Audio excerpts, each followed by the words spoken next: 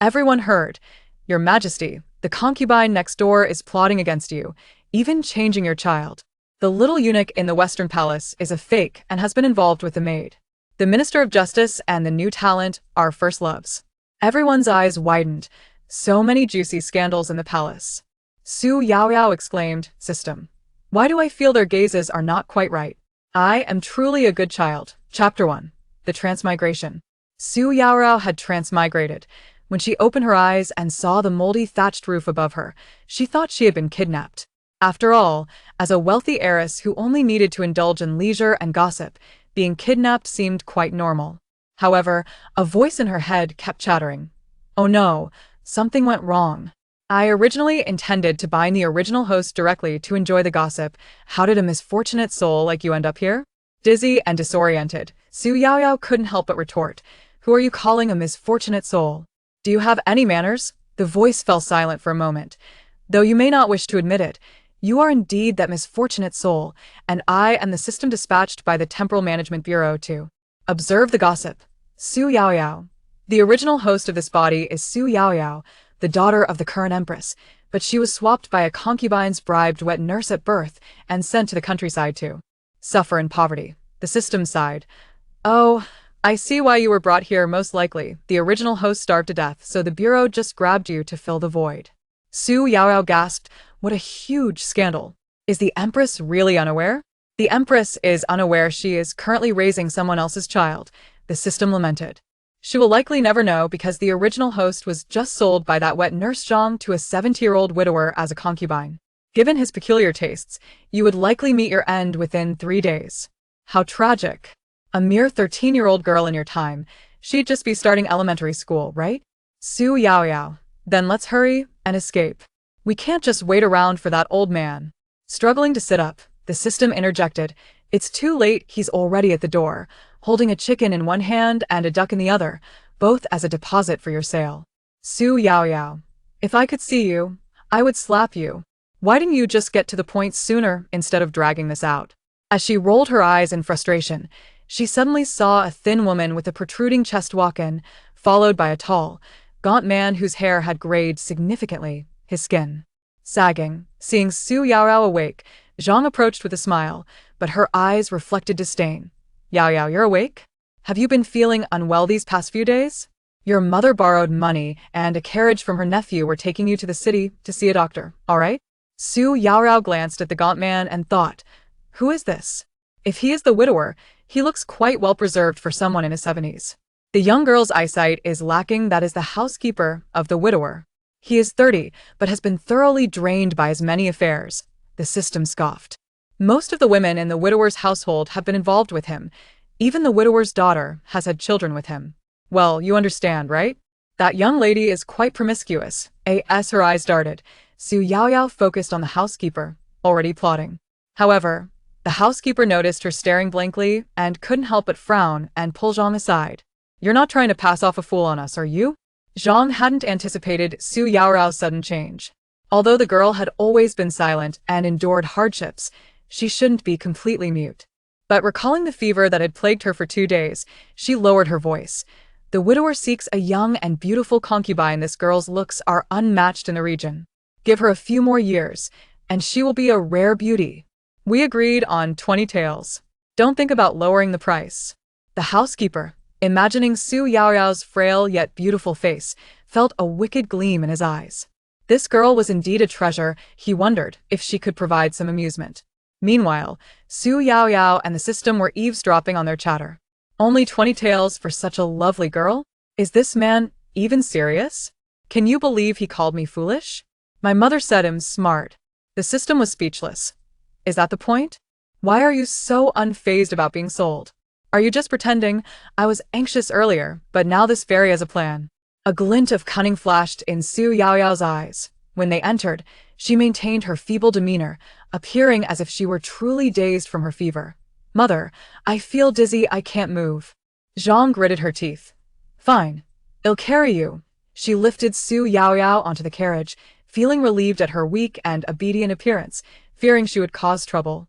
Once they reached the bustling market, Xu Yaoyao feigned weakness, saying, Mother, I'm so hungry, I want to eat something. Zhang replied impatiently, I said we're taking you to see a doctor first.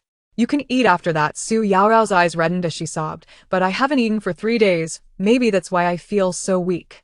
I feel really dizzy and am about to vomit. The housekeeper, annoyed by her crying and fearing she would actually be sick in the carriage, waved his hand impatiently.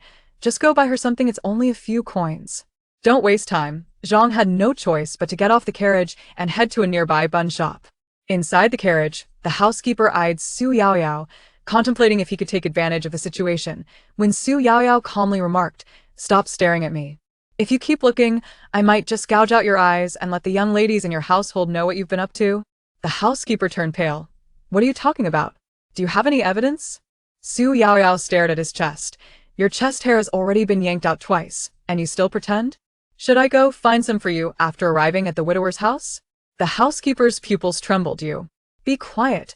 Why does this yellow-haired girl know about such matters? You wouldn't want me to tell the widower and his son-in-law, would you? Xu Yaoyao tilted her head and smiled. So, shall we negotiate a deal? The housekeeper scrutinized her. What do you want to discuss? That Zhang, a middle-aged woman with charm still intact. Xu Yaoyao leaned in and whispered a few words, and the housekeeper's expression became particularly interesting. Xu Yaoyao took a bun and nibbled on it as they soon reached the corner gate of the widower's estate. Zhang pulled her down from the carriage, no longer pretending, and sneered, You meddlesome little wretch. I've found you a good home. You'll be a concubine in the widower's house, enjoying a life of luxury. If you dare to run away, beware of your skin. Xu Yaoyao blinked at her. Aunt, your awareness is quite impressive. That's wonderful. Zhang. Xu Yaoyao tossed aside the bun and extended her hands. Give it to me. The housekeeper pulled out some silver and handed it to her, gritting his teeth in warning. You'd better not go back on your word. Zhang was still in shock when the housekeeper suddenly grabbed her wrist and called out to the servants outside the gate. Come. Take the widower's 18th concubine, Zhang, inside. Chapter 2, The Gossip. What are you doing? Let me go. The one to become a concubine is that dead girl, not me. Zheng's eyes widened in panic as she struggled to break free, but it was futile. As Xu Yaoyao took the silver and prepared to leave, she finally understood the situation. You little wretch. I am your mother. How dare you sell me? You unfilial daughter. Xu Yaoyao paused, a smile playing on her lips as she said, You know whether you are my mother. Zhang was taken aback, her eyes wide with disbelief. Could that dead girl have discovered something? Ignoring her, Xu Yaoyao turned and strode into a nearby inn to indulge in a hearty meal. After satisfying her hunger, she purchased a new outfit and hailed a carriage to the capital. The system hesitated and inquired, What do you intend to do? Xu Yaoyao replied confidently, Of course I am going to find my beloved Empress mother. The system retorted, According to the plot, she hasn't acknowledged her yet. Xu Yaoyao rolled her eyes. If we are following the plot, then the original owner should be here, not me. Be quiet, you should not meddle in a fairy's affairs. The system fell silent. Zhang's residence was located in the outskirts of the capital, and within half an hour, Xu Yaoyao found herself at the foot of the Imperial City. Gazing at the guards outside, she pondered, How am I supposed to get in? I can't just say I'm a princess, can I? The system gleefully remarked, Even if you get in, it won't matter. The Empress is currently incognito at Zhaojue Temple praying for blessings. Before it could finish, Xu Yaoyao seized the reins of the departing carriage driver, Uncle, to Zhaojue Temple. Please hurry, I'll pay you extra. Meanwhile, at the temple, Empress Jiang Wanqing knelt before the Buddha, her hands clasped in prayer. Only a palace maid accompanied her, but suddenly, she heard a childish voice. Is this truly my Empress mother? Jiang Wanqing froze, instinctively looking up. Before her stood the solemn Buddha statue, but the voice continued, Heavens! No wonder this fairy is so beautiful, it's a genetic lottery. Her silhouette radiates celestial charm. What a stunning fairy, and she is my mother. No wonder my father is the emperor, he wouldn't be able to marry someone so lovely otherwise. Jiang Wanqing was bewildered. Who was speaking? Why did she claim to be her daughter? Glancing around, she saw no one else, but the maid accompanying her, noticing her confusion, asked, Your Majesty, what troubles you? Jiang Wanqing hesitated. Did you hear any voices? The maid shook her head. Meanwhile, the voice persisted in her mind. That profile. I'm in awe. Could that nose be a slide? What? You say beauty is fleeting? In 2 years, My true mother will be harmed by that impostor? How could Concubine Lu be so heartless, swapping her child for mine? Bah, Jiang Wanqing's body stiffened. Concubine Lu? Was she referring to that Lu Qinger with whom she had always had some discord? What did that voice mean? Had her child been swapped? Lost in thought, she suddenly heard a hint of panic in the voice. Oh my. When did that bald head sneak up behind me? Just as Jiang Wanqing was puzzled, the voice abruptly ceased. Then, a commotion erupted from the back courtyard. You little thief, hiding behind the Empress prayer hall to spy. What is your intention? A trembling child's voice responded. Whoa, you're hurting me. Uncle, wasn't that the very voice she had just heard? Furrowing her brow, Jiang Wanqing approached and beheld several monks holding a slender, beautiful girl. As she recognized the child's eyes and brows, her mind went blank. This child resembled her exactly, as she had in her youth. Release this child. She hurried forward, and the voice rang out again. Ah! My mother has come, woo. My mother is truly beautiful and kind. Seeing me being bullied, she came to my rescue. No wonder she can be the mother of a nation. Upon hearing Jiang Wanqing's voice, the monks hurriedly released Xu Yaoyao. Your Majesty, this little girl ran in, and we were concerned she had ulterior motives. Xu Yaoyao glanced at Jiang Wanqing, feigning innocence with tear-filled eyes. Beautiful auntie, I harbor no ill intentions. I came to find the Empress. Jiang Wanqing was taken aback. Was that raucous little girl truly her? She crouched down, scrutinizing Xu Yaoyao's features, her voice trembling. What do you seek from me? Xu Yaoyao bit her lip, speaking softly. I live in the outskirts of the capital, raised by a former wet nurse from the palace named Zhang. Last night, I overheard her conversing with a man in black, discussing how they plan to steal me from the Empress's palace, risking their lives for silver. Keeping her head down with red-rimmed eyes, she implored, Madame Zhou beats and scolds me, so I wondered, could it be that I am not her true daughter, but rather yours? Jiang Wanqing clenched her fist, her mind racing. The Zhou she mentioned was indeed the wet nurse assigned to her during childbirth, but she had left the palace shortly after the birth of her child. Could this child truly be her daughter? How much suffering had she endured over the years? Tears nearly brimmed in her eyes when the voice chimed in once more. Do you think my mother will recognize me? Is blood recognition reliable? I've heard that with some manipulation, it's impossible to meld together, right? What if she refuses to acknowledge me? Am I to watch that impostor live in luxury? Xu Yaoyao feigned vulnerability, while inwardly, she was frantically conversing with the system. How could they possibly keep such a secret? How could they not recognize their own child? The system replied, of course, someone must be assisting them in their deceit. Xu Yaoyao exclaimed. This is too explosive. How incredible! Jiang Wanqing gazed at the trembling girl before her, then listened to the excited voice in her mind, momentarily speechless. This child clearly hadn't spoken aloud. Could it be that she was hearing her innermost thoughts? What was so explosive? Speak up. Furrowing her brows deeply, she was interrupted by an angry cry from the maid beside her. You wretched girl! How dare you impersonate royal blood? You deserve to die. The Empress has only the third princess as her daughter. Do you wish to risk your life to cling to wealth and power? Xu Yaoyao looked up at her, feigning terror as she shrank towards the Empress, while internally she scoffed. What's her concern? Why is she so agitated? Xu Yaoyao thought. Isn't it outrageous? That concubine, Lu, not only swaps children but also places her people beside my mother? Is my mother that easy to bully? Jiang Wanqing's frown deepened. So, this maid was a pawn of Lu Qing. Chapter 3. Whose child? It is not for you to decide whether this child possesses royal blood. The maid, incredulous, stammered, Your Majesty, please forgive me. Without allowing her to finish, Jiang Wanqing commanded her to be taken away. Regaining her composure, she took Xu Yaoyao's hand. Good child. What is your name? Xu Yaoyao obediently replied, Your Majesty, my name is Xu Yaoyao. Jiang Wanqing grasped the frail hand, her heart aching, yet she understood that this matter could not simply be resolved. Her hand trembled slightly as she led Xu Yaoyao towards the carriage.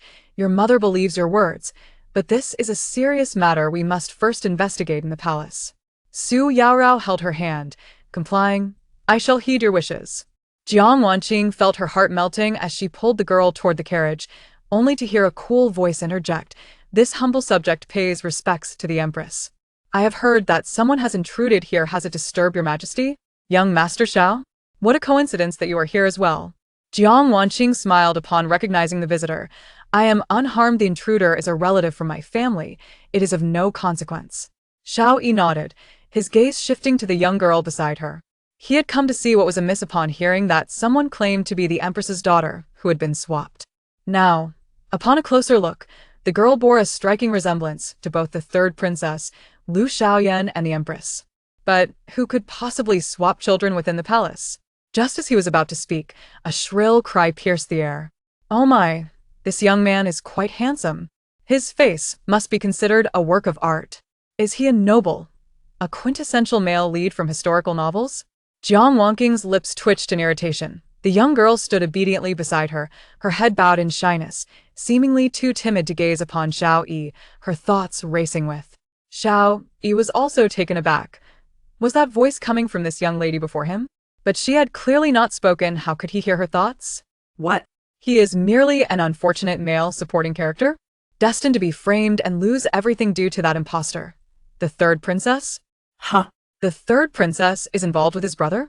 Did you not just say he had an engagement with her? Come on, is he blind? Does his brother even compare in looks? Xiao Yi's fists clenched suddenly. He was the legitimate son of the Wei Yuan Marquis, with only one brother, Shiao Hong, who was the illegitimate son of a concubine.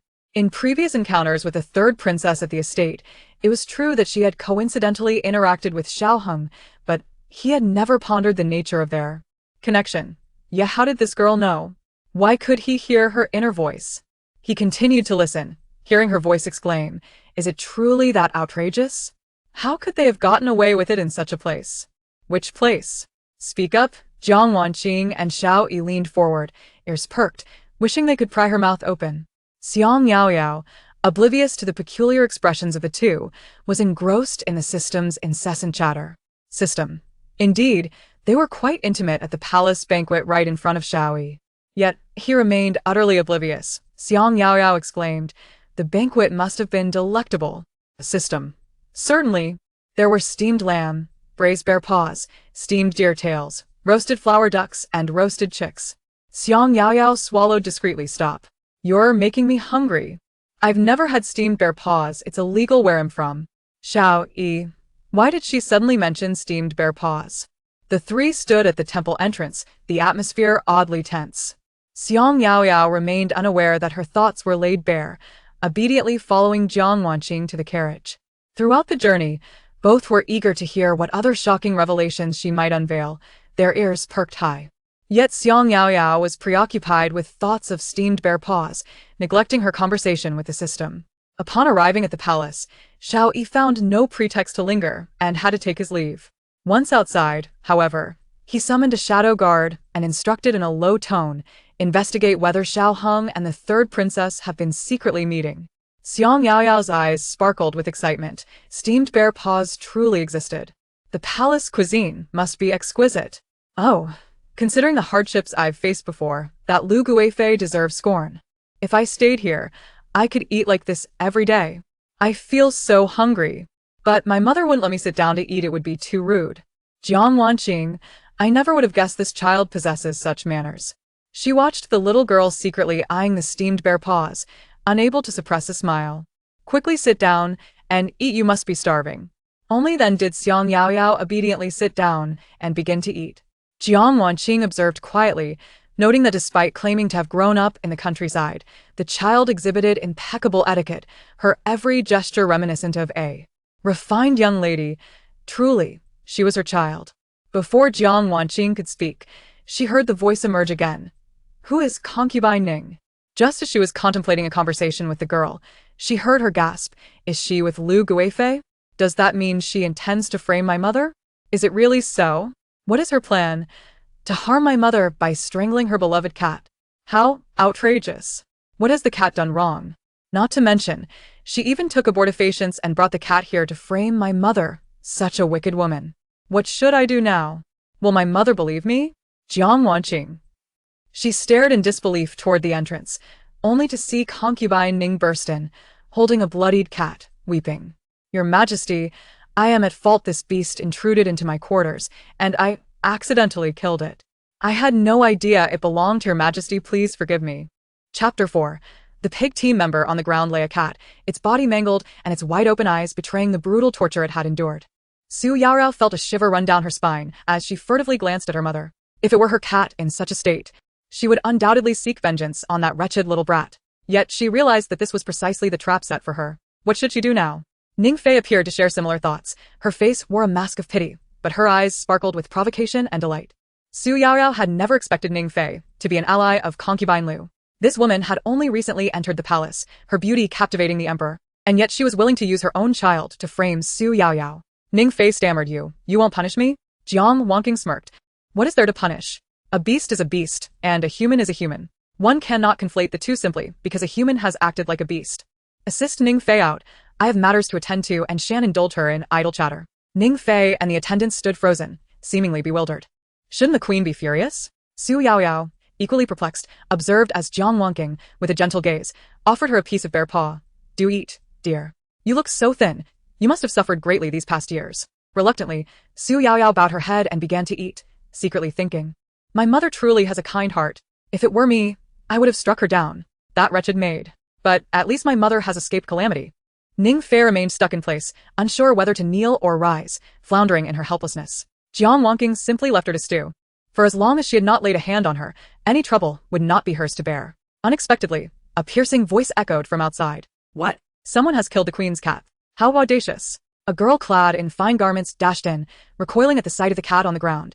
Her face contorted with rage. You vile creature. How dare you? She raised her hand and struck Ning Fei across the face, her eyes blazing with fury. You think that just because father favors you, you can trample over my mother? You shall pay for this. Jiang Wanqing's eyes narrowed. Yenner, what are you doing? In an instant, Ning Fei collapsed, clutching her stomach and howling in agony. My stomach. Help, my child. Blood quickly soaked her skirt, and the surrounding attendants panicked. Quick. Summon the imperial physician. Lu Xiaoyan, startled, retorted defiantly, Mother, is it not appropriate for me to teach her a lesson for insulting you? Why do you scold me? If the child were lost, it was her own misfortune. How was she to know that a mere slap would be too much for her to endure? Xu Yaoyao, momentarily pausing with her chopsticks mid-bite, gritted her teeth. So this is the so-called counterfeit third princess? How utterly arrogant. I find it hard to believe my mother, so gentle and kind, could produce such a creature. Has no one ever questioned this before? What a pig teammate. Everything was fine until this mess arose. What do we do now? She bit her chopsticks, her eyes darting about.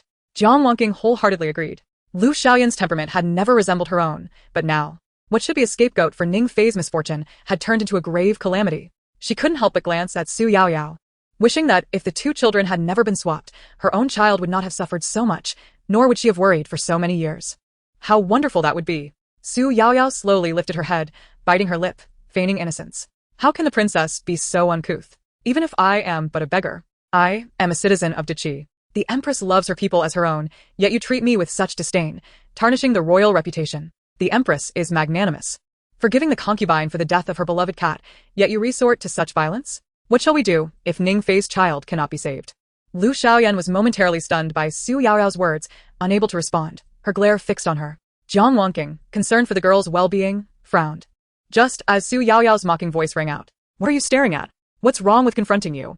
You look like you deserve a slap. If it weren't for the current confusion regarding my mother's stance, I would have slapped you already. How dare a counterfeit act so brazenly? Jiang Wanqing thought perhaps her worries were unfounded. Just as she was about to speak, hurried footsteps sounded from outside. His Majesty has arrived. She furrowed her brow, rising to consider how to explain this matter to the emperor, when Xu Yaoyao's voice chimed in. Oh dear, where's the child's father? Are you saying this is the child's uncle? Then Ning Fei has put a green hat on my father. The newly arrived emperor nearly stumbled over the threshold at her words. Who dared to call him father? What green hat was he wearing? At that moment, however, Ning Fei, lying on the ground, had already lost her voice, her blood staining the floor before him. He could not afford to question. What are you still doing? Help Ning Fei to the bed and summon the physician. Yet, at that moment, a soft yet mischievous voice piped up. What a commotion. My father is quite handsome. Is there something wrong with his eyesight? With a mother as beautiful as mine, why has he taken such an ugly concubine? Look, look. Ning Fei is crying bubbles. It's hilarious. Yet her acting is quite impressive. ID rated at least 75. I bet she'll cling to my father, wailing and crying. Won't she? I wonder if she'll smudge her snot on his dragon robe. Oh, just thinking about it conjures such a beautiful image. Both the emperor and empress turned to look at Ning Fei. She had once been stunning, but now, with her face streaked with tears and snot, her makeup a complete mess, she was truly a sight to behold. Yet, Ning Fei began to wail, "Your Majesty, my child and yours have been cruelly slain. You must seek justice for me." She reached for the emperor's robe. Under normal circumstances, the emperor would have soothed her, but now, his thoughts were consumed with snot bubbles and green hats. "My dear, I shall seek justice for you." He inadvertently stepped back, casting a cold glance at the third princess. "You have grown increasingly audacious. Ning Fei is your elder. How could you commit such a vile act? On the way here, I heard the attendants recount the events. And thus I hold not only disdain for you, but also for the Empress. Look at the daughter you have raised. To treat a pregnant concubine with such cruelty. How do you, as a mother, educate her?" Lu Xiaoyan, struck dumb with fear, dared not utter a word. Jiang Wanqing contemplated how to clarify the situation when Xu Yaoyao's indignant voice broke through. "What are you doing? Who are you scaring?" Though Lu Xiaoyan is a pig teammate and arrogant, it is clearly Ning Fei who has framed my mother. Isn't it true that without discernment, she bullies my mother? This headstrong fool deserves a fiery end. Oblivious to the two gazes fixed upon her, Xu Yaoyao continued her tirade. "Huh. Did she consume 2 doses of saffron? Is the residue still in the courtyard? This sister is quite resilient. She managed to endure until reaching Concubine Ning Palace." The expressions of both the emperor and Jiang Wanqing darkened simultaneously. Chapter 5, Royal Bloodline? Your Majesty. While it is true that the third princess should not have acted against Ning Fei, the physician had previously confirmed that her pregnancy was stable. Now, due to this slap, she has lost the child. It seems rather suspicious. Jiang Wanqing spoke without hesitation. "I believe someone might have secretly harmed Ning Fei, intending to frame me." The emperor was also pondering how to verify the authenticity of that voice. At present, the empress extended a helping hand, naturally aligning with her sentiments. "Let us proceed as the empress suggests." Upon hearing this, Ning Fei's complexion turned pale, and as she opened her mouth to speak, the emperor had already commanded the attendants to investigate her residence, Chaoxia Courtyard. Before long, those sent returned, trembling, clutching 2 handfuls of soil. "Your Majesty, we found some medicinal residue beneath the peach tree in Ning Fei's courtyard. The physician has confirmed it is saffron." The emperor's face darkened instantly. It seemed that their suspicions had indeed been confirmed. Ning Fei's complexion turned ghostly pale, yet her reflexes were keen. "Your Majesty, please seek justice for me and find the person who poisoned me." The emperor clenched his fist, and a voice echoed, "Tisk, calling out a thief while being one yourself. Do you think my father, that foolish goose, can investigate this?" "Huh. The palace maids who bought the medicine are dead in the well with no evidence? That's unfortunate. But isn't it unsettling for them to drink water from a well where people have died? Don't all the palace wells have a history of death? It's making me nauseous." The emperor exclaimed, "Why all this talk of snot and corpses? What does that little girl think about all day? Where is all this noise coming from?" He glanced around, seeing the palace attendants bowing their heads in silence, the third princess trembling on the floor, and behind the empress, a little maid was secretly tugging at the empress's sleeve. Glancing at him, when their eyes met, she froze for a moment, then shyly smiled at him before lowering her head. Soon after, the little maid began to chatter again. "My father just looked at me. Do you think he noticed how much I resemble my mother? What? I think we look quite alike. My mother and I are both beautiful. If I were ZY right now, I would rush over and say, 'Your Majesty, do you still remember by the Daming Lake?'" "Oh, there's a Daming Lake? Never mind then." The emperor pondered, "How come I have an extra daughter?" But upon closer inspection, this child does look remarkably like the young empress. But her features also resemble mine closely. Yet, the empress and I only have the third princess as our daughter. Where did this child come from? Xu Yaoyao took a sip of tea and remarked, "This emperor is quite nice, allowing his fake daughter to pray for his fake son. Father, I am innocent. Please don't imprison me." Lu Xiaoyan panicked, rushing forward to plead for mercy, but the emperor coldly ordered her to be taken away. His mind was consumed by thoughts of that little maid. Once he dismissed everyone, he turned his gaze towards Xu Yaoyao and casually asked, "Who is this child?" After a moment of hesitation, the empress led the emperor to the back courtyard and relayed Xu Yaoyao's words without omitting any details. But she refrained from mentioning her ability to hear Xu Yaoyao's thoughts. Upon hearing this, the emperor was filled with rage. That face, if she wasn't his and the empress's child, how could she have been born? How dare Concubine Lu confuse the royal bloodline? However, at present, apart from the child's words, there was no other evidence to support the claim of a child swap, and given Concubine Lu's considerable influence, even if the matter were true, it would be impossible to offend her. He gritted his teeth tightly and finally said, "I will have someone secretly bring that wet nurse to clarify matters, and then have this child take a blood test for recognition." However, this is a significant issue. Concubine Lu's family holds military power, and currently having only a witness would likely not be credible enough for people to believe they swapped children. Jiang Wanqing's face turned pale. "Is my son to suffer in vain? That child has endured so much hardship outside." The emperor, aware of his own shortcomings, could only offer reassurance. "I will not wrong her. I shall say that you gave birth to twin daughters, and she was raised outside the palace due to her frail health. She will receive all the honors due to a princess." Jiang Wanqing replied neither softly nor harshly. Then I must thank your majesty for your kindness on behalf of Yaoyao. The emperor found himself at a loss for words, merely gritting his teeth in frustration. Once this matter was settled, he cautiously stepped outside and looked at the beautiful and well-behaved little maid, instantly casting aside all the bewildering words. What a lovely and charming child. Xu Yaoyao looked up at him, twisting her fingers, her eyes filled with admiration. Father, no, your majesty. The emperor felt his heart melt at her calling him father. Call me father, emperor. Good child. He shared the matters he had discussed with the empress, fearing Xu Yaoyao might feel wronged. Yet she obediently nodded. Yaoyao will listen to father emperor. Just as the emperor was marveling at the child's obedience, that voice began to chatter again. What? Concubine Ning is having an affair in the Imperial Garden? Did she just have a miscarriage? How is this possible? No way. Oh my, I really want to see. Can you arrange a live broadcast? How can I go see when Father Emperor and Mother Empress are right here? Chapter 6. Catching cheating in the Imperial Garden. The Emperor and Empress heard Xu Yaoyao's words, yet both were unable to disclose their ability to hear their daughter's thoughts, leaving them at a standstill regarding the recently dealt with Concubine Ning. Xu Yaoyao's remark provided them a way to proceed. The weather was pleasant, flowers blooming everywhere. Since Yaoyao was interested, the Emperor decided to accompany her for a stroll in the Imperial Garden. The Emperor feigned a calm demeanor, his heart steady, presenting himself as a loving father. Oh, my Emperor father is so wonderful. Not only does he look handsome, but he is also kind-hearted. He and my beautiful Empress mother are truly a match made in heaven. If it weren't for Concubine Lu meddling and disturbing this perfect couple, our family of three would have long been harmonious and happy together. How could there be so many distressing matters? Xu Yaoyao, fond of handsome men and beautiful women, looked at the Emperor and Empress with admiration, instantly taken by them. She wiped the grease from her hands and beamed with starry eyes. The Emperor and Empress exchanged glances, their hearts filled with sentiment, recalling that at the beginning of their marriage, they were also deeply in love. If it weren't for the subsequent selection of consorts and the entry of Lu Qing'er into the palace, where would all these troubles have arisen? Reflecting on the past, the Empress felt a swell of grievances. The Emperor noticed everything, his expression filled with remorse, and was about to pull the Empress aside to share some heartfelt words when the little maid's thoughts flooded in again. This is serious. This is serious. Concubine Ning is already meeting someone at the Peony Pavilion in the southwest corner of the Imperial Garden. If we don't catch them now, such a good opportunity for revenge for Mother Empress will slip away. Do you think if I rush out now and expose those cheating lovers, Father Emperor and Mother Empress will think my behavior is strange? But I truly can't stand to see people bullying my mother so arrogantly. Xu Yaoyao was anxious, but she feared that her eagerness might cause the Emperor and Empress to suspect her intentions. She felt like an ant on a hot pan. Yaoyao, come. Mother Empress will take you to the Imperial Garden. When sleepiness beckons, someone offers a pillow. Xu Yaoyao listened to Jiang Wanqing's words like music from heaven, unhesitatingly grabbing the fragrant and fair hand of the Empress. Your Majesty, look at Mother Empress. The Emperor's attendant, Li Gonggong, watched as the Empress walked ahead of the Emperor, which was not in accordance with the etiquette.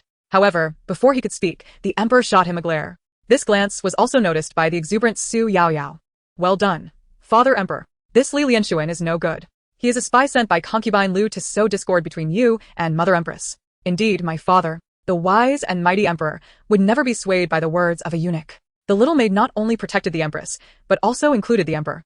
The Emperor felt an inexplicable surge of affection, and as he observed Li Gonggong's fleeting look of guilt, he realized that Concubine Lu had been able to accurately guess his thoughts and flatter him perfectly, and now he found the source of that. Li Lianshuan could not be kept.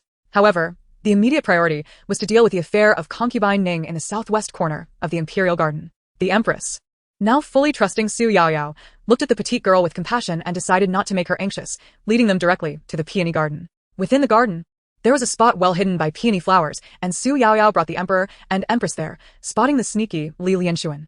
She grew anxious and tiptoed to cover his mouth and nose, but the Emperor, who had been focused on Xu Yaoyao, understood his daughter's intentions and instructed a nearby guard to silence Li Lianshuan. Well done. My Emperor father is simply stunning. You say, after all these years of favoring the harem, could it be that Concubine Lu's brazen behavior is all part of a deliberate strategy? Xu Yaoyao couldn't help but sigh inwardly.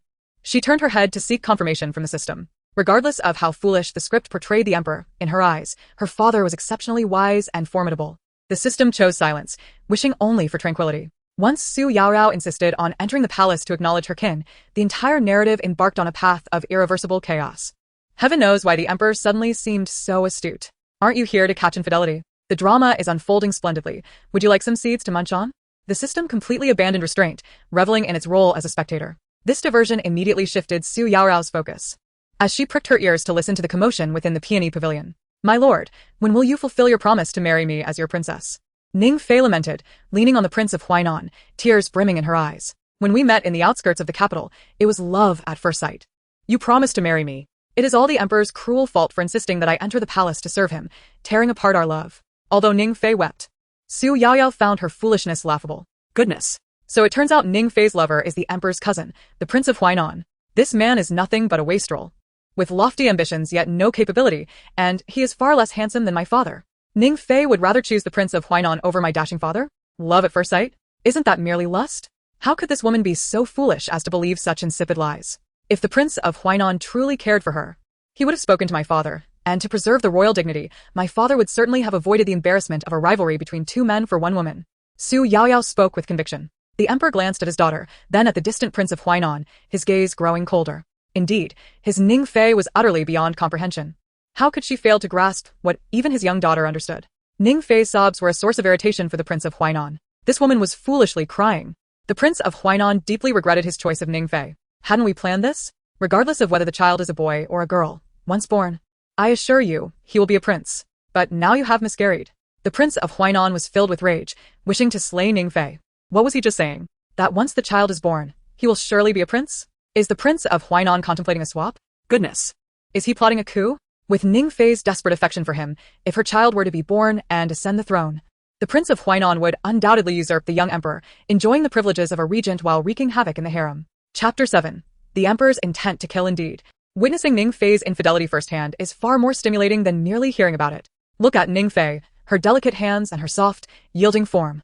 Practically glued to the Prince of Huainan. Do you think they would dare to enact their forbidden liaison in broad daylight? Xu Yaoyao reveled in the unfolding drama. The notion of usurpation weighed heavily on the emperor's heart. Historically, punishment did not befall the nobility, yet it seemed his cousin, the Prince of Huainan, deserved a proper reckoning. Ning Fei hesitated, feeling quite uncomfortable. She believed the Prince of Huainan had come to the palace out of concern for her well-being, yet all he spoke of was children. Was she not more important than a mere child? My lord, I wish to follow your plans, but I am not pregnant. The emperor simply cannot. Ning Fei's bashful utterance successfully drew the scrutinizing gazes of both the Empress and Xu Yaoyao to the emperor's lower half. No way, no way. Could it be that my father truly cannot perform? What a pity, such a handsome man, yet incapable of fathering children. Shifting closer to embrace the Empress. My mother is so pitiable, such a beautiful woman, enduring a life with the emperor, who is as dull as a tarnished silver spear. While those oblivious ministers dare to propose deposing her. Clearly, it is my father who is incapable, yet my mother bears the blame. The emperor observed his daughter nestled against the empress, their gazes directed at him, filled with complex emotions, leaving him speechless. This little girl was incessantly chattering, evoking both affection and frustration. The emperor, though bemused, felt the urge to protest against the accusations, yet the moment was not right. What nonsense are you spouting? Do you have any evidence? The Prince of Huainan's eyes brimmed with hope. The emperor and empress had indeed birthed 3 princesses. If he could convince the world that the emperor was incapable and that the empress's children were not of royal blood, perhaps they could avoid such turmoil. This notion incited the emperor and empress's fury. Xu Yaoyao reached out to calm them, signaling that the main event was about to commence. Xu Yaoyao was delighted. She never anticipated Ning Fei to be so reckless. She turned to glance at the furious emperor, then caught a glimpse of the Prince of Huainan. Unable to suppress her scorn, is Ning Fei blind? How could she find the Prince of Huainan more appealing than my father? One who diligently serves the state, a paragon of virtue, versus a man who only knows how to seduce his sister-in-law. How could Ning Fei choose the latter? Ning Fei's perspective, her taste, her aesthetic sensibility. No wonder when she was presented to my father, he had no interest. It proves he is not blind. Perhaps he was feigning drunkenness that day. After all, if Ning Fei had truly consorted with him, who would be the one to exploit whom? Xu Yaoyao was relentless, tormenting the woman who had wronged her beloved empress. How could such a woman be virtuous? Initially, the emperor nodded in agreement with his daughter's sentiments, but as her words grew bolder, he considered reprimanding her. However, he noticed the empress protecting their daughter. She felt her daughter did not require the emperor's admonishments, and she did not believe Xu Yaoyao had spoken incorrectly. The empress's protective gesture left the emperor feeling powerless. He was aware that, due to certain individuals and events over the years, a rift had formed between him and the empress. Still, he genuinely worried that Xu Yaoyao's incessant chatter might lead to complications. After so many years of sharing a bed, the empress could easily perceive the emperor's unease. To her, it was evident that Ning Fei had indeed shared the emperor's bed. Otherwise, why would the emperor never be surprised when the palace physicians announced that Ning Fei was with child? That deceitful man was not to be trusted. The empress shot the emperor a glare, tightening her embrace around Xu Yaoyao. Indeed, Xu Yaoyao was her true daughter, her own flesh and blood, who genuinely cared about her mother's honor and life. Reflecting on the many hardships Xu Yaoyao had endured over the years, never once blaming her mother, always standing by her side, the Empress felt an overwhelming affection for her daughter. Wow. I'm being held by such a beautiful mother again. She smells so good. Her skin is so lovely. No. I cannot indulge in my mother's tender embrace. I must first deal with those who have wronged her. Xu Yaoyao resolved, reaching out to tug at the Emperor's embroidered robe. This was not a matter she could address directly, and the Empress might be targeted again. So Xu Yaoyao placed her hopes on the Emperor. Why does my father keep looking at me like that? Is he not planning to take action? Could it be that he truly has a penchant for cuckoldry?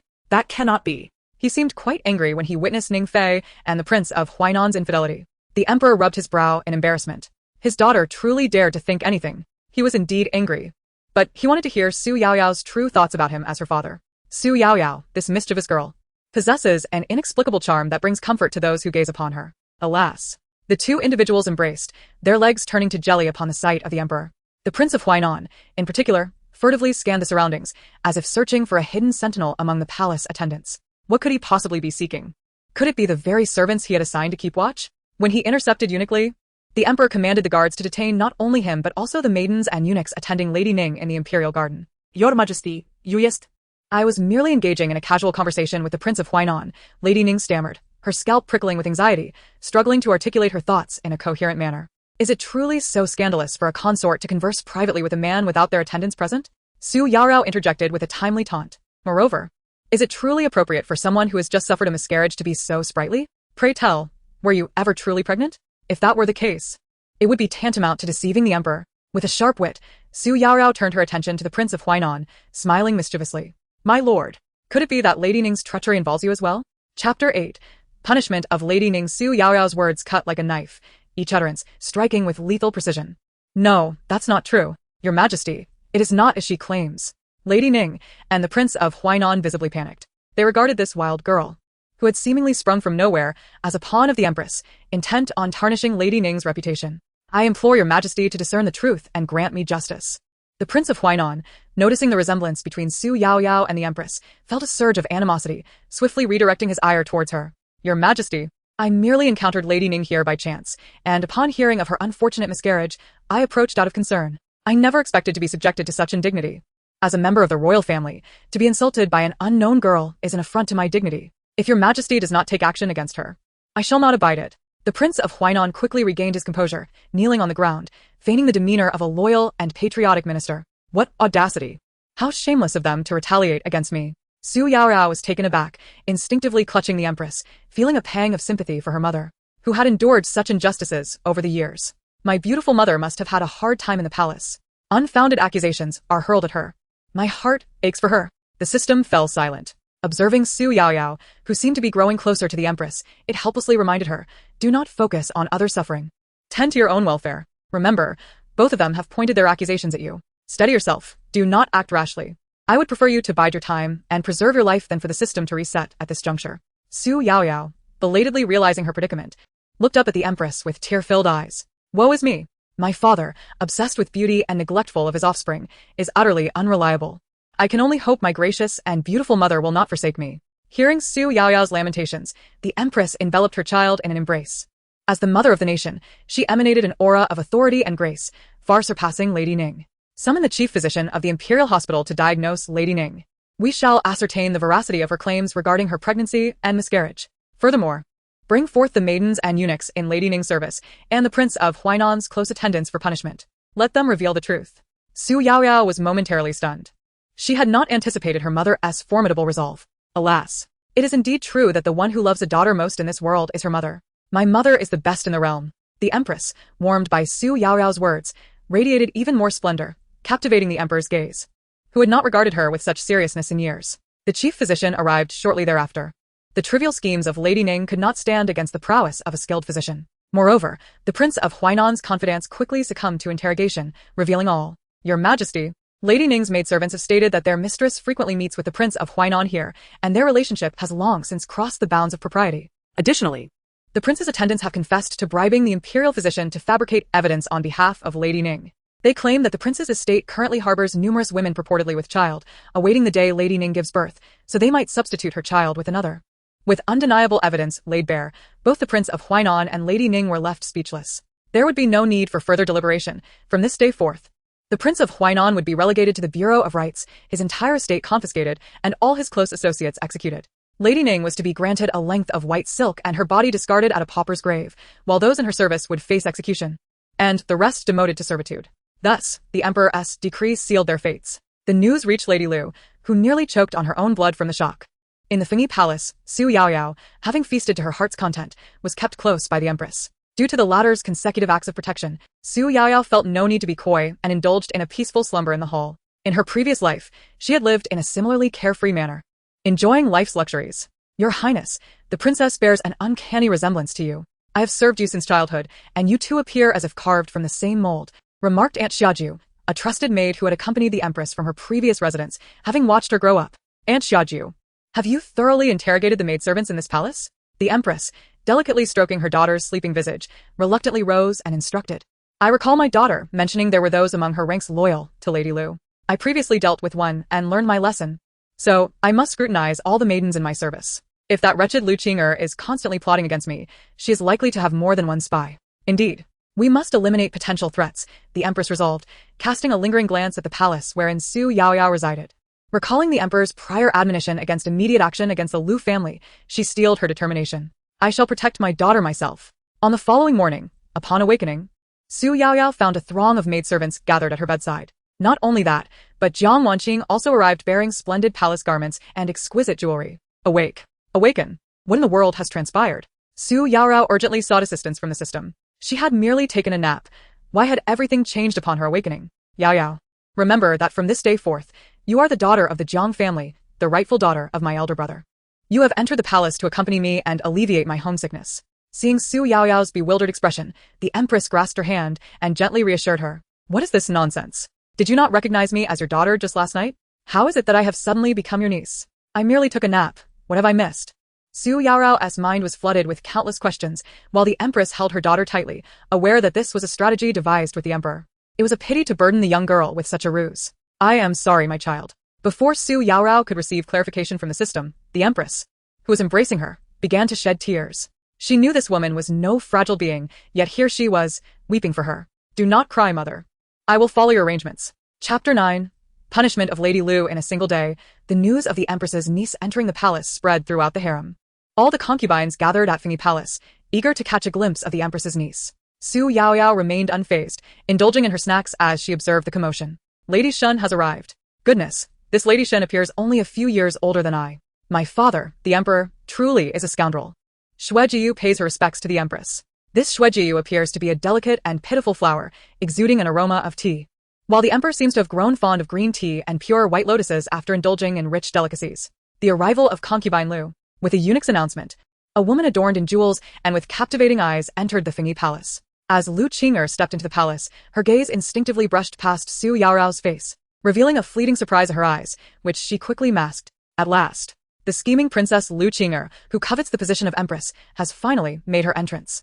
Xu Yaoyao's eyes sparkled with excitement. Previously, it had only been Lu Qing'er's minions flaunting their power before her mother, but now the true mastermind had revealed herself. Lu Qing'er is indeed beautiful, yet compared to the Empress's resplendent grace, Concubine Lu's appeal seems somewhat lacking, imbued with the awkwardness of a mere concubine. Xu Yaoyao, while enjoying the spectacle, took the opportunity to mock Lu Qing'er to the system. The system regarded Xu Yaoyao with newfound respect. Perhaps we should send someone to search Concubine Lu's palace. Those enticing and illicit pills may still be hidden there. Xu Yaoyao couldn't help but exclaim. Upon hearing this, the Empress's brows furrowed, her authority manifesting as she coldly addressed Concubine Lu, who had been negligent in her greeting. Concubine Lu, what audacity you possess. Look at the concubines throughout the palace. None would dare to greet me in such a haphazard manner. Are you not showing contempt for me? The Empress's fury was directed at the woman before her, who had wronged her daughter. Since the Emperor could not immediately seek justice for her daughter, the Empress would take it upon herself. Bring forth Concubine Lu, and have her kneel outside Fengyi Palace. Your Majesty, I merely served the Emperor last night, and am now sore and fatigued. Is this your way of blaming the Emperor for favoring his concubines? I attend to His Majesty daily, and have no time to ponder such formalities. I forgot, Your Majesty, that you have ample time to scrutinize etiquette. As the Emperor seldom visits Fengyi Palace, Concubine Lu retorted provocatively, settling down with a self-satisfied air. Such insolence was intolerable to Xu Yaoyao. Wait, that's not right. The Emperor was with my aunt in Fengyi Palace for dinner last night, and I was there as well. Afterward, he went to the Qingjin Hall to handle official business. Concubine Lu, did you have a fit and hallucinate the emperor, or is there someone else in your palace with whom you share your bed? Those who bully my mother are no good. I shall show you my power. Lu Qinger, a liar with no pretense. The emperor was not even in your palace last night. Xu Yaoyao seized the opportunity to cast aspersions upon Lu Qinger. Her words ignited a flurry of excitement among the concubines in Fingyi Palace. Shueju spoke up, Your Majesty, my residence lies between the Qingjin Hall and your palace. How could I not see the emperor passing by my door this morning? The concubines had long suffered under Concubine Lu's overbearing nature, and now they relished the chance to see her fall from grace. Concubine Lu seethed with anger. The emperor had indeed been visiting her less frequently. However, she had intended to mock the empress today, only to be ridiculed by a sharp-tongued girl. Who is this disrespectful girl? Does the empress intend to allow this yellow-haired child to insult me, a concubine? Concubine Lu, resorting to status to pressure others, you are not as formidable as you believe. Your impotent rage is that of a mere fledgling, bullying me because my mother is too dignified to lower herself to your level. Xu Yaoyao thought with disdain. The empress, already feeling guilty towards her daughter due to Xu Yaoyao's status, grasped her daughter's hand tightly as she noticed Concubine Lu targeting Xu Yaoyao. Concubine Lu, do not deflect. Is what Yaoyao said not the truth? Yet you, having not seen the emperor in your palace, spew lies, using his majesty's favor to conceal your own faults. This is a blatant disrespect to palace rules. As the matriarch of the 6 palaces, I hereby sentence you to 20 strokes. Madam, take her away and punish her. No one shall belittle her daughter. My mother is indeed the best in the world. The days of clinging to my mother's leg are simply delightful. From now on, I shall have no objections to whatever arrangements mother makes, as long as I can stay beside the beautiful empress. It matters not whether I am a niece or a daughter. Xu Yaoyao's feelings for the empress soared. This sense of having a powerful ally was exhilarating. The empress, hearing her daughter's thoughts, felt a surge of affection. Indeed, her daughter was the only one who could understand and support her unconditionally. Outside Fingyi Palace, Concubine Lu did not anticipate that Aunt Xiaoju would take action, and the punishment left her utterly humiliated. Aunt Xiaoju, well done. However, Concubine Lu is quite adept at playing the victim. If only there were a method to inflict pain without leaving marks. I do not wish for Concubine Lu to extort my mother with these 20 strokes. The empress exchanged a knowing glance with Xiaoju, who understood her intent. Xiaoju's father had been a constable skilled in administering corporal punishment, and she too possessed certain skills. Thus, when Concubine Lu cried out in agony, and the palace attendants summoned the emperor, she hurriedly recounted the empress's alleged tyranny. However, she was met with the emperor's detached gaze. I have heard of today's events. Your contempt for the empress has resulted in a mere 20 strokes, with no visible injury to show. Shouldn't you express gratitude for the empress's leniency? Chapter 10. Boundless Wealth, Your Majesty. Concubine Lu was taken aback. She felt her injuries burning, and even the slightest movement was torturous. Why did the emperor claim her injuries were not severe? Are you not here because the empress punished me? Lu Qinger had summoned her personal maid to discreetly fetch the emperor, hoping to exact revenge. Seeing the emperor arrive so swiftly, she assumed he was concerned for her well-being as a favored concubine. I have come to congratulate the empress on summoning someone into the palace. Having learned the truth, the emperor had lost all fondness for Concubine Lu. With a wave of his hand, he commanded the attendants accompanying him to bring forth his gifts. Before long, the palace was bustling with boxes upon boxes of treasures, completely filling the empress's residence, leaving no space to step. These chefs from the Imperial kitchen prepared yesterday's meals, and I noticed you enjoyed them, so I have brought them to you. They will serve as your personal chefs from now on. Whatever you desire, simply ask them to prepare. Additionally, I have brought these exquisite shoe brocades from Chengdu, which I believe will suit Yaoyao perfectly. They are all for you. As for the remaining gold, silver, jewels, and jade, I will leave those with the empress. Yaoyao can take what she needs. The emperor, like the empress, harbored immense love and guilt for Xu Yaoyao. Thus, the gifts bestowed upon Xu Yaoyao far exceeded those given to the favored third princess, Lu Xiaoyan, by more than tenfold. The emperor's meticulous generosity towards his daughter elicited smiles from both the empress and Xu Yaoyao. Oh, I once thought my father, the emperor, did not care for me, which is why he ignored me despite knowing I am his daughter. It seems, however, that my emperor father, like my mother, holds me dear in his heart. Xu Yaoyao's eyes sparkled at the sight of the bountiful gifts. With the affection of the emperor and the empress, I too shall be a cherished child in the future. She originally believed that the days of carefree indulgence and waiting for death were behind her, but unexpectedly, just a few days later, she found herself once again living a life of comfort. Xu Yaoyao looked around, and upon seeing the bountiful rewards piled outside the empress's palace, she couldn't help but exclaim in wonder. Has the emperor emptied the treasury of the palace? I have heard that the court is still at war with the Xiongnu. If I accept so many gifts from the emperor, will others speak ill of him? After much contemplation, Xu Yaoyao approached the emperor amidst the envious glares of Concubine Lu. She respectfully bowed and expressed her gratitude. Thank you, Your Majesty, for your generous gifts. The emperor, seeing her understanding and concern for the world, felt even more fond of her. He promptly removed a ring from his finger and presented it to her. Indeed, you are a good child. I bestow this ring upon you. Xu Yaoyao was taken aback. Hesitantly, under the encouraging gaze of the emperor, she accepted the ring. Wow. I've struck gold. This ring must be incredibly valuable since it belonged to the emperor. She wondered, if the empress and emperor truly disown me and cast me out of the palace, could I exchange this ring for a fortune and live without worries? Excitedly, she consulted the system. The emperor, overhearing her inner thoughts, felt an even deeper affection for her, recalling the hardships she had endured over the years. Silly child, this ring is a precious gift from me. It cannot be exchanged for money. Concerned for her innocence, the emperor advised, in the future, with this ring, you shall accompany the empress in the palace. If anyone dares to disrespect you, they disrespect me. Thus, the women of the Fengyi Palace soon recognized Xu Yaoyao's unique standing in the emperor's heart. From then on, she gained fame overnight. Everyone in the palace knew that despite being the empress's niece, her status was anything but ordinary. As rumors spread, so did news of the empress's reinstatement, and many scheming concubines flocked to Fengyi Palace, while Concubine Lu, once favored, found herself deserted. One day, after her confinement ended, Lu Xiaoyan heard of Concubine Lu's misfortunes and rushed to discuss strategies. Concubine Lu, if this continues, I may be overshadowed by Xu Yaoyao before our father. As the third princess, she had always walked confidently in the palace, never imagining she would one day lose the favor of the emperor and empress. Her father well knew her fondness for the Eastern Pearl from the South Sea, which he had previously reserved for her. Yet now he had gifted all of them to that despicable Xu Yaoyao. How could Lu Xiaoyan endure having her belongings taken? Concubine Lu, already in discomfort from a recent punishment, found Lu Xiaoyan's focus on the pearls irritating, feeling neglected. Do you think I can still assist you in my current state? Seeing Concubine Lu's displeasure, Lu Xiaoyan quickly approached her to express concern. Concubine Lu, I am not grieving for the pearls. I am merely indignant that father once allowed you to choose all the best offerings. Recalling past favors, Concubine Lu's mood soured further. Lu Xiaoyan added fuel to the fire. Now, with the emperor and empress favoring Xu Yaoyao, you are the only one left who can deal with her. Could it be that the emperor has taken a liking to that girl? Mentioning past gifts made Concubine Lu pause, suddenly gripped by a sense of foreboding. The emperor had always showered gifts upon newcomers he favored. In the past, he had been indifferent to the empress. How could it be that with the arrival of her niece, he transformed and rushed to the Fengyi Palace after court? Though Concubine Lu was injured, her confidence had not been idle, gathering news outside. Impossible. Absolutely impossible. How could that wretched Xu Yaoyao catch our father's eye? The third princess was incredulous. Surely you haven't forgotten, Xu Yaoyao bears a striking resemblance to the empress. Perhaps the empress, having lost favor, wishes to secure her own position through her niece. Chapter 11. Unfounded rumors. The more Concubine Lu thought, the more convinced she became that the emperor was indeed smitten with Xu Yaoyao. Cursing herself for falling into the empress's trap, Concubine Lu immediately allied with her supporters to devise a plan against Xu Yaoyao. That day in the Imperial Garden, Xu Yaoyao, having overeaten due to the culinary skills of the emperor's chosen chef, strolled with Xiao to aid digestion. Aunt, what is that delightful fragrance? Upon entering the garden and catching the sweet scent of flowers, Xu Yaoyao turned to Xiao. Treating Xu Yaoyao as the true mistress, Xiao promised to find her whatever she desired.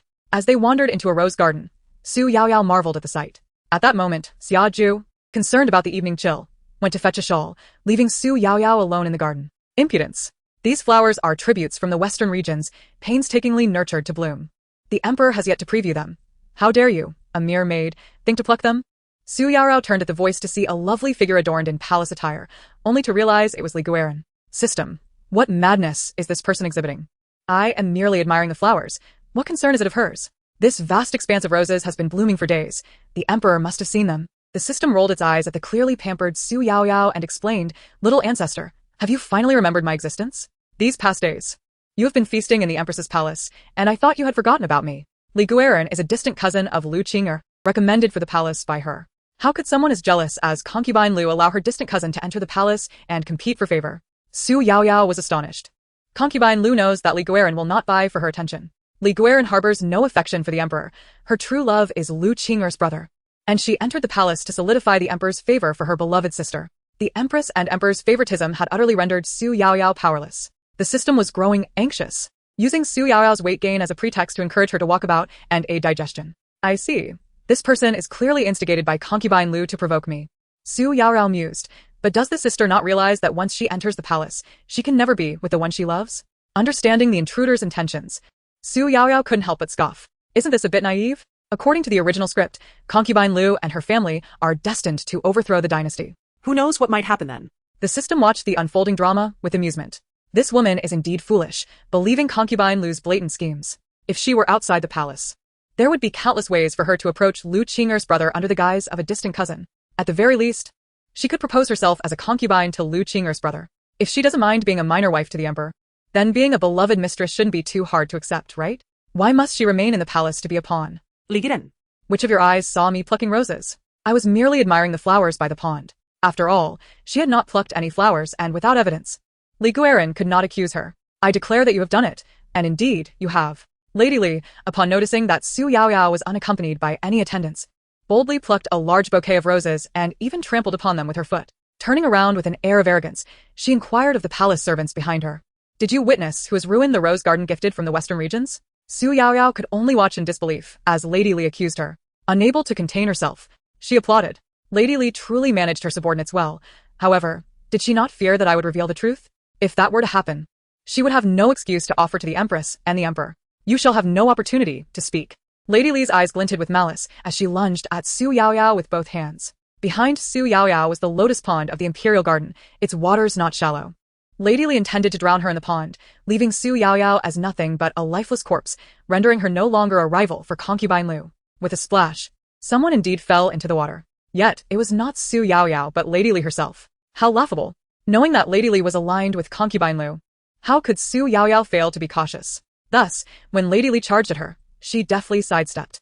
It was apparent that Lady Li could not swim. Moreover, with her voluminous palace attire, even if she could swim, it would not be easy for her to surface immediately.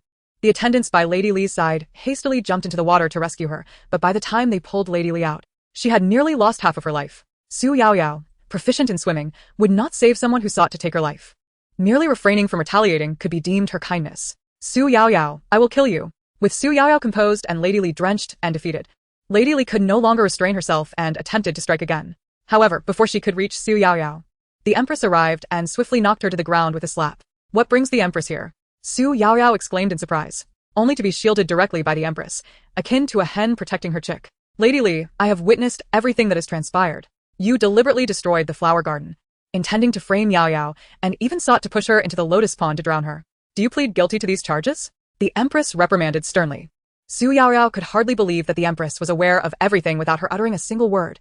The feeling of being unconditionally trusted was truly delightful. Your Majesty, I concede today due to my own inadequacy. I accept my defeat. However, do not think you can send Miss Xu to the Emperor's bed to vie for his favor. What? What nonsense is this madwoman spouting? Does she mean to say that my mother wishes to keep me in Fingyi Palace to offer me to the Emperor? Has the world gone mad? Someone save me. Xu Yaoyao's mind was in turmoil, nearly causing her to faint on the spot. Chapter 12. The counterplot. After Xu Yaoyao was falsely accused by Lady Li, the Emperor, upon hearing the news, stormed from the Hall of Diligent Governance to Fingyi Palace. Seeing Xu Yaoyao in a state of fright, the Emperor's heart ached, and he made his way directly toward her, only for Xu Yaoyao to unexpectedly dodge away. Could it be that my father truly wishes to take me as a concubine, showering me with gifts and treating me so well? Xu Yaoyao's heart trembled. After all this time in the palace, it was the first time she genuinely felt fear. I came to the palace to reunite with my family, not to offer myself to my father. Someone save me. I do not wish to lose my beautiful mother, do not want to become my father's concubine, and do not want to become an enemy of my mother. The women in this palace are truly terrifying. They do not even inquire whether I am willing, yet they begin to plot my demise. After making my arduous journey from the countryside to reunite with my father and mother, if I were to be killed without clarity, would I not meet a tragic end once more? The Emperor was struck by lightning. He could never have imagined that such absurd rumors would circulate within the palace. He had intended to rectify the hardships his daughter had endured while separated from him, yet it had devolved into such a filthy spectacle. The Emperor gazed at his daughter, who had not feared him upon their first meeting, but now cowered beside the Empress, directing his growing anger toward the soggy Lady Li kneeling on the ground. Lady Li, I have heard that you sought to harm Yaoyao over such ridiculous rumors. Ridiculous? Your Majesty, what is so ludicrous about these rumors? Lady Li, realizing she had no hope of survival, defiantly retorted, the Empress, aging and faded, has taken a niece into the palace who resembles her youthful self, merely to secure her favor. As for you, Your Majesty, has it not been your custom to shower gifts upon any concubine you take a liking to? Lady Li met the Emperor's furious gaze without fear. Though this Xu Yaoyao is merely 13 years old, did not Concubine Shin enter the palace at the same age? There are many young concubines in the palace. What is so strange about having one more Xu Yaoyao? My father truly fancies me? Xu Yaoyao was utterly horrified, clutching the Empress's sleeve and retreating a few steps, her eyes warily fixed upon the Emperor. So there are indeed many young girls in the palace akin to Concubine Shin. My father once promised my mother eternal fidelity. How could he now be so frivolous with so many young maidens? My mother is so pitiful. And I too am most unfortunate. Someone save me. Reflecting upon the emperor's past vows, the empress's heart was also filled with discontent. Thus, she embraced Xu Yaoyao protectively, both of them, equally beautiful, casting disdainful expressions toward the emperor. The emperor protested vehemently. I have filled the palace with so many women merely to balance various factions and stabilize the court.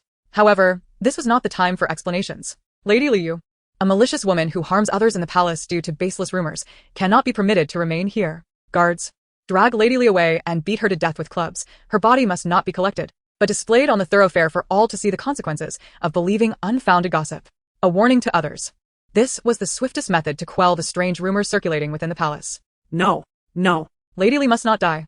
She was merely used as a pawn because she fell in love with Concubine Lu's brother. If she dies, Concubine Lu, who sought to harm others, will remain unscathed. This cannot be allowed. Xu Yaoyao's thoughts were heard by the Empress, who quickly stepped forward to dissuade. Your Majesty, Lady Li has always been unambitious in the palace. Yet today she suddenly sought to harm Yaoyao out of a desire for favor. Do you not find this suspicious? My mother is formidable. Xu Yaoyao, Surprised that the Empress interjected to stop the guards, was nearly overwhelmed with joy. You dare suggest that the Emperor wishes to eliminate Lady Li so hastily, perhaps in defense of the underlying Concubine Lu, without investigation, merely to silence her? Xu Yaoyao, obivisu, internally scop. Is Concubine Lu truly so admirable? My mother is so graceful and radiant. How can my father not see her virtues? How vexing. Oh, heaven. I wish to reveal the entire truth so that my father and mother are not harmed by treachery, yet I cannot even ensure my own safety. Xu Yaoyao felt utterly exhausted. The emperor, observing his daughter as small, crumpled face filled with worry, felt both heartache and amusement. Lady Li, a concubine of the palace, is merely a consequence of my impatience to bypass ancestral rules. Empress, I leave this matter in your capable hands. The emperor, suppressing his helplessness, took a seat beside Xu Yaoyao. This time, she did not shy away from him as if he were a venomous snake. The emperor felt greatly relieved. Xu Yaoyao, upon witnessing the emperor's willingness to delegate authority to the empress for a thorough investigation, felt an immediate sense of relief. While she remained uncertain of the emperor's true feelings towards her, she was assured of the empress's maternal regard. Lady Li, if you reveal who is pulling the strings behind you, I shall spare your life, the empress declared. Your Majesty, there is no need for further words. I do not seek your pity. If you wish to kill me, please do so swiftly. Lady Li exhibited no desire for survival, only yearning for death. In her heart, Xu Yaoyao lamented, Mother, use the brother of Lady Lu to warn her. My purpose in entering the palace was for him. He is the one I cherish most. The brother of Lady Lu was Lady Li's Achilles heel. Promising her a future as his beloved would surely compel her to acquiesce to any demands.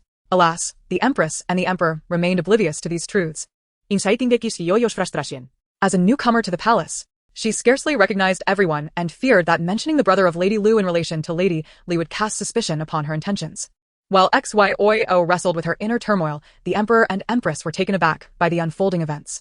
The Empress rose and approached the kneeling Lady Li, whispering a few words that caused Lady Li's complexion to drain. Your Majesty, how could you possibly know? Panic seized Lady Li, and her earlier composure dissipated, replaced by desperation. This is the Imperial Palace. Do you truly believe you can deceive everyone? Lady Li, if you are wise, you will recognize that my previous words present the best path for you. In Chapter 13, Adoption as a Foster Daughter, the Empress illuminated a clear path for Lady Li. Immediately, Lady Li divulged all she knew, leading the Empress to unmask Lady Lu's true motives. Disheartened, Lady Li feigned death, reinvented herself, and left the palace, becoming an informant for the Emperor and the Empress, infiltrating the Lu household. The palace announced that Lady Li had been executed for offending the Empress. Her body left on display as a warning. No one dared approach the gruesome sight, fearing the Empress would suspect any connection to Lady Li. Even after the removal of a significant ally of Lady Lu, the Emperor and Empress did not feel entirely at ease, as rumors continued to circulate within the palace. To address the matter, the Emperor chose to spend the night in the Empress's Fengyi palace. Upon hearing the news, Lady Lu ground her teeth in frustration, for she had not anticipated the Empress's resurgence in favor. In truth, the Emperor's stay in Fengyi Palace was merely for casual conversation, as the Empress was upset. Wanqing, I realize my error. I did not consider your feelings, and I regret that Yaoyao and you suffered. My intent was merely to compensate for the hardships she endured, he expressed. Your Majesty, there is no need to say this to me. I am sure Lady Lu is waiting for you in the light, the Empress retorted angrily. Women are inherently delicate, yet fierce when it comes to motherhood. Wanqing, I truly acknowledge my mistake. Please do not mention Lady Lu again. I swear on my honor, I harbor no intention to protect Lu Qing'er. The Emperor raised his finger, fervently swearing his loyalty. Though he had once favored Lu Qing'er, having learned the truth from his daughter Xu Yaoyao, he felt no lingering affection for her. Xu Yaoyao, eavesdropping nearby, scoffed at the emperor's predicament. I always knew he would face a reckoning for his infidelities. Delayed affection is worth less than grass. Father Emperor, I stand with Mother Empress. If it weren't for your entanglements with those flirtatious courtesans, these troubles would not have arisen. She mused. If I were Mother Empress, I would never easily forgive such a fickle man. But, given Mother's beauty, had she not entered the palace, countless suitors would have flocked to her. Dreaming of a future where she too could be surrounded by handsome suitors, Xu Yaoyao indulged in her fantasies, unaware that her thoughts were being overheard by her parents. Initially at odds, upon hearing their daughter's extraordinary musings, the Emperor and Empress reached a consensus. They must personally guide Xu Yaoyao to ensure she does not stray. Yaoyao, come here. I have something to discuss, the Emperor called. You wish to speak with me, Your Majesty? I thought you were conversing with my aunt, she retorted, reluctantly stepping forward, her mind still occupied with her visions of a blissful life. I have conferred with the Empress, and from this day forth, you, Xu Yaoyao, shall be recognized as my and the Empress's adopted daughter, with a status equal to that of a princess. I delight in seeing you carefree. Hence, I bestow upon you the title of Princess Annal. Xu Yaoyao was taken aback. She had merely been a bystander to the intrigues of the Empress and the Emperor, and now found herself declared their foster daughter. What, little girl, are you dissatisfied? The Emperor inquired, aware that this arrangement might be a burden for his daughter. No, I am not dissatisfied. She fervently shook her head. Then may I call you Father Emperor and Mother Empress from now on? Though nominally a foster daughter, she relished in having a title, no longer merely the Empress's niece. Foolish Yaoyao, you are indeed the daughter of both the Emperor and Empress. You may call the Empress Mother and me Father Emperor. Though it feels a bit strange, perhaps it's better to call me Father Emperor. The Emperor observed his daughter's lack of concern for her new status with satisfaction. Mother. Father Emperor, Xu Yaoyao sweetly addressed them. Since I can call you Mother and Father Emperor, this journey of recognizing my family has been fulfilled, she declared. For her purpose in coming to the capital was to reunite with her family. I now have a home and parents, how wonderful. Reflecting on the tragic fate of her character in the original storyline, she felt a swell of emotion, for in that narrative, she met a woeful end without ever having seen her biological parents. My child, my Yaoyao, the Empress, moved by her daughter's vibrant spirit and her yearning for a family, wept openly, grateful for the preservation of Xu Yaoyao. The Emperor shared in this sentiment as the three of them embraced in a rare moment of warmth within Fingyi Palace. The following day, the imperial decree recognizing Xu Yaoyao as Princess Annal spread throughout the capital, known to all in the court and palace alike. The concubines of the imperial harem, who had previously feared that the Emperor might take a liking to Xu Yaoyao and wished to make her a consort, now breathed a sigh of relief. To celebrate the removal of their common concern, many sent gifts to congratulate Princess Annal on her new title. The only discontented one was the third princess, Lu Xiaoyan, who, upon finishing her studies in the Ministry of Revenue, wasted no time in seeking out the Empress to voice her grievances. Mother, do you think Father Emperor no longer cares for me? The Emperor publicly claimed his affection for Xu Yaoyao as the reason for bestowing the title of Princess Annal upon the Empress's niece, leading the third princess to believe that the Emperor favored Xu Yaoyao alone. Yenner has always obediently followed the words of her father, the Emperor, and her mother, the Empress, dutifully fulfilling her role as the third princess. Yet now, the Emperor has appointed Xu Yaoyao as the Annal Princess, while neglecting to bestow a title upon Yennu. Mother, are you aware that the Emperor has not granted me a title? Lu Xiaoyan is not only anxious for the Emperor's favor, but, more importantly, she has yet to receive her title. In the Kingdom of Dian, a princess is only given a title upon reaching the age of 12, and at 13, Lu Xiaoyan remains untitled. Now that Xu Yaoyao has taken the lead, how could Lu Xiaoyan not feel urgency? Chapter 14. The discontent of the third princess mother. Am I not the most esteemed princess of the Kingdom of Dian? Why must someone ride over me? I am the legitimate princess. In the past, Lu Xiaoyan would indulge in her charming antics, and the Empress and Emperor, out of love for their daughter, would comply with her wishes. However, the Empress has seen through Lu Xiaoyan's true nature. After being betrayed by her once, the bond between mother and daughter has ceased to exist. Xiaoyan, since you are aware of your status as the legitimate princess, you must also recognize that in this royal family, your father's word is absolute. Leaving you no room for dissent, the Empress admonished coldly. Today, you have come here seeking my assistance, yet why did you publicly provoke Concubine Ning, escalating the matter and bringing shame upon us? Lu Xiaoyan never anticipated that the Empress would not stand by her this time, but instead bring up the incident of Concubine Ning's miscarriage. The unexpected interrogation left Lu Xiaoyan somewhat at a loss.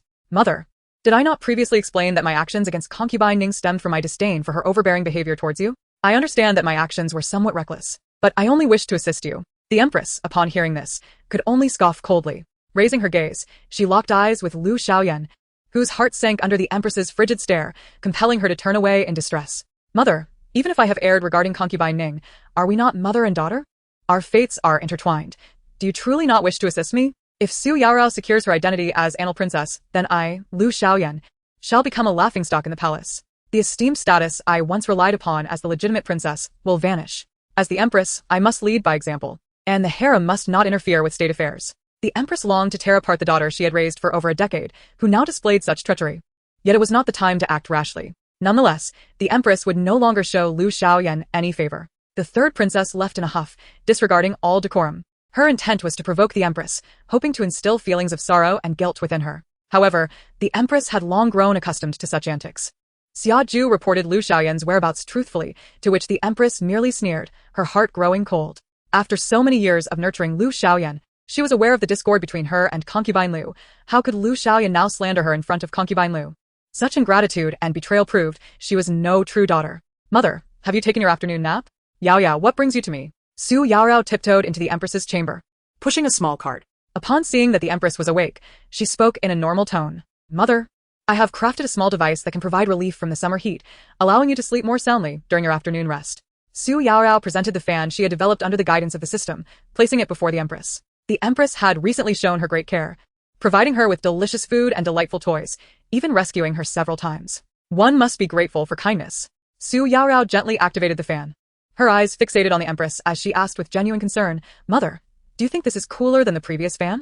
Indeed, the palace had fans before, but they emitted warm air. With Xu Yaoyao's improvements, the breeze now carried a refreshing coolness. Refreshing. Yaoyao, you are indeed skilled. The Empress's affection for the dutiful and understanding Xu Yaoyao grew, especially remembering how the third princess had rushed in today to confront her.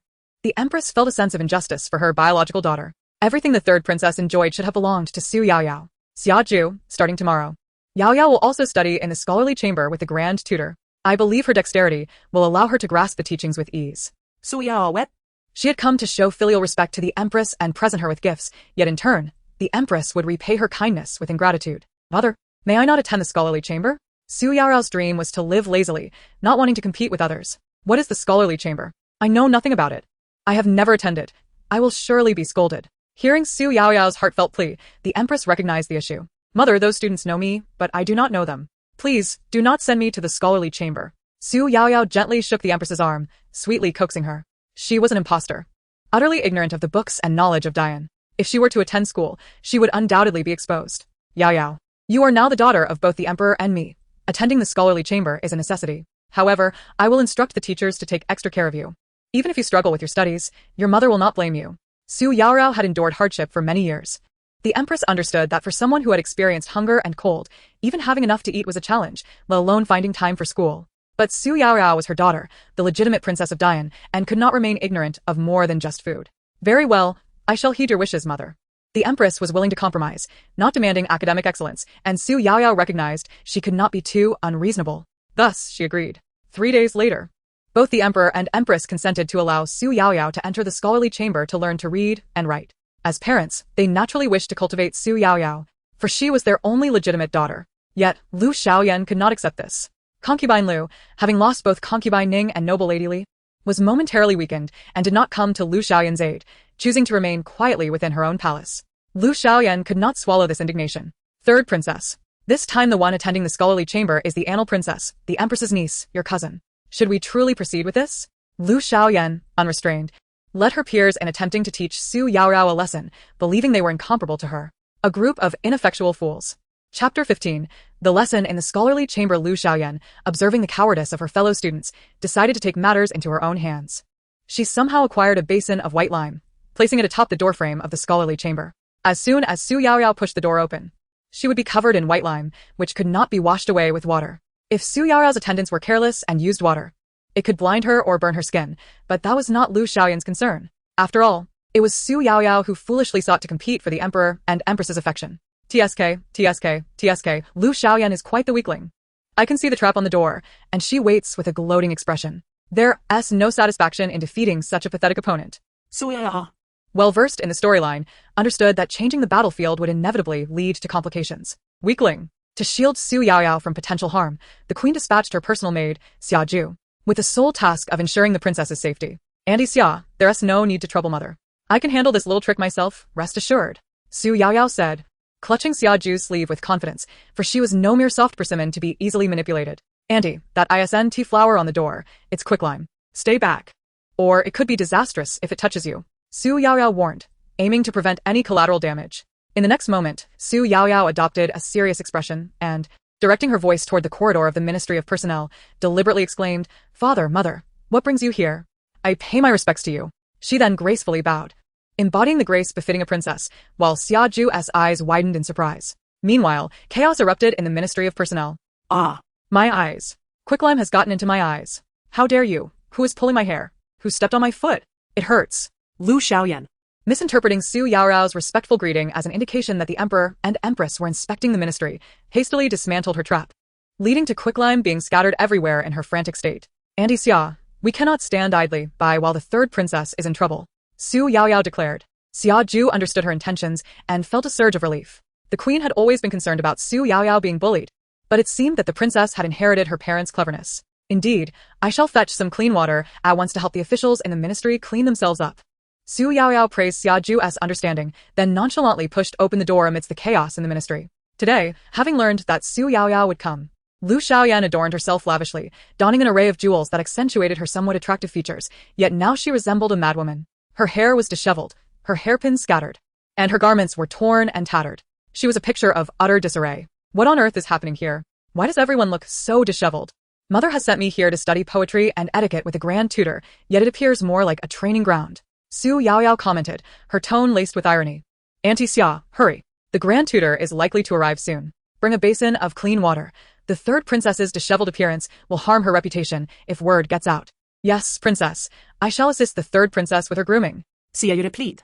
Lu Xiaoyan, puzzled by the absence of the emperor and empress behind Xu Yaoyao, was met with Xia Zhu offering clean water right in front of her. As Xia Zhu began to cleanse her face and hands, a sharp pain struck her. Ah. Xu Yaoyao, standing nearby, calmly covered her ears. She even slipped some cotton into Xia Zhu's hands to shield her from the third princess's shrill outbursts.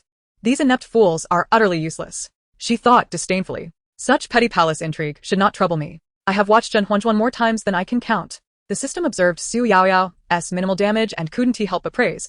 "To conquer without battle is the highest strategy." Host. When did you master the art of warfare? Originally intent on disfiguring Xu Yaoyao, it was Lu Xiaoyan who ended up with a bruised forehead and swollen hands. Xu Yaoyao. "Do you wish to ruin me?" Lu Xiaoyan seethed as she gazed into the bronze mirror at her inflamed forehead and pig-like hands. Ding. Lu Xiaoyan, congratulations on answering correctly.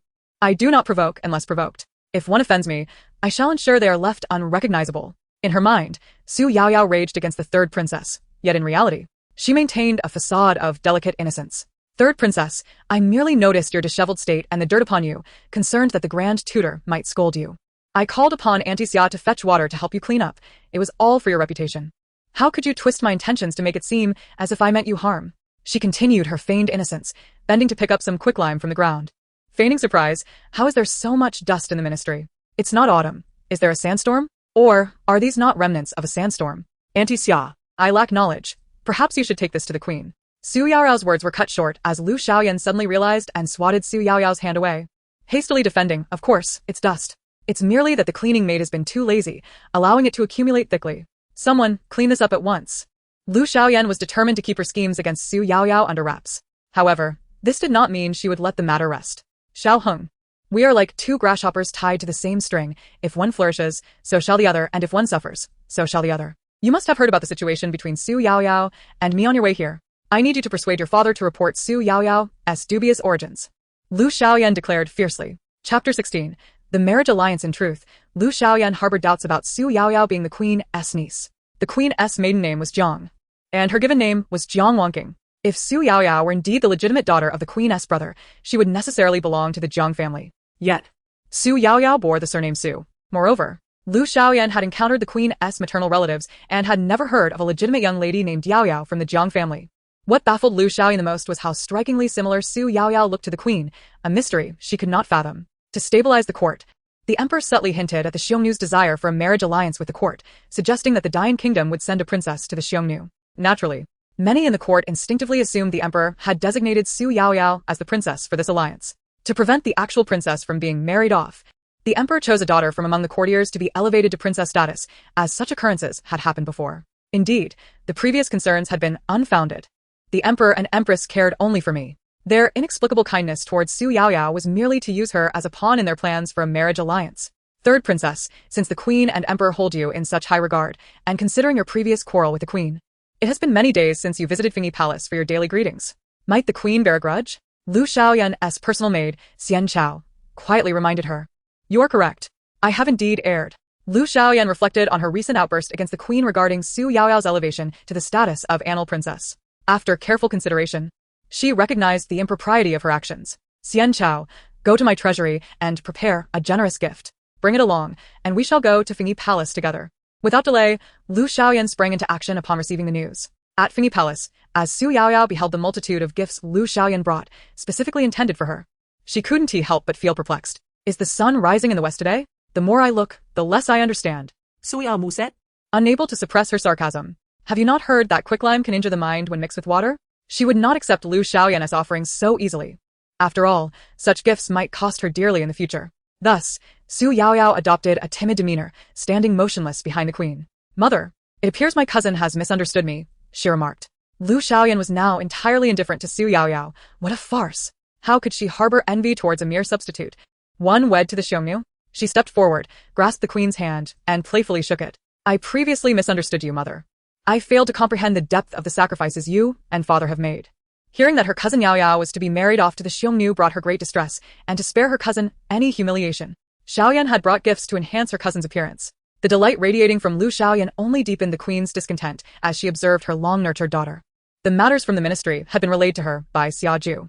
The items Lu Xiaoyan had requested to be brought were originally gifts from the queen herself. Bestowing her own possessions upon Yaoyao, while the gratitude was attributed to herself, was a maneuver that eroded the queen's affection for her daughter over the years. Yaoyao, since these gifts are a token of Xiaoyan's good intentions, you should accept them, the queen finally spoke. These fine treasures were initially meant for her own daughter. Thus, their return to the rightful owner was the most satisfactory outcome for the queen. Upon hearing the queen relent, Lu Xiaoyan believed that her mother's anger had dissipated and left in high spirits. Yet, Xu Yaoyao was plagued by a multitude of doubts. Mother, Lu Xiaoyan just mentioned the marriage to the Xiongnu. Is this truly the case? However, in the original narrative, Xu Yaoyao had perished before the recognition. Thus, she should not be the one to wed the Xiongnu. Yet, Xu Yaoyao understood that her course had diverged from the system script, leading her directly to the capital for recognition. The butterfly effect had rendered the unfolding events increasingly unpredictable. Indeed, the former Xiongnu had intentions to ally with our great Yan country through marriage, but your father and mother will never permit you to go to the Xiongnu. The queen, recalling the chaotic rumors circulating in the palace, feared that Xu Yaoyao might entertain wild thoughts. But Xu Yaoyao could hardly believe the queen's words. It was common knowledge that Lu Xiaoyan was the queen's biological daughter, whereas she, Xu Yaoyao, was merely the queen and emperor's adopted daughter. Should a marriage alliance be pursued, it was only natural that the favored biological daughter would be chosen first. Thus, the once comfortable and well-fed Xu Yaoyao, who had been living in Fingyi Palace, was now utterly dejected and had lost weight. System, does this count as a consequence of my erroneous meddling in the plot? Xu Yaoyao mused, self-deprecatingly, regretting coming to the capital and recognizing the queen and emperor. The system noted that this was the first time since entering this alternate world that Xu Yaoyao appeared so despondent. It is not surprising for you to think so. After all, no one wishes to venture to the harsh and distant lands of the Xiongnu. To the system, Xu Yaoyao had become quite the unfortunate soul. She had strived to alter her fate, believing she could lead a life of ease, living off her family's resources. But now she faced the prospect of leaving her homeland and parents, which was far from her original intention. It is not that I regret it. After contemplating, Xu Yaoyao shook her head. I simply realized that the society I once inhabited was truly wonderful. Even if I were to live idly, consuming my family's wealth, I would never have been sent to the Xiongnu for a marriage alliance. Perhaps my parents would have sought a marriage that suited my preferences, but they dote on me so much that they would certainly choose someone I liked. In this society, even someone as exalted as a princess cannot escape the fate of a marriage alliance. She had altered the narrative, inadvertently positioning Xu Yaoyao as the one destined for the Xiongnu, yet even had she not changed the plot, another would have taken her place. Well, you have indeed grown within the palace, but the true bride destined for the marriage alliance is currently seeking suitors. The system chuckled. Chapter 17. The confidence of a daring courtier seeking a suitor. Once Lu Xiaoyan was assured of her status as the most cherished legitimate princess in the eyes of the queen and emperor, she acted without restraint.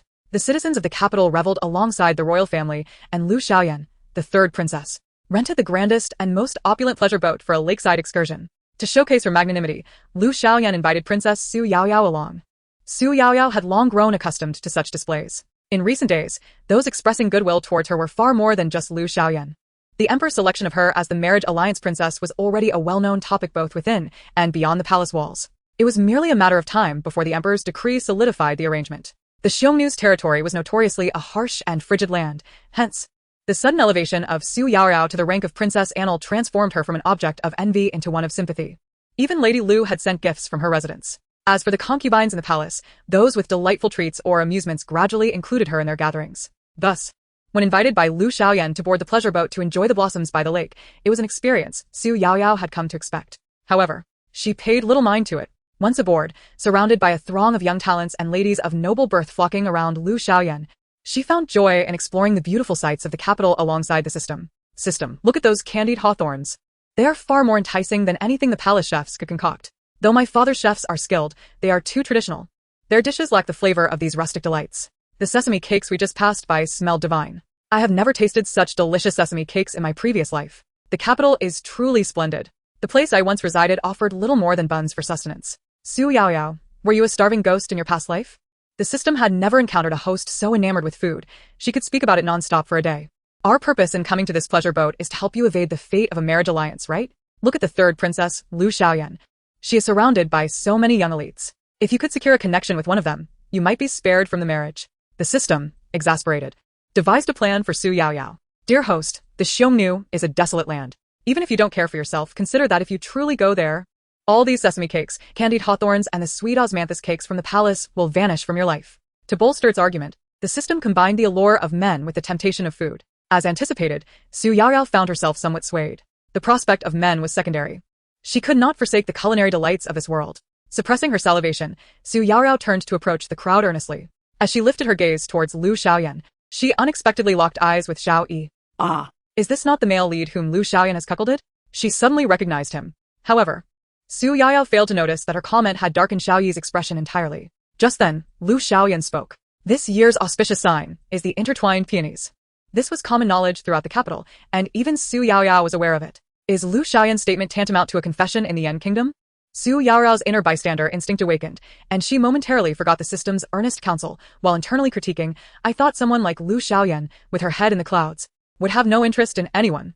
Who would have guessed her affections for Xiao Yi were genuine? Wait a moment, since Lu Xiaoyan truly liked Xiao Yi, why did she later engage in a liaison with Xiao Hong? Could it be that our dear third princess has a penchant for placing green hats on her beloved? However, it is one thing to accuse her of betraying Xiao Yi, why then did she later slander him with allegations of rebellion? Lu Xiaoyan's thoughts truly are peculiar. Did she intend to bring about Xiao Yi's ruin and subsequently imprison him, as one might do in a twisted tale? How utterly unsettling. As Xu Yaoyao imagined this horrifying scenario, a shiver ran down her spine, realizing just how grotesque such thoughts were. While she wrestled with these ideas in her mind, Xiao Yi's expression darkened considerably. Not only that, but he discreetly took 2 steps away. Brother Yi, what troubles you? Lu Xiaoyan sensed Xiao Yi's indifference towards her and inquired, puzzled. Princess, I have recently injured my arm during training, rendering me unable to shoot. Perhaps you should seek another to procure that rare double-bloom peony for you, Xiao Yi replied, suppressing his discomfort and stepping off the boat. As he departed, his gaze met Xu Yaoyao's, leaving her bewildered by the intensity of his stare. Is there something amiss with my appearance, young Master Xiao? She questioned, feeling a twinge of self-doubt. She had hastily donned this outfit upon receiving Lu Xiaoyan's invitation. Though simple, it hardly seemed unsightly, did it? Surely, this attire cannot be so dreadful as to render young Master Xiao speechless. After all, no one remarked negatively on my appearance once I boarded the boat, Xu Yaoyao mused, her self-doubt growing. Xiao Yi remained silent, and Xu Yaoyao's uncertainty deepened as she scrutinized herself. Upon sensing her internal turmoil, he felt even more at a loss for words. He simply cast a lingering glance her way before stepping off the boat. Indeed, Xu Yaoyao was not unattractive. Her plain attire, combined with her ethereal beauty, would capture the attention of many, even while merely standing on the boat. Xiao Yi's gaze was driven by a desire to understand why she seemed to possess foreknowledge of future events. He had conducted inquiries and confirmed that Xiao Hong had indeed been involved with the third princess. But how did Xu Yaoyao know? Chapter 18. The two with hidden agendas. Xiao Yi's departure left Lu Xiaoyan rather displeased. The onlookers, sensing the tension, discreetly dispersed, avoiding any actions that might further irritate the third princess. Cousin, your attire today is quite elegantly understated, setting you apart from the others aboard this boat, Xu Yaoyao remarked, half amused. What is Lu Xiaoyan insinuating with her veiled remarks? She pondered. She only sent the invitation to Fingyi Palace just before the lake outing, clearly concerned that I might outshine her in appearance. Now, suddenly, she is in a huff, spouting these cryptic comments. Xu Yaoyao dismissed Lu Xiaoyan's behavior as merely a fit of temper. What else could one expect from a spoiled princess? Wrong, the system interjected. exasperated by Xu Yaoyao's lack of insight beyond her appetite. You have misunderstood. Lu Xiaoyan's cryptic remarks stem from her noticing Xiao Yi glance at you just as he departed. Oh my! Xu Yaoyao's realization hit her, finally grasping the situation at hand. However, understanding Lu Xiaoyan's anger only deepened her conviction that Lu Xiaoyan was indeed irrational. Is she out of her mind? Xiao Yi rejected her. Why is she taking her frustrations out on me? His gaze was directed at me. But that is of no consequence. He has the right to look wherever he pleases. The more she contemplated this matter, the angrier she became. Third princess. I merely wished to wear something dignified for today, yet your maid delivered the invitation when the boat had already set sail. It seems you never intended for me to have time to prepare. Xu Yaoyao's displeasure was evident, and she boldly confronted Lu Xiaoyan. Lu Xiaoyan's face shifted through various shades of emotion, quickly becoming quite unappealing. Xu Yaoyao had indeed accurately surmised Lu Xiaoyan's thoughts. Although Lu Xiaoyan was aware that Xu Yaoyao was a stand-in sought by her royal parents, she could not help but feel overshadowed by Xu Yaoyao's striking resemblance to the Empress. As the third princess, she could not allow herself to be eclipsed by a mere substitute. Consequently, she had instructed her personal maid to delay delivering the invitation to Fengyi Palace. However, she never anticipated that Xu Yaoyao would dare to publicly undermine her. Cousin, what nonsense are you spouting? I never claimed your attire was inappropriate. Had you not mentioned it, I would have assumed you dressed with the intent to stand out among the noble ladies of the capital. Lu Xiaoyan forced a smile, suppressing her irritation. Princess Annal, your ensemble is indeed refreshingly elegant, distinct and reminiscent of a summer lotus, graceful yet strikingly beautiful. Indeed, as the boat glided past, Princess Annal stood gracefully at the bow, exuding an allure akin to a painting. Today's outing had certainly broadened our horizons, revealing that Princess Annal has inherited the poise of the Empress. Lu Xiaoyan had initially attempted to flatter Xu Yaoyao for her own benefit, but to her astonishment, the citizens along the shore began to shower Xu Yaoyao with compliments. Lu Xiaoyan had hoped to shine in front of the crowd, showcasing her unique status as a royal princess. Little did she expect Xu Yaoyao to outshine her simply by donning a plain palace gown. Such an outcome was intolerable for Lu Xiaoyan. The lake outing concluded hastily, and in an effort to avoid hearing the citizens praise Xu Yaoyao, she feigned illness and departed early. Xu Yaoyao remained oblivious to the underlying tensions, unaware of the turmoil. She continued her day as usual, while Xia Ju, who had accompanied her, was keenly aware of the events that transpired. Your Majesty, Princess Annal's candid and endearing nature has won not only your favor, but also the admiration of the citizens. Xia Ju reported. The Empress, understanding the situation, felt her spirits lift. After all, everything the third princess, Lu Xiaoyan, possessed was rightfully Xu Yaoyao's, so the Empress welcomed this turn of events with joy. Mother, what transpired today that has you so elated? Xu Yaoyao inquired upon entering Fengyi Palace and noticing her mother's radiant expression. Mother is simply overjoyed to see you. My dear Yaoyao. Mother is truly so gentle. Xu Yaoyao mused. Lu Xiaoyan is certainly not your child. Her temperament bears no resemblance to yours. Despite your years of nurturing her, having just witnessed Lu Xiaoyan's outrageous behavior, Xu Yaoyao could not help but marvel at the warmth of the Empress. Mother, it matters not if you doubt my true identity. I shall forever acknowledge you as my mother. Xu Yaoyao resolved, reflecting on her current circumstances. My precious child. The Empress's heart swelled with emotion, cherishing her long-lost daughter. I promise to provide you with the best of everything in this world. When you come of age, I shall find you a suitable husband. Xu Yaoyao believed half of this promise. While she trusted that the Empress would treat her kindly, she harbored doubts about ever finding a partner who would meet her expectations, especially with her impending marriage alliance, widely known in the palace and beyond. Mother, let us not dwell on such matters. I have brought some delicacies from outside the palace for you to try. Xu Yaoyao declared, eager to divert her thoughts from anything unpleasant. What need had she for men when there was food to savor? Xu Yaoyao dismissed her earlier frustrations. But Lu Xiaoyan would not be so easily pacified. After venting her anger by destroying items around the palace and reprimanding the servants, she finally calmed down, leaving a mess for the servants to clean. Third princess, are you upset? Suddenly, a voice echoed from above. Unbeknownst to her, a figure hung from the tree beside Lu Xiaoyan, who was enjoying the cool shade. Xiao Hong, what brings you here? Can't you see that I am quite vexed? Lu Xiaoyan retorted with annoyance. Third princess, I have come to return something you lost. Xiao Hong, undeterred by Lu Xiaoyan's frosty demeanor, approached her confidently. Is that a double-stemmed peony? Lu Xiaoyan's expression brightened at the sight of the flower he presented, coupled with Xiao Heng's deliberately charming youthful visage.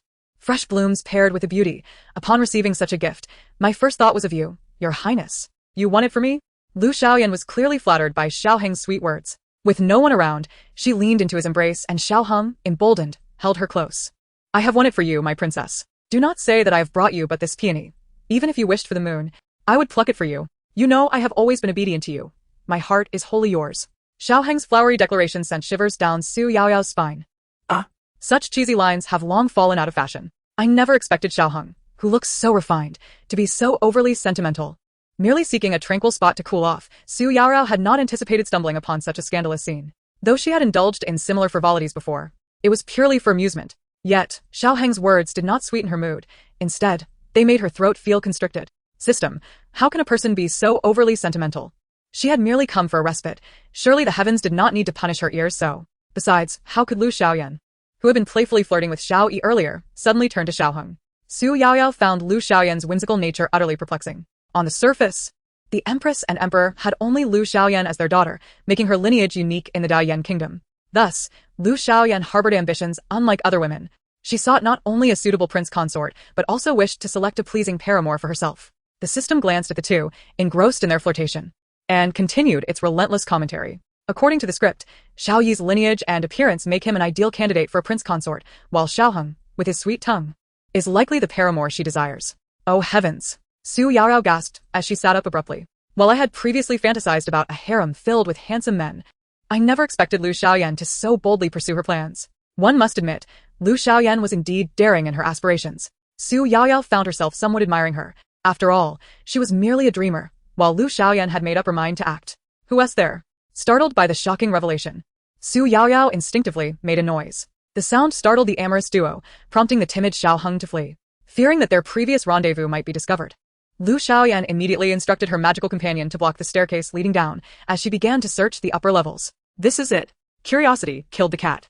I should have fled the moment I heard Shiao Hong and Lu Xiaoyan flirting. Surely, no one else has ever lost their life due to being too engrossed in gossip. As she noticed Lu Xiaoyan and her entourage approaching her direction, alarms blared in Xu Yaoyao's mind. This upper level offered little in the way of hiding places, although she had not yet been discovered. It did not guarantee her safety forever. Host, a friendly reminder. There is a third group of eavesdroppers hidden on this floor. The system warned. If we can find the third group before Lu Xiaoyan locates you, we can compel them to reveal themselves, allowing us to escape amid the chaos. What a brilliant plan. Xu Yaoyao and the system were in perfect accord. System, do you know the precise location of this third group? Understanding the enemy is key to victory. If she could ascertain their position, Xu Yaoyao could turn the tables to expose them. Based on Lu Xiaoyan's current search trajectory, will we be discovered first?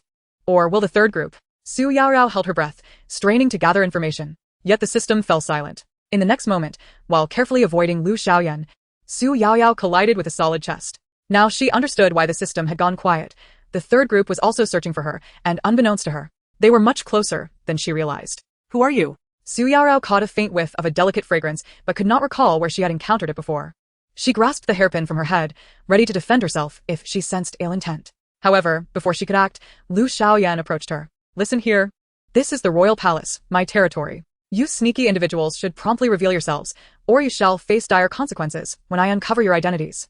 The next moment, Xu Yaoyao found herself enveloped in a strong embrace. Though the arms were powerful, the dim light prevented her from seeing the man's face. Yet she discerned that the third group of eavesdroppers was indeed male. Holding tightly to her gold hairpin, Xu Yaoyao remained silent, allowing him to carry her away from Lu Xiaoyan's search. Although she was unsure of the intentions of her mysterious rescuer, their interests aligned in remaining concealed from Lu Xiaoyan. This individual possesses remarkable agility. Navigating such heights with me in tow is impressive. Though I cannot see his face, he certainly has an admirable physique. Once they had left the upper level and the danger had passed, Xu Yaoyao's mind began to wander. After all, with nothing else to occupy her thoughts, she mused about the man who had whisked her away. He was tall, well-built, with the right amount of muscle in all the right places. A flicker of intrigue stirred within her. After all, she had never truly experienced a romantic relationship during her previous mundane existence. Could this man who led me away from Lu Xiaoyan be her paramour? Xu Yaoyao thought whimsically. Unbeknownst to her, Xiao Yi, who had overheard her thoughts, stumbled in surprise, nearly losing his footing as he failed to land safely. If it had not been for a nearby palace lantern, he would have made quite the spectacle before the princess. Chapter 20. The princess's mentor. Ah, you truly cannot take a compliment. Xu Yaoyao, having been unceremoniously dropped from Xiao Yi's embrace, found herself sprawled ungracefully on the soft earth of the garden. Though she was unharmed, her posture was decidedly unrefined. As she rose, ready to admonish him, she suddenly realized that her rescuer had vanished without a trace. Where did he go? Xu Yaoyao searched her surroundings thoroughly, yet found no sign of any suspicious figures. When she wished to delve deeper into her investigations once more, Xiaju had already been sent by the Empress to seek her out. Xu Yaoyao had no choice but to relent. 2 days later, lessons in the Ministry of Rites resumed. With a sense of resignation, Xu Yaoyao walked towards the ministry under the watchful gaze of the Empress. Knowledge transforms fate, she encouraged herself. Though it is highly likely that I am destined to be sent to the Xiongnu for a political marriage, acquiring more knowledge will grant me a broader understanding of this world. Who knows, it may prove useful in the future. With this thought, Xu Yaoyao felt a sense of relief. Yet her plans once again came to naught. This time, the instructor was not the grand tutor, but rather the young master Xiao Yi. What on earth? Why is he here? Isn't Xiao Yi a young master? Could it be that the royal ministry employs young masters as instructors? This was absurd. What kind of operational mechanism governed this world? As Xu Yaoyao pondered in confusion and could not help but voice her thoughts, Lu Xiaoyan had already triumphantly risen from her seat and approached Xiao Yi. Brother Yi is exceptionally skilled in martial arts, and his archery is unmatched. He has always emerged victorious in the autumn hunts. I pleaded with father to allow Brother Yi to teach us archery, and he has consented. From today forth, Brother Yi will be our archery instructor. Xu Yaoyao listened as Lu Xiaoyan referred to him incessantly as Brother Yi, causing her to shudder in discomfort. Xiao Yi's role in the ministry was that of an archery instructor, yet Lu Xiaoyan seemed utterly unconcerned about the emperor's regard for Xiao Yi's status. Could this be yet another one of Lu Xiaoyan's schemes to pursue Xiao Yi? Xu Yaoyao thought, eagerly anticipating the unfolding drama. She promptly fetched a small stool from the system and settled in to observe Lu Xiaoyan's antics with Xiao Yi, her mind swirling with sarcasm. Lu Xiaoyan truly spares no effort. She has even concocted this excuse to have young Master Xiao teach the students. I am almost inclined to view her with newfound respect. Look at Lu Xiaoyan, her eyes filled with nothing but young Master Xiao. It seems she is not genuinely interested in learning archery. How infuriating. I have unwittingly become a part of their little game. Xu Yaoyao grumbled to herself. This remark nearly caused Xiao Yi, who was checking the student's writing posture, to stumble over his words. He cast a penetrating glance at Xu Yaoyao. Although he was not entirely comprehending of the implications, the memory of saving Princess Lu the previous night and her subsequent suspicion of him being Lu Xiaoyan's paramour made Xiao Yi instinctively believe that Xu Yaoyao's comments were anything but flattering. Brother Yi, this horse is too tall. Yana feels a bit frightened. Could you assist me in mounting? Standing next to Lu Xiaoyan, displeased by Xiao Yi's lingering gaze on Xu Yaoyao, boldly called for him. Xu Yaoyao's irritation grew. Lu Xiaoyan had originally thought that Xu Yaoyao, as a mere substitute, would soon be sent to the Xiongnu and pose no threat. Yet she never anticipated that at some point, Xu Yaoyao had captured Xiao Yi's attention. This was unacceptable. Xiao Yi was the chosen consort for her third princess. Princess, the horse you selected is the gentlest in the entire training ground, and its stature is not imposing. If you cannot manage such a gentle steed, I suggest you reconsider your pursuit of archery, Xiao Yi remarked, having witnessed the unsavory scene between Shiao Hong and the third princess the night before. Showing no desire to engage further with Lu Xiaoyan, having left early during the lake outing, Xiao Yi had heard from the household servants that Shiao Hong had won the top prize, and he had changed his attire to present the prize of peonies before departing.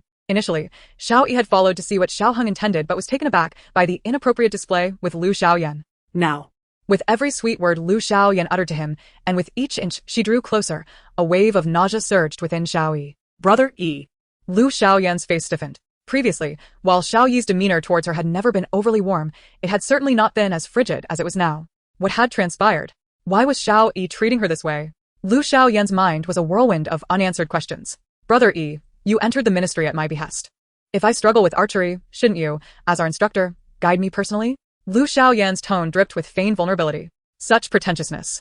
Xu Yaoyao stifled her laughter, nearly succumbing to internal injury from holding it in.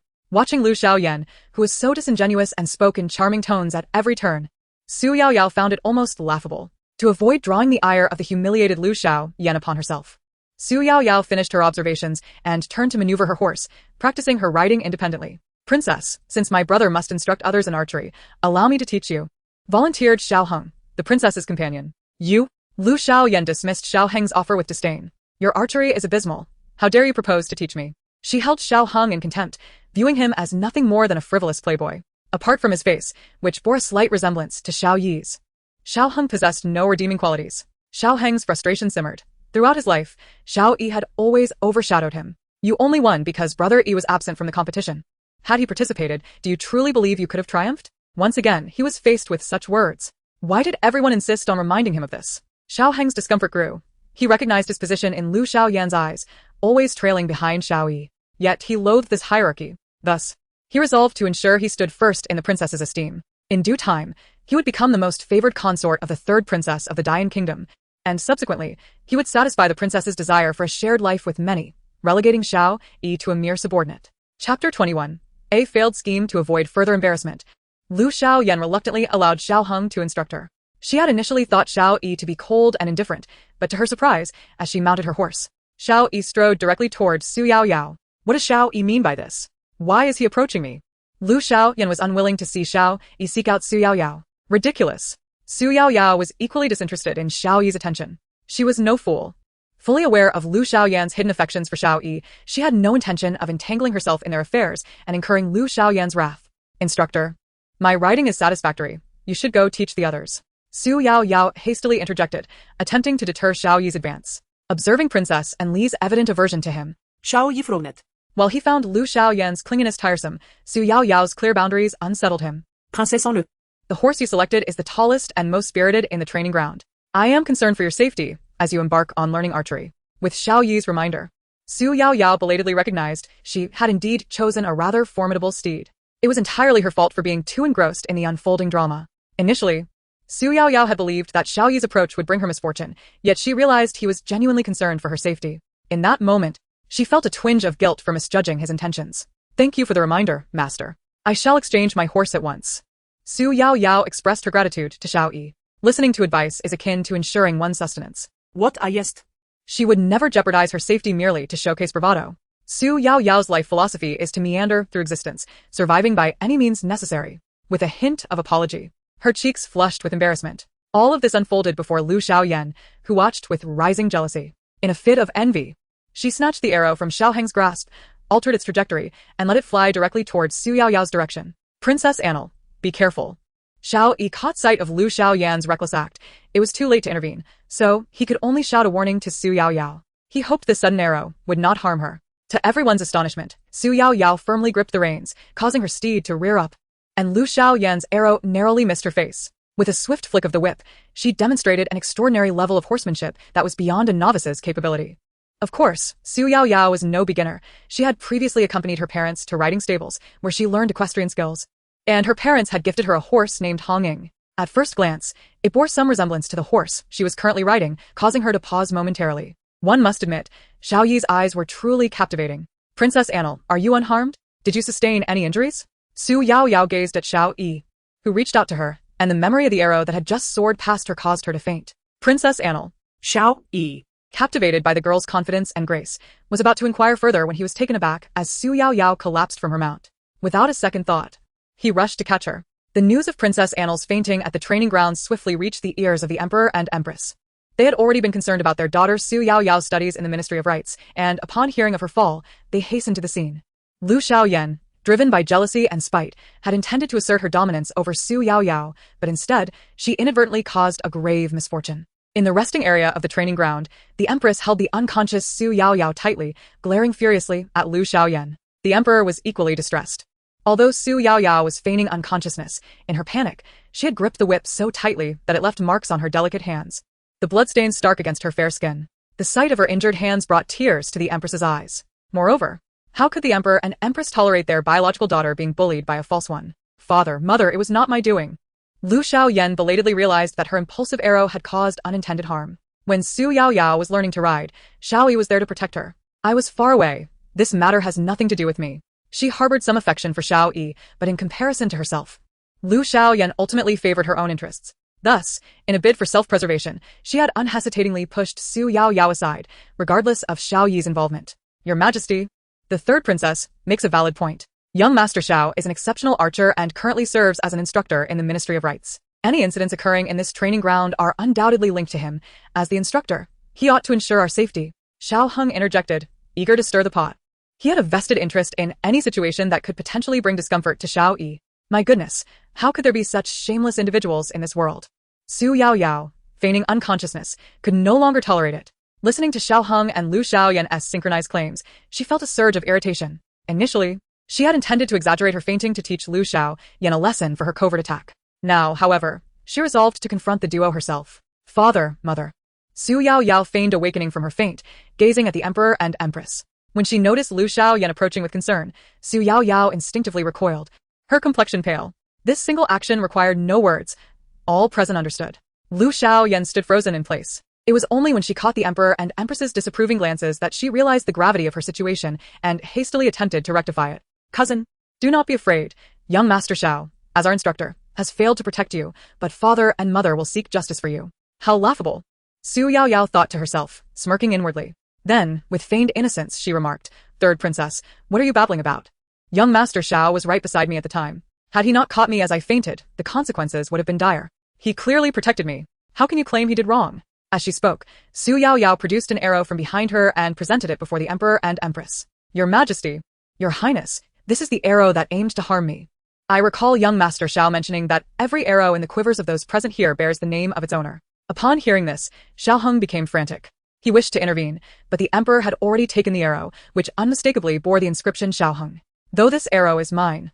It was indeed shot by the third princess. Shiao Hong blurted out instinctively. He, as a mere illegitimate son of the Xiao family, lacked the power or influence to bear the weight of the accusation of attempting to harm Princess Annal. Although his statement would undoubtedly offend Lu Xiaoyan, he found himself with no other option. The third princess wished to learn archery. My skills are adequate, so I offered to teach her. However, during our practice, she seized the arrow from me and shot it, which is the very arrow now in the Emperor's possession. Shiao Hong. After hearing this, Lu Xiaoyan retaliated with a swift kick to his chest. "Father, mother, I did not commit such a heinous act against my cousin." "Then how do you explain this arrow?" The Emperor's expression darkened as he tossed the arrow at Lu Xiaoyan's feet. This arrow was indeed taken from Shiao Hong, but I was merely practicing my aim. Lu Xiaoyan adamantly denied any intention of harming Xu Yaoyao, insisting it was merely a misfire. "I am but a novice. I am still learning the art of archery, and such mistakes can occur. I apologize to my cousin for today's incident." What a far-fetched excuse. The target for practice is to the east, while I am positioned to the west. Unless one is blind, I cannot fathom how an arrow aimed at a target could possibly strike me. Xu Yaoyao mused, feeling disdain for Lu Xiaoyan's pathetic excuses. She speculated that, given the negative implications of Lu Xiaoyan's actions, the Emperor and Empress might choose to sweep the matter under the rug to preserve the royal family's reputation. Unable to suppress her thoughts, she mentally scoffed at Lu Xiaoyan's flimsy justifications. Smack. To her astonishment, while she was preoccupied with her frustrations, the Emperor dealt Lu Xiaoyan a resounding slap. This unexpected blow left her stunned. Since her birth, she had been the object of affection for the Emperor and Empress, and none in the palace dared to lay a finger on her. Yet here she was, publicly struck by the Emperor. "Father." Tears welled in Lu Xiaoyan's eyes. This time, her sorrow was genuine, not feigned. "Lu Xiaoyan, the truth of today's events is abundantly clear. I had expected you to be honest with me and your mother, yet here you are still attempting to twist the narrative." The Emperor's disappointment was palpable. His gaze toward Lu Xiaoyan devoid of warmth, replaced instead with coldness and disdain. "I do not wish to witness such occurrences a second time. You would do well to govern your actions henceforth." With that, the Emperor and Empress departed, taking Xu Yaoyao with them. On that day, the third princess fell from grace, and her reputation of being despised by the Emperor and Empress spread throughout the imperial harem. The concubines and palace maids, who had previously suffered under Lu Xiaoyan's arrogance, now engaged in whispered discussions. It seemed that Princess Annal, Xu Yaoyao, was not merely a substitute for the third princess. Even today, the Emperor and Empress had defended her against the third princess. The third princess bore no resemblance to the Empress, neither in beauty nor in character, while Annal's features strikingly mirrored those of the Empress. With her beauty and filial piety, it was conceivable that she might even be the one chosen for the marriage alliance with the Xiongnu. Rumors swirled within the palace. Previously, the whispers about Xu Yaoyao being used as a stand-in for the third princess during the marriage alliance with the Xiongnu had been rampant. Now, the narrative subtly shifted. However, Xu Yaoyao was indifferent to the latest gossip circulating in the palace or Lu Xiaoyan's fury upon hearing such remarks. The pain in her hand was her primary concern. "Aunt Xiaju, my hand hurts terribly. Could you be gentler with the application?" Tears welled in Xu Yaoyao's eyes from the pain as she extended her trembling hands, pleading softly. The bloodstains from the rains had made it impossible for her to hold chopsticks. "Yes, my princess, I will be more careful. Please bear with the discomfort. I will tend to your wound shortly." A lady's hands are akin to her second face. "We must avoid any scarring," Xiaju assured her, taking extra care. Watching Xiaju's delicate touch, Xu Yaoyao felt a pang of guilt. "Aunt Xiaju, perhaps it would be best to expeditiously finish this. I can endure it. A moment of pain is preferable to prolonged suffering." Gritting her teeth, Xu Yaoyao closed her eyes and presented her hand to Xiaju, who swiftly applied the medicine. Xiaju wasted no time, quickly dressing the wound afterward. "My princess, given your injury, perhaps you should inform the Empress. You reside together, and with her care, you will recover more swiftly." Observing Xu Yaoyao's pained expression, Xiaju suggested. Today, when the Empress inquired about Xu Yaoyao's injury, she had downplayed it, claiming her skin was tough and that the bleeding was inconsequential. Subsequently, she had hidden away in this secluded chamber. "Do not inform mother. The imperial physician has reported that mother is unwell. My minor injury should not disturb her." The Empress had already done enough for her. Xu Yaoyao wished to spare the Empress further worry. Aunt Xiaoju, there are plenty of maids in this chamber to attend to me. Please go to mother. She is accustomed to your presence and needs your care, especially since she has not been feeling well, and I cannot assist her due to my injury. Xiaoju was touched by Xu Yaoyao's filial devotion. My princess, the Empress is aware of your concern for her, and she will surely recover more quickly. The chamber was silent, yet Xu Yaoyao found no solace in sleep.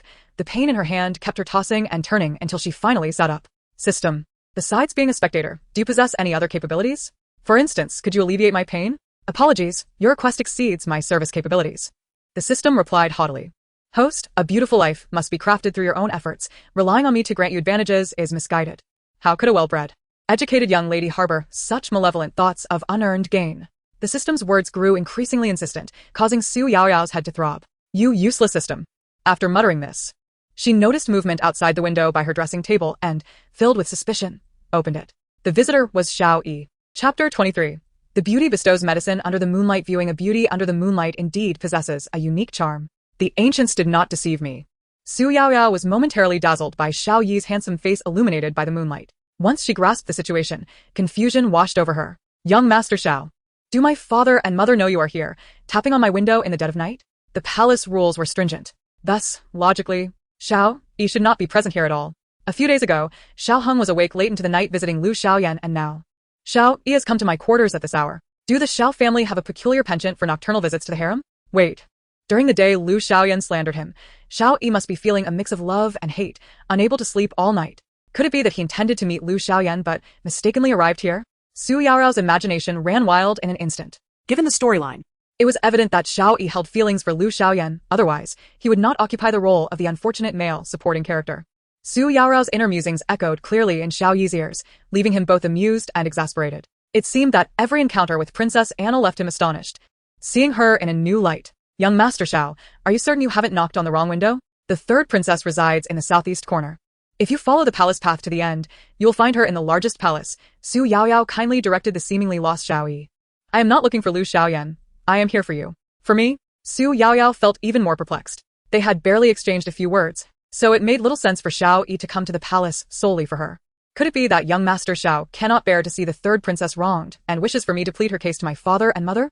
Xu Yaoyao ventured, eager to clarify Xiao Yi's purpose for this nocturnal visit, especially since he had assisted her earlier that day.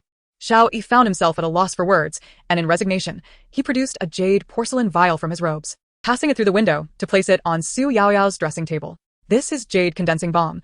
It possesses exceptional pain-relieving and healing properties. If you do not wish to keep your injured hand raised, apply this ointment. Xu Yaoyao was taken aback. She had never anticipated that Xiao Yi had come to deliver medicine. I have already applied the Imperial Physician's ointment, but why are you giving me this, young Master Xiao? Although the Imperial Physician's medicine was satisfactory, it was designed for the nobility, always opting for gentler remedies. Jade condensing balm, however, was a superior concoction developed by military physicians, providing rapid relief. With that, Xiao Yi swiftly departed into the night. What a peculiar person. Xu Yaoyao mumbled, glancing at the jade condensing balm on her dressing table. Hesitating to take action. Xiao Yi did not deceive you. Jade condensing balm is indeed a miraculous remedy in the military. The system interjected. This is the Imperial Palace. My mother and father treat me exceptionally well. They would have no reason to withhold the best medicine for my wound. Xu Yaoyao's thoughts were clouded with doubt. While jade condensing balm is indeed effective, its potency is also quite intense. The initial application may sting. The Imperial physician likely chose a milder ointment. Considering you are a young lady and may be sensitive to pain, are you implying that Xiao Yi did not deceive me?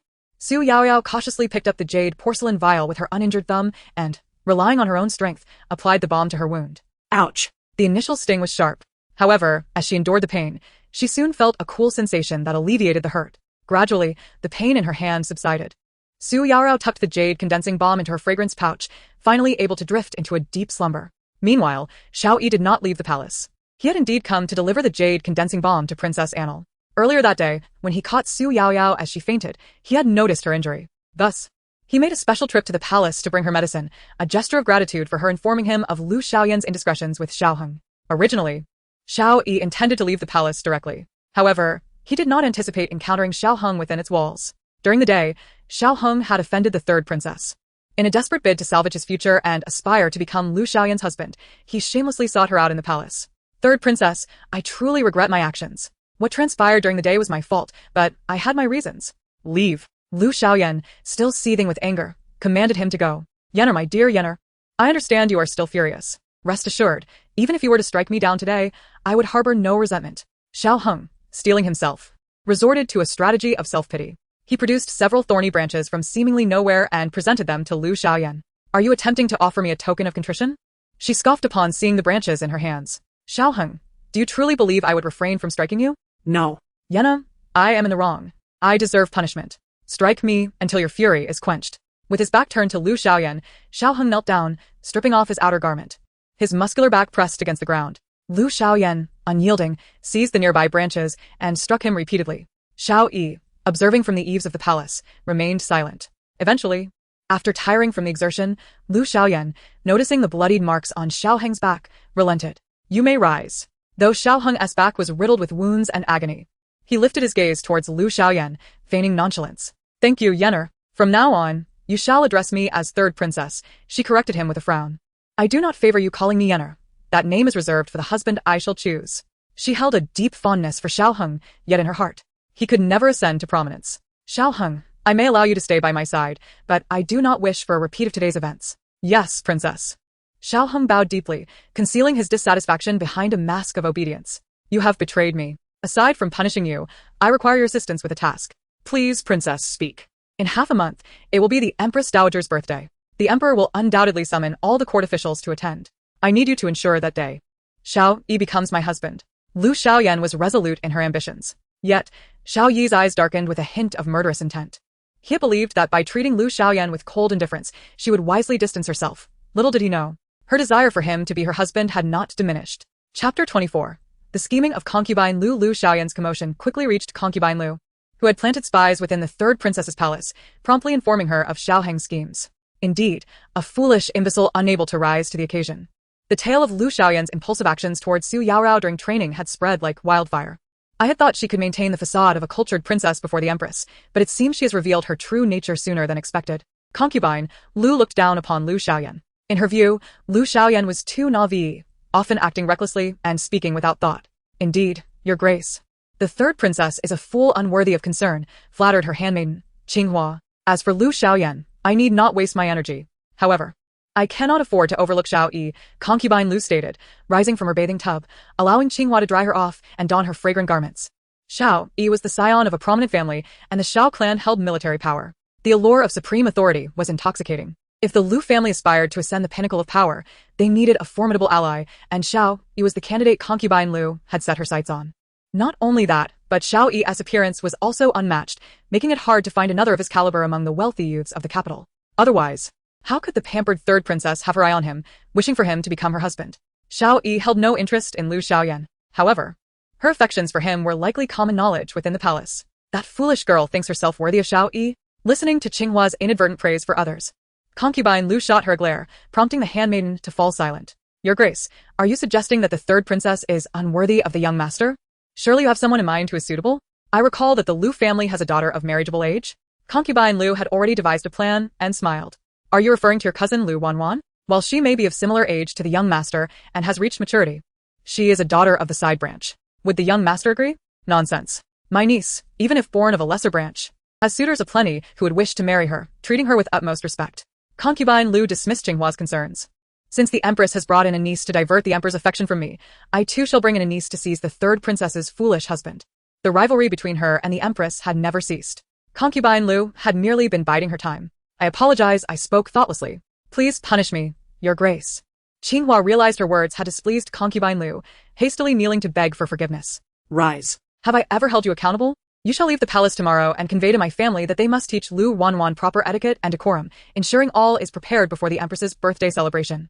Yes, your grace. Understanding Lu Xiaoyan's intentions, Concubine Lu planned to use her to her advantage. Yet the world was fraught with dangers, as there were many who lurked in the shadows. Upon learning of Xiao Hong's foul intentions towards Lu Xiaoyan, Xiao Yi resolved to remain vigilant, whether at home or in the palace. The day after Xiao Hong was punished by the third princess, he was taken to the military camp, where he was tasked with training the new recruits. This was an opportunity Xiao Hong had previously yearned for. However, now, with his back covered in wounds, merely standing to speak with others was a trial of immense pain.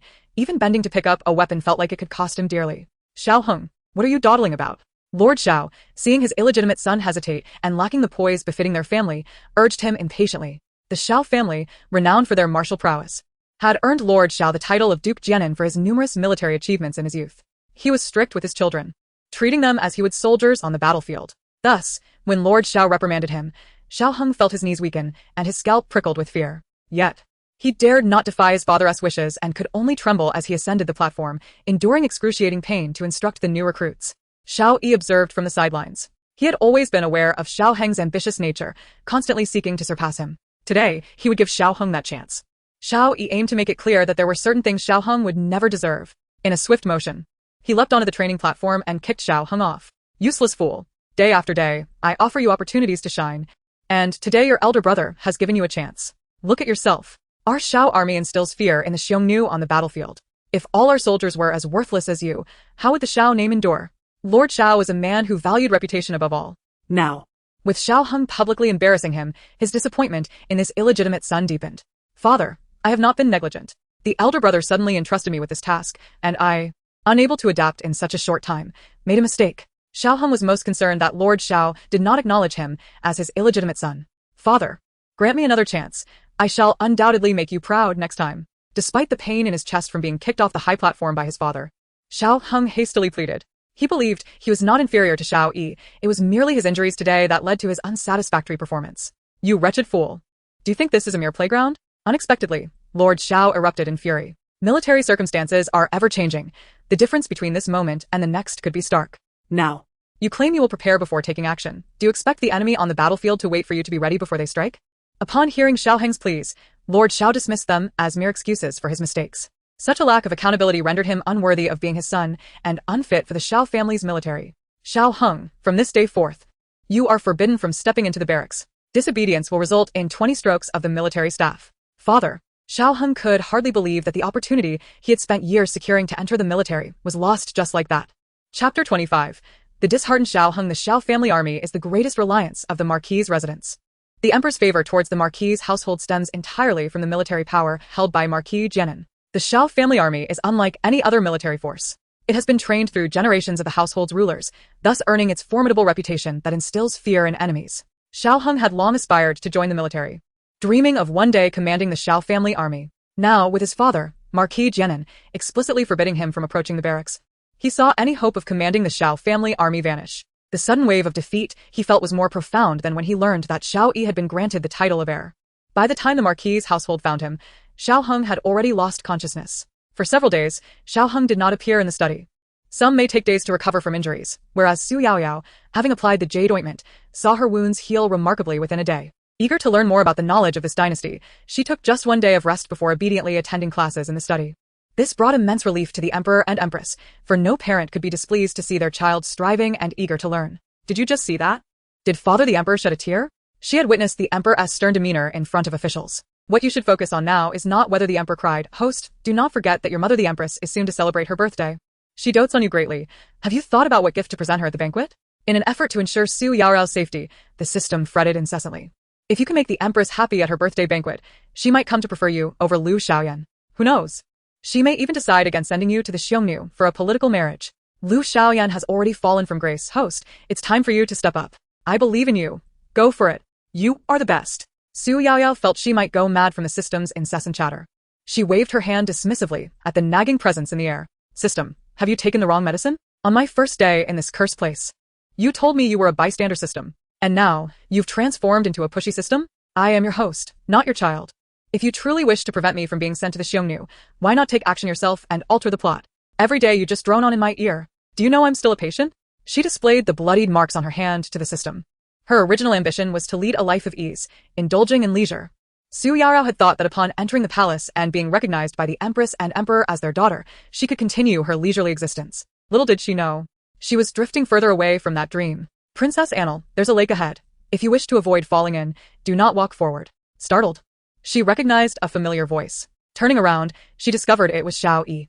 This person had been appearing frequently by her side lately. Young Master Xiao, why have you come to the study today when there are no archery lessons?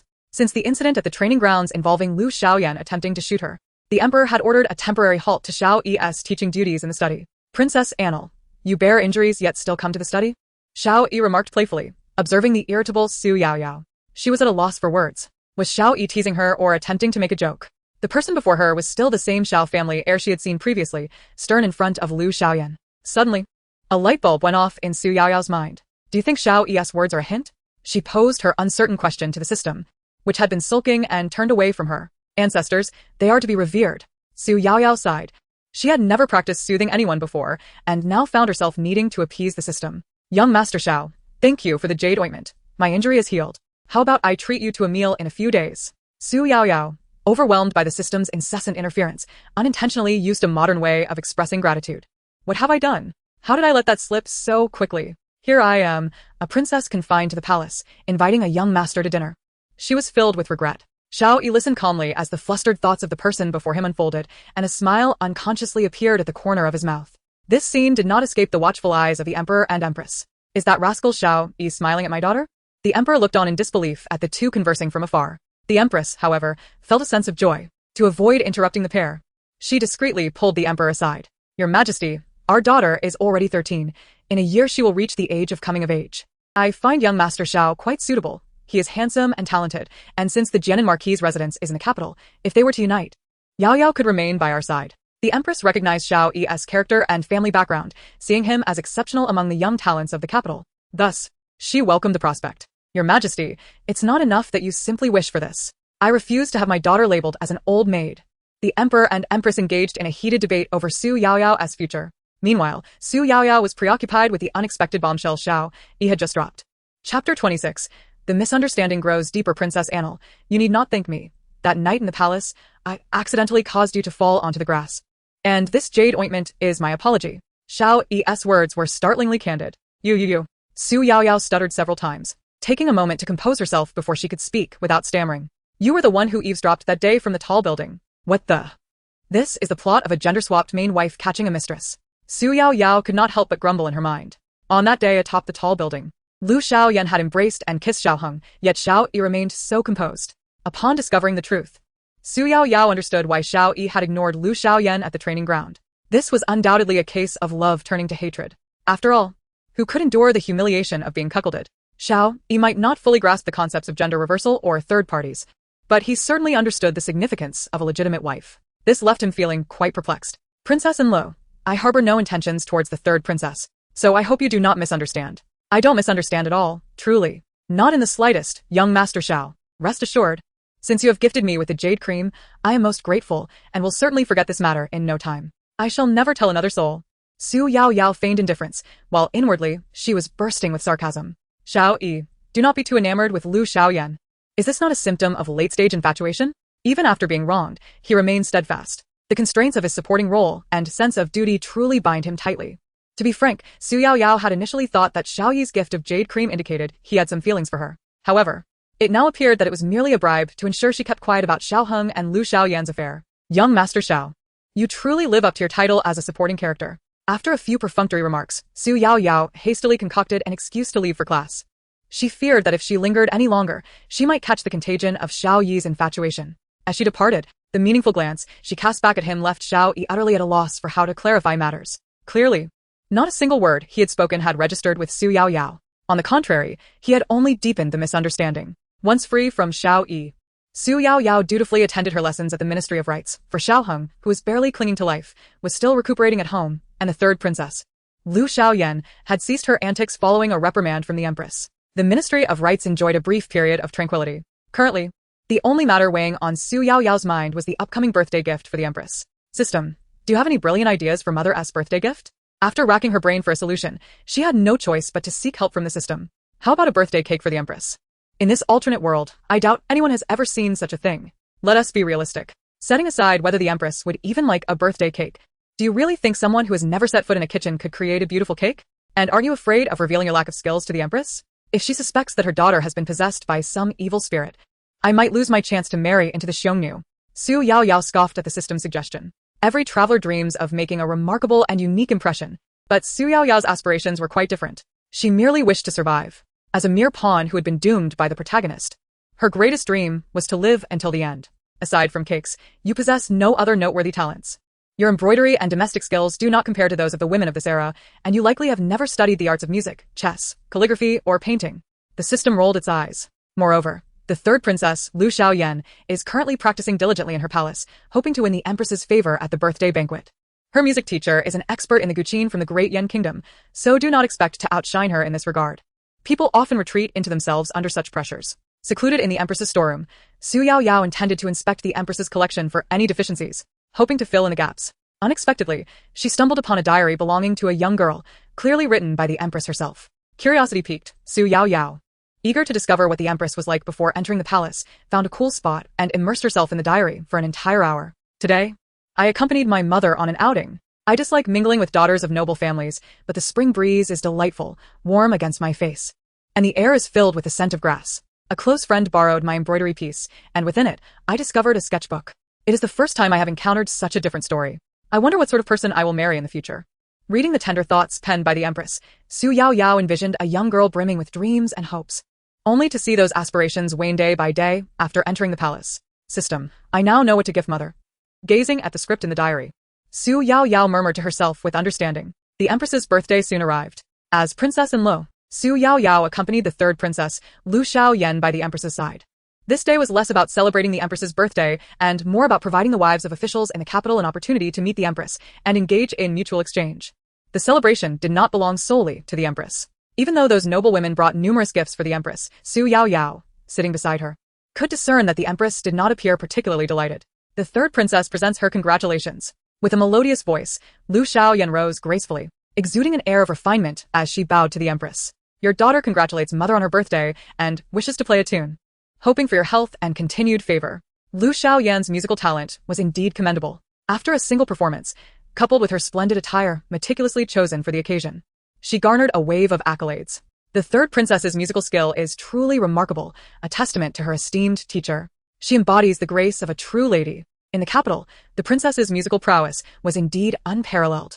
Lu Xiaoyan, filled with self-satisfaction, relished the outcome she had sought. With a haughty lift of her chin, she provocatively inquired, I wonder what my cousin has prepared as a birthday gift for mother? Chapter 27. A special birthday gift. Lu Xiaoyan's inquiry was deliberate. Ever since Xu Yaoyao entered the palace, this once favored daughter of the emperor and empress had found herself overshadowed. She had discreetly inquired and learned that during these days, Xu Yaoyao had neither practiced music nor embroidery, nor had she troubled herself to find a gift. Today, she intended to humiliate Xu Yaoyao publicly. Cousin, you haven't forgotten to prepare a birthday gift for mother, have you?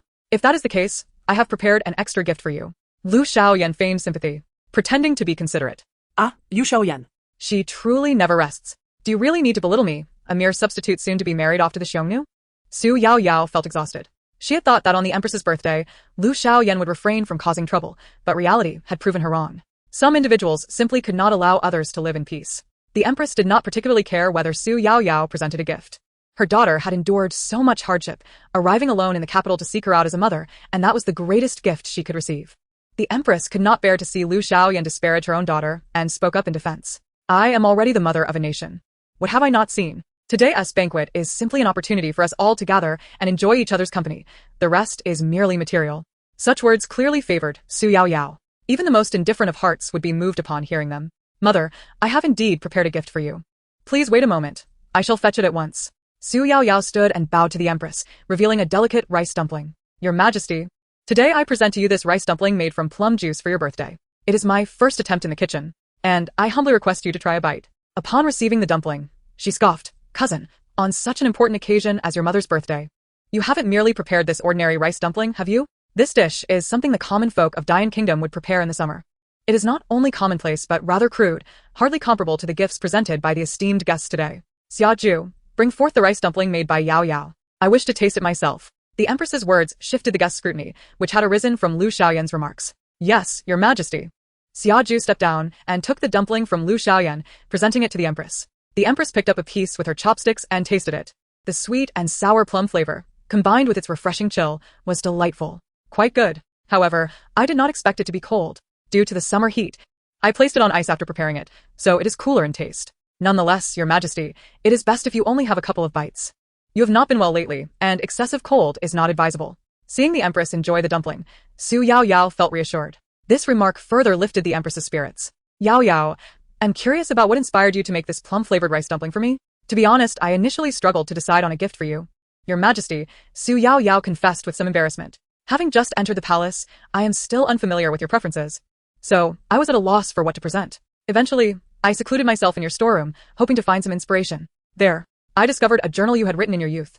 Out of curiosity, I began to read, and therein, you mentioned how your grandmother had once made plum-flavored rice dumplings for you before you entered the palace. Xu Yaoyao spoke with sincerity, laying bare the entire sequence of events. Authenticity is indeed a powerful weapon. Moreover, the Fengyi Palace is filled with the Empress's loyal attendants. And even if Xu Yaoyao wished to hide, the Empress would eventually uncover the truth. Such reminiscence. The Empress murmured, gazing at the plum-flavored rice dumpling before her, her heart overflowing with emotion. In truth, Lu Xiaoyan had visited her storeroom numerous times, as the Empress had never guarded against her. Yet, Lu Xiaoyan had never once laid eyes on the journal filled with the Empress's innermost thoughts. No. It could be said that Lu Xiaoyan had only ever sought her dowry and treasures, so how could she have noticed the journal tucked away in a corner? I indeed once enjoyed plum-flavored rice dumplings made by my mother during lantern festivals and boat rides.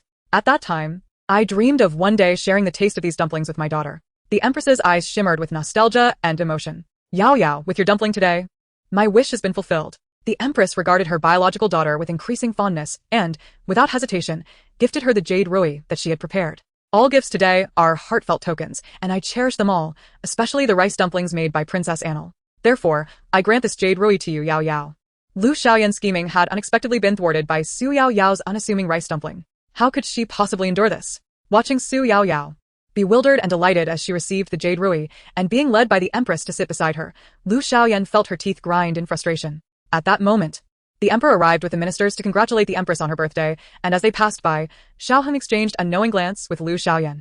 It was a signal, a prearranged cue. Lu Xiaoyan suppressed her jealousy, accepted the drink brought by a nearby maid, and approached Xu Yaoyao with a feigned smile. Cousin, having won the Empress's favor and received this jade rui from her dowry, I must toast to you. Congratulations. With that, she thrust the drink into Xu Yaoyao's hands, leaving no room for refusal. Host, this is a treacherous banquet. Be cautious not to fall into a trap. The system warned urgently. Xu Yaoyao was well aware of Lu Xiaoyan's ill intentions. Thus, she pretended to spill the drink on herself. Oh, dear, I'm so sorry. I've spilled the drink. I must go change my clothes. After providing herself with a suitable excuse, she discreetly slipped away from the Empress's birthday celebration. Having delivered her gift, leaving the ensuing formalities of the Emperor and ministers to their customary exchanges of pleasantries. Hey, host, do you think your earlier performance was a bit too exaggerated? The system mocked her acting skills. Exaggerated or not, what does it matter? Am I supposed to drink that obviously suspicious cup of wine like a fool? What is more important, losing my life or ruining a piece of clothing? Do you think I would actually drink it? Why not expose the third princess in public? With an experienced imperial physician present, it would be easy to discover any poison in the drink. Did you not see how Lu Xiaoyan's face fell when he spilled the drink? There was certainly something in that drink. Nothing good, of course. Am I to reveal that Lu Xiaoyan attempted to poison me during my own mother's birthday celebration? Would that not ruin the festivities? Xu Yaoyao shot an exasperated glance at the system. Her reluctance to confront Lu Xiaoyan was not out of fear of her wrath, but rather a desire to avoid causing any disturbance on this day. If the Empress's dignity were to be shattered in public, that would be the true act of filial ingratitude on Xu Yaoyao's part. Moreover, your suggestion might not even expose Lu Xiaoyan. She could easily shift the blame onto someone else, as the drink passed through many hands before reaching me. When one cannot strike a decisive blow against an enemy, the best course of action is to lie low. She did not wish for the Empress to have a distressing day. Xu Yaoyao, keenly aware of the Empress's feelings, was unwilling to stir trouble. Yet not everyone shared her sentiments. Take for instance Concubine Lu. While her attire today did not overshadow the Empress, her niece, Lu Wanwan, had dressed in an alluring manner that captured many gazes during the palace banquet. Lu Xiaoyan's music and Lu Wanwan's dance were both highly praised at the event. As for the young men of the capital, Shao Yi was undoubtedly the center of attention. The emperor recalled how he had seen Shao Yi and Xu Yaoyao engaged in lively conversation in the Minister of Works office. Naturally, he felt displeased about anyone vying for his daughter's affections. To assess Shao Yi further, the emperor appointed him as the leader of the palace's imperial guards, allowing him to serve within the palace daily, thus enabling the emperor to observe Shao Yi's every action. It was well known that the imperial guards enjoyed a privileged position. So Shao Yi's appointment was met with both admiration and envy. Consequently, during the banquet, many ministers extended toasts to Shao Yi under the guise of congratulations. And with Shiao Hong, Lu Xiaoyan and Concubine Lu secretly plotting against him, Shao Yi found himself overwhelmed by the relentless toasting midway through the festivities. Seeking an escape, he concocted an excuse to step away from the banquet, his stomach churning as he sought a breath of fresh air to clear his head. Oh no, it's him again. Separated by a wall adorned with lush greenery, when she finally caught sight of the rosy-cheeked Shao Yi, who was inebriated from drinking, she could not help but feel the path of adversaries was indeed narrow. Why is this love-stricken fool here again? If he isn't clinging to Lu Xiaoyan at the palace banquet, how did he come out? Due to a series of misunderstandings, Xiao Yi had become, in Xu Yaoyao's eyes, the epitome of a lovesick fool. And it was well known that such infatuation was contagious. As a mere supporting character, Xu Yaoyao held no interest in entangling herself in anyone's romantic melodrama. If I can't provoke it, I shall evade it. Resolutely, Xu Yaoyao decided to retreat. However, before she could make her escape, another beautiful young lady appeared from behind the flower wall. Someone Xu Yaoyao recognized as the one who had referred to the noble consort Lu as aunt during the banquet. Was Captain Xiao truly intoxicated? This fragrant sachet can be lent to you.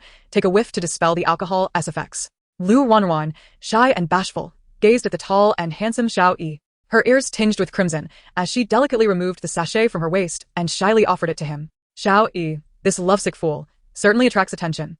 Xu Yaoyao immediately froze. Initially, she had feared being infected by Xiao Yi's infatuation, but now, her worries dissipated. The spectacle was far more important. First, there's Lu Xiaoyan, who is glancing at the pot while eating from the bowl, and now, the niece of consort Lu, Lu Wanwan, has appeared. Xiao Yi has truly gathered the army de la army of the capital's elite. The original script featured a down-and-out illegitimate son joining hands with a false noble lady, traversing countless trials to reach the pinnacle of life, yet Xiao Yi, this supporting male character, has twisted it into a fairy tale of princes and princesses in high society. How intriguing. In my eyes, Xiao Yi's visage is indeed quite pleasing. Xu Yaoyao frolicked in the field of gossip, her mind racing with commentary. Due to Xiao Yi's drunken state, coupled with the wall separating them, he could not hear Xu Yaoyao's thoughts, only sensing a constant buzzing in his ears that was quite bothersome. Thus, he waved his hand dismissively, attempting to shoo away the clamor. Captain Xiao. However, with that wave, he inadvertently sent the sachet from Lu Wanwan's hand tumbling to the ground. Believing that Xiao Yi was not fond of her, Lu Wanwan's smile turned crimson. Originally, she had been coaxed by consort Lu to flirt with Xiao Yi, and her heart was already racing with anxiety. After the sachet fell, tears welled in her eyes. Could it be that Xiao Yi is an oblivious man? The girl is nearly in tears, yet he hasn't uttered a single word, while Lu Xiaoyan is nurturing a forest.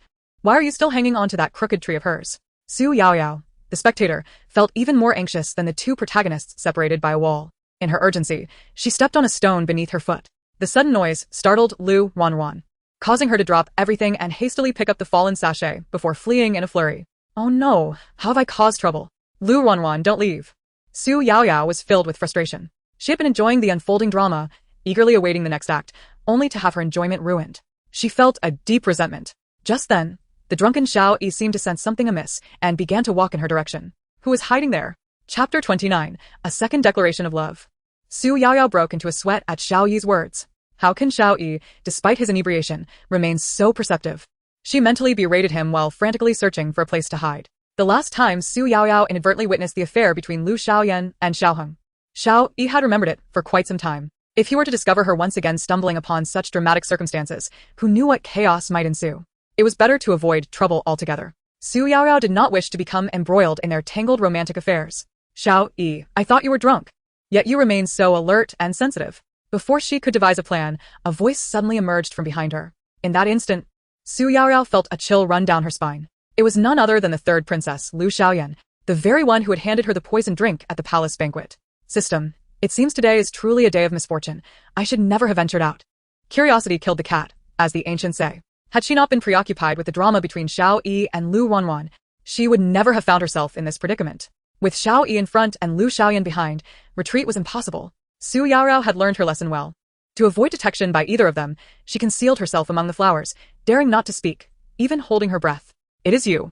Xiao Yi frowned at Lu Xiaoyan, feeling increasingly agitated. It is I, Xiao Yi, the only one in Dian who has met the princess and yet does not bow or show me any regard. In the past, Xiao Yi had not been devoid of sentiment towards her. In his drunkenness, he uttered, I have encountered the third princess, completing the formalities with an expression devoid of warmth, showing only distance. A drunken man should not meet with women. Since the princess enjoys this place, I shall take my leave. Xiao Yi felt the effects of his intoxication intensifying with the evening breeze, his steps becoming unsteady. To avoid offending the princess and causing a scene, he chose to withdraw. Xiao Yi, do you truly not understand my feelings for you? Watching his retreating figure, Lu Xiaoyan could not help but shout. I, the princess, have feelings for you, Xiao Yi. I wish for you to be my husband. Ever since 10 years ago, when you first entered the palace banquet with the Duke of Jianan, I have liked you from the very first glance.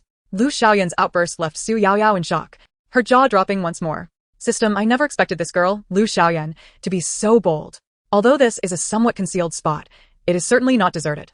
How can she so openly declare her feelings without fear of being overheard? Setting aside Lu Xiaoyan's character, she is undeniably brave and assertive. From what Lu Xiaoyan implies, she and Xiao Yi are not only childhood friends, but also have an instant attraction.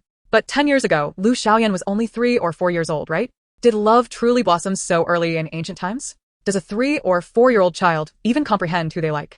The more Xu Yaoyao thought, the more absurd Lu Xiaoyan's words seemed. Some 3 or 4-year-old children can barely articulate their speech, let alone ponder romantic feelings.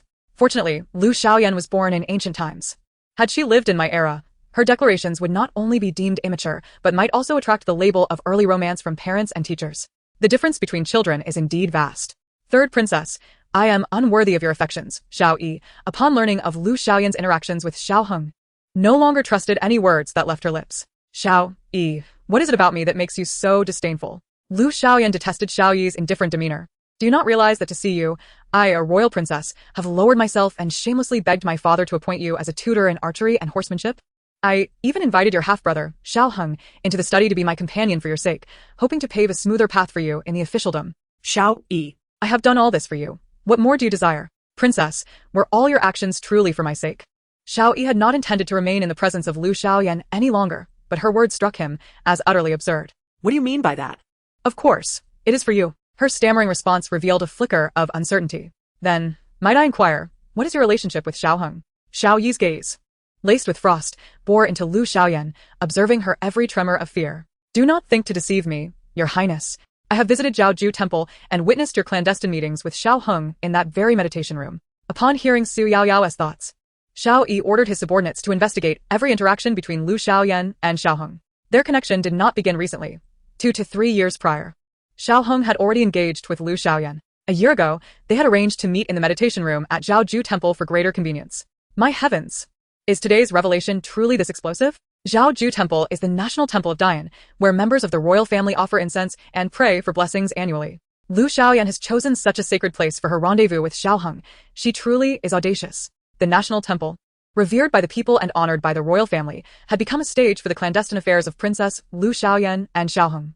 One could not help but admire her boldness. How could you possibly know these things? Realizing the gravity of her meetings with Xiao Hong at Jiaoju Temple, Lu Xiaoyan hastily attempted to explain. Xiao Yi, listen to me.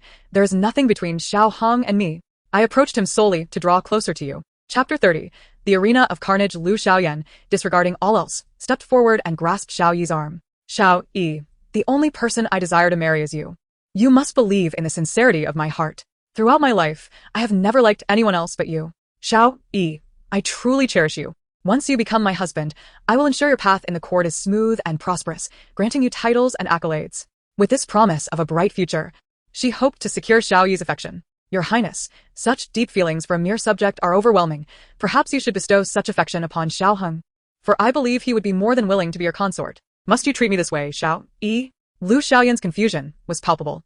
The scions of noble families, including Xiao Hong, surrounded her, all vying to become her consort. Why, then, when she presented Xiao Hong to Xiao Yi, did he dismiss her entirely? Indeed, I have met with Xiao Hong in private, but my feelings for him are insincere. Xiao Yi. I am the legitimate daughter of the Emperor and Empress. No woman in this realm holds a more esteemed position than I. If you refuse to be my husband, you shall never find a better match than me. What a performance of coercion. Xu Yaoyao gapet, astoniz. She had not anticipated that Lu Xiaoyan would resort to such tactics in matters of romance. If he is unwilling, you wish to forcibly claim him. Lu Xiaoyan, you must understand that a reluctant heart yields no sweetness. Dear host, do keep in mind that while a coerced fruit may not be sweet, it can quench thirst. Perhaps Lu Xiaoyan seeks to alleviate her longing. The system chimed in, unable to resist a playful jab. Xu Yaoyao fell silent, contemplating the validity of the system's words. Outside, Xiao Yi and Lu Xiaoyan were entangled.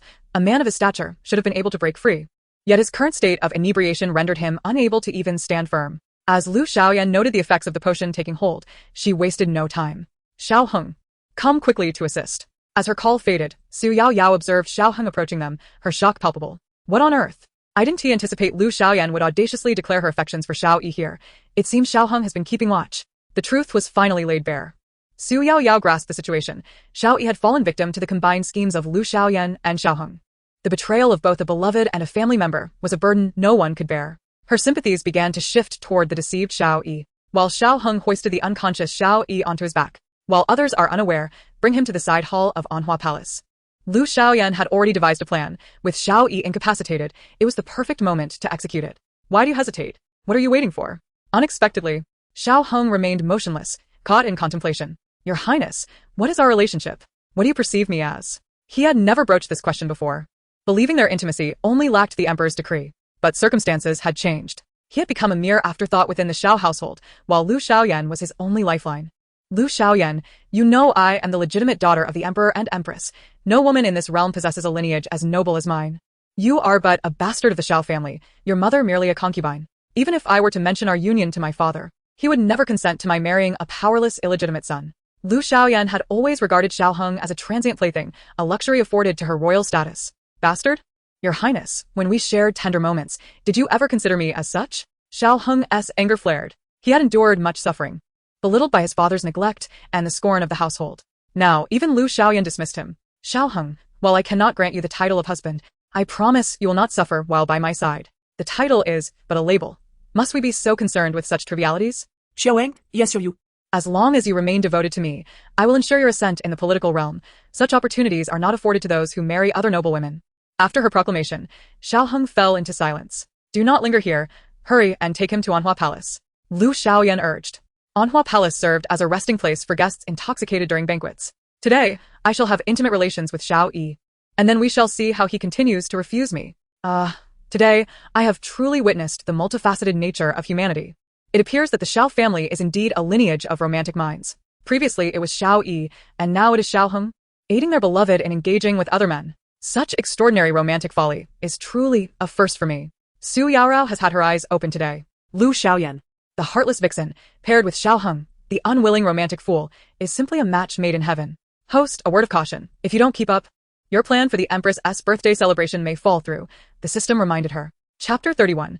The secret passage to rescue caught up in the drama. Xu Yaoyao nearly forgot this crucial detail. Thus, she cautiously followed Lu Xiaoyan and Shiao Hong. Remarkably, Xu Yaoyao noticed very few guards along the way. She wasn't foolish. She could easily surmise that this was all orchestrated by Lu Xiaoyan. Xian Chao, stand guard outside and prevent anyone from approaching.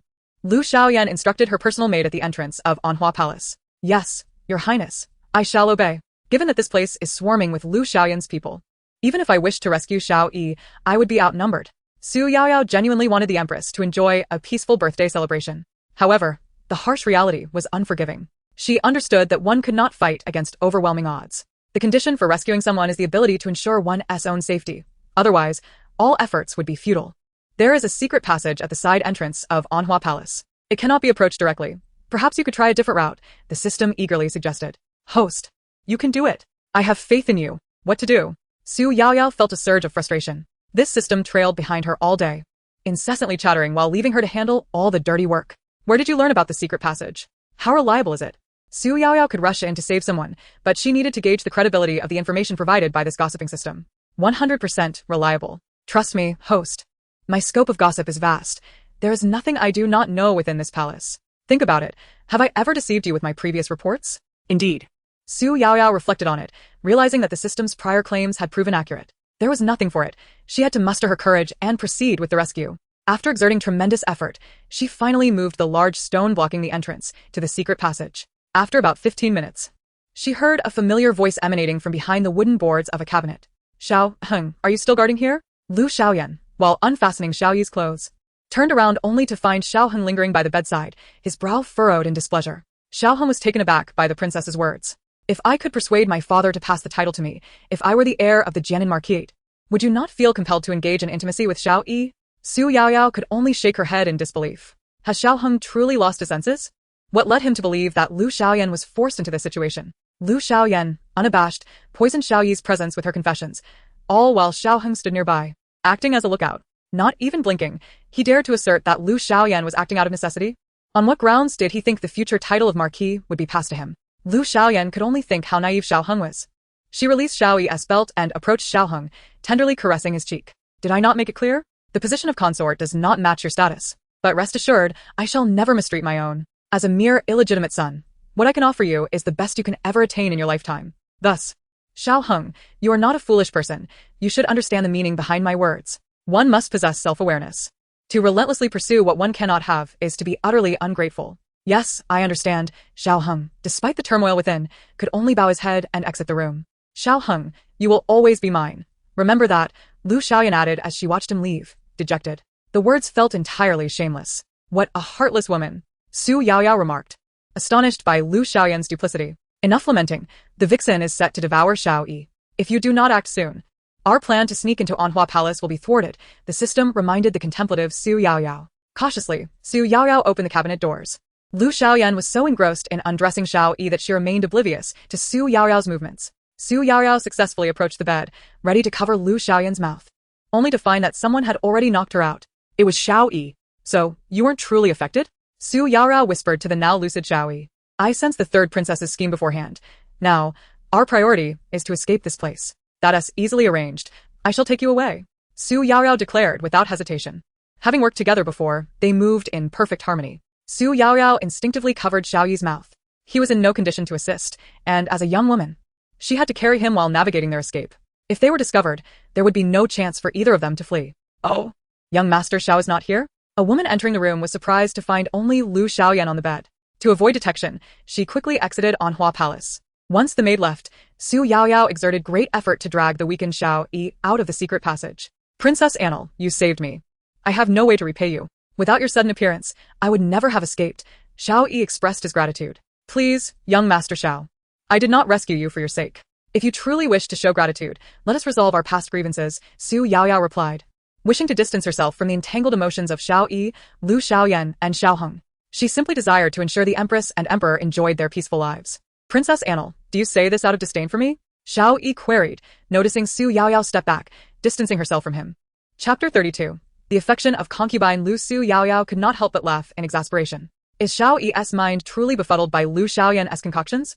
If I genuinely despise someone, would I go to such lengths to rescue them? Since entering this world, Xu Yaoyao had been baffled by the peculiar thoughts of its inhabitants. Xiao Yi felt a twinge of disappointment upon hearing Xu Yaoyao's desire to sever ties, but his spirits lifted upon realizing she did not harbor ill feelings towards him. Someone is coming. Princess Annal, you should hide, Xiao Yi urged, hearing footsteps approach and quickly pushed Xu Yaoyao into a corner of Anhua Palace. Xu Yaoyao had no objections to his protective actions. She was acutely aware that Xiao Yi's actions were ultimately for their benefit. Lu Xiaoyan had just partially removed Xiao Yi's clothing in the Anhua Palace. He now stood disheveled, his complexion tinged with an unusual flush. If anyone were to see her, Xu Yaoyao, in such close proximity to Xiao Yi in the state, it would surely become the talk of the banquet. Young Master Xiao, you are difficult to find. Qinghua, tasked by consort Lu to locate him, had searched tirelessly around the Anhua Palace and finally spotted Xiao Yi in this secluded corner. Who are you? Despite his unsteady stance, Xiao Yi regarded the suddenly appearing Qinghua with suspicion. I am Qinghua, a personal maid of consort Lu. Our lady noticed that young Master Xiao was intoxicated at the banquet and expressed concern for your safety, hence, she sent me to find you. Consort Lu's intention was to thwart Lu Xiaoyan's plans. As the heir to the Jianan Marquisate, Consort Lu would never allow Xiao Yi to be associated with the third princess, Lu Xiaoyan. First, she sent Lu Wanwan to deliberately approach him. And now her personal maid is here to rescue him. What is Consort Lu truly plotting? Xu Yaoyao recognized Qinghua as one of Consort Lu's attendants, having seen her often beside the consort during morning and evening court sessions. Could Consort Lu have developed an affection for Xiao Yi? Xu Yaoyao's imagination ran wild. After rescuing Xiao Yi, she would be free of burdens, allowing her thoughts to roam unrestrained. This speculation is not entirely implausible. Although the emperor is quite distinguished among middle-aged men, Xiao Yi possesses the allure of youth. A handsome middle-aged gentleman alongside a youthful one, perhaps Consort Lu, accustomed to the emperor's company, seeks a change of taste. Rumors regarding Lu Qing'er losing favor were not without foundation. Consort Lu is several years younger than my father and not unattractive. If she truly liked Xiao Yi, they would make an interesting pair.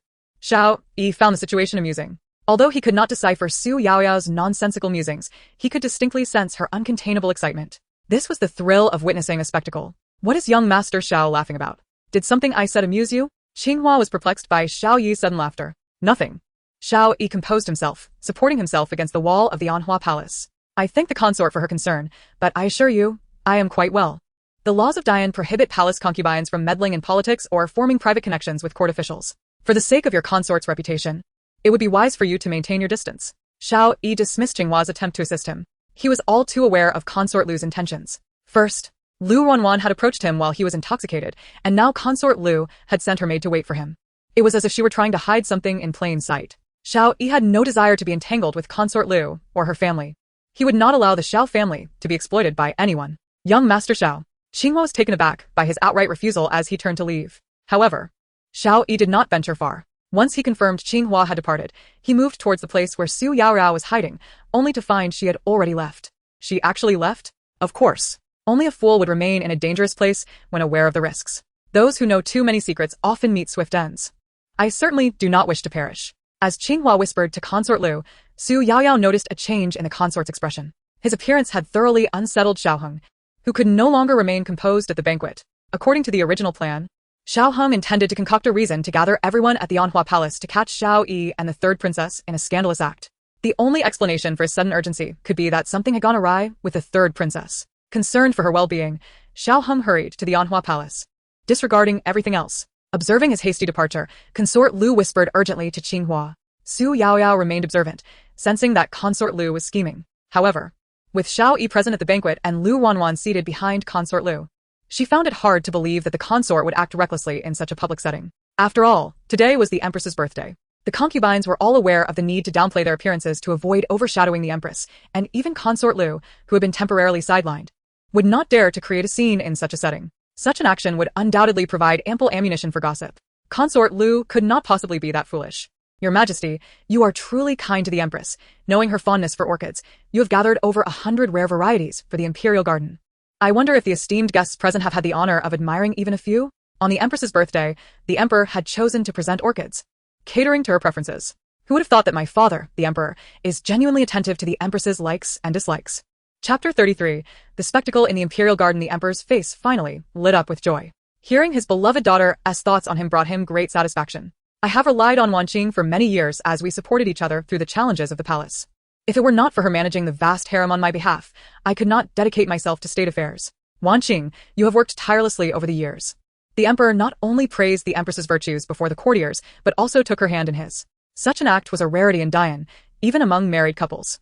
Your Majesty, many courtiers are watching. The Empress felt a bit shy. After all, public displays of affection between men and women were somewhat audacious. Such intimate gestures were typically reserved for the privacy of the bedroom, and the Emperor's public declaration of love for his wife was quite unexpected. The courtiers displayed surprise, while the married women in attendance looked on with envy. In this realm, it was common for men to have multiple wives, and few couples maintained affection from youth to old age.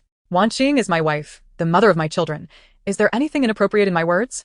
The Emperor showed no sign of relinquishing the Empress's hand, tightening his grip instead. This action nearly shattered Consort Lu's teeth in frustration. This was intolerable. Consort Lu was displeased with the unfolding scene, but Xu Yaoyao couldn't have been happier. My father, the Emperor, is magnificent.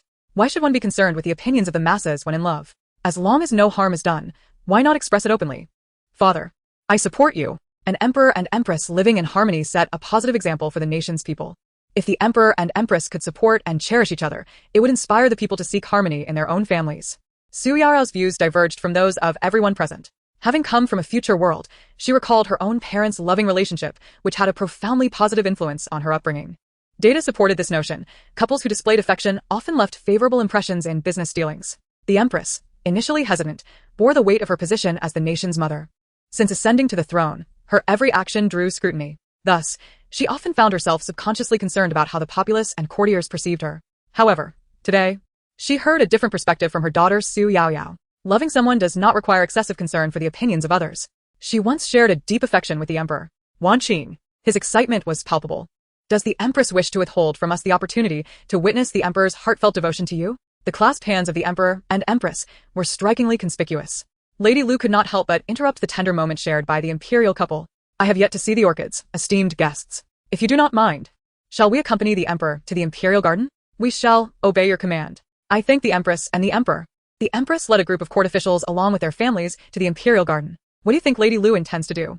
Xu Yaoyao questioned Lady Lu's actions with some confusion. The orchids in the Imperial Garden were a testament to the Emperor's affection for the Empress. It was indeed peculiar for Lady Lu, as a concubine, to suggest that the officials and their families witness the evidence of the Emperor and Empress's love. While the Emperor and Empress were admiring the flowers, Xu Yaoyao was lost in her thoughts. Simultaneously, Xiao Yi unexpectedly approached her. There was only a door separating the Imperial Garden from the Anhua Palace. Xiao Yi's words jolted her from her reverie. Xu Yaoyao finally grasped Lady Lu's intentions.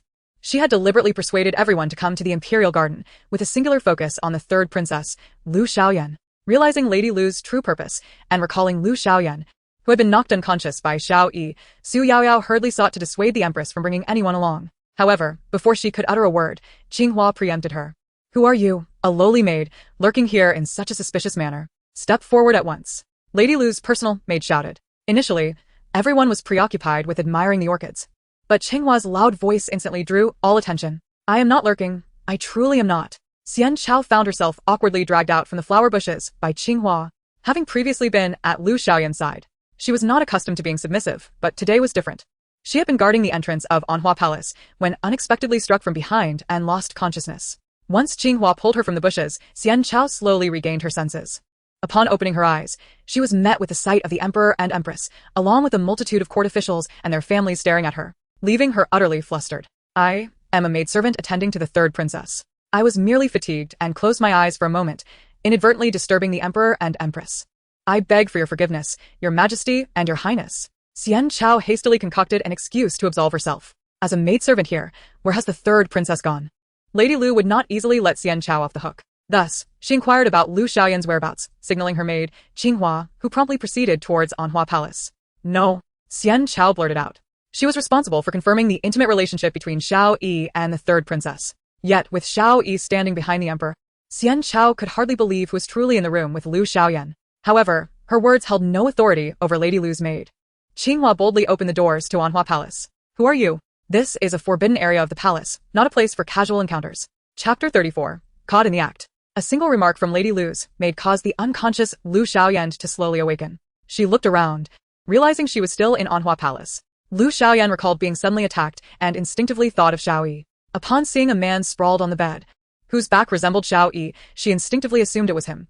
Just as she was about to enact her initial plan, the door to Anhua Palace burst open, and a throng of people entered. Isn't that the third princess? Is that a man lying in her bed? Look at their disheveled clothing. How disgraceful for the third princess to behave so unfilially on the Empress's birthday. The third princess suddenly left, claiming to feel unwell. But it turns out she merely wanted to sneak off for some mischief. The shocking scene sparked a flurry of gossip among the gathered crowd. Some unmarried ladies quickly covered their eyes upon witnessing the scandalous sight. Xu Yaoyao, concerned that the Empress might be too distressed by this incident, instinctively supported her arm, positioning herself in front of the Empress. This is disastrous. Mother will be heartbroken. Everyone was acutely aware that Lu Xiaoyan was the Empress's biological daughter. Her actions, if publicized, would certainly bring shame and sorrow to the Empress. This was the last scenario Xu Yaoyao wished to witness. The Empress had always treated her kindly, and Xu Yaoyao could not bear to see the one person who had shown her affection suffer. How did things turn out this way? I distinctly advised Lu Xiaoyan against pursuing Xiao Yi. How could someone end up in her bed? The Empress's eyes widened in shock upon hearing this. The Emperor also caught wind of Xu Yaoyao's words. The series of events began to unravel in the minds of the Emperor and Empress, revealing Lu Xiaoyan's feelings for Xiao Yi. However, Lu Xiaoyan had ultimately failed in her scheming. Father, mother, why are you here? And why am I in this place? Xu Yaoyao feigned surprise. She had wished for Xiao Yi to become her consort, yet as a princess, she could not allow anyone to know she had orchestrated this entire affair. Thus, Lu Xiaoyan unhesitatingly portrayed herself as an innocent victim. Xiao Shizi, how could you treat this princess so? Lu Xiaoyan's eyes brimmed with tears as she pulled over a nearby blanket to cover her disheveled attire. Her gaze a mixture of sorrow and astonishment. I merely saw you intoxicated and unsteady. I intended to assist you, yet you treated me this way. Lu Xiaoyan aimed to maintain her dignity as a princess. However, she had not anticipated that her words would elicit increasingly strange looks from the onlookers. Third princess, have you lost your mind? It seems to me that you are the one who is truly inebriated. Otherwise, how could you mistake someone? When clearly Xiao Shizi stands right here. Lady Lu raised her voice deliberately. Upon hearing this, Lu Xiaoyan's expression turned to one of shock as she finally looked at the crowd earnestly. Xiao Yi, with his striking appearance, stood out among them. Xiao Yi stands here unharmed. Who then, is the man lying on the bed? Xu Yaoyao's curiosity piqued. After rescuing Xiao Yi, her intent had been to thwart Lu Xiaoyan's plans while allowing her a moment of reflection in Anhua Palace. But now, Anhua Palace not only housed Lu Xiaoyan, but also a man with his back turned to them. Someone dragged the man from the bed. The Emperor's expression had darkened to an extreme. He had already harbored resentment towards Lu Xiaoyan, and now she had audaciously begun to scheme with his court officials. Such behavior was intolerable to the Emperor. Father, mother. Lu Xiaoyan had once been confident in her supposed intimacy with Xiao Yi, but upon seeing him among the crowd, her composure shattered. Xiao Hong, how could it be you? As the guards dragged the man from the bed, Xiao Hong remained oblivious. However, the face before them was one that none of the attendees did not recognize. Lu Xiaoyan had never anticipated that Xiao Hong would invade her bed. She distinctly recalled having expelled him. In that fleeting moment, A multitude of thoughts surged through Lu Xiaoyan's mind. She remembered Xiao Hong's desire to become her consort, as well as the ambition that always gleamed in his eyes during their intimate moments. All of these memories lingered in her mind. You ungrateful wretch. Upon realizing that the person in the third princess's bed was Xiao Hong, the Duke of Jianan could no longer remain composed. He strode forward and delivered a fierce kick to Xiao Hong. As a seasoned warrior, the force of the kick roused Xiao Hong from his stupor, even if it left him dazed. What happened, father? Xiao Hong murmured, still groggy, but as he took in the scene before him, his complexion turned ashen. I am guilty. I deserve death. I should not have been so frivolous with the princess. I implore your majesty and her highness the queen to forgive me. Xiao Hong knelt on the ground, seeking atonement. Despite his profound worry and fear, a flicker of hope also resided within him. He was unaware of who had knocked him unconscious and cast him onto the third princess's bed, but it undeniably opened up new possibilities for their relationship. Xiao Hong, what nonsense are you spouting? His words inadvertently confirmed the intimacy he had shared with the third princess. Lu Xiaoyan found such implications distasteful, and thus, she delivered a swift kick to Xiao Hong. This princess merely assisted someone who had drunkenly stumbled, and you fell and hit your head. Our garments remain intact. Xiao Hong, why must you deliberately tarnish my honor? She had no intention of allowing Xiao Hong to become her consort, a mere son of the Duke of Jianan. Yet he dared to aspire to such a position. Lu Xiaoyan would never permit such an absurdity. Your highness, I deserve 1,000 deaths. Yet I am willing to bear the responsibility for the princess's honor. Xiao Hong insisted on taking the blame. Who asked you to take responsibility, Xiao Hong? Silence, you ingrate. I kindly assisted you, and you repay me with such treachery. Regardless of what transpired, Lu Xiaoyan resolutely maintained her distance from Xiao Hong. Absurd. Chapter 35. The Emperor and Empress's resolve. With a thunderous voice, the Emperor's countenance was icy. Neither Lu Xiaoyan nor Xiao Hong dared to act out of line any further.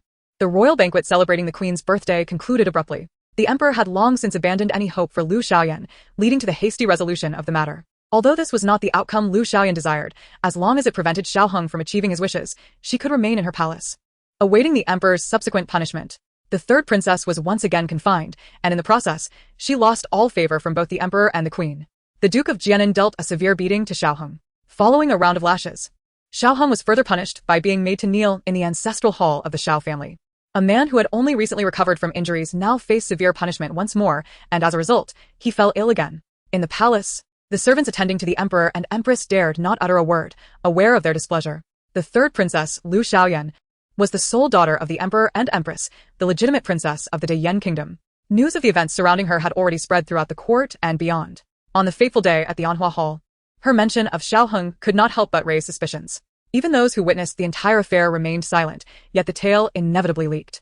Whispers circulated that the third princess harbored affection for the young master of the Xiao family, only to entangle herself with a son of the Xiao family of lesser status. Xu Yaoyao, concerned for the Empress's health, remained by her side, speaking on behalf of the other maids who dared not voice their thoughts. No matter what, she would not allow matters to remain stagnant.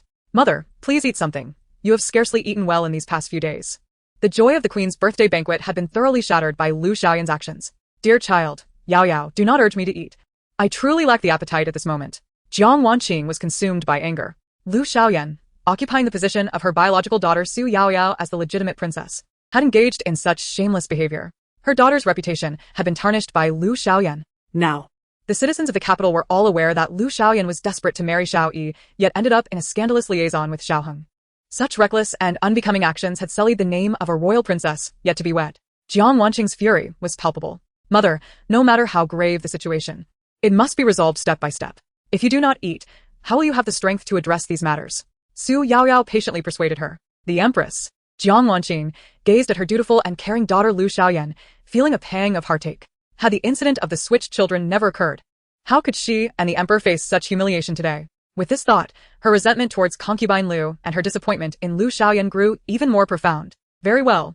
Mother will heed your words. Once I finish my meal, Yaoyao, you shall accompany me to see Lu Xiaoyan. Xu Yaoyao's dutifulness sparked a plan within the Empress. Xia Ju, go to the Hall of Governance and find the Emperor. Inform him that I wish to visit the third princess. This matter cannot be postponed any longer, as it would only exacerbate the situation. Thus, the only solution to the current predicament is to expedite Lu Xiaoyan's departure from the palace. Out of sight, out of mind. As long as this child remains within the palace, her willful and unruly nature will inevitably cause further trouble. After finishing her meal, the Empress, accompanied by Xu Yaoyao, went to see the Emperor, and together they devised a plan. In the 100 Flowers Palace, the confined Lu Xiaoyan languished in her princess quarters, feeling utterly bored.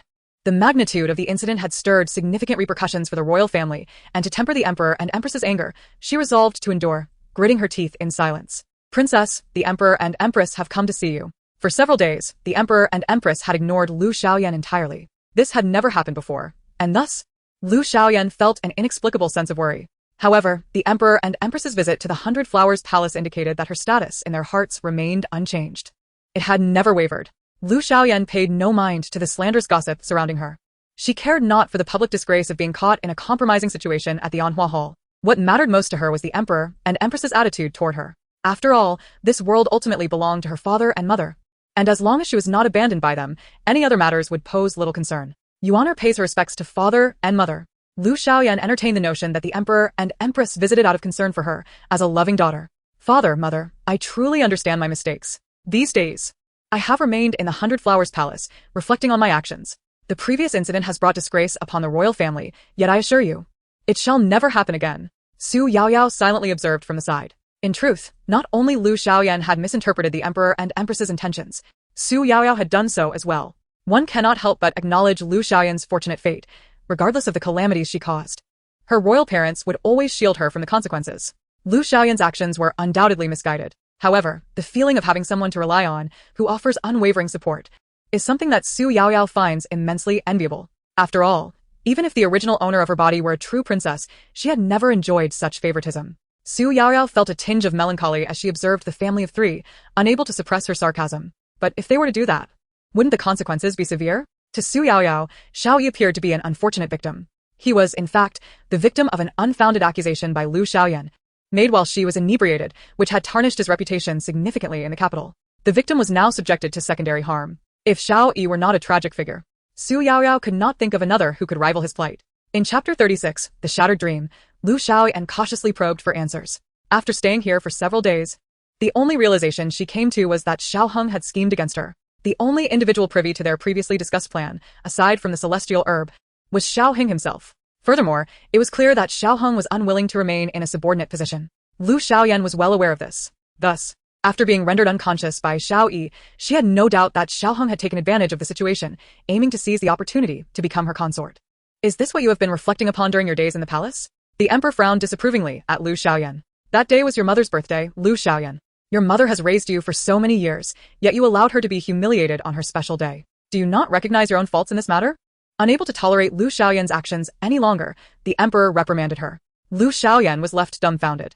She had initially thought that the empress was concerned for her well-being after her recent troubles, but she never anticipated that the empress had come to chastise her. Yes, I admit my fault. I should not have shown compassion and intervened to help the drunken Shao Yi. However, at this point, Lu Xiaoyan remained adamant in her previous stance, repeatedly asserting her innocence and claiming to be a complete victim. Unbelievable. I have never encountered someone so shameless. Xu Yaoyao could not help but scoff. Brought here by the empress, Xu Yaoyao had come merely to observe, knowing that the only individuals capable of educating Lu Xiaoyan were the emperor and empress. However, upon witnessing Lu Xiaoyan's brazen lies, she found the situation utterly tedious. Lu Xiaoyan, do you truly believe that others are blind and ignorant? The empress struck Lu Xiaoyan across the face, disappointment evident in her gaze. If you have forgotten what transpired in the Anhua Palace that day, I would not hesitate to have your personal maid subjected to severe interrogation. I would very much like to see how you would justify yourself then. Lu Xiaoyan. Do not delude yourself into thinking you can deceive the world. In truth, everyone knows what schemes you harbor in your heart. The bond of motherly affection was swiftly dismissed by the empress. Mother, I did not deceive you. I truly did not. Lu Xiaoyan was filled with fear. Her greatest support in the palace was her father and mother, and now that both the emperor and empress were profoundly disappointed in her, how could she not be terrified? The affair between you and the illegitimate son of the Xiao family, Shiao Hong, is now known throughout the capital. Therefore, for the sake of the royal family's dignity, I intend to grant you a marriage to Shiao Hong. The emperor, suppressing his agitation, addressed Lu Xiaoyan coldly. I refuse. I refuse to marry Shiao Hong. Lu Xiaoyan could no longer maintain her composure. She completely broke down, abandoning all pretense, and knelt before the emperor and empress. Father, mother, I am your only daughter. If you marry me off to Shiao Hong, will that not further tarnish the royal family's reputation? I am a legitimate princess. How can I marry a powerless illegitimate son? From the outset, Lu Xiaoyan had never regarded Shiao Hong's status with any respect. In her eyes, he had always been as insignificant as an ant, and thus, in all her plans, she had only considered him as a potential male concubine. Impudent. Matters of marriage are not for you to pick and choose. The emperor bellowed. The affair between you and Shiao Hong is already common knowledge. Do you still hope to marry Xiao Yi? I simply will not marry Shiao Hong. Among all the ministers and noble sons, I have eyes only for Xiao Yi. Lu Xiaoyan had finally reached her breaking point. Xu Yaoyao, on the other hand, stood by in stunned silence. Her astonishment was not at Lu Xiaoyan's obsession with Xiao Yi, nor was it at Lu Xiaoyan's public declaration. After all, she had already heard of such matters previously. What shocked Xu Yaoyao was the emperor and empress's intention to wed Lu Xiaoyan to Shiao Hong. Your Majesty, this marriage cannot be sanctioned. Lu Xiaoyan has never considered finding a husband to share her life with, unlike the noble ladies of the capital. Lu Xiaoyan dreams of establishing her own household, finding a consort, and then seeking out those men who capture her interest. In the original storyline, Lu Xiaoyan harbored grand ambitions. If left unchecked, Xiao Yi would not have suffered so greatly at her hands. The Jianan Marquis has a family with genuine military achievements. If Lu Xiaoyan were to marry into the Jianan Marquis, she could incite Shiao Hong to rebel and overturn the court. The Xiao family being wrongfully accused, with their loyal members meeting untimely deaths, must not come to pass. Xu Yaoyao lamented wildly in her mind. She was as frantic as an ant on a hot pan. If the Jianan Marquis were to be brought down by the collusion of Lu Xiaoyan and Shiao Hong, the Lu family would become the most powerful family in Dian. Xu Yaoyao was filled with urgency, nearly spinning in circles, completely oblivious to the shocked expressions on the emperor and empress's faces as they heard her thoughts. This false daughter, Lu Xiaoyan, had stirred up such turbulence with the illegitimate son of the Xiao family.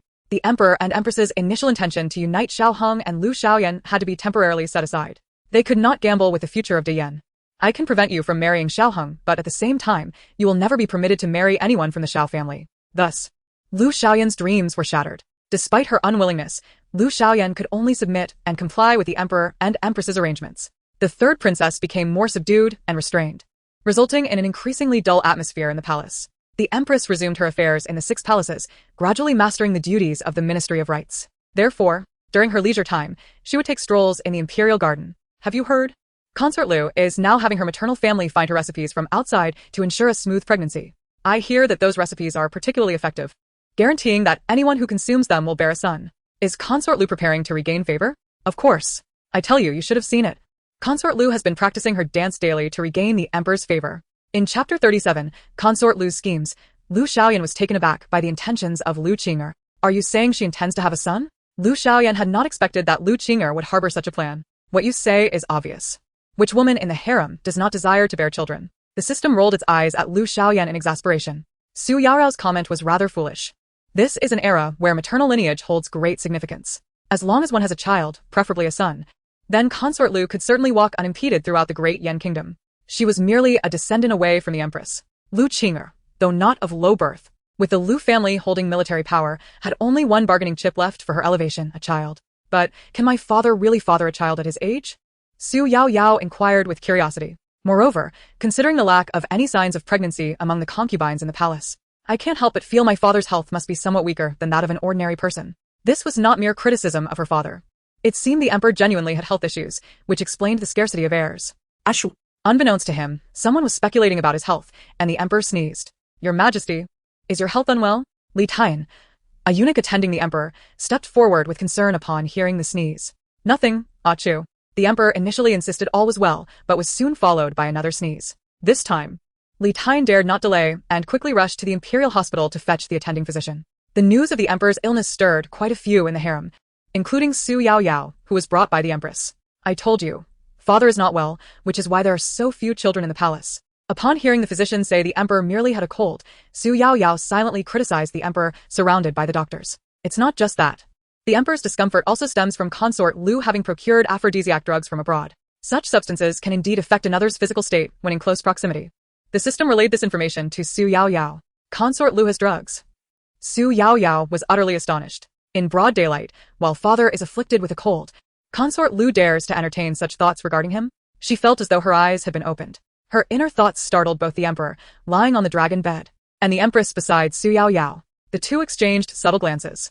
My beloved, have you changed your perfume today? The emperor, maintaining composure, took a step back, distancing himself from Consort Lu, who was eager to attend to his ailment. Hearing of his sudden discomfort, Consort Lu was the first to rush to the emperor's chambers. Though many claimed she was deeply in love with the emperor, the reality was that she sought to approach him under the guise of caring for his health. The emperor had not visited her palace in quite some time. The concubine he had recently taken a liking to was a talented dancer. How could Consort Lu not feel anxious? Your Majesty, have you noticed? Consort Lu, taken aback by the emperor's question, blushed with embarrassment. I didn't expect you to notice I changed my perfume today. You truly hold me in your heart. Oh, Such flattery is nauseating. Could it be that the emperor genuinely favors Consort Lu, hence his earlier inquiries? As the sovereign, with myriad state matters to attend to, does he truly have the leisure to concern himself with whether Consort Lu has changed her perfume? Mother, should we discard such a fickle man as the emperor? Xu Yaoyao, unaware her thoughts were overheard, instinctively clung to the Empress's arm, feeling pity for her. The Empress's expression was equally grim. Together, the two women, their faces clouded with displeasure, turned to the emperor, who was nestled beside Consort Lu, a scene that was quite distressing. Yet, the emperor lamented his plight. How unjust. He was truly wronged. Ordinary people could seek justice for their grievances through the courts, officials could appeal to him. But who could the emperor turn to when he was wronged? Consort Lu, I find your new perfume to be quite overwhelming. I suggest you revert to your previous scent. The emperor stated bluntly before the gathered audience. Consort Lu's face alternated between white and red. She had believed the external medicine had begun to take effect, prompting the emperor to notice her after his long neglect. To her surprise, it was merely the scent he detested that provoked his reprimand. You inept fools. What is this nonsense you have brought me? Consort Lu could not display anger towards the emperor. Thus, she could only vent her frustration on her own attendants. yes. I shall attend to it immediately. Qinghua, fearful of displeasing Consort Lu, understood the stakes involved. Consort Lu was determined to regain the emperor's favor through her perfumes and the dance she had diligently practiced. Now, with the perfumes in disarray, her plans would have to be postponed. Consort Lu was bound to be infuriated, and her wrath would inevitably spill over onto those serving her, including Qinghua, her closest maidservant. Qinghua hurriedly set off to rectify the situation. It was the first time anyone dared to intercept something intended for Consort Lu. Usually, upon hearing that something was destined for her palace, no one would question it. Your Highness, the person delivering the incense has been stopped by the palace guards. I could not bring them in. Please forgive me. Qinghua knelt, seeking forgiveness. Did you not inform them that the person was to see me? Consort Lu retorted angrily. I did, Your Highness, but the palace guards still refused entry, stating that no outsiders are allowed in the harem. Consort Lu was infuriated. Her teeth clenched as she uttered those words, suddenly turning to the kneeling Qinghua. Has the commander of the palace guards not recently been replaced by young Master Xiao? Yes, Your Highness. Then go fetch Xiao Yi. I have words for him. Consort Lu commanded. Her dealings with the Lu family required the guards to turn a blind eye, making it imperative that she meet with young Master Xiao. Chapter 38. The meeting between young Master Xiao and Consort Lu. Young Master Xiao was summoned to the palace by Qinghua. This was the first time he met Consort Lu alone. I have met Consort Lu, young Master Xiao said, rising without the need for excessive formality. Having shed his earlier indignation, Consort Lu now bore no trace of displeasure. She observed young Master Xiao before her and found him increasingly handsome. It was not uncommon to encounter individuals of noble birth in the capital, but those who were not only of good lineage but also handsome and capable were indeed rare. And young Master Xiao was one of them. Might I ask why the esteemed consort has summoned me? Young Master Xiao, now the commander of the palace guards, was responsible for palace affairs, including those concerning Consort Lu. He understood why she had called for him. Surely, it must be due to the incident involving Qinghua and the delivery being halted. If he believed there was no connection, young Master Xiao would not have faith in such a notion. Those are trivial matters, young Master Xiao. I summoned you to inquire your opinion on my niece, Lu Wanruan. Consort Lu did not dwell on the issue of her attendant being stopped at the palace gates. As long as she could secure young Master Xiao's favor, entering and exiting the palace would no longer pose a problem. What does the esteemed consort mean? Young Master Xiao furrowed his brow, feigning ignorance. We are both intelligent individuals, young Master Xiao, and it seems you have now reached a suitable age for marriage. My niece, Lu Wanruan, has also reached the age of maturity and is now seeking a suitor. I believe you and my niece are a splendid match. Consort Lu spoke candidly, leaving no room for evasion. What is your stance on this, young Master Xiao? Thank you for your gracious intentions, Your Highness. But I must confess that my heart is already claimed, and I fear I would be remiss to accept your kindness. Xiao Yi resolutely declined. Upon hearing this, Lady Lu chuckled. She was not angered by Xiao Yi's words. In her view, he was merely crafting an excuse to deflect her advances. Xiao, young master, do you still harbor feelings for the third princess? I do not deny that she comes from a distinguished lineage. Yet the notion of two brothers vying for the affections of a single woman would surely cast a shadow upon our reputation, she remarked. Xiao Yi was once likely to be matched with Lu Xiaoyan, yet Lady Lu had severed all potential ties between them. Although nothing untoward transpired between Lu Xiaoyan and Xiao Hong, the mere sight of a man and woman alone together in disarray would inevitably invite speculation. Thus, the third princess would forever be subject to scrutiny due to her ambiguous relationship with your half-brother. For the sake of the Xiao family's honor, your association with the third princess has become untenable. Upon reflection, I find that among the remaining eligible women, only my niece Lu Wanwan and the queen's niece Xu Yaoyao are suitably matched with your esteemed lineage. Alas, Xu Yaoyao is already destined for a political marriage with the Xiongnu. Therefore, my dear Xiao young master, among the unmarried women in this capital, it is only my niece Lu Wanwan who is most fitting for you. Though the capital is not small, truly distinguished families are few. Time is fleeting. Do not let this opportunity slip away, Xiao young master. Lady Lu laid her thoughts bare before Xiao Yi. From the current circumstances, it appeared that her niece was indeed the most suitable match. Yet, Xiao Yi would not allow such a union to transpire. For he had subtly discerned a truth from her earlier remarks. The one who orchestrated Xiao Heng's clandestine meeting with the third princess was none other than Lady Lu herself. Furthermore, when Lu Wanwan had intercepted him with her concern, it served as corroboration of Lady Lu's interference. Thank you for your concern, Your Highness. My sole focus now is to serve my country. I harbor no other intentions. Your niece, Miss Lu, hails from a noble family, whereas I am merely a martial man. Lacking in guile, we are surely incompatible. I urge you to seek a more suitable match for Miss Lu, lest her lifelong happiness be jeopardized. Without regard for Lady Lu's expression, he excused himself, citing the multitude of affairs within the palace as his reason for departure. Both the Lu and Xiao families wield military power, and Xiao Yi was acutely aware of Lady Lu's ulterior motives. However, even if the Xiao family were to acquiesce, the royal family would undoubtedly oppose it. Lady Lu was ultimately too wishful in her designs. After leaving Lady Lu's quarters, Xiao Yi resumed his routine patrol of the palace guards. It was then he encountered Princess Annal, Xu Yaoyao. Initially, Xiao Yi held no particular thoughts about seeing Princess Annal. Yet recalling Lady Lu's words compelled him to halt nearby. Xiao young master, what troubles you? Is there something amiss in this part of the palace? Xu Yaoyao assumed Xiao Yi's furrowed brow signified her wrongdoing. Open flames are prohibited within the palace, Princess Annal. As Xiao Yi discerned Xu Yaoyao roasting skewered meat, his brows knitted slightly as he approached her. Fear not, I have merely observed that my mother lacks an appetite. The dishes prepared by the Imperial kitchen have grown tiresome over the years, so I thought to prepare something fresh for her. Xu Yaoyao. Her intention being to entice the Empress to eat more. Once the skewers were ready, she promised to extinguish the fire completely. Having been educated on the perils of fire, Xu Yaoyao understood the gravity of her actions. One cannot bite the hand that feeds them, she thought, deciding to sacrifice a small portion of the skewers as a means to curry favor with Xiao Yi. Princess Annal was exceedingly filial towards the Empress. Xiao Yi regarded her with a mixture of darkness and intrigue. The Empress has acknowledged me as her daughter. It is only natural for a child to honor their mother. Regardless of how others perceive the bond between the Empress and myself, I act according to my conscience, having long since regarded her as my true mother. Are you aware, Princess, that it is rumored throughout the palace that the Empress adopted you as her daughter for the sake of a political alliance with the Xiongnu? Xiao Yi inwaited. The land of the Xiongnu is fraught with hardship. Princess Annal, you must ponder this carefully. I have indeed contemplated it, and I thank you for your concern. Xiao young master. Xu Yaoyao raised her gaze to meet his. However, it is inevitable that a woman will be sent to the Xiongnu for the alliance. If not me, then someone else. Should I flee, the girl who replaces me will be equally unfortunate. As long as the prospect of alliance remains, the essence of the matter remains unchanged. Xu Yaoyao articulated her thoughts clearly. The act of marrying off women for political gain is, at its core, a form of exploitation. It is unjust for both myself and others. Unless our nation prevails over the Xiongnu and severs these alliances, the situation will not alter. If I refuse to go, sending another girl in my stead is equally wrong. Xu Yaoyao preferred to live a carefree existence, yet she recognized that her choices impacted only herself. She had never harbored intentions to harm others. A person's rights and obligations are reciprocal. As Xiao Yi listened to Xu Yaoyao's sentiments, he found himself captivated by the petite, radiant woman before him. He had initially assumed her acceptance of the alliance was mere bravado, yet he was surprised to discover her thoughts mirrored his own.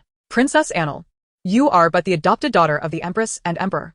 The true royal privilege of being a princess has long been bestowed upon the third princess. Do you not find it unjust to replace her in this alliance with the Xiongnu? Xiao Yi sought to understand Xu Yaoyao more deeply, articulating his thoughts deliberately.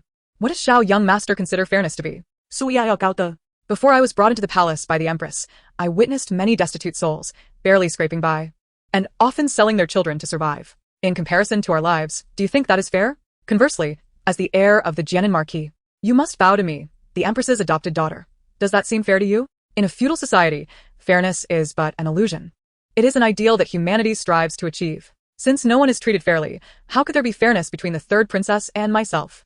Though Xu Yaoyao appeared to drift through life in a daze, she was acutely aware that this was not the era she once knew. When in Rome, do as the Romans do. Indeed, I have been narrow-minded, and I admire your noble principles, Princess Annal. Xiao Yi bowed respectfully to Xu Yaoyao. His words were genuine.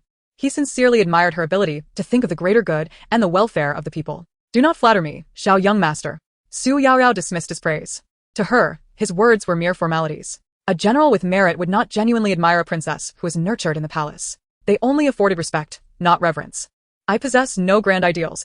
I seek only to act in accordance with my conscience. As for the third princess and her choices, that is her affair. I, too, will act solely according to my conscience. She remained indifferent to the affairs of others, focusing solely on her own. What goes around comes around. Lu Xiaoyan may harbor ill intentions or possess a malevolent heart, yet the kingdom of Dian is governed by laws.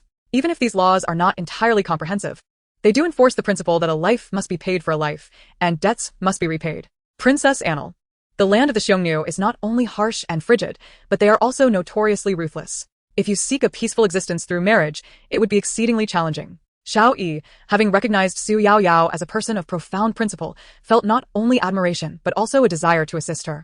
No woman in the kingdom of Dian should become a sacrificial pawn in a political marriage, Xu Yaoyao included.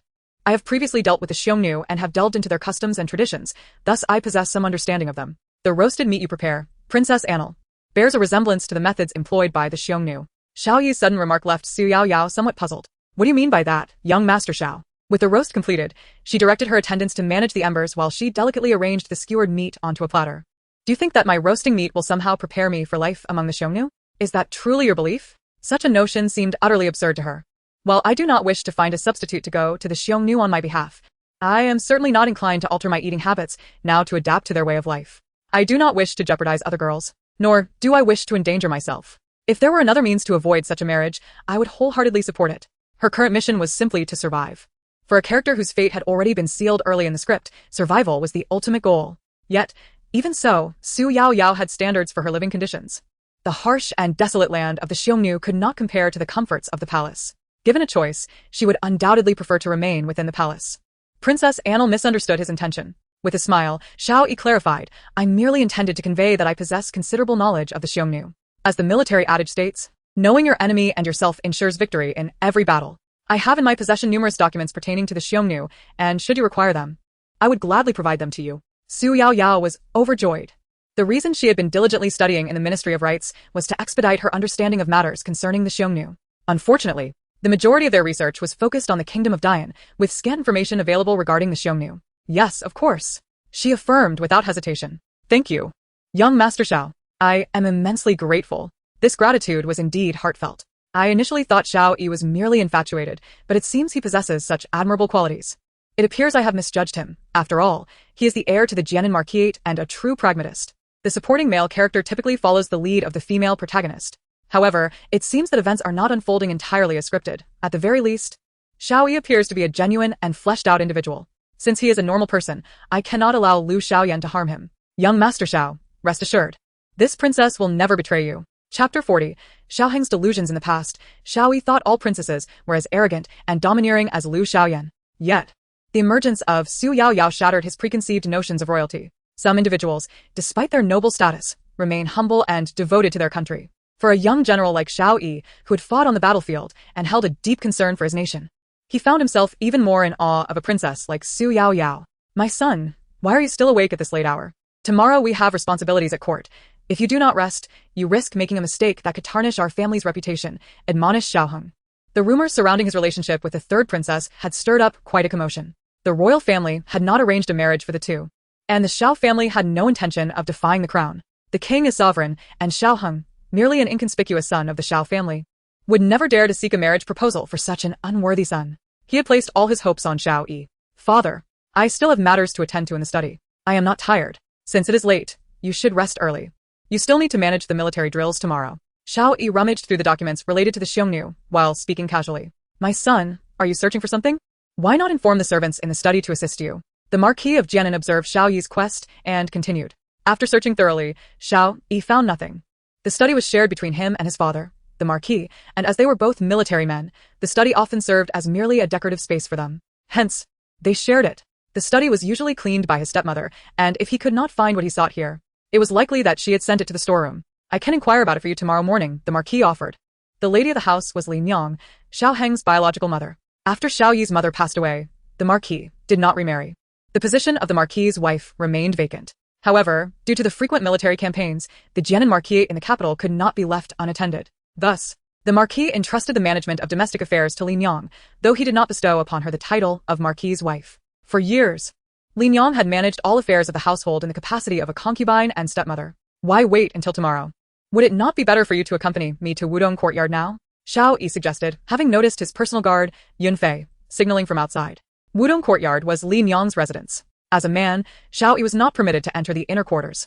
The Marquis did not object, showing a degree of indulgence toward Xiao Yi, stemming from his own guilt. He felt a profound sense of remorse towards his legitimate son. A month later, his elderly mother, concerned about the Xiao family's dwindling numbers and the implications for their lineage, encouraged the Marquis to take one of the concubines from the family and elevate her to the status of a concubine, which led to the current Li Nyang. This incident had caused Xiao Yi to harbor resentment towards his father. The Marquis had long sought an opportunity to make amends with his son, yet each attempt seemed to backfire. Their relationship had become one of mere formality, devoid of the warmth and closeness they once shared during the time when a wife was still present.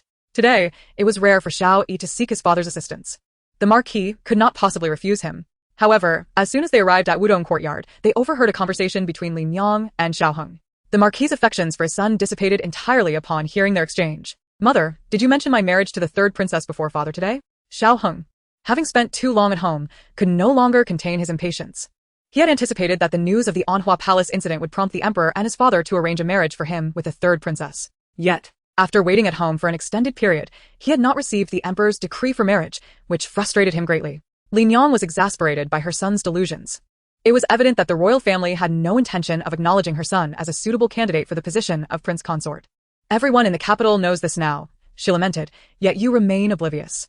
It is precisely because the rumors are rampant that the royal family will grant me a marriage with a third princess." Shiao Hong retorted, bewildered. "They may disregard me, the illegitimate son, but surely they must care about the reputation of the third princess. I may be of low birth, yet the third princess is of noble lineage. She is the legitimate daughter of the queen and the emperor, frequently praised by ministers in the court. Now that the third princess and I share an intimate relationship, it would only be just for His Majesty and the queen to endorse my position as her consort for the sake of her honor." Shiao Hong was unaware of the unseen assistance he had received. Nevertheless, this moment presented a rare opportunity for him. "Mother, you must aid me. Once I become the prince consort, you shall have a princess as your daughter-in-law." Shiao Hong implored his birth mother, Concubine Lu. "You have diligently managed the affairs of the Jianan Marquis for many years. Father has never granted you the title of Lady of the Marquis. However, if I were to become the prince consort, for the sake of the royal family's dignity and for the third princess's reputation, Father would be compelled to elevate you to the position of Lady of the Marquis. Mother, do not be foolish. If this succeeds, we shall both bask in glory within this household." Having endured humiliation for years, Shiao Hong was no longer willing to tolerate it. Why should Xiao Yi be elevated above him? Since his mother, Concubine Lu, managed the household, she should rightfully be recognized as the legitimate lady of the Marquis.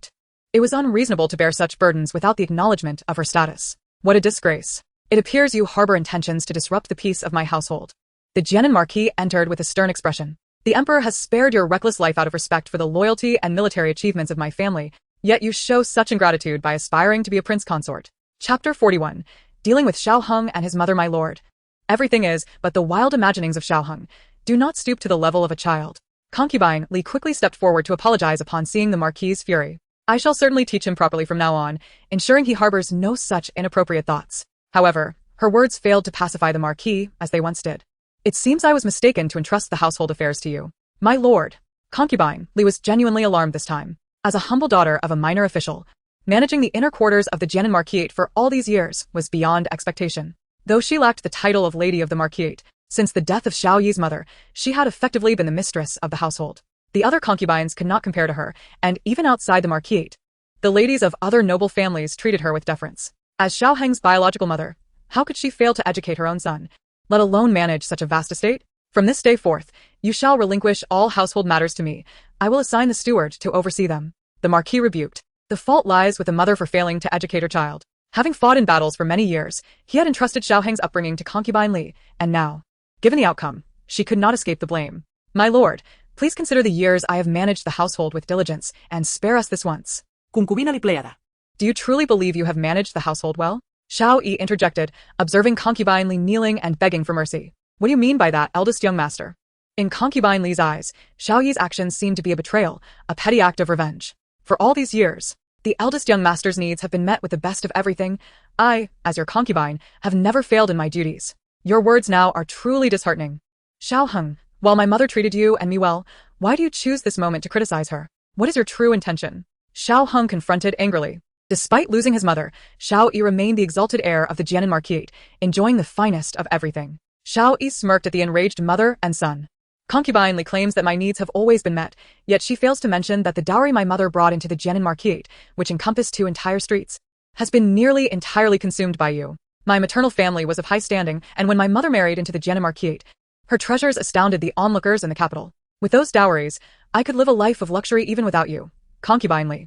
There were grievances he had not addressed during his years of warfare. You seized my mother's dowry, and while my father and I were away at war, you killed and sold my mother's servants, all to fully possess my mother's dowry. You even had the steward Li's leg broken to eliminate him as a witness. I have remained silent on these matters, but do you truly believe you have done nothing wrong?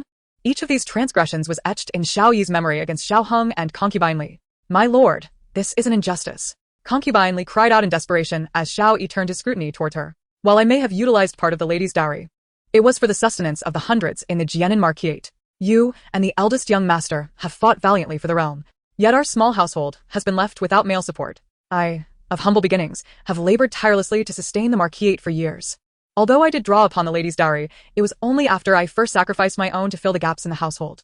Concubine Li had crafted a seemingly flawless justification for her actions. If Xiao Yi insisted she acted out of self-interest, he would overlook the fact that she had first used her own dowry. Well then, have I ever faulted you for this?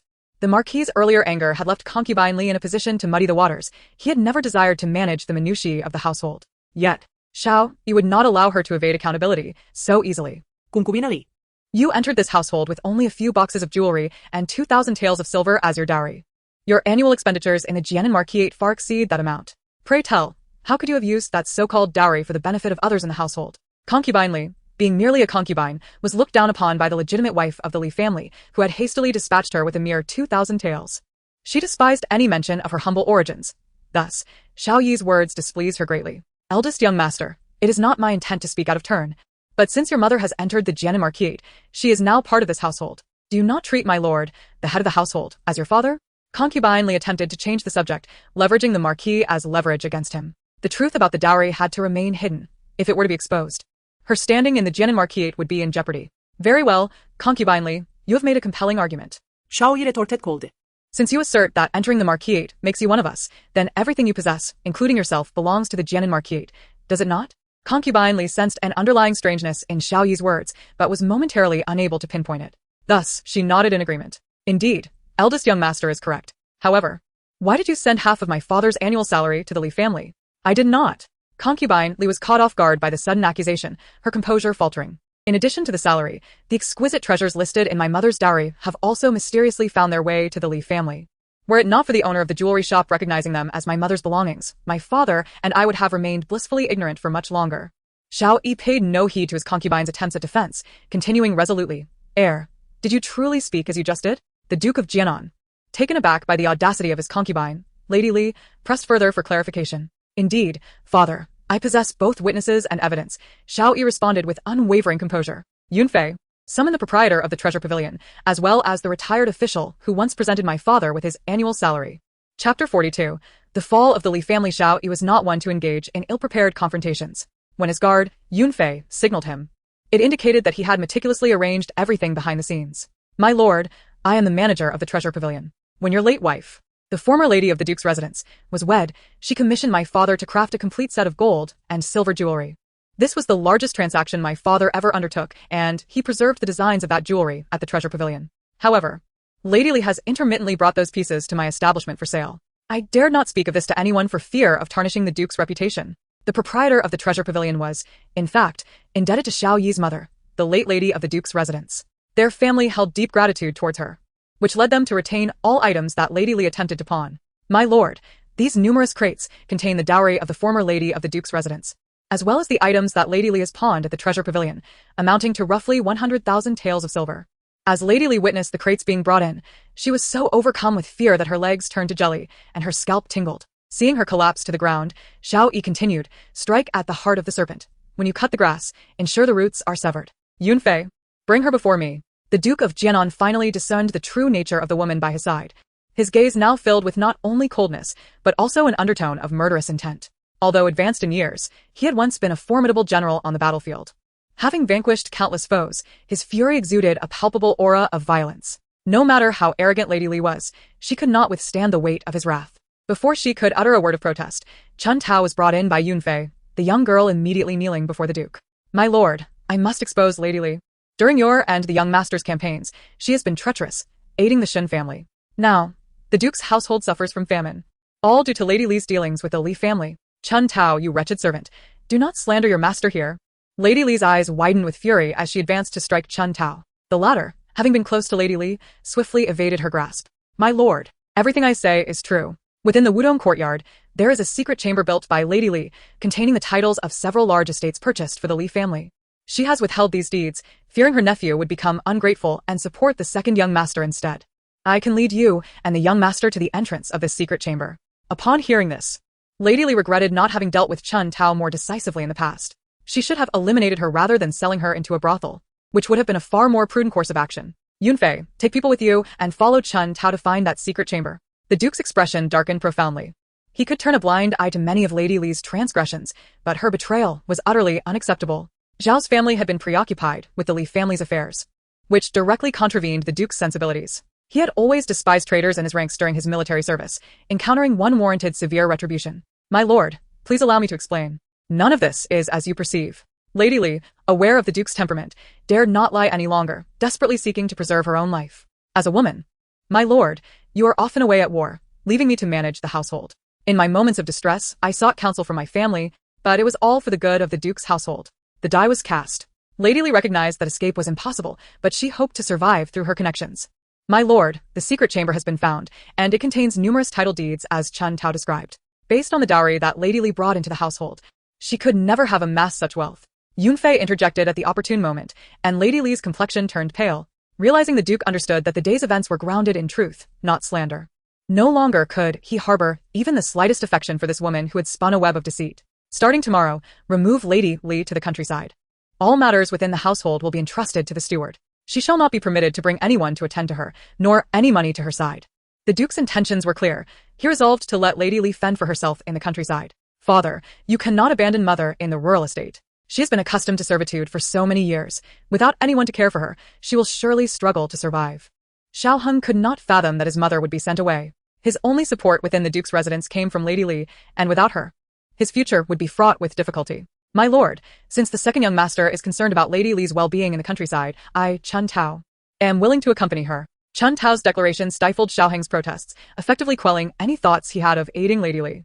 No. Shiao Hong immediately retorted. At the same moment, Lady Li, silenced by Chun Tao's words, shook her head vigorously. Father, Chun Tao harbors resentment toward my mother. If she stays by her side, it will surely bring harm to her. Father, she is lying. She will undoubtedly mistreat my mother. Shiao Hong argued. Thus, it was decided. Chun Tao would accompany Lady Li to the countryside.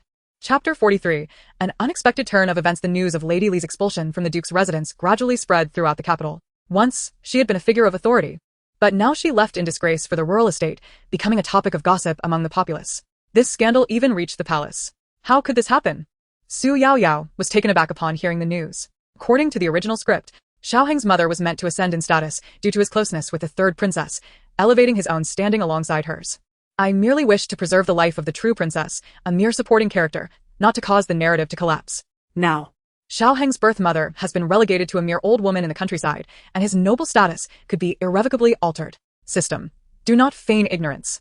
I fear the ripple effects. It could cost me my life. Xu Yaoyao was genuinely frightened. She had orchestrated numerous events solely to safeguard her existence, and she had no intention of meddling in matters beyond that. Host, is it not better to be in this situation? The system had completely given up. Since Xu Yaoyao had refused to alter her fate of marrying into the Xiongnu, the system had followed suit in its apathy. Moreover, I find the revised plot quite intriguing. It has provided me with much entertainment. The system quipped. Enough with the sarcasm. No need for your condescending remarks. Xu Yaoyao, Believing the system was sulking, responded helplessly. If I perish, you will face the consequences of failure as well. We are tethered together, like two grasshoppers on a single string. If my life is in jeopardy, yours is not safe either. Xu Yaoyao, I am not being sarcastic. The system, seeing its host's agitation, quickly clarified. I am genuinely not jesting. Have you forgotten that I am a bystander system? My very essence is sustained by the myriad of gossip from the palace. As long as such tales abound, neither of us shall face any peril. If there were to be any punishment, it would have been imposed when Xu Yaoyao came to Kyoto to acknowledge her kin. Are you saying all of this is true? Xu Yaoyao inquired, still somewhat skeptical. She had never considered that the system thrived on the sustenance of idle chatter and intrigue. Then I shall venture out more often, eavesdrop a bit. and help prolong our existence, Xu Yaoyao suggested tentatively. The system, rarely witnessing Xu Yaoyao in a state of relaxation, was profoundly moved as it began to engage with the narrative and fulfill its tasks. Xu Yaoyao felt somewhat speechless watching the system weep. Feeling a twinge of guilt, she reached out to comfort the system and thought it best to take it along on her outings, thus providing it with some nourishment. Without further ado, after lunch that day, seizing the refreshing autumn breeze, Xu Yaoyao ventured to the Fingy Palace, carefully assisting the Empress out of the palace. Mother, Xia Zhu said you have a fondness for chrysanthemums. The garden is now in full bloom. Shall I accompany you for a stroll? The Empress, Jiang Wanqing, was not in the best of health, having summoned the imperial physicians to Fingy Palace several times over the course of the summer. Xu Yaoyao was genuinely concerned. Therefore, in an effort to assist both herself and the system, as well as to help the Empress strengthen her health, Xu Yaoyao deemed it wise to take her mother for a walk. Very well, my dear Yaoyao, I shall indulge in your wishes. But do not let your thoughts dwell solely on me, Jiang Wanqing replied, touched by her daughter's thoughtfulness and constant concern for her well-being. Yet, she was also worried that Xu Yaoyao's excessive attention to her might lead her to neglect her own marital prospects. Jiang Wanqing had made her stance clear to the emperor. Under no circumstances would she allow her daughter to be married off to the Xiongnu. Having been estranged for many years, the Empress only wished to keep her daughter close. She would not sacrifice her daughter's happiness for the sake of national interests. In the future, when it came time for Xu Yaoyao to choose a consort, she would ensure that her daughter had the freedom to select someone she truly admired. My dear, there are many fine young men in Kyoto. Our Yen kingdom does not impose strict limitations on women, and I shall advocate for you. So you may freely choose your preferred suitor here. A marriage proposal? How unexpectedly abrupt. Xu Yaoyao nearly dropped her jaw in astonishment. After all, how old was her current form? Yet, the next moment, she recollected the era she was in and felt somewhat at a loss. Mother, I simply wish to remain by your side. Beyond that, I desire nothing else. As long as you are well, I shall find my solace within this palace. Xu Yaoyao pouted, clinging to the Empress's arm and playfully pleading. All I want is you, mother. Everything else is of little consequence. The Empress genuinely cared for her.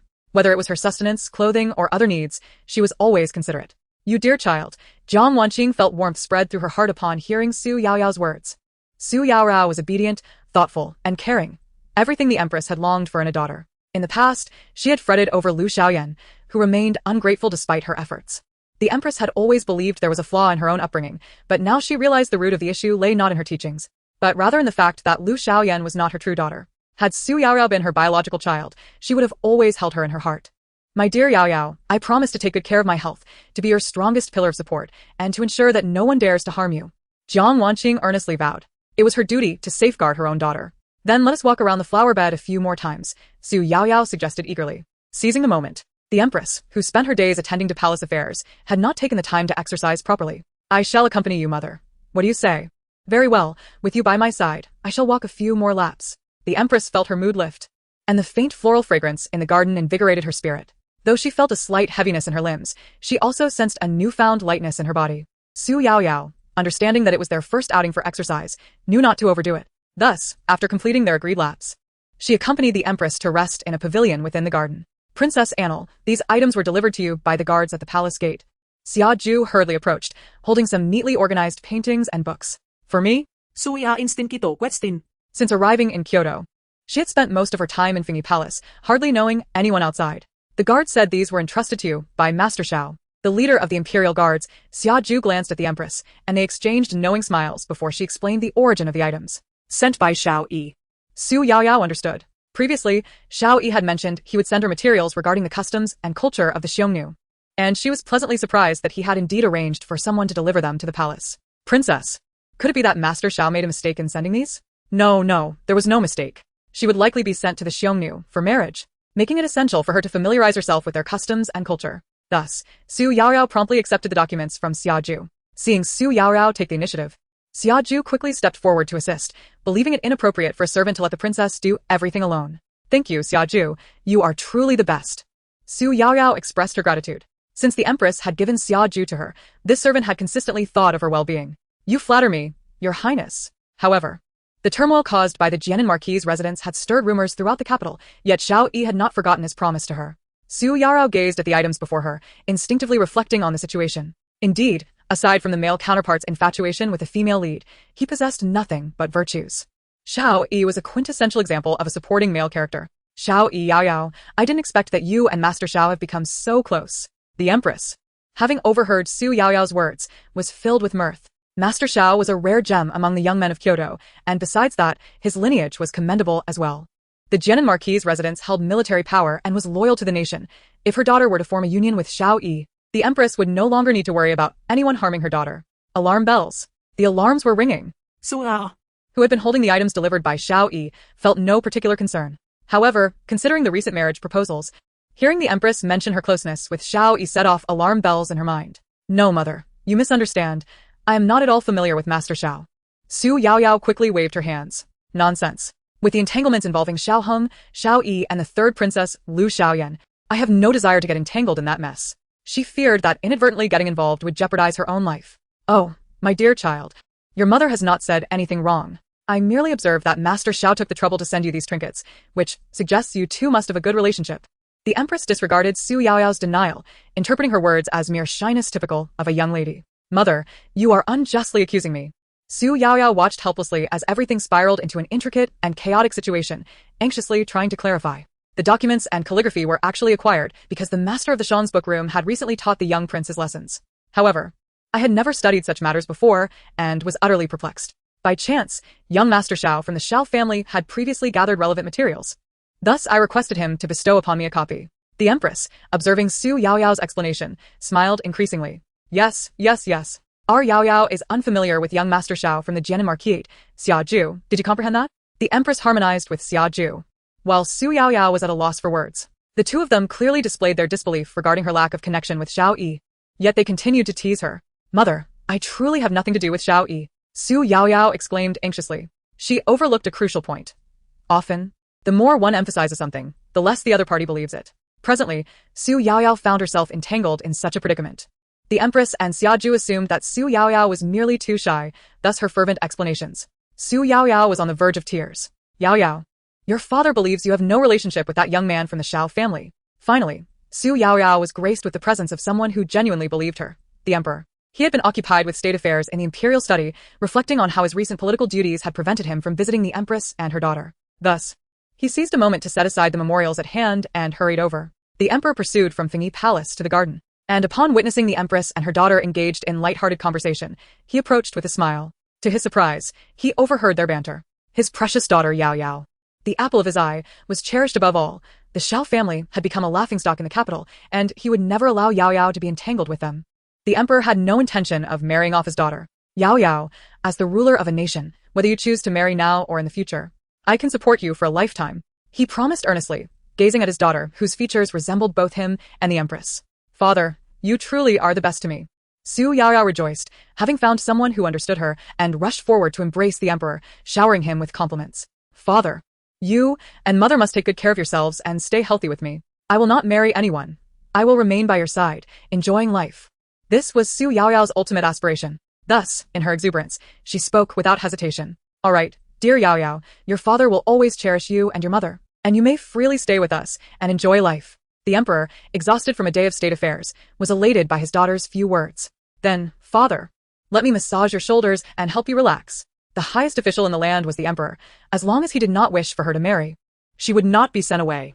Once Xu Yaoyao grasped this convoluted situation, she wasted no time in clinging to the Emperor's leg, lavishing him with praises. Indeed, with such a wonderful daughter, I shall not let those young men outside take advantage of her. The Empress watched the father-daughter pair standing together, her frustration causing her to chuckle.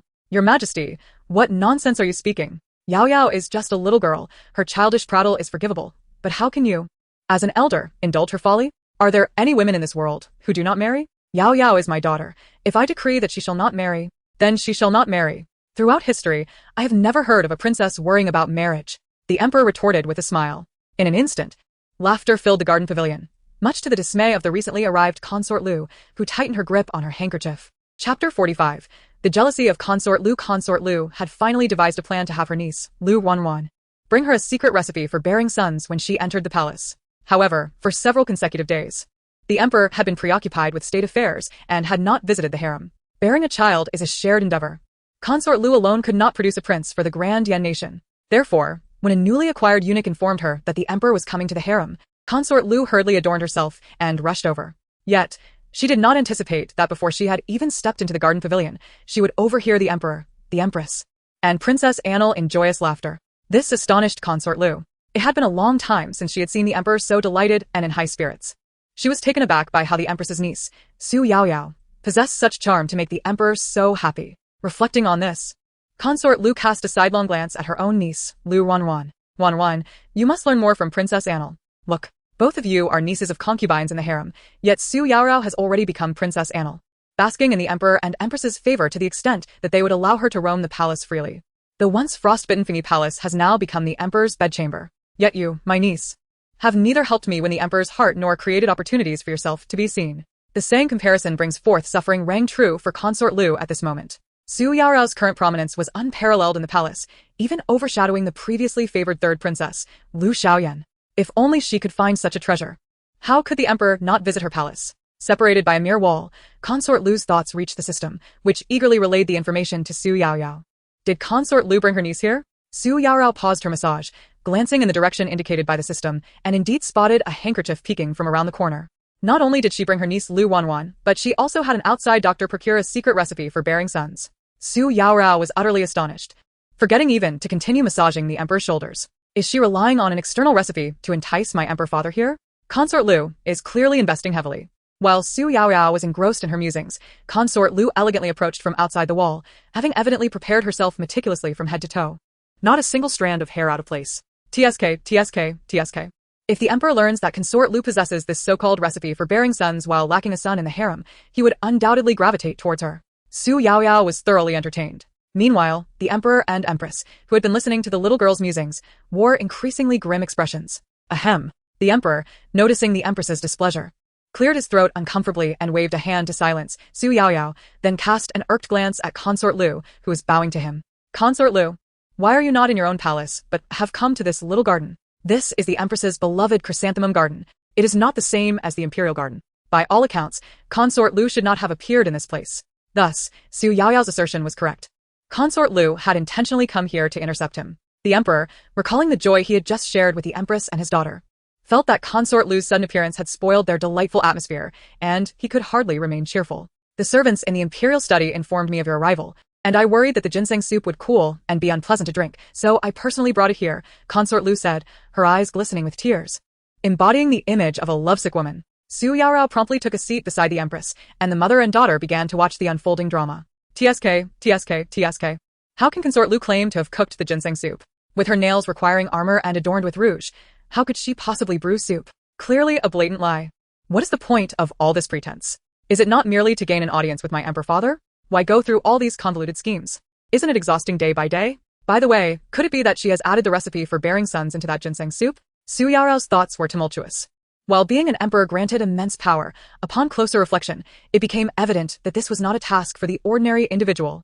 Despite having a full meal, he was constantly surrounded by a multitude of concubines, feeding him small bowls of soup, leaving little appetite for dinner. Concubine Lu, what have you added to this ginseng soup? It seems to have a different aroma than the one you presented before. Concubine Lu poured the ginseng soup from the bowl into a dish and placed it before the emperor. However, he did not take it, for he indeed detected an unfamiliar scent. This indicated that Concubine Lu had added something inappropriate to the soup. A fleeting look of guilt crossed Concubine Lu's face, for she had indeed altered the concoction. The physician who provided her with the secret for conceiving a child had informed her that it required 2 people to drink it for it to be effective. However, in the palace, it was forbidden for concubines to administer medicinal soups to the emperor without permission. Your Majesty, your keen sense of smell is indeed remarkable. I have added a common herb, dried chrysanthemum, which I consulted with the imperial physician about. They mentioned that chrysanthemum can clear the eyes and reduce internal heat. I was merely concerned that during this autumn, your temper might be too fiery, hence the addition to the ginseng soup. Concubine Lu fabricated an excuse to deflect the emperor's suspicions. Then, she turned to the empress beside her, apologetically saying, Your Majesty, I did not expect you to be here. So I only prepared 1 bowl of ginseng soup. I fear I cannot offer you a share. I hope you can forgive me. Though the words were apologetic, Concubine Lu's expression was one of triumph. The empress merely smiled in silence. Do not allow my mother to drink that ginseng soup with added ingredients. She has only just recovered her health, and if she suffers from your concoction, who will I hold accountable then? Xu Yaoyao silently protested. She truly wished to prevent the empress from consuming such dubious concoctions. Concubine Lu had no benevolent intentions, and Xu Yaoyao would not allow her beloved empress to partake of anything questionable. Concubine Lu, I do not favor ginseng soup. You need not concern yourself. The empress politely declined, pulling Xu Yaoyao closer and casting a teasing glance at the emperor. The emperor was utterly speechless. He pushed Concubine Lu's soup away, refusing it outright. Your Majesty, did you not once delight in the ginseng soup I prepared? Concubine Lu was now thoroughly flustered. She had initially believed that enticing the emperor to her palace for his favor would be the most challenging feat. However, it seemed she had underestimated the situation. This first step was proving insurmountable. This was not part of Concubine Lu's original plan, and even her niece, Lu Wanwan, cast her a look of doubt. Before entering the palace, everyone had told her that Concubine Lu was the emperor's favored concubine, while the Empress was the one neglected. Yet, upon entering the palace, Lu Wanwan realized that some words were better left unheeded. Concubine Lu, do you insist that I sample this bowl of ginseng soup you provided, so the imperial physicians can examine it on the spot? The emperor had grown weary of Concubine Lu's arrogant demeanor. Over the years, his indulgence had transformed her into a woman devoid of restraint, even daring to swap his own daughter, the royal princess. Just the thought of this act extinguished any lingering affection he had for Lu Qing'er. This malicious woman was undeserving of his favor. Your Majesty, please calm your anger. It was the first time Concubine Lu had heard the emperor address her so coldly by name. Without exaggeration, she knelt in the pavilion of the garden. When the emperor was enraged, countless lives could be lost. Concubine Lu still aspired to bear the royal family's first son and did not wish to meet an untimely demise here. The emperor was determined to no longer indulge Concubine Lu and wore a stern expression. Lu Qing'er, do not assume that I am unaware of what you have done simply because I did not witness it firsthand. This is the palace of Dian, my domain. If you wish to remain my concubine, obey the palace rules and ancestral teachings. I do not wish for today's events to repeat themselves. After this severe reprimand, Concubine Lu abandoned any thoughts of seeking the emperor's bed. Your Majesty, I offer my respects to you. The servants knew well of Concubine Lu's capricious nature and treaded lightly in her palace, being ever cautious not to incite her displeasure. Who among you prepared this ginseng soup today? As the bowl of soup shattered upon hitting the ground, the kneeling maidservants dared not breathe. After a moment, one of them bravely crawled to Concubine Lu's feet. Your Highness, I prepared this ginseng soup, but I ensured that all the ingredients were approved by Aunt Qinghua. It is absolutely identical to the one previously served to His Majesty. Identical? Concubine Lu scoffed. If this soup were truly identical to the previous one, how could the emperor not take a single sip? Do you know how difficult it is for me to see His Majesty? Now, All of it is ruined because of you. She was projecting her anger. Concubine Lu was well aware of this. But what of it? She was the esteemed Concubine Lu, and if she suffered indignities from the emperor, she would surely vent her frustrations upon these lowly servants. Your Highness, this is unjust. I have been beside her, watching it simmer for 2 hours without so much as a nap, striving to ensure the soup tastes just as His Majesty praised it before. The little kitchen maid genuinely could not fathom why the emperor had suddenly developed a distaste for this ginseng soup. She had followed the previous recipe meticulously, without a single deviation. The kitchen maid was overly naive. She did not realize that sometimes one could be punished not for wrongdoing, but for circumstances beyond their control. Impudent servant. If the soup is deemed unsatisfactory by Her Highness, then it is indeed unsatisfactory. Do you dare to retort? Guards, take this insolent maid and punish her. Seeing the impatience on Concubine Lu's face, Qinghua, seeking to avoid further angering her, directly ordered the kitchen maid to be punished. Qinghua, do not punish her. I desire her hands. If she cannot even brew ginseng soup properly, then she has no need for hands meant for cooking. Break her hands and toss them into the zenziku to scrub toilets. The zenziku was a place where the lowest of the low resided. These individuals were considered to have lives worth less than the palace servants. The little kitchen maid, who had finally secured a position serving the favored concubine, was now to be sent to the zenziku. Naturally, she was unwilling. Your Highness, I beg for your mercy. I will strive to prepare better ginseng soup next time.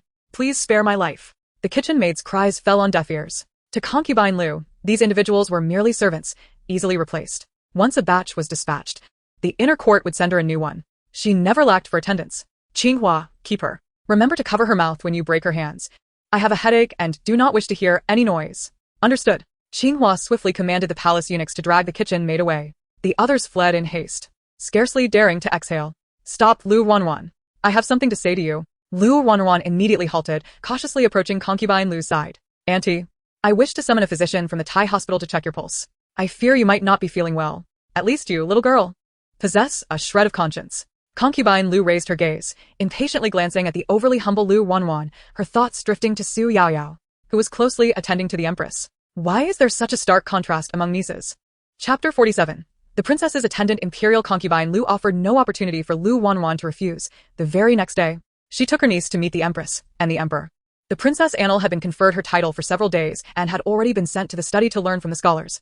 As per the customs of the royal family, it is my humble opinion that the Empress should select several attendants for Princess Annal, thus preventing others from underestimating Her Highness. Imperial Concubine Lu knelt before His Majesty, presenting her case with utmost decorum.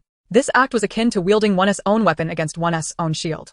Just yesterday, the emperor had reprimanded her for her lack of understanding of royal customs, and now, she was using those same customs to her advantage.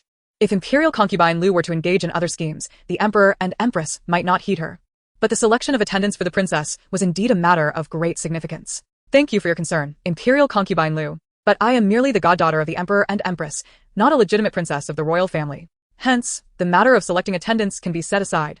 I believe, Xu Yaoyao interjected before the empress could express her stance. This was merely due to her laziness. Xu Yaoyao had inquired about attendants before, and she had observed the attendance of the third princess, Lu Xiaoyan. She disliked having a throng of people trailing behind her at all times. Having the system accompany her was sufficient. Moreover, having attendants around impeded her communication with the system and made it inconvenient to hear the palace gossip. Upon reflection, the idea of having attendants brought her no advantages whatsoever. Such a detrimental endeavor was not one Xu Yaoyao wished to pursue. Yaoyao, father does not permit you to speak of yourself in such a manner. Upon hearing Xu Yaoyao refer to herself as not a true princess, the emperor felt as if he had been stabbed in the chest. He was unable to publicly acknowledge Xu Yaoyao as his biological daughter, the legitimate princess of Dian.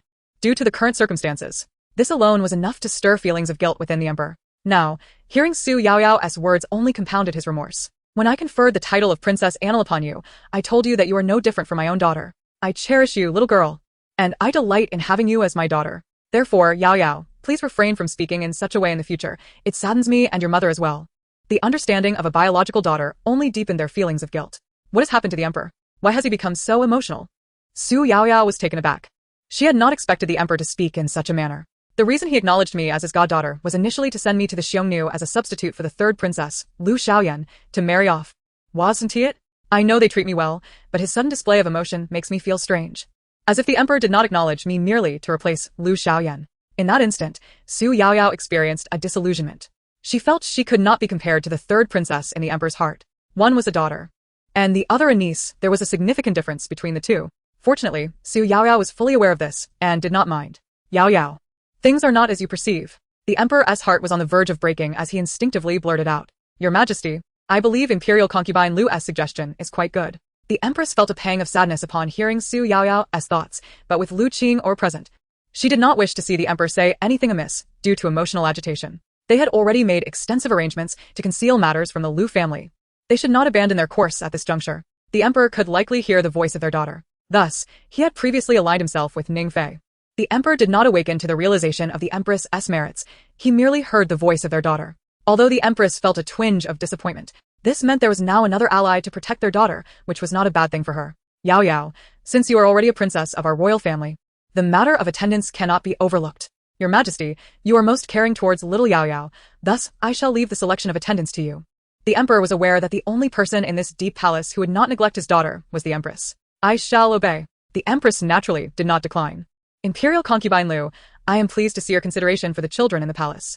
The emperor reassured Imperial Concubine Lu. Your Majesty and Empress, it is my fortune to alleviate your burdens, Imperial Concubine Lu responded, noticing the emperor and empress in good spirits. She then brought forth Lu Wanwan. Since your Majesty and the empress wish to select attendants for Princess Annal, I too have a candidate. She presented Lu Wanwan before the emperor and empress with a bright smile. This is my niece, a daughter of the Lu family, yet to be married. During her time in our household, she learned many virtues and etiquette for women. Furthermore, I have ensured that she is well versed in palace rules. If your Majesty and the empress do not mind, perhaps my niece could serve as Princess Annal's attendant? Imperial Concubine Lu had not succeeded in matchmaking Xiao Yi and Lu Wanwan at the empress's birthday banquet, but if Lu Wanwan became Princess Annal's attendant, she would then have a way to place the girl in a more suitable position, enabling the Lu family to thrive and endure through the ages. Help. It seems that Imperial Concubine Lu is targeting me. If Xu Yaoyao did not comprehend the situation before her after hearing this, she would truly be blind and oblivious. Did Imperial Concubine Lu come to promote her niece here because she failed to sell her herbal soup to the emperor yesterday? Xu Yaoyao felt overwhelmed with disbelief. She might have thought that by promoting her soup, she could ingratiate herself with the emperor, but what does she aim to gain by bringing her niece to me? Xu Yaoyao's confusion mirrored that of the empress. Therefore, they would not easily allow Imperial Concubine Lu to succeed. Imperial Concubine Lu, I still need to select from among the noble families for the attendants. Chapter 48. The selection of the princesses attendant. The matter of selecting an attendant for Xu Yaoyao as princess had been settled. However, Lu Wanwan was not necessarily the designated attendant. The empress insisted on carefully selecting attendants from noble families for Xu Yaoyao. Yet, those noble families did not take this matter seriously. In their eyes, the emperor and empress were making a grand show merely to silence public opinion. Xu Yaoyao was already seen as the impostor princess who would replace the third princess, Lu Xiaoyan, in a marriage alliance. Thus, the legitimate daughters of noble families were not inclined to serve as attendants for Xu Yaoyao, who was destined to be sent to the Xiongnu for marriage. The empress advocated for noble families to send their eligible daughters to the palace for Xu Yaoyao to choose from. However, they secretly pushed forth their previously overlooked illegitimate daughters into the selection process. For noble families, illegitimate daughters were of little consequence. In their eyes, these girls were mere commodities to be exchanged. By sending illegitimate daughters for the princess's attendant selection, they could maintain the fade of not offending the empress. However, such tricks were not lost on the empress, who had navigated palace intrigues for many years. Hence, she rarely lost her temper. Rascals! How dare they send such a woman to the palace to placate my daughter? Do they think they possess the audacity of a leopard? This is unacceptable. I shall go to the emperor and demand justice for Yaoyao. The emperor cannot abide anyone belittling his daughter, and the same applies to the empress. After all, Xu Yaoyao is a child born of her womb, cherished beyond measure. No one in this world loves and cares for Xu Yaoyao more than she does. Mother, please calm down. These individuals are merely to be my companions in study. I am not upset, so why should you be? Xu Yaoyao quickly intervened, genuinely unconcerned about the noble ladies sent to the palace. After all, she is but a false princess, merely the niece of the empress. How could she expect the prominent families to send their legitimate daughters to be her companions? Yaoyao, I cannot tolerate their bullying, the empress lamented. Mother, before I had companions, I studied diligently in the study, and my teacher has recently praised me. I can manage my studies on my own. The quality of my companions does not affect me. Ultimately, one's success relies on oneself, and others cannot assist in the slightest. If it were not for the emperor and empress's prohibition, I would prefer to study alone, without any companions. My daughter, my precious daughter, I will not allow you to be wronged, the empress resolved firmly. Xu Yaoyao felt a headache coming on. The empress scrutinized the candidate sent to her, finally pausing at a name card bearing the name Jiang Yi. The empress, Jiang Wanqing, hailing from the Jiang family, felt tears welling in her eyes upon seeing a child sent by her family. Mother, what is wrong? Xu Yaoyao, concerned, rushed to her side, believing the empress was upset. Your uncle has sent your cousin into the palace to be your companion. Is a child I have watched grow. She is truly a wonderful girl. Xu Yaoyao was astonished that the Jiang family would place such importance on her. Mother, this is not appropriate. I have heard that my cousin is about to enter into marriage negotiations. If you bring her to the palace, it may delay her marriage. And I would truly be in the wrong. Xu Yaoyao, though uninterested in marriage herself, understood that most women in this world are destined to wed. If Jiang Yi's entrance into the palace jeopardized her marriage prospects, that would be a grave error. I would rather dismantle 10 temples than ruin a single marriage. Xu Yaoyao was determined not to be the cause of such a calamity. Mother, I genuinely do not mind having companions. However, my cousin's marriage cannot be delayed. Therefore, please do not keep this invitation. It would cause trouble for her and your brother. The Jiang family's regard for her was a testament to their character, showing compassion for the empress. Yet Xu Yaoyao could not selfishly hinder their plans. Listening to Xu Yaoyao refer to her uncle and cousin with such affection warmed Jiang Wanqing's heart. For years, she had refrained from inviting members of the Jiang family into the palace to avoid giving the impression that she favored them. Consequently, the daughter she had raised, Lu Xiaoyan, had become closer to other noble families in the capital than to her own kin. Previously, the empress had thought her shortcomings had caused a rift between her daughter and the Jiang family, but now she truly understood. Some individuals may never be one's children, nor will they ever grow close to one's family. Mother, we cannot allow our own kin to suffer, can we? Xu Yaoyao nestled into the empress's embrace with a smile. The empress was kind to her, and Xu Yaoyao did not want her maternal family to resent her. After all, consort Lu had wielded power in the palace due to the support of her own family, causing the empress considerable distress and grievances. If the Jiang family's support were to vanish, the empress's situation in the palace would only worsen, a scenario Xu Yaoyao wished to avoid. Reciprocity is essential, the empress mused. You are simply too kind-hearted. However, I shall not act unilaterally regarding your companions. Tomorrow, I will summon your uncle to the palace to discuss this matter in detail and consider my options thereafter. Xu Yaoyao, compliant, responded. Since mother has already considered this so thoroughly, I shall not press further. She truly did not believe the Jiang family would send their legitimate daughter to accompany her. A mere impostor princess. It is worth noting that even the third princess, Lu Xiaoyan, did not have Jiang family members as her companions. In this grand affair of selecting companions for Xu Yaoyao, apart from the empress and the Jiang family, no one else seemed to care. Aunt. It appears that Princess Annel does not wish to serve as a soft companion, remarked a nearby observer. Chapter 49. A win-win for consort Lu Ruanwan. Much like consort Lu, had never genuinely cared for Xu Yaoyao, the false princess. From the beginning, their concern lay solely with the emperor's favor. Originally, Consort Lu had hoped her niece would become Xu Yaoyao's companion, allowing her to learn Xu Yaoyao's every move and eventually usurp her position in the emperor's heart. However, the plan had now taken an unexpected turn. Indeed, the Empress is putting on a brave front. How dare she reject the hand I extended to her? Consort Lu scoffed.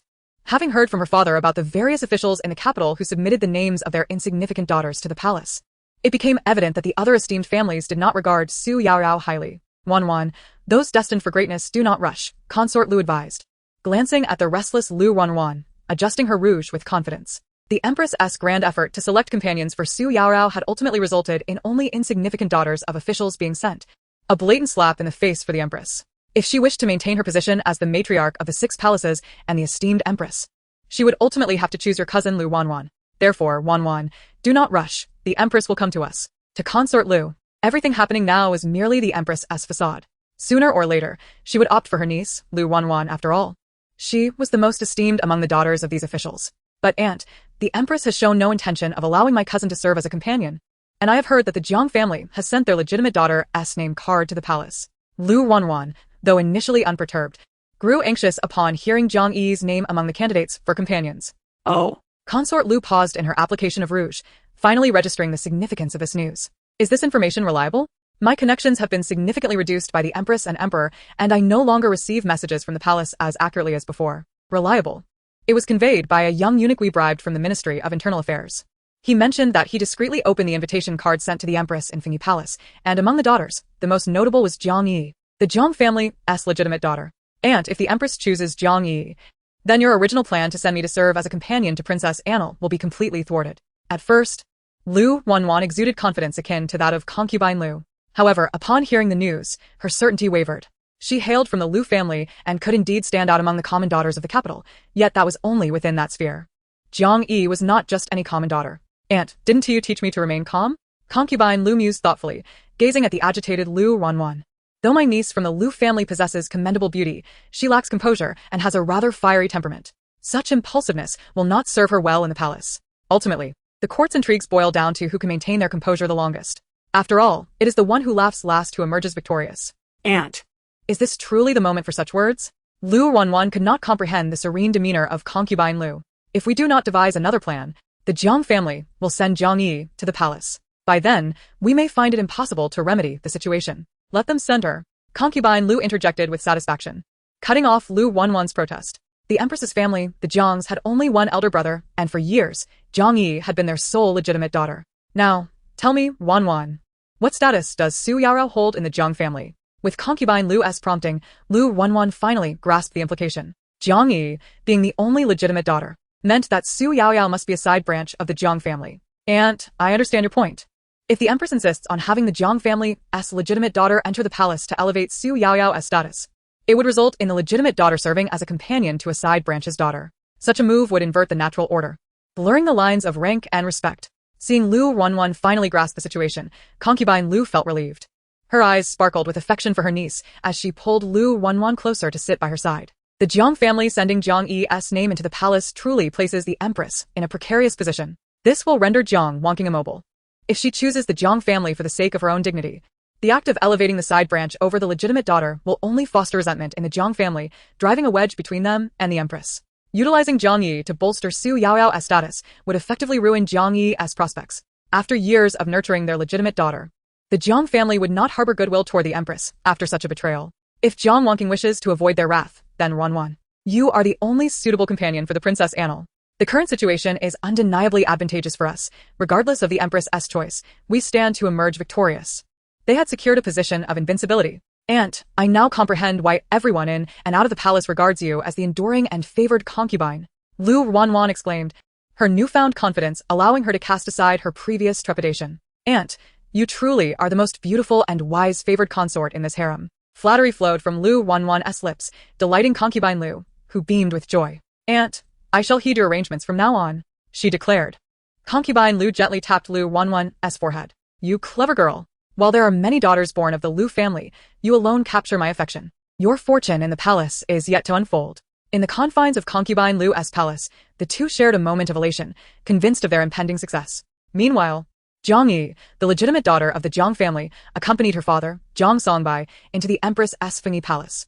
I pay my respects to Her Majesty the Empress. I, Jiang Yi, have accompanied my father into the palace to greet you, my dear aunt. The father-daughter duo entered the palace, and the Empress was taken aback to see her elder brother personally escorting his daughter. Yi, you've arrived. Chapter 50.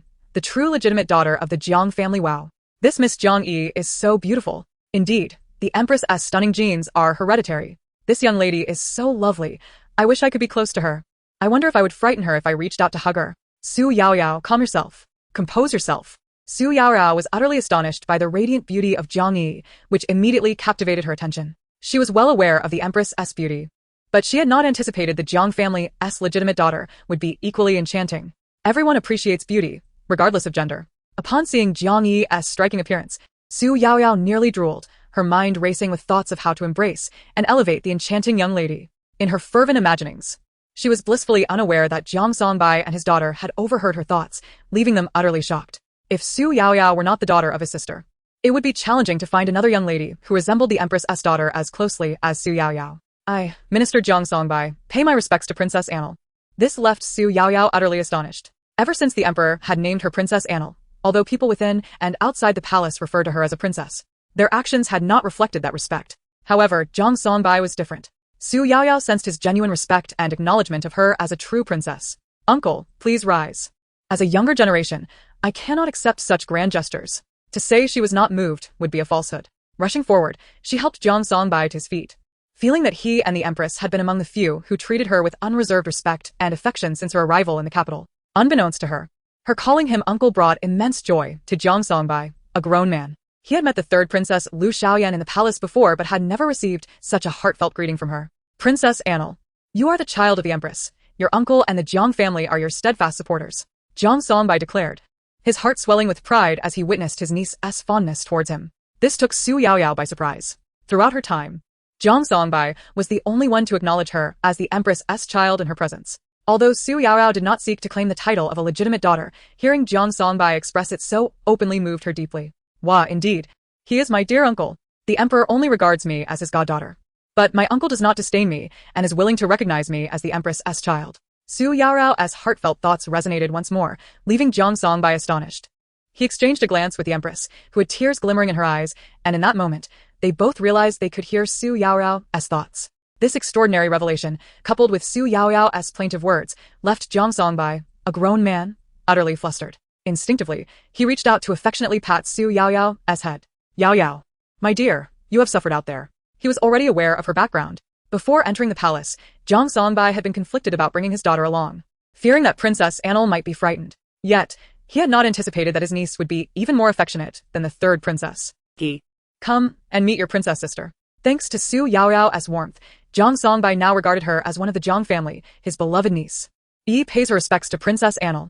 Jiang Yi initially assumed that the sounds she heard in the house were merely figments of her imagination. With a hint of curiosity, she approached and greeted the others. Indeed, upon entering, Jiang Yi appeared even more enchanting. Xu Yaoyao was overwhelmed with admiration in her heart.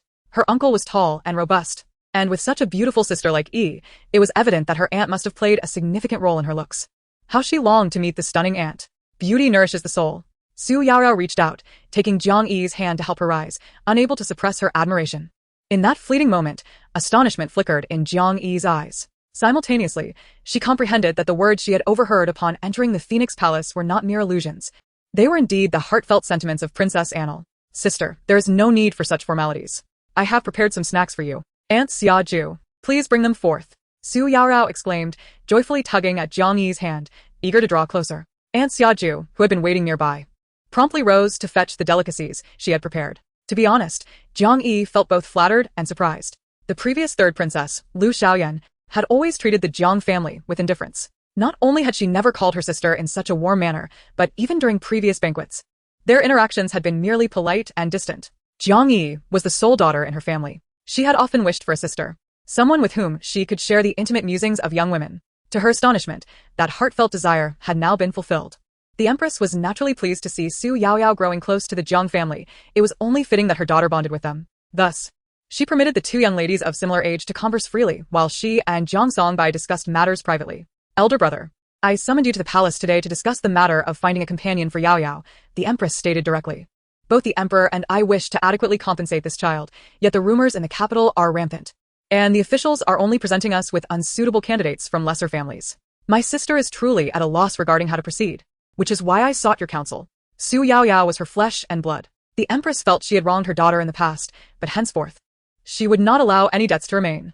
Yet, she recognized that her daughter was still her daughter, just as Zhang's daughter was dear to her. Sister, I understand your concerns, Zhang Songbai replied. To be honest, before meeting my niece in the palace, I had not firmly decided how to act. But now I have made up my mind. Chapter 51, An unexpected outcome. Zhang Songbai consented to Zhang Yi serving as a companion to Princess Annal. The Empress had expected to exert considerable effort to persuade her brother, yet she was taken aback by how readily Zhang Songbai acquiesced to her request. This was a significant matter concerning the Zhang family's interests. The Empress had genuinely not anticipated such a swift agreement from Zhang Songbai, who had always been calculative when it came to family matters. The selection of a companion for the princess would indeed impact the Zhang family's standing. Elder brother, I have heard that Yi is engaged. If she becomes a companion to Yaoyao, considering the current atmosphere in the capital, I worry it may affect how her fiancé perceives her. The Empress expressed her concerns. I wish for you to help bolster Yaoyao's stature, but not at the expense of Yi's interests. After all, Yi is a child I have watched grow. Both Yi and Yaoyao were significant to the Empress. And precisely because of their importance, she could not make hasty decisions.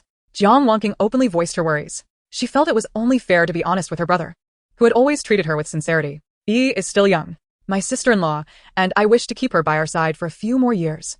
There is no rush regarding her marriage. Zhang Songbai's eyes softened at the mention of his daughter. Moreover, our family merely has a verbal engagement with that individual. The formalities have yet to be fulfilled. If they hold any baseless gossip against my daughter, then such a suitor is not worth having. Zhang Songbai glanced at Zhang Yi, whose youthful smile radiated innocence and joy.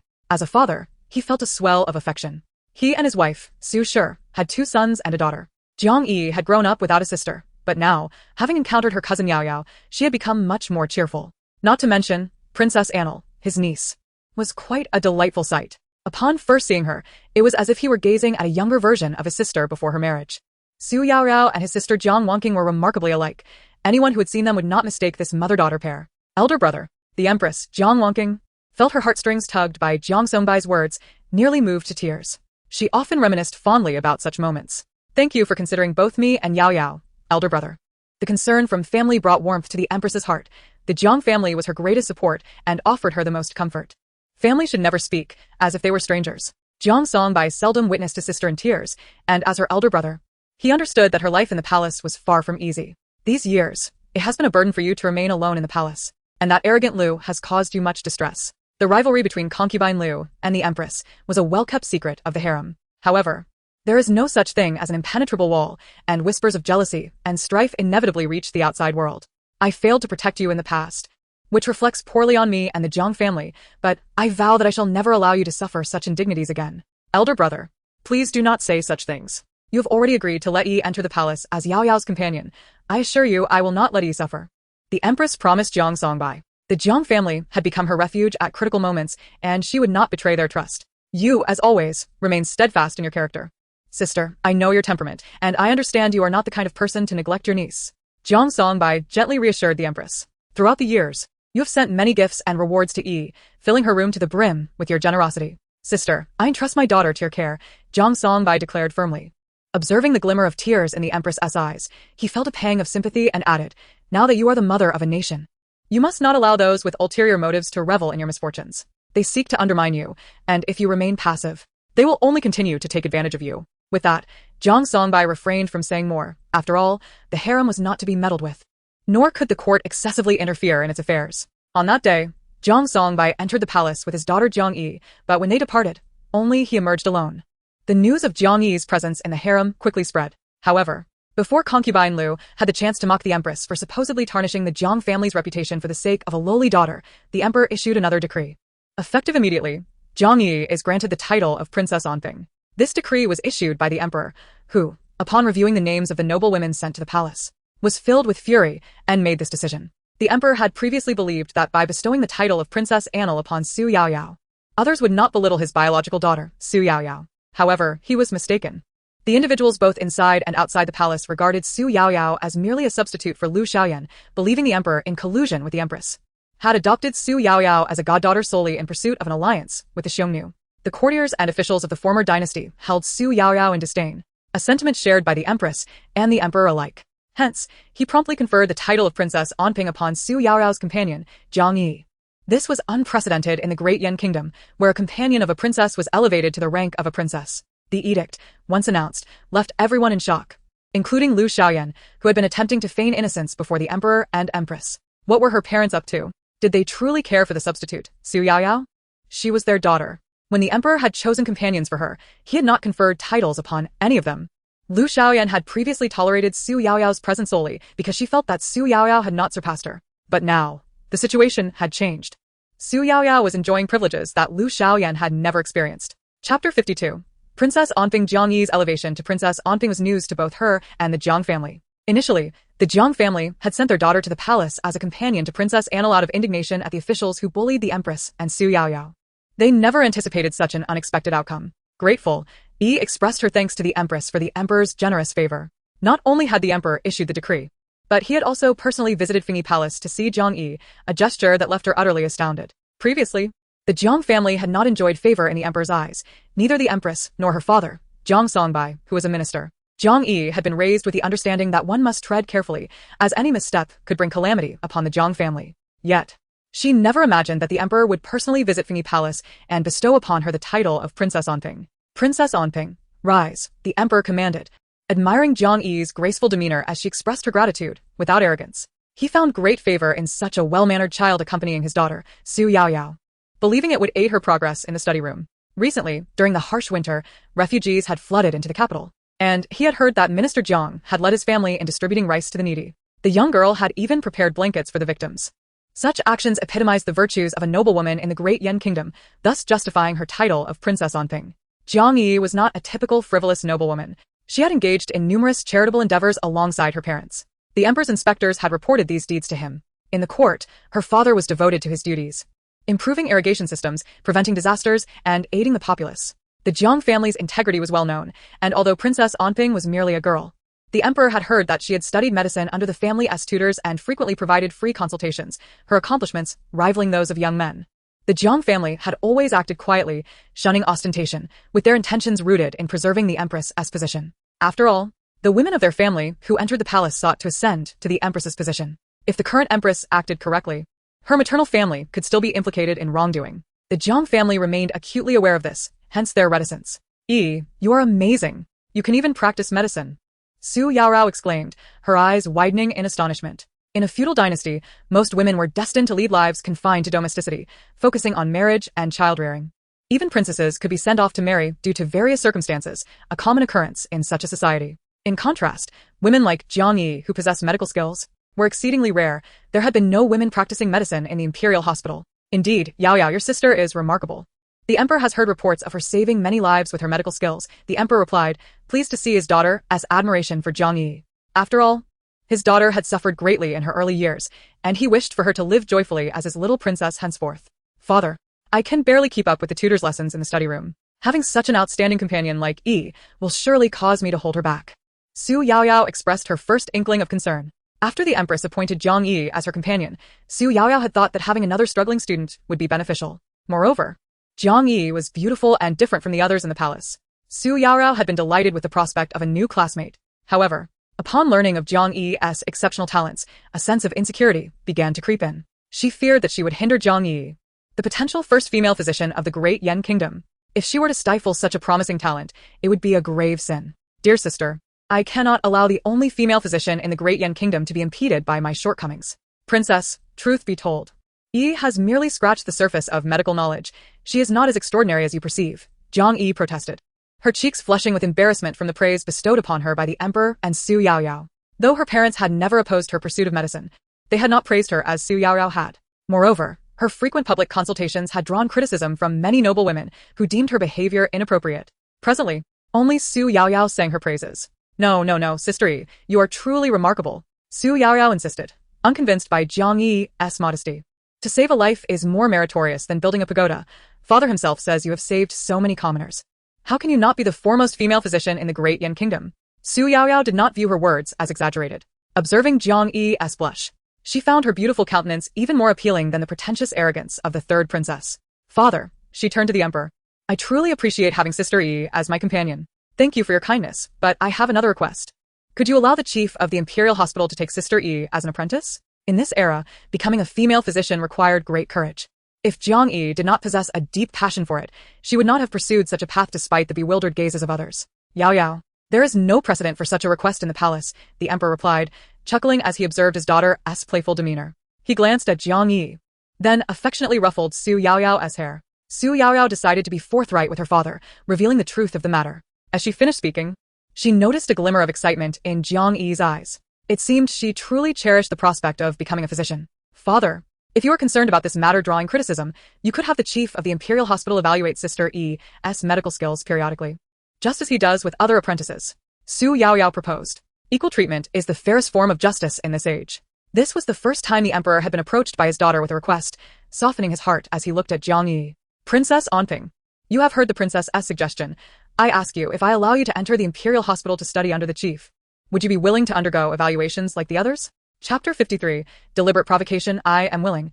I, the daughter of a minister, am eager to accept the evaluation of the head of the medical institution. Jiang Yi's eyes shimmered with barely concealed delight and excitement. In the past, due to the absence of a precedent for women studying medicine in the Great Yan Kingdom, she had quietly sought out doctors to learn in the secluded courtyard of the Jiang family. To keep this matter from spreading, her father had gone to great lengths to find several physicians. However, few among them were willing to teach a girl medicine. Nevertheless, Jiang Yi persevered in her studies. Yet, the skills of these physicians could not compare to those of the imperial doctors, and the head of the Imperial Medical Bureau was the most skilled among them. To learn medicine under such a master was a divine gift for Jiang Yi. Princess Anping, you must understand that being a companion to the princess, coupled with studying medicine, will render your days in the palace exceedingly busy. Even so, do you still wish to pursue this path?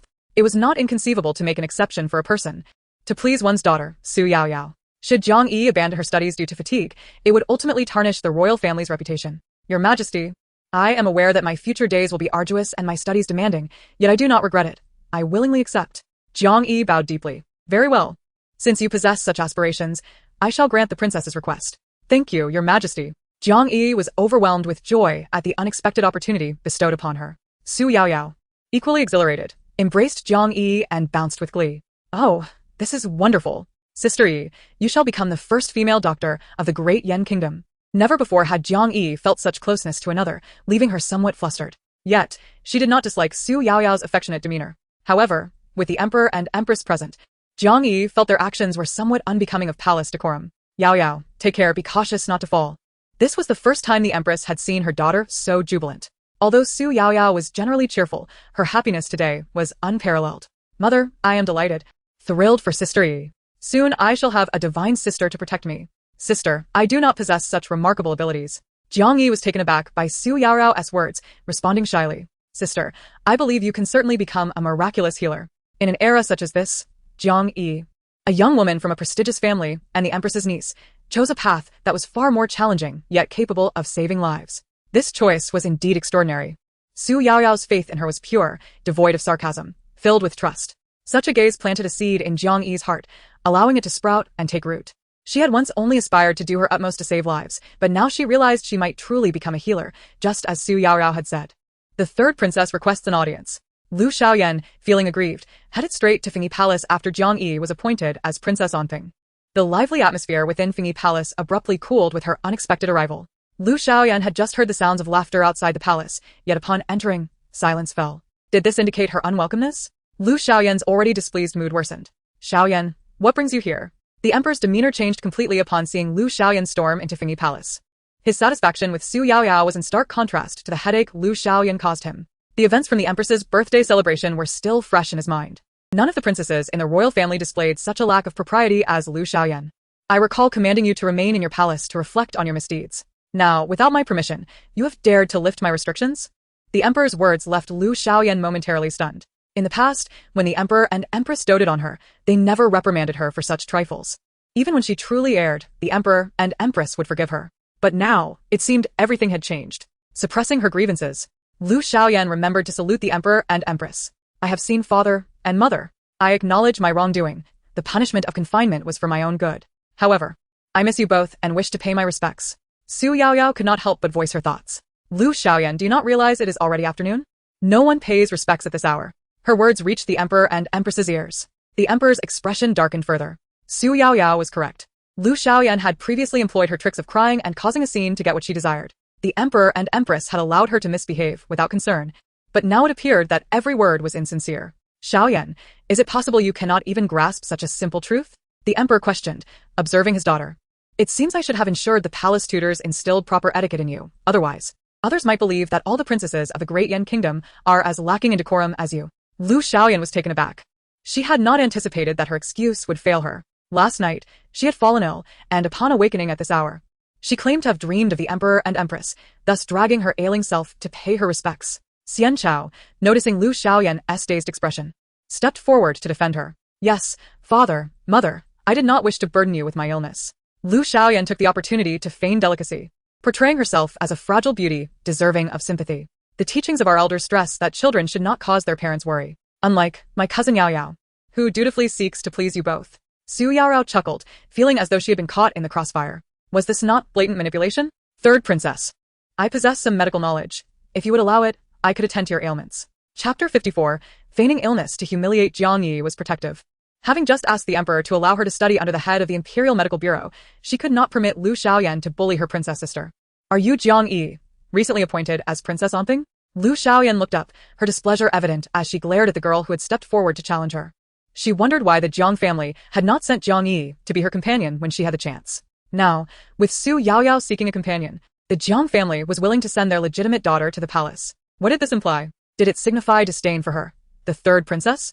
I was unaware that you possessed medical skills. Furthermore, my royal personage is not something just anyone can treat. Lu Xiaoyan mocked Jiang Yi. The Jiang family looked down upon her as a princess, equally. She felt no need to show courtesy to them. Impudent.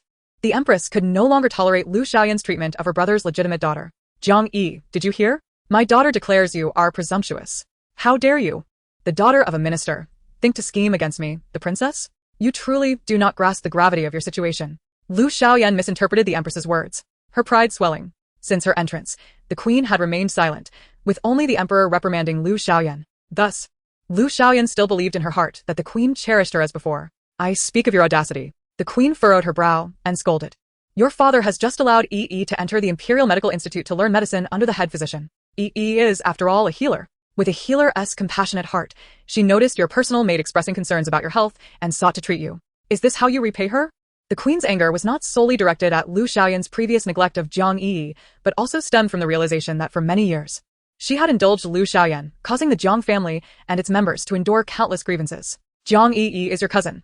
How can you be so disrespectful? Is it because your illness has rendered your mind unfit? The queen's disappointment in Lu Xiaoyan had reached its nadir. This daughter, whom she had pampered for so long, had truly left her heartbroken. Mother, Yenner did not mean it that way. Yenner simply hasn't seen Jiang Yi in a long time and is unaware of her medical skills. Lu Xiaoyan hastily explained, overwhelmed by the interrogation. Mother, I truly feel unwell. Must you and father chastise me while I am sick? The act of playing the victim. Xu Yaoyao had seen through Lu Xiaoyan. She was indeed adept at crying, causing a scene, and resorting to extreme measures. Such a dramatic person had opened Xu Yaoyao's eyes. Since the third princess claims to be gravely ill, Sister Yi, you cannot stand idly by. Yaoyao firmly pulled Yi to sit beside Liu Xiaoyan, Unceremoniously extending Lu Xiaoyan's arm towards Jiang Yi. Princess sister, we are all girls. You need not use the curtain to check her pulse. Just treat her here. I assure you, my sister Yi's medical skills are extraordinary. She has saved many lives. Thus, whatever ailment you have, with a mere touch from her, you shall surely be healed. The more Xu Yaoyao praised Jiang Yi's medical prowess, the more anxious the third princess felt, for she was not genuinely ill. If Jiang Yi were to diagnose something, she would be accused of treason, with both the queen and the emperor in a rage. Lu Xiaoyan did not wish to provoke further trouble. Rest assured, princess, I can handle ordinary ailments, Jiang Yi said confidently as she prepared to check Lu Xiaoyan's pulse. Unable to intervene herself, Lu Xiaoyan signaled Xian Chao to push Xu Yaoyao aside. Upon receiving the signal, Xian Chao hesitated momentarily. It was absurd. As a legitimate princess, Lu Xiaoyan need not concern herself with Xu Yaoyao, the adopted daughter of the empress. However, Xian Chao was merely a palace servant. Moreover, with the emperor and queen observing coldly nearby, there was no indication of support for the third princess. Thus, Xian Chao truly dared not act recklessly. After contemplating, she closed her eyes and decided to take a risk. Unfortunately, as she rushed towards Xu Yaoyao, she was intercepted by Xia Ju, who had some skills. Otherwise, the queen would not have sent her to be close to her cherished daughter. Ah! Xian Chao cried out in pain, only to be met with Xia Ju's icy glare, causing her to suppress her cries. The third princess's last glimmer of hope was extinguished. She could only watch helplessly as Jiang Yi proceeded. When Jiang Yi's diagnosis was revealed, Xu Yaoyao found it amusing. Lu Xiaoyan, who was always seeking trouble, merely had excessive liver fire. You know nothing, incompetent doctor. Release this princess. Am I not aware of my own health? She insisted vehemently that she was indeed unwell. It was absurd. She could not allow the crown of treason to rest upon her head. Cousin, think carefully before you speak. There are many royal physicians in the palace. Father and mother can certainly have them check your pulse one by one. However, whether your ailment is real or feigned, they will certainly uncover the truth. Xu Yaoyao kindly reminded her. You think you can escape unscathed? Day after day, she stirred up trouble, weaving palace intrigue. Lu Xiaoyan hesitated, knowing that her illness must not alert other royal physicians, for if the palace learned of it, she would be the subject of ridicule. Father, mother, I should not deceive you, but I came to Fengyi Palace to see cousin Jiang Yi. Lu Xiaoyan racked her brain for an alternative excuse. Cousin was granted the title of Anping County Princess by father, and I came to congratulate her. An unconvincing excuse. Third princess, did you come to congratulate someone empty-handed? Chapter 55, The Thick-Skinned Third Princess. Are you kidding? Lu Xiaoyan lies without a hint of shame. She must do this often. Relying on her status as the third princess, she must have deceived father and mother numerous times. Look at how she treats cousin Yi today. Clearly showing she does not regard the Jiang family. Cousin Yi and uncle have treated me well. They are honest people, constantly bullied by Lu Xiaoyan. I cannot allow them to be wronged. Xu Yaoyao defended them. She remembered the kindness and respect the Jiang family had shown her. And it was time for her to reciprocate. Third princess, why are you silent? Could it be that what you said earlier was all a lie? Xu Yaoyao questioned, deliberately moving closer to Lu Xiaoyan and scrutinizing her and the empty-handed palace maids around her. Where are your gifts? Do you usually congratulate others empty-handed? Lu Xiaoyan gritted her teeth in fury. She never imagined Xu Yaoyao would be so relentless in her pursuit today. It was infuriating. Xu Yaoyao, the royal grace is a bestowed gift. I specifically came here to see cousin Yi. How can that not count as giving face to the Jiang family and congratulating cousin Yi? Lu Xiaoyan seethed, forcing a smile that did not reach her eyes. Xu Yaoyao found her brazen demeanor utterly amusing. What are you laughing at? Lu Xiaoyan regarded Xu Yaoyao as her substitute, never genuinely caring for her or seeing her as the Empress's daughter. Thus, in her eyes, if this stand-in did not act according to her wishes, she could easily find another to take her place. I am simply amused by the peculiar gift the third princess brought. Throughout history, I have never heard of anyone congratulating others empty-handed. Today, the third princess has truly broadened my horizons. While others present gifts, you bring your thick skin. I must say, thank you, third princess, for your audacity. Otherwise, how could you continue to speak to us? Xu Yaoyao, your insults are truly sophisticated. The system found Xu Yaoyao's words amusing. Being a spectator, it relished the chaos. Not only the system but also Jiang Yi and the Empress found it amusing. The queen, as the matriarch of the six palaces, and the emperor, wary of causing suspicion with the Lu family, refrained from punishing Lu Xiaoyan, leaving room for her actions. Fortunately, Xu Yaoyao had vented their frustrations today. You dare say I have a thick skin? Lu Xiaoyan had never been publicly mocked like this before, and she could not let it slide. Princess, if you lack the audacity, then why not present a congratulatory gift? Mere words hold no weight. Xu Yaoyao, unrestrained, scoffed at the absurdity. After all, she had the Empress backing her. To cause pain and grievances to those one cherishes is the mark of a true fool. Xu Yaoyao would never allow her kin to suffer indignities. Whether it be the Empress or the Jiang family, it mattered not. During my time as a concubine in the Jiang household, I heard tales of how, on your birthday, the Jiang family sent an abundance of splendid gifts to your palace. Now that my elder sister Jiang Yi has ascended to the status of a princess, do you not think such gestures warrant congratulations? Although Lu Xiaoyan shares no close ties with the Jiang family, they have always treated her kindly, recognizing her as the daughter of the Empress. Each year, on her birthday, the Jiang family would send numerous gifts to the palace, yet Lu Xiaoyan has never held these gestures in high regard. This indifference is what truly breaks hearts. Xu Yaoyao's mention of this caused the Empress to grasp Jiang Yi's hand tightly. Over the years, Lu Xiaoyan, the impostor princess, had brought much suffering to Jiang Yi and her family. Aunt Jiang Yi had always felt a sense of injustice for her family, but now, with her aunt holding her hand, she understood her aunt's loyalty to the Jiang family. Moreover, her true daughter, Xu Yaoyao, treats her and the Jiang family with great kindness.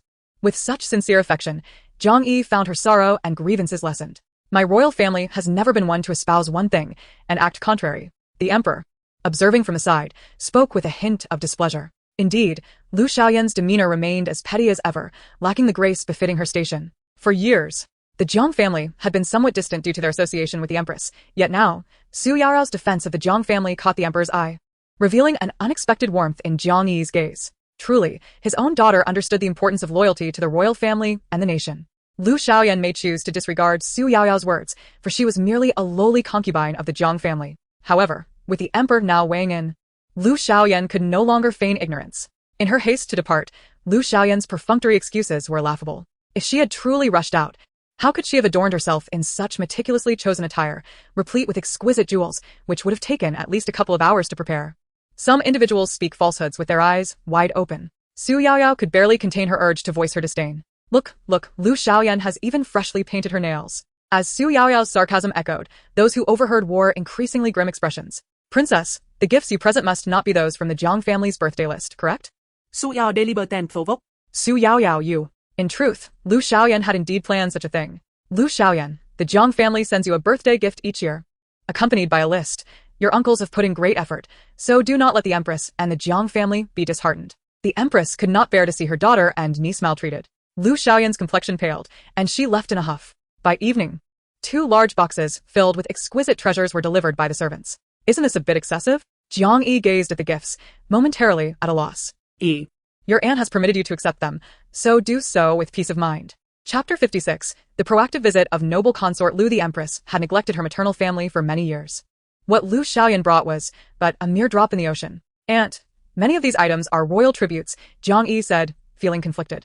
Common folk and the wives of ministers are not privileged to use such tributes. Knowing her aunt's intentions toward the Jiang family, Jiang Yi cared little for the gifts. After all, since being bestowed the title of princess, she had already received many gifts. You are now a princess, and the emperor is aware of the gifts presented by the 3rd princess. It is entirely reasonable for you to accept these tributes in your capacity as a princess, the Empress explained to her daughter. Lu Xiaoyan had intentionally sent 2 large boxes of tributes, originally hoping to provoke jealousy among the other women in the palace, making them gossip about the Jiang princess's lack of awareness of her status. However, she did not anticipate that the emperor would send one of his trusted eunuchs to deliver the items directly to Fingyi Palace alongside Lu Xiaoyan's entourage. Lu Xiaoyan aimed to incite resentment towards Jiang Yi, yet unexpectedly, everyone in the palace recognized that the emperor favored Princess Annal, thus extending that favor to her companions as well. This shift caused those who wished to sow discord to adopt a more observant stance. Lu Xiaoyan also lost many favorable items. In the past, she had never valued such tributes, as the emperor and empress showered her with gifts. Yet now, the entire palace was aware that the 3rd princess had fallen out of favor. In the palace, a mistress who had lost her grace sometimes lived worse than a servant. While Lu Xiaoyan's circumstances were not as dire as a servant's, they were undeniably a far cry from her previous treatment. Failing to achieve her aims, Lu Xiaoyan glanced at the meager dinner brought by Xian Chao and took her frustration out on the palace servants. What is this? My dinner always consists of 12 dishes and 4 soups. Why is there so little today? Gazing at the solitary 4 dishes on the table, Lu Xiaoyan threw down her chopsticks. Xian Chao, is the dinner not yet complete? The sun has already set. What have the people in the kitchen been doing? Unable to vent her grievances towards the emperor and empress, Lu Xiaoyan unleashed her frustrations entirely upon her own servants. Xian Chao, already injured, had received no rest or care and was now being berated by the 3rd princess. How could she hold back her resentment? Today, she had stood up to the empress's confidant, Aunt Xiaju, all for the sake of the 3rd princess. Compromise? The 3rd princess seemed to have heard the most absurd tale. She coldly gazed at Xian Chao, raising her hand and striking her. Who do you think you are? Daring to suggest I compromise? Xian Chao, are you itching for a beating, or do you, like the others outside, long to serve the empress? Lu Xiaoyan never imagined that one day, even the lowly servants would dare to rise against her. Unhesitatingly, she struck Xian Chao again. The blow left several marks of blood on Xian Chao's face, yet she dared not pause to tend to her wounds, instead kneeling before the 3rd princess. This servant spoke out of turn. I beg for the 3rd princess's forgiveness. Go, and throw all those insolent, disrespectful servants from the kitchen into the lotus pond for 2 hours, then let them come back. Lu Xiaoyan commanded disdainfully, poking at the dishes with her chopsticks. The kitchen staff, all palace maids, though skilled in cooking, could not swim. Should they be thrown into the lotus pond, their fate would be dire. Princess, you absolutely cannot. The kitchen staff would never dare to truly skimp on the 3rd princess's provisions. Such actions surely stemmed from the emperor and empress's orders. Xian Chao, you have truly grown bold, daring to contradict me. Lu Xiaoyan's voice was icy as she spoke. Not so, 3rd princess. I am merely concerned that the little kitchen is under the emperor and empress's instructions. Should the princess drown, your confinement could extend indefinitely. If the 3rd princess loses favor, those serving as maids in the princess's residence will meet a similar fate. In the past, Xian Chao wielded her power through the 3rd princess, enjoying her reign in the palace. If they truly fall into disfavor with the emperor and empress, their lives in the palace will become even more arduous. 3rd princess, you have indeed nurtured a remarkable confidant in this palace. Before Lu Xiaoyan could reprimand Xian Chao, Concubine Lu entered the hall with Lu Wanwan, surveying the chaos with a smile. Approaching Xian Chao, she lifted the young maid's chin, scrutinizing her bloodied face, and exclaimed, "I used to think Xian Chao, by the third princess's side, was a lively and charming girl. If she bears scars in the future, how can she find a suitable match outside the palace?" Hearing this, Xian Chao's heart sank. The significance of a woman's beauty is self-evident. Was she not fearful of disfiguring her face? "Xian Chao, I have a scar cream here. You should tend to your wounds, and apply this to your face." Concubine Lu took the ointment from Lu Wanwan and handed it to Xian Chao. The maid was taken aback by the unexpected kindness, for Lu Xiaoyan had never treated her so well. "Thank you, your highness." Xian Chao bowed deeply to Concubine Lu, who then instructed others to take her away. "Your highness, are you attempting to win over my people before me?" Lu Xiaoyan scoffed. Concubine Lu was never one to be underestimated. As a concubine, it was entirely unreasonable for her to show such benevolence to a mere servant. "Third princess, do not harbor such animosity towards me.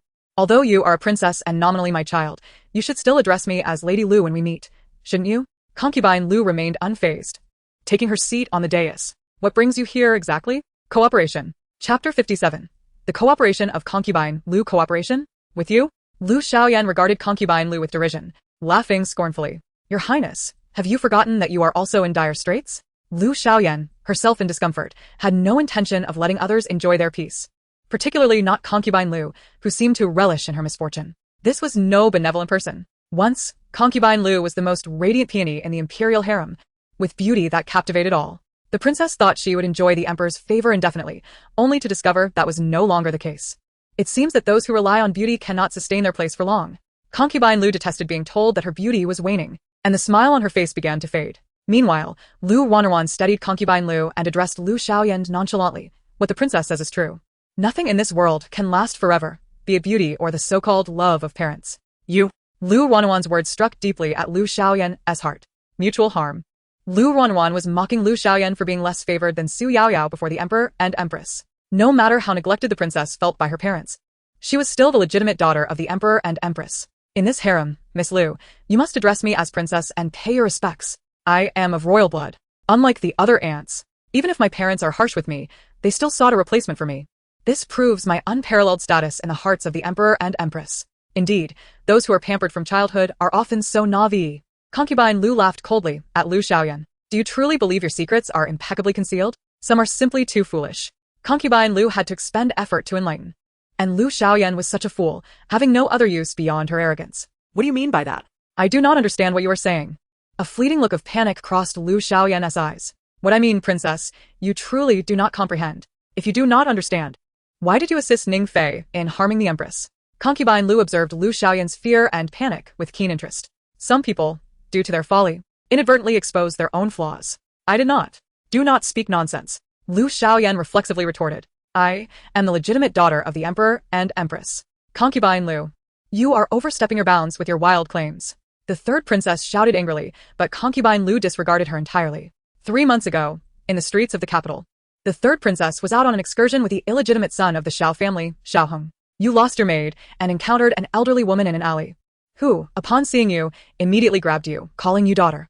Have you truly forgotten? Without uttering another word, Concubine Lu's mention of the incident darkened Lu Xiaoyan's complexion. Indeed, 3 months prior, she had discovered that she was not the legitimate daughter of the empress and emperor. That day, she had ventured out of the palace without permission and lost her way, encountering a woman who bore a striking resemblance to her. At that moment, doubts had arisen in her heart. Moreover, that woman had given birth to a daughter of similar age to her over a decade ago, and that daughter bore a small birthmark on her wrist. Later, seeing the emperor and empress treat her as they always had, Lu Xiaoyan had suppressed her fears, but now Concubine Lu had brought it up again. Concubine Lu, do not speak such outrageous nonsense. I do not know what you are referring to. Lu Xiaoyan adamantly refused to acknowledge it. Unfortunately, her chance encounter with that elderly woman had been orchestrated by Concubine Lu. Thus, Lu Xiaoyan was well aware of the truth behind her experiences. Third princess, do not deceive yourself. I shall inform you today that the elderly woman is in my possession. If you truly do not recognize her, I can present her before the emperor and empress, so they may hear the absurd rumors.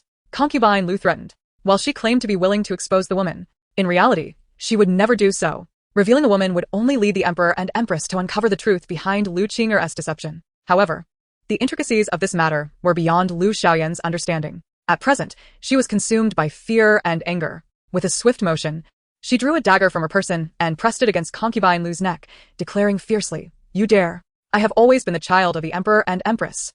Lu Xiaoyan had witnessed the destitution and madness of that elderly woman, having been pampered in the palace for so many years. How could she endure a life as a commoner? Lu Qinger, I could kill you right now. Though I may face some punishment, I will still be the Princess of Dian. Lu Xiaoyan's heart was filled with murderous intent. Alas, all the palace maids had been dismissed, and Concubine Lu had placed numerous people within the princess's palace. Lu Xiaoyan had no chance of success. Third princess, after all these years in the Ministry of Rights. Is this the extent of your learning, to resort to such desperate measures as killing me? Concubine Lu scoffed. She was entirely unfazed and instead began to manipulate the situation. If you kill me, the emperor will certainly not favor you afterward, to quell the anger of the Lu family. In this day and age, as you can see, the days of losing the emperor's favor are akin to living in a hellish existence. Do you truly remain in the palace merely to endure the present? Such persuasive words, accompanied by a lackluster dinner, have thoroughly stirred Lu Xiaoyan's heart. She slowly sheathed her dagger. Chapter 58. Lu Wanwan aligns with the third princess the following day. In the minister's office, Xu Yaoyao could hardly believe her eyes upon encountering Lu Guifei's niece, Lu Wanwan, in this place. System, are you there? Xu Yaoyao was bewildered. I recall that only members of the royal family and their companions are permitted here. Why is Lu Wanwan present? Could it be that your narrative has completely deviated due to my interference, making Lu Wanwan the protagonist? Aside from the extraordinary halo of a heroine, Xu Yaoyao could not fathom what could have led to such an unforeseen turn of events. There was simply no reason for Lu Wanwan to appear here. Host. Wait a moment. I will investigate the plot. The system sensed something amiss and was searching for answers when it received the explanation from Lu Xiaoyan's lips. Swear. Are you surprised? The young lady of the Lu family is the companion of this princess. Since your companion, Jiang Yi, is allowed here, naturally, this princess's companion possesses the same right to enter the minister's office. Lu Xiaoyan accepted Lu Guifei's proposal and chose to collaborate with her. Last night, she had gone directly to the emperor's study, kneeling to admit her mistakes. Once the emperor forgave her, she proposed that Lu Wanwan become her companion. The emperor acquiesced. Not out of lingering paternal affection for the false princess, but simply to observe what further antics Lu Xiaoyan and Lu Guifei might conjure. Sometimes, placing individuals with ulterior motives together facilitates easier surveillance. Lu Wanwan had met Princess Annal before. She bowed gracefully to Lu Xiaoyan and then turned her gaze to Xu Yaoyao. Ding. System, I understand now. This Lu Wanwan is not the mutated plot's heroine but rather Lu Xiaoyan's narrative confidant. In numerous novels, the protagonist is often accompanied by wealthy, attractive yet dim-witted friends. Simply put, these companions serve as tools and cash dispensers for the protagonist. With her lineage from the Lu family, a clan wielding military power in the capital, and her above-average appearance, Lu Wanwan fits the established trope of a protagonist's friend. Miss Lu, no need for excessive courtesies, Xu Yaoyao said with an awkward smile, indicating for her to rise. It seemed that her days in the minister's office would no longer be as effortless as before. Xu Yaoyao sighed in exhaustion.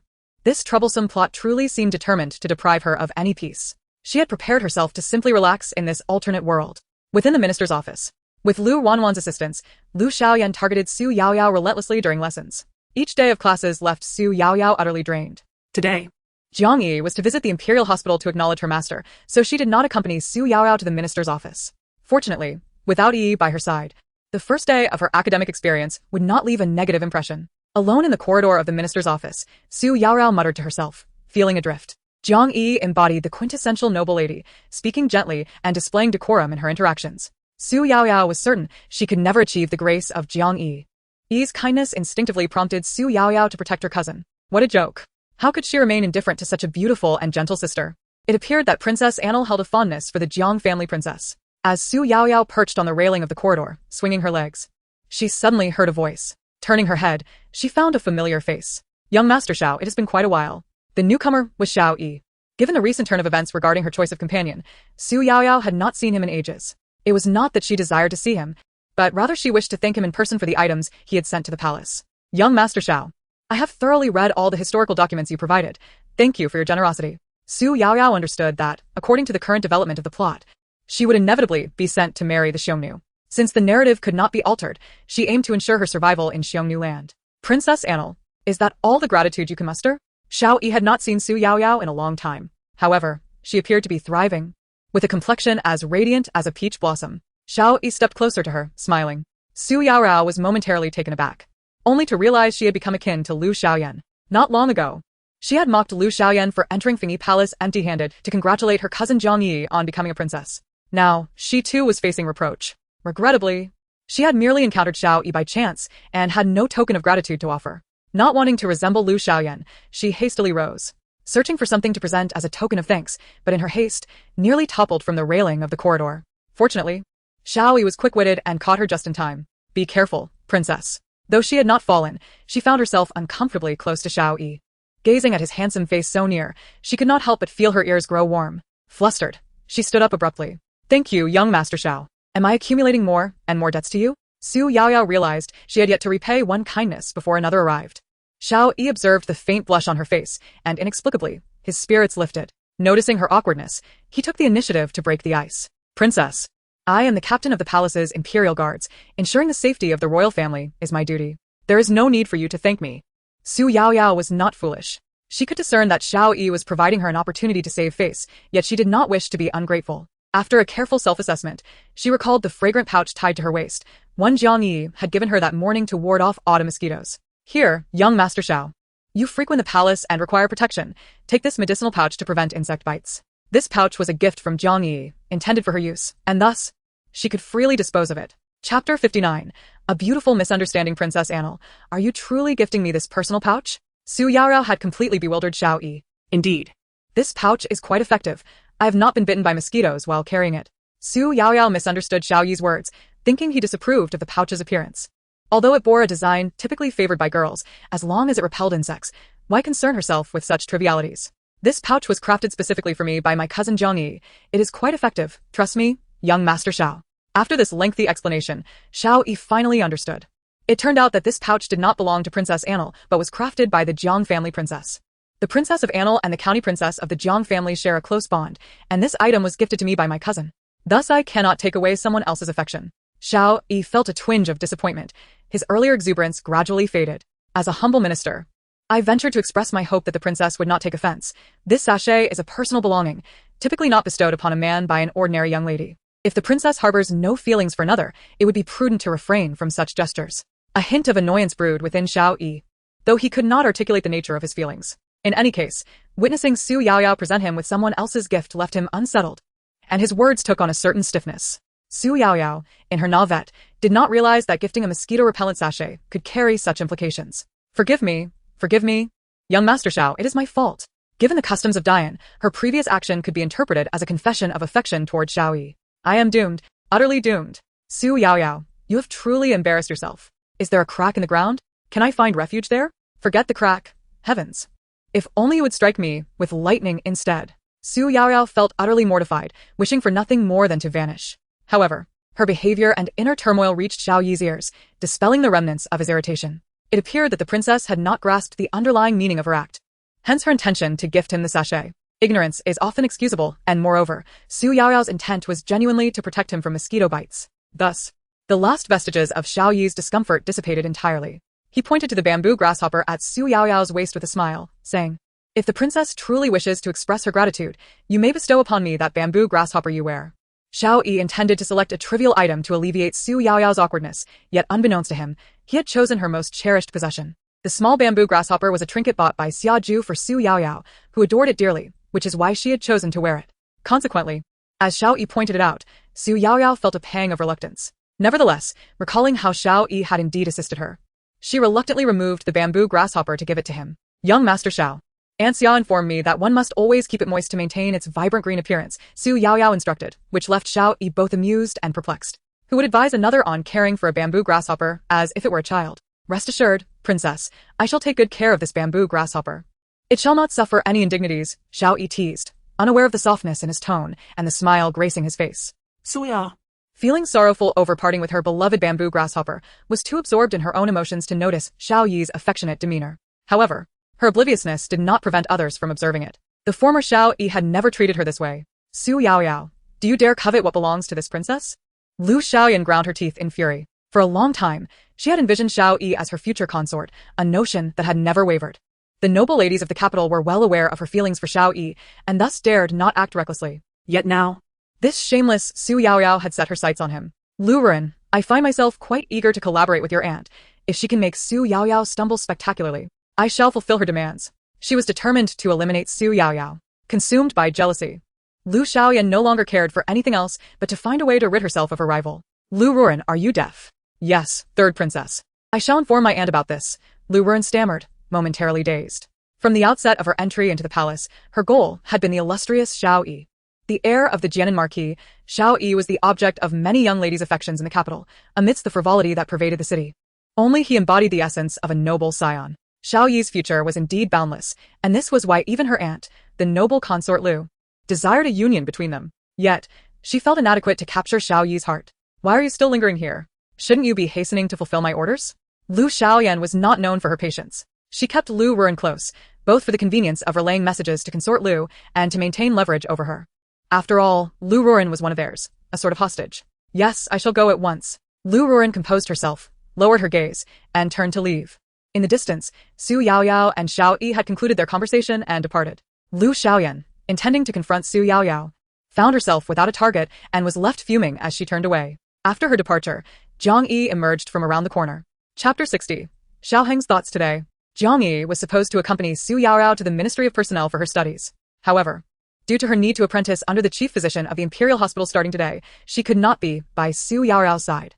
Zhang Yi worried that someone might intentionally trouble and slander Princess Annal in her absence. Thus, after resolving matters at the Imperial Hospital, she unexpectedly encountered the third princess and Lu Ruren, who were plotting to harm Xu Yaoyao outside the ministry. Your Majesty, the Empress, please save my sister.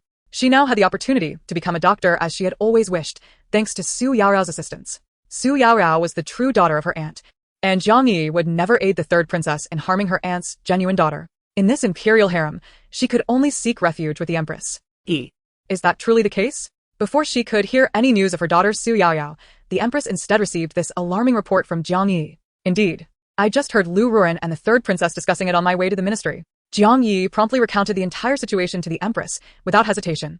Upon learning that Lu Qing'er's niece had become the third princess's companion, the Empress surmised consort Lu's intentions. Do not panic. Qiu Shuang. You will accompany the county princess closely from now on, never leaving her side. If anything should happen to her, I will not spare you. After a moment of contemplation, the Empress assigned another maidservant to Zhang Yi. Although this maidservant was different from Xiaju, Qiu Shuang possessed some skills, making her capable of warding off ordinary threats. And right now, the priority is my sister. You foolish child, have you forgotten that you are Yaoyao's companion? Since consort Lu intends to take action, you are equally unsafe by her side. Seeing her niece so concerned for Xu Yaoyao, Zhang Wanqing felt a surge of warmth in her heart.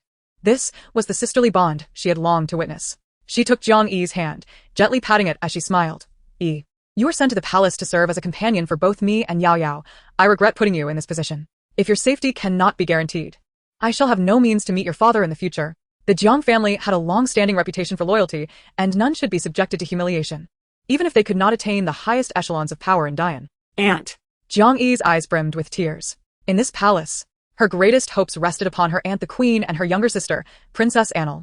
Her father had taught her before entering the palace to always consider the queen and the princess, lest she bring shame upon the Jiang family. Yet now, her aunt seemed entirely devoted to safeguarding and cherishing her, just as she did with the princess. Silly child, do not weep. You need not worry excessively about your sister. For her attendant, Xiaju, is quite capable, should danger arise. Xiaju will undoubtedly protect you well. At her side, Xu Yaoyao was not only accompanied by Xiaju, sent by the queen, but also by secret guards dispatched by the emperor. As the long-lost daughter of the emperor and empress, they would spare no effort to ensure Xu Yaoyao faced no peril.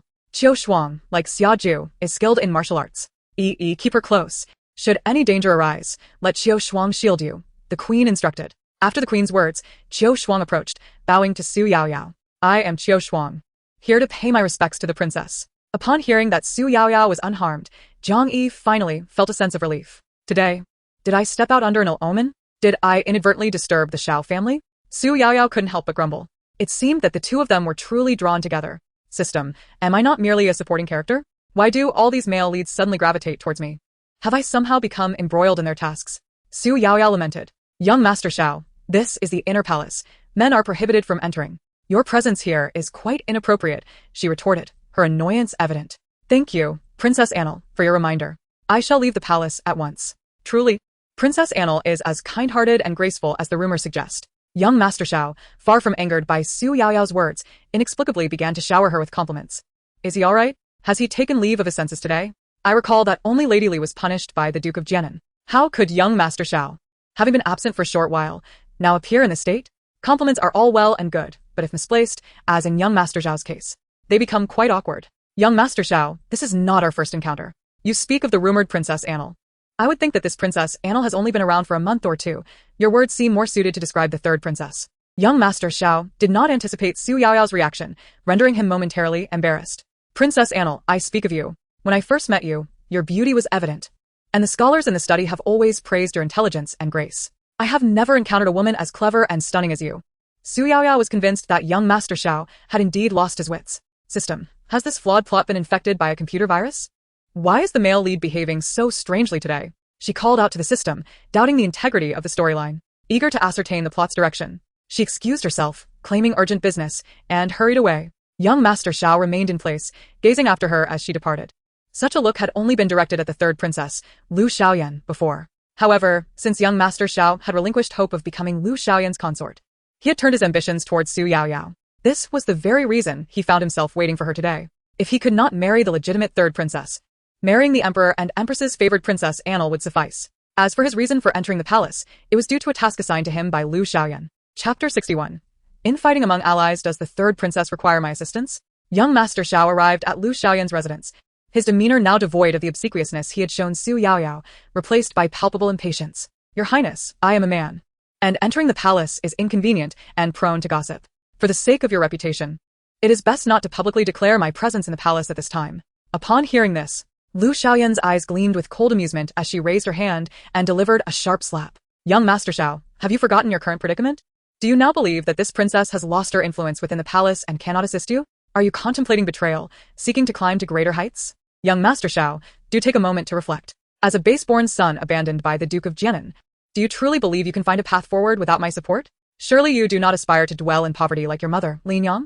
At the mention of his mother, a flicker of fury ignited in young Master Zhao's eyes. His birth mother, Lin Yang, had become a cast-off, subjected to abuse by servants, and her condition was deteriorating. Young Master Xiao was determined not to face a fate akin to hers. Suppressing his rage, he knelt before Lu Xiaoyan, replying, Your Highness jests. I have always stood by your side, and it is my fortune to be of assistance. His words were laden with restraint. Had Princess Annel accepted his overtures earlier, there would have been no need for him to flatter Lu Xiaoyan. Seeing his submissiveness, Lu Xiaoyan's eyes sparkled with satisfaction. She reached out to gently pat young Master Zhao's face, as one might indulge a pet. Now that is more like it.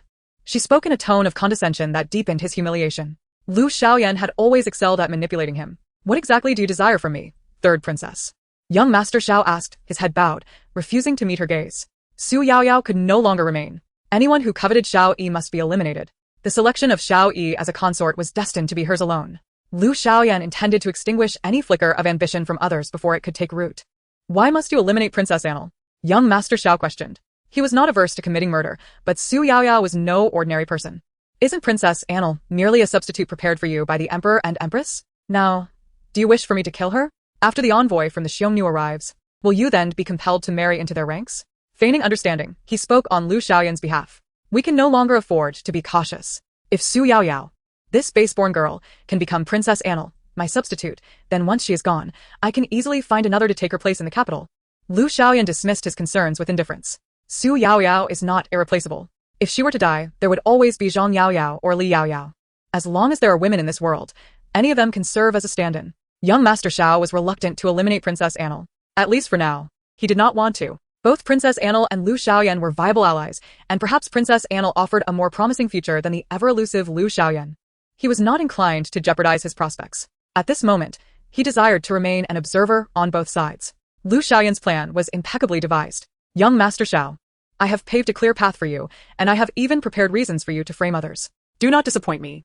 Lu Xiaoyan laid her scheme bare before him. Young Master Zhao's fists clenched tighter. You still hesitate, young Master Xiao? Lu Xiaoyan leaned down, lifting his chin, compelling him to meet her gaze. You must understand that there is no turning back for you now. Your only option is to join me, the princess, in eliminating Xu Yaoyao. Furthermore, while I may not be able to grant you a noble title in the court in the immediate future, I possess the authority to command the Duke of Jianan to expel you from his estate at a moment's notice. The threat of coercion looms large. Despite his heart brimming with resentment, Shiao Hong finds himself reluctantly swallowing the bitter fruit of his predicament. Your Highness, I dare not disobey your orders. Yet I lack both silver and the means to employ capable assassins, he confessed. Do not fret about such matters. I have already made arrangements. After leaving the palace, you must visit the Lu family. There, the esteemed concubine Lu will have everything prepared for you, Lu Xiaoyan declared with a sense of pride. Chapter 62. The third miss of the Duke's residence, Xiao Yan or Shiao Hong, was taken aback to discover that Lu Xiaoyan, the Emperor's legitimate daughter, had ultimately chosen to ally herself with Concubine Lu. He had initially intended to decline, but suppressed his discontent upon learning of Concubine Lu's involvement. The following day, he exited the estate. Elder brother, where are you headed? Xiao Yener inquired, surprised to encounter her brother Xiao Hong sneaking out of the house just as she left the courtyard. Third sister? Xiao Heng's heart raced with caution. Xiao Yener was the younger sister of Xiao Yi, the legitimate son of the late Duke of Jianan, and the daughter of the late lady of the house, who had borne only one son and one daughter. She was a well-behaved young lady, seldom stepping outside her home. Xiao Hong held no ill will towards his younger sister, for she was but a girl destined to be married off eventually. However, the clandestine nature of his current endeavor made him feel uneasy upon encountering her. I have no pressing matters at home. I merely wish to take a stroll. You, as a young lady, should remain in your chamber and embroider your purses, he responded, attempting to deflect her curiosity. Xiao Yener furrowed her brow, observing her brother's retreating figure. What's the matter? Did you not say you wanted me to accompany you to the street today? I waited for you in the study for so long, thinking you had changed your mind. Xiao Yi was at home today, and upon hearing this, Xiao Yener had already requested his company for their outing. As her only brother, Xiao Yi took it upon himself to care for her after their mother's passing. Therefore, whenever he had the opportunity, he gladly accompanied her. Elder brother, I want to go shopping. I have not changed my mind. I did not visit the study because I saw second brother leaving through the side door, and it struck me as odd. The young girl voiced her suspicions fervently. Upon hearing this, Xiao Yi's expression shifted slightly. Yunfei, today I shall accompany the third miss on her outing. Please check on Shiao Hong. He has been residing alone in Wudong Courtyard lately. Ensure he has everything he needs. And do not allow anyone to claim that our Duke's residence mistreats him. Xiao Yi contemplated this, addressing his guard Yunfei. His sister, Xiao Yener, was pure-hearted, having been well-protected throughout her life. After their mother's death, she had been sent to live with her maternal grandparents for care. So her view of the world remained blissfully harmonious. Xiao Yi cherished his sister's innocence and wished to shield her from the darker truths of life. Yes, young master. I shall do so immediately, Yunfei replied, setting off to follow Xiao Heng's movements. Meanwhile, Xiao Yi accompanied his sister on their shopping excursion through the bustling streets of the capital. Indeed. The variety of goods in the capital surpasses what we find in city. Xu Yaoyao exclaimed. Look, there is a white fox fur. Elder brother, I must have this. Grandmother mentioned wanting a scarf made of white fox fur, and I have never before found such suitable pelts. And this tiger skin. Grandfather enjoys reading in his study for hours on end.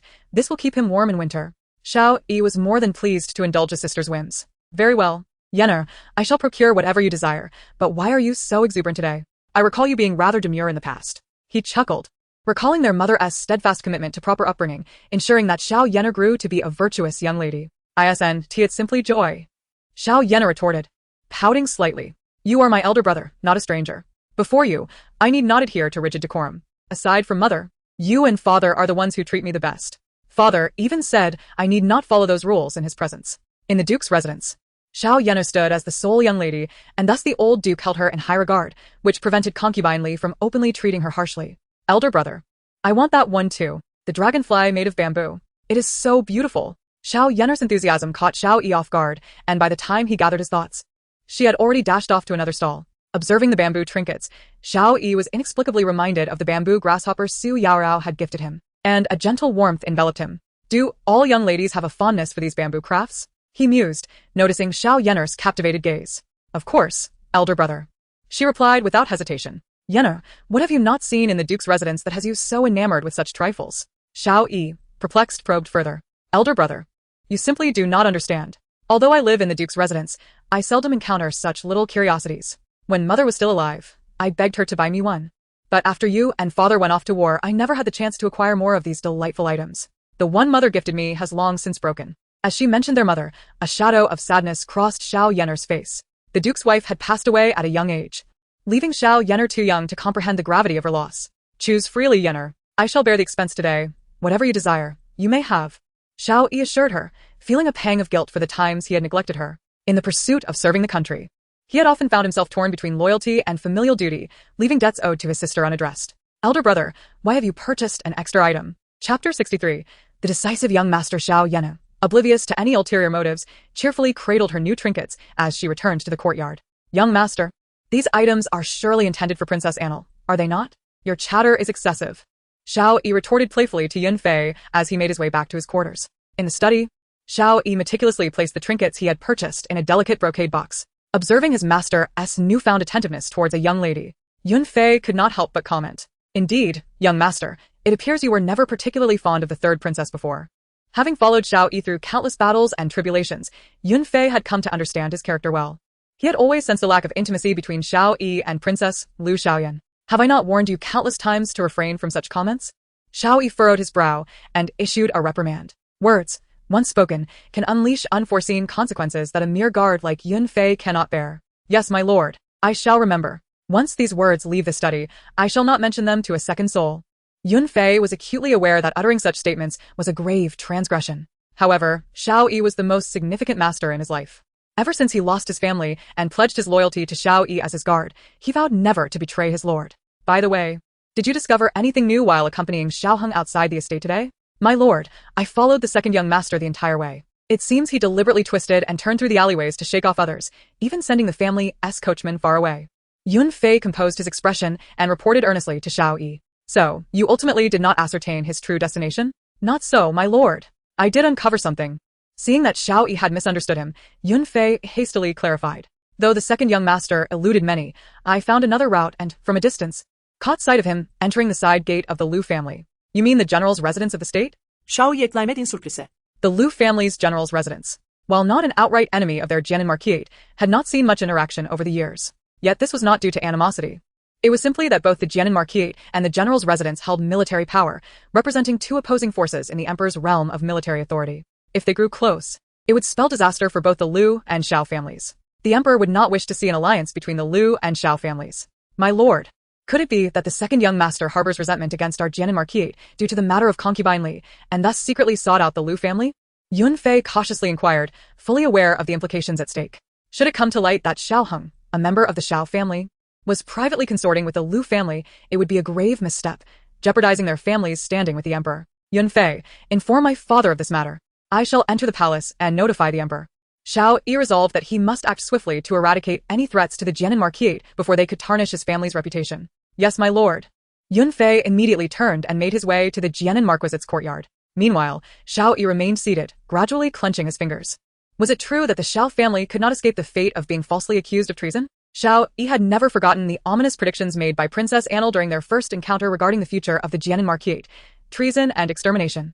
Such a heavy burden was one he could not bear, nor could the Jianan Marquis. Yet, the reality was that he had been overly complacent. Although he had altered his relationship with the third princess, Lu Xiaoyan, he had not anticipated Xiao Hong's treachery. To make an example of others, he had thought that by reprimanding Concubine Li and stripping her of her authority, Xiao Hong would retreat, lacking any support. Little did he expect Xiao Hong to stage such a bold move. With a grim expression, Xiao Yi hesitated momentarily, but ultimately gathered the trinkets he had purchased for Princess Annal and brought them into the palace. Upon entering the imperial study, he promptly disclosed all of Yun Fei's observations to the emperor without concealing any details. Xiao Yi. Why have you come to the imperial study today to report these matters to me? The emperor set his teacup aside, scrutinizing Xiao Yi. You, the legitimate heir of the Xiao family, come to accuse your own brother of collusion with the Lu family.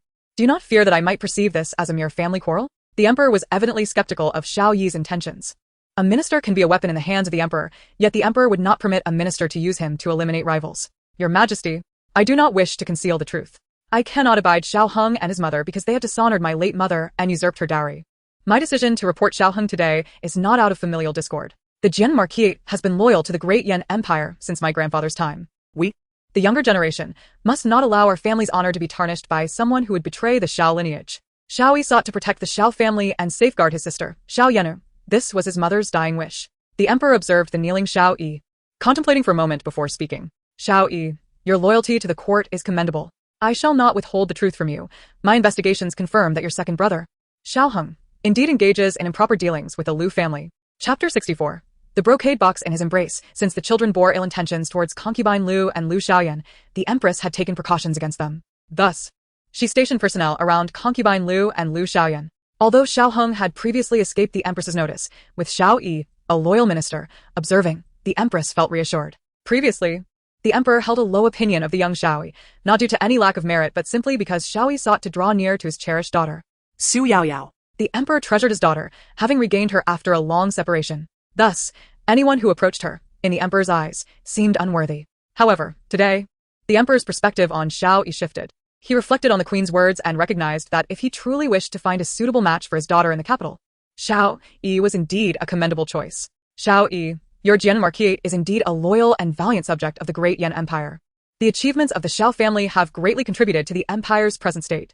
I would not wish to see the legacy and reputation built over generations by the Xiao family tarnished by the actions of a mere illegitimate son, and thus, I can offer you a secret decree. Seeing that the emperor was already aware of everything, Xiao Yi felt a surge of relief. Had he chosen to conceal the truth, the Xiao family would inevitably face catastrophe, regardless of whether he or his father had any dealings with the Lu family. Allegations of colluding with court officials and treason were crimes punishable by extermination. The forewarning from Princess Annal regarding the future of the Xiao family would quietly come to pass. The more he pondered, the colder he felt. I accept the decree. Hearing the emperor's words, Xiao Yi bowed respectfully. Xiao Yi, from today onward, I command you to focus on investigating Shiao Hong's dealings. Discern the nature of his scheming with the Lu family. Additionally, you must gather evidence of their collusion. If you manage to resolve this matter, I shall discreetly eliminate Shiao Hong, ensuring that his misdeeds do not taint the reputation of your Jianan Marquis. The emperor understood what mattered most to Xiao Yi, the reputation of the Jianan Marquis. I promise you here today that once the truth is uncovered, I will only deal with Shiao Hong and will not implicate your entire family. I shall obey. With his purpose fulfilled, Xiao Yi had no more to say. However, the emperor showed no immediate inclination for him to depart and casually gestured towards the brocade box in Xiao Yi's arms, inquiring, Xiao Yi, is that brocade box you hold perhaps evidence of Xiao Hong's collusion with the Lu family? Xiao Yi, caught off guard by the emperor's probing inquiry, felt his face flush with embarrassment. He had entered the palace with a singular focus on reaching the imperial study, completely unaware that he had inadvertently brought along a small box. No, it did not contain any incriminating evidence against Xiao Hong. Rather, it was merely a trinket he had purchased. Due to the suddenness of the situation, he had hastily entered the palace, forgetting to leave the item at home. And he humbly sought the emperor's forgiveness for this oversight. While he spoke with confidence when exposing Xiao Hong, he now found himself stumbling over his words. The emperor observed all of this with keen interest and continued to press. A trinket? I wonder what sort of treasure Lord Xiao so cherishes within this brocade box that you have safeguarded so diligently. Why not reveal its contents for me to see? The emperor, now fixated on the box in Xiao Yi's hand, insisted on a glimpse, leaving Xiao Yi feeling increasingly flustered. The small items within the box were trivial baubles favored by young girls, and should the emperor catch sight of them, rumors would surely spread throughout the capital about his lack of seriousness. Yet, the emperor's desire to see the contents was not something Xiao Yi could dismiss. To refuse would be tantamount to deceiving the sovereign. Faced with these two dilemmas, Xiao Yi found himself with no viable options. Enough, your majesty. Why trouble Lord Xiao so? Just as Xiao Yi was in turmoil, the empress entered the imperial study, carrying the soup she had prepared, effectively interrupting the conversation between the emperor and Xiao Yi, thus alleviating his predicament. I have the honor of greeting your majesty. Xiao Yi expressed his gratitude, bowing respectfully to the empress, maintaining a demeanor that was neither subservient nor arrogant. Please rise, Lord Xiao. The empress, having observed Xiao Yi over the past days, held a favorable opinion of him. A mother, upon observing her son-in-law, finds herself increasingly fond of him. Therefore, her demeanor toward Xiao Yi was naturally gentle and accommodating. Lord Xiao, you must be famished from your hurried visit. I have prepared some ginseng soup. Would you care to join me? It was not uncommon for the emperor to bestow a meal upon his subjects, and given Xiao Yi's status, such an act would be wholly appropriate. I dare not impose, for I would not wish to disrupt your majesty's dinner. Xiao Yi quickly excused himself, concerned that the empress might take an interest in the small box he was holding. As he hurriedly took his leave, the empress watched him depart, finding him increasingly agreeable. This child, Xiao Yi, is indeed a remarkable individual. The key is his unwavering loyalty to his majesty and the great nation of Dian. Such a person is rare in these times. The empress had actually been waiting in a side chamber. She had been engaged in casual conversation with the emperor in the imperial study until she heard of Xiao Yi's request for an audience, prompting her retreat. It seems you are quite enamored with praising another's child. Is Xiao Yi truly superior to our daughter Yaoyao? The emperor retorted, feeling a twinge of discontent. After all these years of marriage, the empress had never genuinely praised him, yet now she was lavishing compliments upon Xiao Yi. Of course our daughter possesses such qualities, which is why I wish for Xiao Yi to be her consort. Did you not notice? I believe the contents of the brocade box that Xiao Yi is so protective of are intended for our daughter Yaoyao. The empress recalled having seen similar gilded boxes among the gifts Xiao Yi had previously sent. Thus, she was quite confident in her assertion. It appeared that the union between Yaoyao and Lord Xiao was drawing near. What good fortune! Do not speak so carelessly. Yaoyao is destined to remain with us in the palace.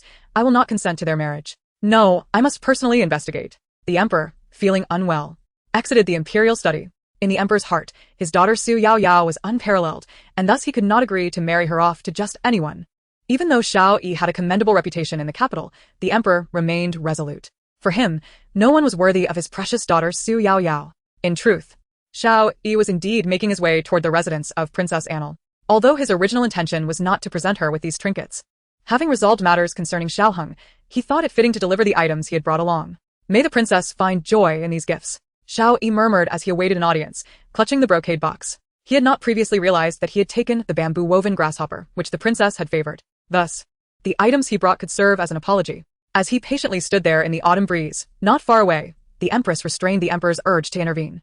Your Majesty, do you truly wish to jeopardize our daughter's happiness? Her words halted the Emperor in his tracks.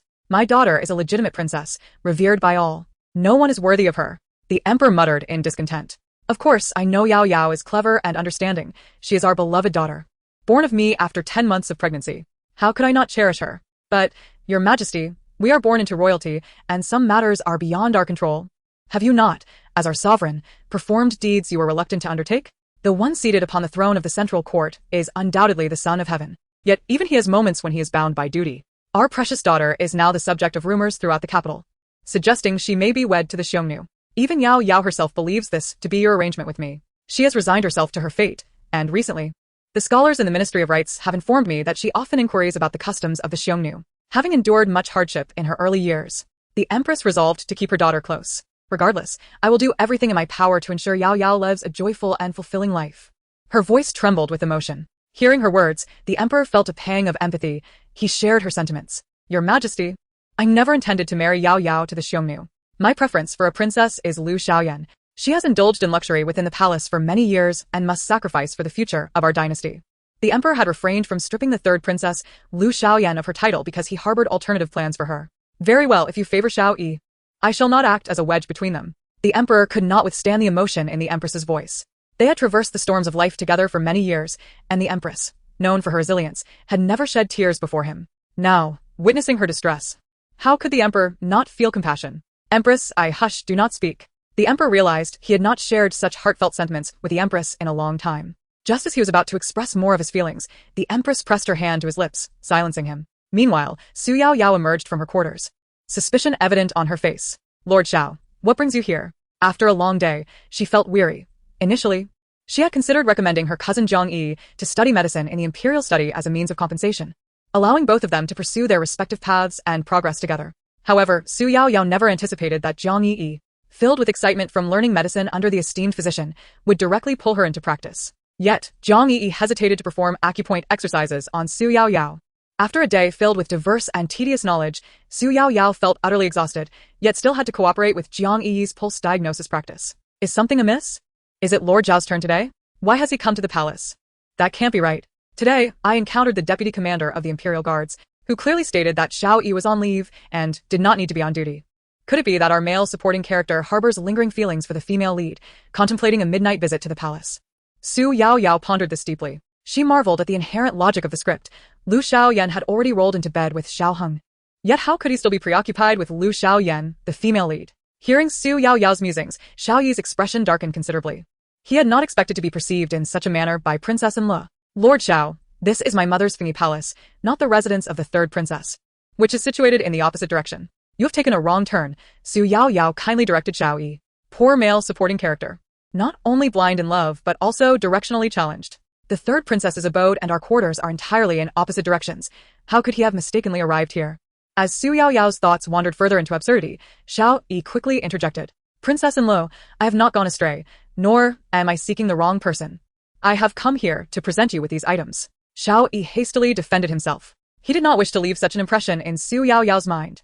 Given to me? Xu Yaoyao was utterly perplexed. She had not requested anything from Shiao Yi. Did you not already send a plethora of Xiongnu literature my way? Lord Xiao, I have yet to finish reading them. These are travel notes from my recent journey to the Xiongnu, along with a few small trinkets I acquired today in the market as compensation for the bamboo grasshopper I previously took from the princess. I hope you can forgive my earlier impulsive action. To claim a beloved item from a girl's possession was already an unflattering act. Chapter 66. The confused observer. To be candid, Xu Yaoyao felt somewhat dazed. She had speculated that Shiao Yi's presence in the palace was due to Lu Xiaoyan, as he was, after all, the male supporting character. The narrative typically dictates that male supporting characters unconditionally adore the female lead, irrespective of her life choices or marital status. While Xu Yaoyao found the male supporting character somewhat pitiable, the scriptwriters delighted in embellishing the female lead's illustrious journey with the male supporting character's affections. Lord Xiao, you haven't been drinking today, have you? Xu Yaoyao asked once more, feeling uneasy before opening the brocade box in her hands. She genuinely believed that Xiao Yi's behavior today diverged from the script's expectations. No, of course not. Xiao Yi initially struggled to comprehend her question, but upon realization, he promptly refuted her concern. Wait. Princess Lu, relieved to find Xiao Yi clear-headed, no longer worried about other matters. If it is given to me, then it is mine. Lord Xiao, you mustn't forget what you just said. She needed the Xiongnu travel notes, as well as the trinkets from the market. You have no idea how much I cherish the bamboo grasshopper you gifted me. Lord Xiao. It was specially procured for me by Aunt Xiaju when she exited the palace. Recalling Xiao Yi's earlier apology, Xu Yaoyao decided to drop the formality. A bamboo grasshopper held little monetary value, yet Xu Yaoyao had seldom encountered such trivial yet lively items within the confines of the palace. Though the palace's treasures were indeed precious, they lacked vibrancy. I believe this one you sent is even larger and more exquisite than my previous one. Thank you, Lord Xiao. I truly adore it. Xu Yaoyao expressed her fondness without reservation, and Xiao Yi's expression brightened with amusement. As long as the princess is pleased. Should you desire more of these items in the future, I would gladly seek them for you. Aunt Xiaju's duties as a palace maid make it inconvenient for her to enter and exit the royal palace, but if the princess does not mind, I am willing to assist. Lord Xiao, you are the commander of the Imperial Guards, burdened with countless responsibilities daily. I wouldn't want to trouble you with such trivial matters. She genuinely appreciated the small trinkets, but also wished to avoid hindering others' important affairs. After all, she was merely a supporting character. For a supporting character, it was prudent to remain unobtrusive to prolong one's existence. Princess, this matter is not troublesome at all. For I have a younger sister who shares your fondness for these little trinkets. Xiao Yi mentioned his sister, Xiao Yan heir, his affection for her evident. She was his only sister, and he had promised their mother to protect her innocence and kindness. Xu Yaoyao graciously thanked Xiao Yi. This pouch is made by my cousin, Jiang Yi. It contains several mosquito-repelling herbs, so rest assured. My cousin's sachets have been inspected by the chief physician and are harmless. Xu Yaoyao spoke with natural sincerity, and as Xiao Yi held the sachet, a smile graced his lips, understanding the princess's intentions, knowing that the sachet bore no special significance. Thank you, princess. Princess, these are gifts from Lord Xiao for you. I cannot accept them. Jiang Yi, having grasped the situation outside, interjected. Cousin, please take them. Although they were sent to me by Lord Xiao, once something is given to me, I have the right to decide its fate. You see, I just passed the sachet you gifted me to Miss Xiao. You did not stop me, so you may certainly accept these little trinkets. Those sachets are different. They were made for my practice. And there are so many in the palace. Jiang Yi felt somewhat embarrassed. Gifts are not measured by their value, but by the sentiment behind them. Xu Yaoyao shook her head, refuting Jiang Yi's claims. Cousin, I heard from Xiaju and Qiao Shuang that you began crafting these sachets because you saw me with a mosquito bite, so they are anything but trivial. Jiang Yi was taken aback that Xu Yaoyao was aware of her secret efforts. Surprise flickered in her eyes, soon replaced by warmth. In the past, to ease the tension between the Jiang family and the third princess, Jiang Yi had also personally embroidered gifts for the palace. These memories would linger in her heart, regardless of the passage of time. Princess, I believe the heir of the Jianan Marquis has feelings for you. Some sentiments, lacking intimacy, are difficult to express. In the past, Jiang Yi would not have spoken so boldly. Yet, feeling a sense of kinship, she believed she could truly become a sister to Princess Lu. How could that be? Xu Yaoyao's disbelief was palpable. The notion that a male supporting character could harbor affections for the female lead was a well-established trope. What did it have to do with her, a mere supporting character? Cousin, we cannot jump to conclusions just because we exchanged gifts a couple of times. We have also exchanged gifts. Does that mean we have feelings for one another? Xu Yaoyao dismissed the idea with a flippant remark. Jiang Yi did not argue but simply gazed at Xu Yaoyao with gentle warmth. Exchanging gifts once or twice certainly does not imply any mutual affection. Yet the gaze of Xiao Yi, who recently presented a token, was filled with emotion, something Jiang Yi had never heard of during her time in the capital. Chapter 67. The true scheme. Xiao Yi, the heir of the Jianan Marquis, is among the most distinguished young nobles in the capital. While many young men in the city indulge in debauchery, the heir of Jianan Marquis has earned his reputation through his own merits, a rarity in a lineage that has long been overshadowed by privilege. Dear Sister Yi, please do not jest. Xiao Yi harbors no other intentions towards me. Xu Yaoyao declared with unwavering certainty. In the narrative, she is but an inconspicuous character. The mere thought of having something transpire with Xiao Yi is a daunting challenge, as she is not the destined one. The true heroine of this tale is Lu Xiaoyan. According to the script's improbable logic, any male character that emerges is fated to fall in love with the heroine. Xiao Yi is one such character, as is Shiao Hong. Fortunately, Xu Yaoyao remains indifferent to matters of love. In her eyes, nothing is more enjoyable than living a carefree existence. What does it mean to be the destined one? Dear sister, I find myself increasingly perplexed by your words, Jiang Yi remarked with a smile. Xu Yaoyao, a whimsical and endearing sister, often spoke in riddles. Yet Jiang Yi cherished her company. This is a secret. Xu Yaoyao could not divulge her time-traveling secret to Jiang Yi, so she skirted around the topic. While the two sisters playfully bantered, in the princess's chamber, Lu Xiaoyan struck Lu Ruan's face with 2 resounding slaps. You useless wretch! Jiang Yi is a companion of the princess and you are too. Why does she consistently shine before our emperor and empress while you fail to handle even a trivial task? I told you repeatedly. As soon as Xiao Yi enters the palace, you must inform me at once and bring him to me. Having enjoyed a life of ease for too long, Lu Xiaoyan could no longer tolerate her current predicament. It was one thing for the ineffectual Shiao Hong, the illegitimate son of the Jianan Marquis, to fail her. It was another for Xiao Yi to distance himself from her. Today, Xiao Yi even went to present Xu Yaoyao with a small trinket. Why should she? Lu Xiaoyan, who had not received such tokens, allows Xu Yaoyao, an impostor, to obtain them? Lu Ruan, filled with resentment, reluctantly acknowledged her fault. After all, Lu Xiaoyan was not a genuine princess. Why should she, a lady of the Lu family, bow and scrape before a counterfeit princess? Were it not for the command of the noble Lady Lu, she would not deign to serve this challenging third princess. You expect me to endure this? Lu Xiaoyan laughed in anger. I am a legitimate princess. Why should I tolerate someone like Xu Yaoyao? Why should she seize what belongs to me? Xiao Yi is mine. Regardless of what transpires, Xiao Yi is the prince I have chosen. You Lu family have long boasted of your unmatched influence in the capital. Yet, I merely wish to eliminate a trivial Xu Yaoyao, and you cannot even accomplish that. How can you bear to claim the Lu family as the foremost in the capital? Lu Xiaoyan's dissatisfaction surged, leading her to scorn both Lu Ruan and the Lu family. What she desired must be obtained, regardless of the obstacles in her path. Lu Xiaoyan would stride forth without faltering. Lu Ruan, observing Lu Xiaoyan's arrogance, felt a flicker of hatred in her eyes.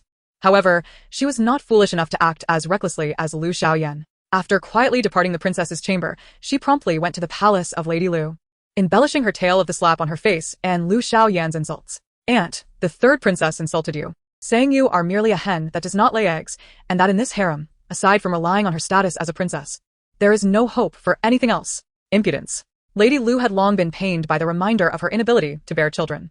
This Lu Xiaoyan has grown increasingly outrageous. She truly believes herself to be a legitimate princess. I have granted her a modicum of respect, and she has grown arrogant.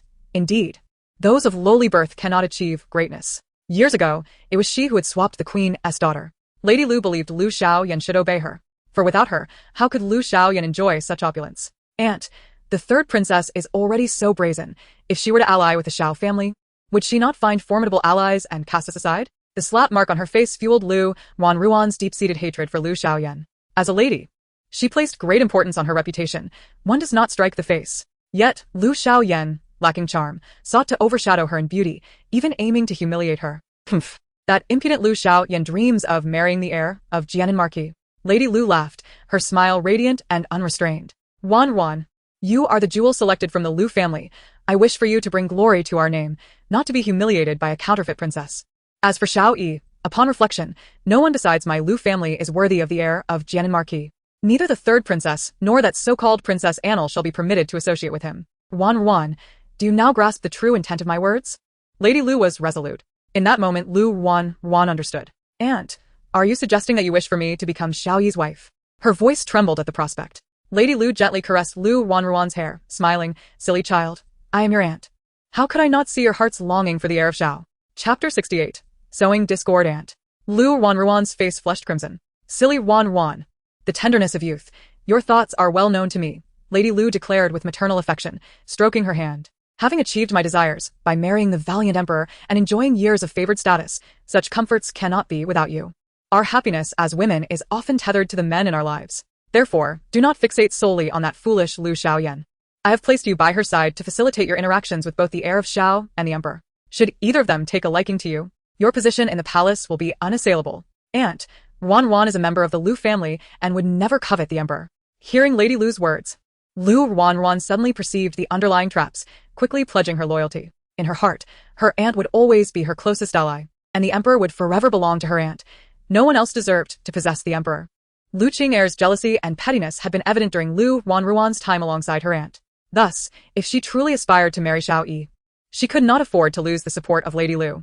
Without her, she would hold no stature in the Lu family. Well done. Indeed, you are a remarkable niece. Lady Lu smiled as she lifted the kneeling Lu Ruan. Upon the completion of her recent remarks, the news arrived from the imperial study that the emperor intended to dine in the concubine's palace. This announcement brought great joy to Concubine Lu. Previously, A series of chaotic events had diminished her standing in the emperor's heart, leading her to set her sights on the third princess due to her prolonged lack of favor. Xinhua quickly prepared to welcome his majesty. Concubine Lu, in her excitement, instructed her personal maid, neglecting to attend to Lu Wanwan, and hastened to have the kitchen prepare the emperor's favorite dish, the pine-smoked ham. During his last visit, he mentioned his fondness for it. Yes, your highness. I have already instructed someone to prepare these small details. The pressing matter now is your appearance, for his majesty is coming. Perhaps I should assist you in your grooming? Xinhua suggested, sharing in Concubine Lu's delight. You speak wisely. Hasten the preparations. His majesty is particularly fond of my fair complexion. He often remarks that my hands resemble the finest silk. Concubine Lu exclaimed with utmost joy. Fetch me some milk. I feel my hands have lost their former delicacy. To maintain her skin's smoothness and luster, Concubine Lu had always bathed in milk, a lavish practice that drew whispers among the palace staff, though none dared voice their opinions in her presence. Yes, your highness, I shall procure it at once. With her spirits lifted, Concubine Lu displayed much more leniency towards the palace attendants, hence they were pleased to see Lu Qing'er regain favor. As evening approached, the time for the meal arrived. And indeed, the emperor came. I pay my respects to your majesty. Concubine Lu, adorned in exquisite makeup, bowed gracefully, a smile gracing her lips. The emperor stepped forward, gently dismissing her intention to bow. I've been preoccupied with matters of state, seldom visiting the inner palace. It has been quite some time since I last saw you. I hope you have not held any grievances? He inquired, amusement glimmering in his eyes. Seeing the emperor's concern for her filled Concubine Lu with elation. Your majesty, you are the sovereign of the realm, with countless affairs awaiting your attention. I am but a woman. Having entered the palace and taken on the role of concubine, my priority is always your needs. Even if I miss you dearly, it would be inappropriate to voice it, lest I add to your burdens. This rhetoric would lead any unfamiliar with her to believe she was a woman of virtue and understanding. Indeed, concubine, you have always been attuned to my sentiments. So you must comprehend my sincere intentions, the emperor replied, further solidifying Lu Qing'er's reputation for wisdom. Concubine Lu blushed with delight. In the harem, the emperor's favor was of utmost importance. I understand well, your majesty. I have prepared a feast for you, and after your counsel, you must be famished. Please, let us dine together, she said, taking his arm affectionately. Yes, it has been many days since I dined in your palace. I have greatly missed the dishes from your kitchen. The two entered together. The emperor, illuminated by the flickering candles, cast a glance at Lu Wanwan, who stood beneath the light, and remarked, this niece of yours has grown well. As the saying goes, nephews resemble uncles, and nieces resemble aunts. She bears a striking resemblance to you when you first stood beneath the palace lanterns. This single statement stirred a multitude of emotions within Concubine Lu. The initial encounter between her and the emperor beneath the lanterns had been orchestrated by Lu Qing'er herself. In those days, her beauty under the lantern's glow had garnered her years of favor in the harem. Now, whether it was the emperor's words that sparked her thoughts, Concubine Lu found herself contemplating how Lu Wanwan indeed bore a slight resemblance to her. Is that so? I do not see it, your majesty. Your discerning eye is truly remarkable, Concubine Lu replied with a hint of embarrassment. Lu Wanwan, understanding the moment, promptly knelt in gratitude. Thank you for your kind words, your majesty. However, I am still quite young and cannot compare to my aunt. Perhaps the lantern light merely enhances my features. She dared not overshadow Concubine Lu. Unbeknownst to the two, this exchange would swiftly circulate throughout the palace. The news reached Fingy Palace as well. Mother, I have come to share a meal with you. Xu Yaoyao, concerned for the empress's mood, tugged at Jiang Yi to accompany her. I will join you for dinner as well, Jiang Yi echoed. In the harem, the favor was fleeting. Just the day before, whispers spoke of the emperor's admiration and respect for the empress, but today the tides had turned. Jiang Yi felt a pang of sympathy for her aunt, suffering in the harem. Have you too heard the gossip outside? The empress, sharp-eyed, noticed the unusual demeanor of Xu Yaoyao and Jiang Yi. They exchanged glances, unsure how to respond. Do not worry, I have spent many years in this harem, witnessing its storms and calms.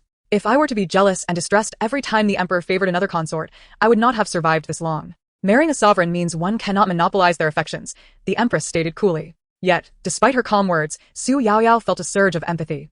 No woman enters marriage intending to share her husband with others, and the empress was no exception.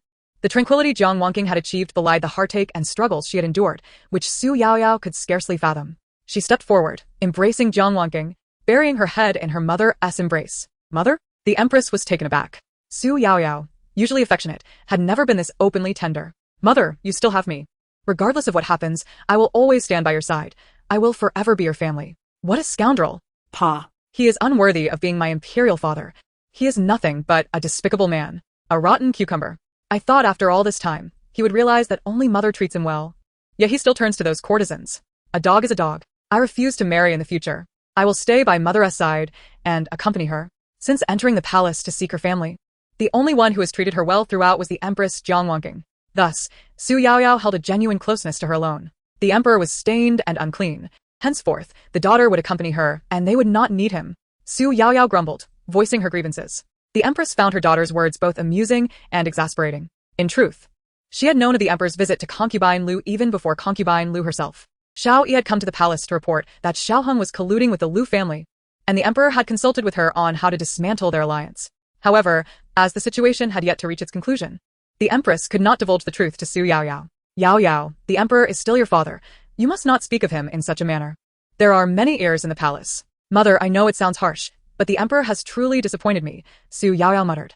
Having witnessed the harmonious relationship between the emperor and her mother's father, she found it unbearable to accept the emperor's sudden affection for other concubines. The emperor is human. He makes mistakes, and as his daughter, I have the right to point them out. Keeping a heartless person close is inherently dangerous. Yaoyao, you must understand that those within the harem should not meddle in politics. Once these words leave the Fengyi Palace, they should not be spoken of again. The empress advised with a smile. All right, I understand. Xu Yaoyao replied helplessly, swallowing her multitude of doubts, and thereafter accompanied the empress for dinner. System. I suddenly no longer wish to be merely a passive observer, solely seeking the empress as protection. The meal left Xu Yaoyao with a plethora of thoughts. I live a carefree life here, yet it is the empress who supports me from behind. If I remain so unambitious, she may love me because I am her daughter. But to her, I would become nothing short of a burden. I detest being a burden to others. Xu Yaoyao could languish in idleness, preserving her own life as a mere pawn. However, this came with the condition that it should not implicate others. She could not bear to thrive on the suffering of others. What can I do to assist my mother? Xu Yaoyao was unsure where to begin, and thus inquired of the system. Host, I have some good news that might cheer you up. The system, noticing Xu Yaoyao's despondency, decided to lift her spirits. What good news? Xu Yaoyao doubted that any good news could arise today. Your imperial father did not stay at the residence of Concubine Lu. He is currently on his way to Fengyi Palace. Really? Xu Yaoyao suddenly sat up, her eyes wide with surprise. But wasn't he previously decreed that he would visit Concubine Lu today? As the system finished speaking, Xu Yaoyao heard a knock at her door. Yaoyao, your father has come to see you. Upon hearing this, Xu Yaoyao felt a pang of guilt. She hurriedly donned her shoes and ran to open the door, while Xia Ju, concerned that Xu Yaoyao might trip over her untidy footwear, hurried behind her. Upon opening the door, indeed, it was the emperor standing there. You little girl, rushing out to greet your father with such fervor. Though it is autumn, the night still carries a chill. You could have at least worn something warmer, the emperor remarked, removing his own cloak and wrapping it around Xu Yaoyao. Father, I apologize for speaking ill of you earlier, doubting your affections for that venomous beauty, Concubine Lu. Xu Yaoyao said, taking the initiative to apologize. Regardless of whether the emperor had heard her words or not, she was willing to express her remorse for her remarks. You little girl, you certainly have a lot on your mind, the emperor said, poking Xu Yaoyao's forehead, not angered by her statement. However, I have indeed wronged both you and your mother in the past, and I shall bear your resentment. The emperor did not intend to deny the misunderstandings and hurts of the past, as they were indeed his doing. But from now on, my heart shall only hold my daughter Yaoyao and your mother, he said, handing Xu Yaoyao a small box from a nearby eunuch. Here, this is a gift from your father. What is this? Xu Yaoyao inquired, curiously opening the box to find it filled with trinkets from the streets of the capital. Father, looking at the treasures inside, Xu Yaoyao found herself at a loss for words. A lonely daughter must be cherished by her father. The gifts from that boy from the Xiao family cannot compare to what you have given. That boy seeking to win my daughter's affection should be reprimanded. Yes, what you have given is the best. Chapter 70. The unexpected brother-in-law since discovering the truth. The emperor no longer wished for the empress and his daughter Xu Yaoyao to be disappointed in him. Thus, even to distance himself from Concubine Lu and her niece. He left when she sought to have him stay under the pretense of pressing state affairs. Xu Yaoyao, buoyed by the emperor's affection and her clarity of mind, once again regarded him as a father, yet her resolve to act, as prompted by the system, remained unchanged. The next day, she sought out the master in the Ministry of War to teach her martial arts. Host, you are well aware that the emperor has not changed his heart towards the empress. They will forever love you as their daughter. Why then endure these hardships? The system was perplexed as to why Xu Yaoyao, who had previously been complacent, now appeared so determined. You do not understand. After yesterday's events, I learned a vital truth. I refuse to stand idly by while my loved ones are wronged, powerless to act. She no longer wished to be a useless individual. She aspired to be a formidable and capable princess. Princess, it is your first time practicing these skills. There is no need to exert yourself so fiercely. The martial arts master believed that the Annal Princess had only come out of momentary curiosity and thus refrained from pushing her too hard in training. Upon seeing Xu Yaoyao's hands marked with red from the weapons, they hesitated to continue her training. It's all right, Master Xia, I can persist. If I truly cannot bear it, I will let you know. Xu Yaoyao gritted her teeth and pressed on. She understood that mastering martial arts was not an overnight endeavor. She must endure, day by day. Master Xie did not expect the princess to endure such hardship.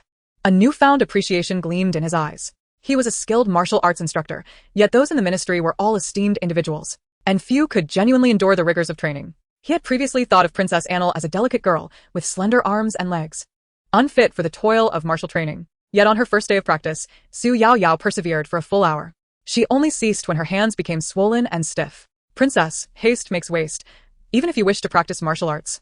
No skill can be mastered in a single day. Jiang Yi, witnessing Xu Yaoyao's hands swollen from training, felt pained and hurried to apply medicine, chattering as she did so. Cousin Yi, you are a doctor who treats me daily. We are truly a perfect match. Xu Yaoyao. Seeing Jiang Yi as concerned, felt her eyes grow misty and playfully teased her. Nonsense, I want to allow you to say such things. Jiang Yi quickly retorted. It is true that I have learned to heal, but that does not mean you must be my patient every day. Princess, if you live a life free of illness and strife, and maintain a good relationship with the Empress, I would gladly abandon my role as a doctor. In this palace, danger lurks at every corner. Jiang Yi, you are truly too kind to me. Xu Yaoyao acknowledged Jiang Yi's genuine affection, embracing her in gratitude, her demeanor exuding charm and affection. In this world, where could one find a fairy like Sister Yi? Xu Yaoyao engaged in playful banter with Jiang Yi, hoping to distract her, yet her words left Jiang Yi blushing, feeling rather shy. Coming from a prestigious family, she had never been so openly praised before. Jiang Yi found herself at a loss against the endearing antics of the princess. Their playful exchange continued until an unexpected presence interrupted their merriment. Minister Pei Xing has come to meet Princess Annel and Miss Jiang. Pei Xing. Pei Xing, the only son of the Grand Tutor, and my betrothed whom I have yet to meet. Upon encountering the other party for the first time, Xu Yaoyao's mind was set ablaze. She never anticipated that she would come across Jiang Yi's fiancé in this place. No need for formalities. Xu Yaoyao swiftly waved her hand to urge him to rise. As Pei Xing and Jiang Yi were merely side characters in the original script, their descriptions were scant. According to the initial storyline, Jiang Yi would perish due to the assassination of the Empress, leading to the annihilation of the Jiang family. This implies that when Jiang Yi met her demise, she had yet to wed into the Pei family, otherwise as a daughter-in-law of the Pei family.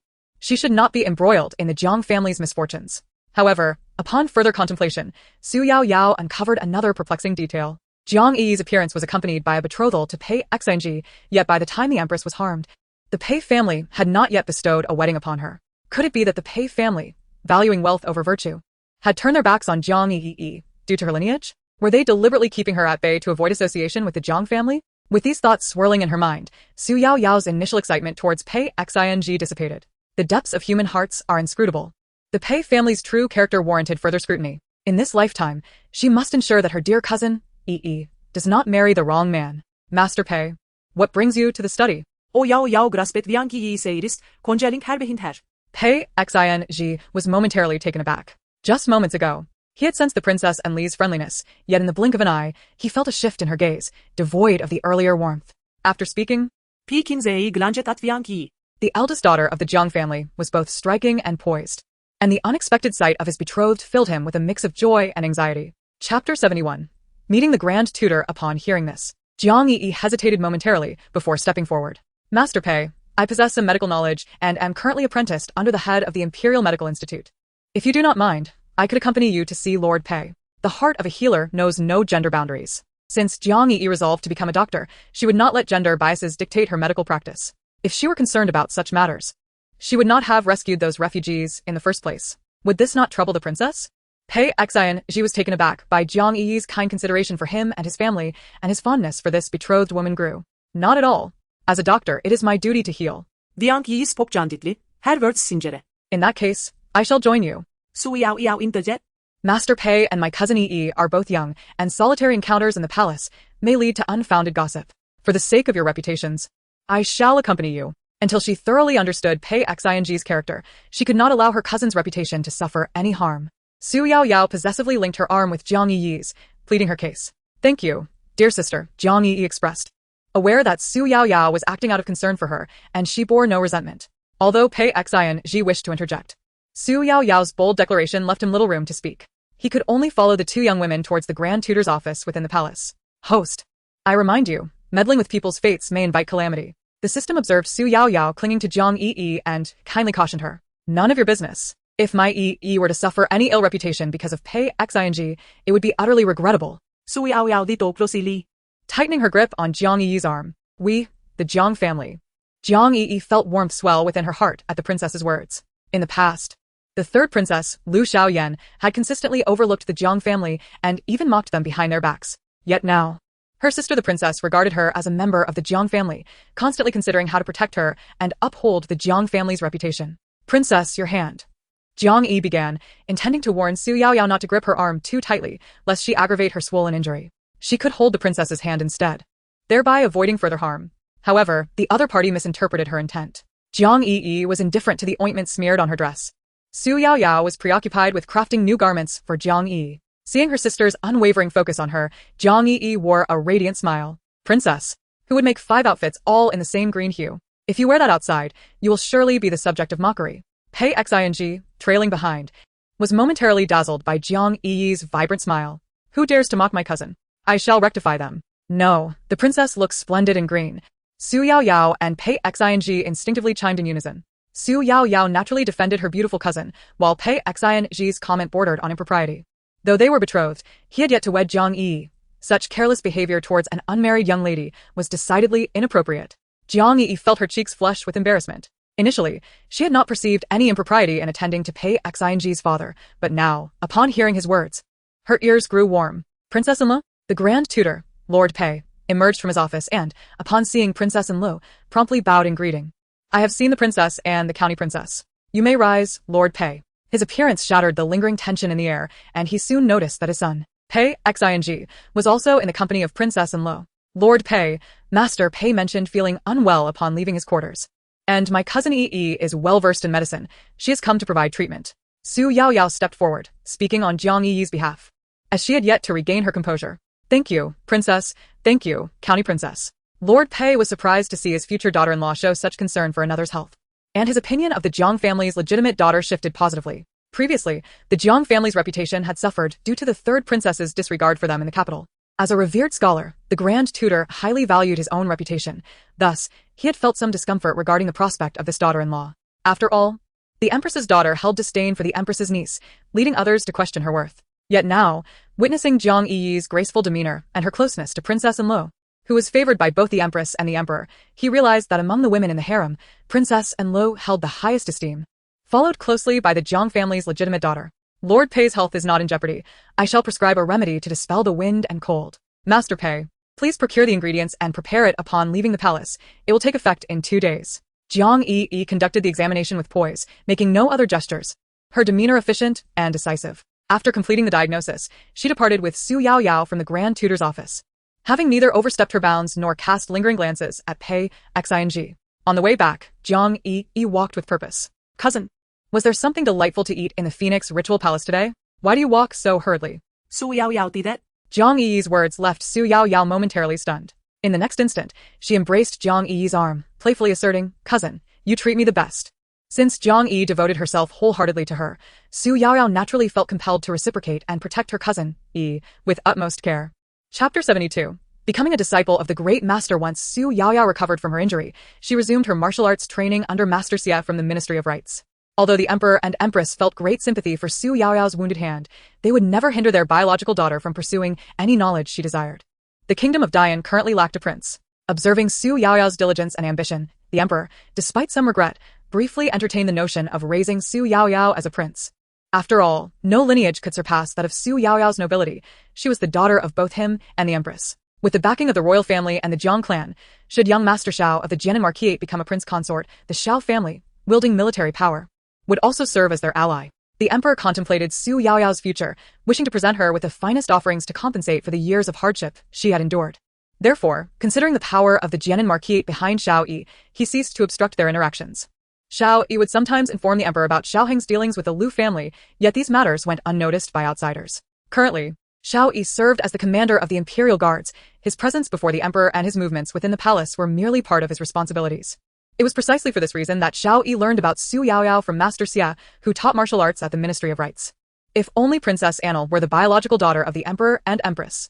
I have taught many members of the royal family, yet only Princess Annal endures hardship without complaint. Regardless of the training tasks I set, she always finds a way to complete them. Individuals within the royal family akin to Princess Annal, who are unspoiled and resilient, are exceedingly rare. Xu Yaoyao aspired to become strong, thus she persevered through pain and exhaustion, refusing to give up even when injured. If need be, she would rely on Jiang Yi, the physician, to tend to her wounds and prescribe remedies. Initially, Master Xie did not take Xu Yaoyao's determination to practice martial arts seriously, but as he witnessed her unwavering dedication day by day, he ultimately acknowledged her prowess. Therefore, when he encountered Xiao Yi, he expressed his candid thoughts.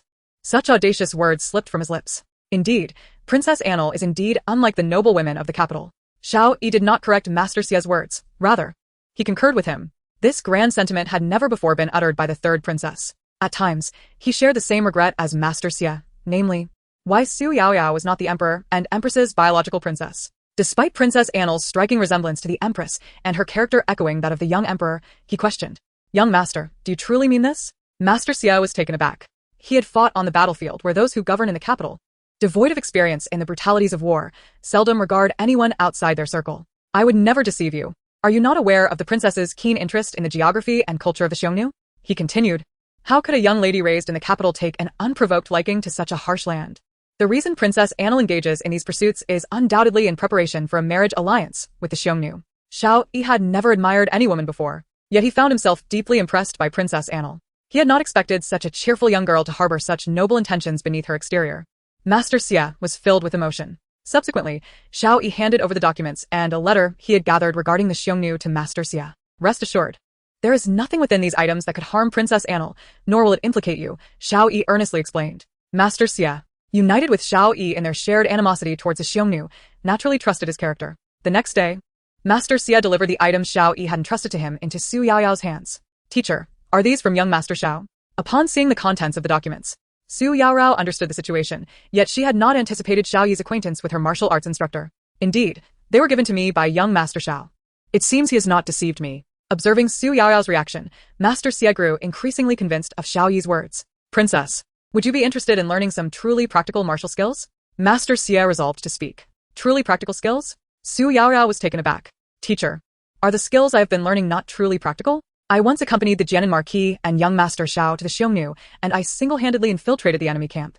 The scar upon my face is a testament to that time." Xu Yaoyao was utterly astonished. She had not expected that the seemingly unassuming instructor at the Ministry of Rites possessed such astonishing achievements. "Teacher, you are truly impressive. Infiltrating the enemy camp alone. That is the very definition of a lone wolf." Princess Annal unabashedly praised him, causing Master Xie to blush. Yet he increasingly felt that Princess Annal was worthy of her noble title. Such character is what a royal lady should embody. "Princess Annal, I have not established a family or taken on disciples, but I dare to impart to you the skill of infiltrating enemy camps. Would you accept my teachings?"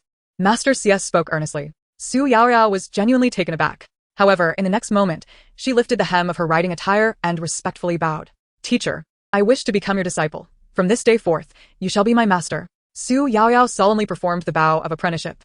When the Emperor and Empress learned of her martial training, one reason they did not oppose her was Master Xie's genuine expertise. As a novice, having found a true master, Xu Yaoyao could hardly overlook such an unexpected fortune. "Very well, I shall dare to become your highness's teacher." Master Xie, a man of genuine temperament, instantly beamed with joy. After Xu Yaoyao became his student, the Empress, upon learning of Master Xie's identity, even sent a gift of apprenticeship through Xiaju. Meanwhile, Xiao Yi extended an invitation to Xu Yaoyao to visit the Western Market. Chapter 73.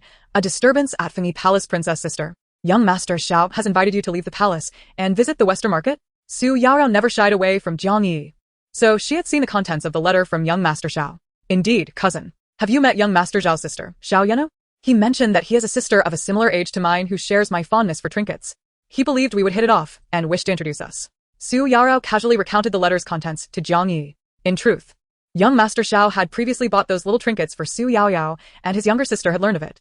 Xiao Yener had never seen her brother take such an interest in any girl, so she implored him to arrange a meeting with Princess Annal. Reluctantly, Xiao Yi agreed, realizing he had some matters to discuss with Xu Yaoyao that could not be addressed within the palace. "Is Xiao Yener easy to get along with, cousin?" Xu Having witnessed the third princess's unreasonable antics, felt overwhelmed with daily affairs, and had little time to engage with another difficult young lady. Thus, she intended to consult Jiang Yi before meeting her. "Well, I have encountered the third miss of the Jianan Marquis a few times at banquets, but as you know, the noble women of the capital keep their distance from me, so I have not had much interaction with them. Jiang Yi is indifferent to the pursuits of noble women in Kyoto.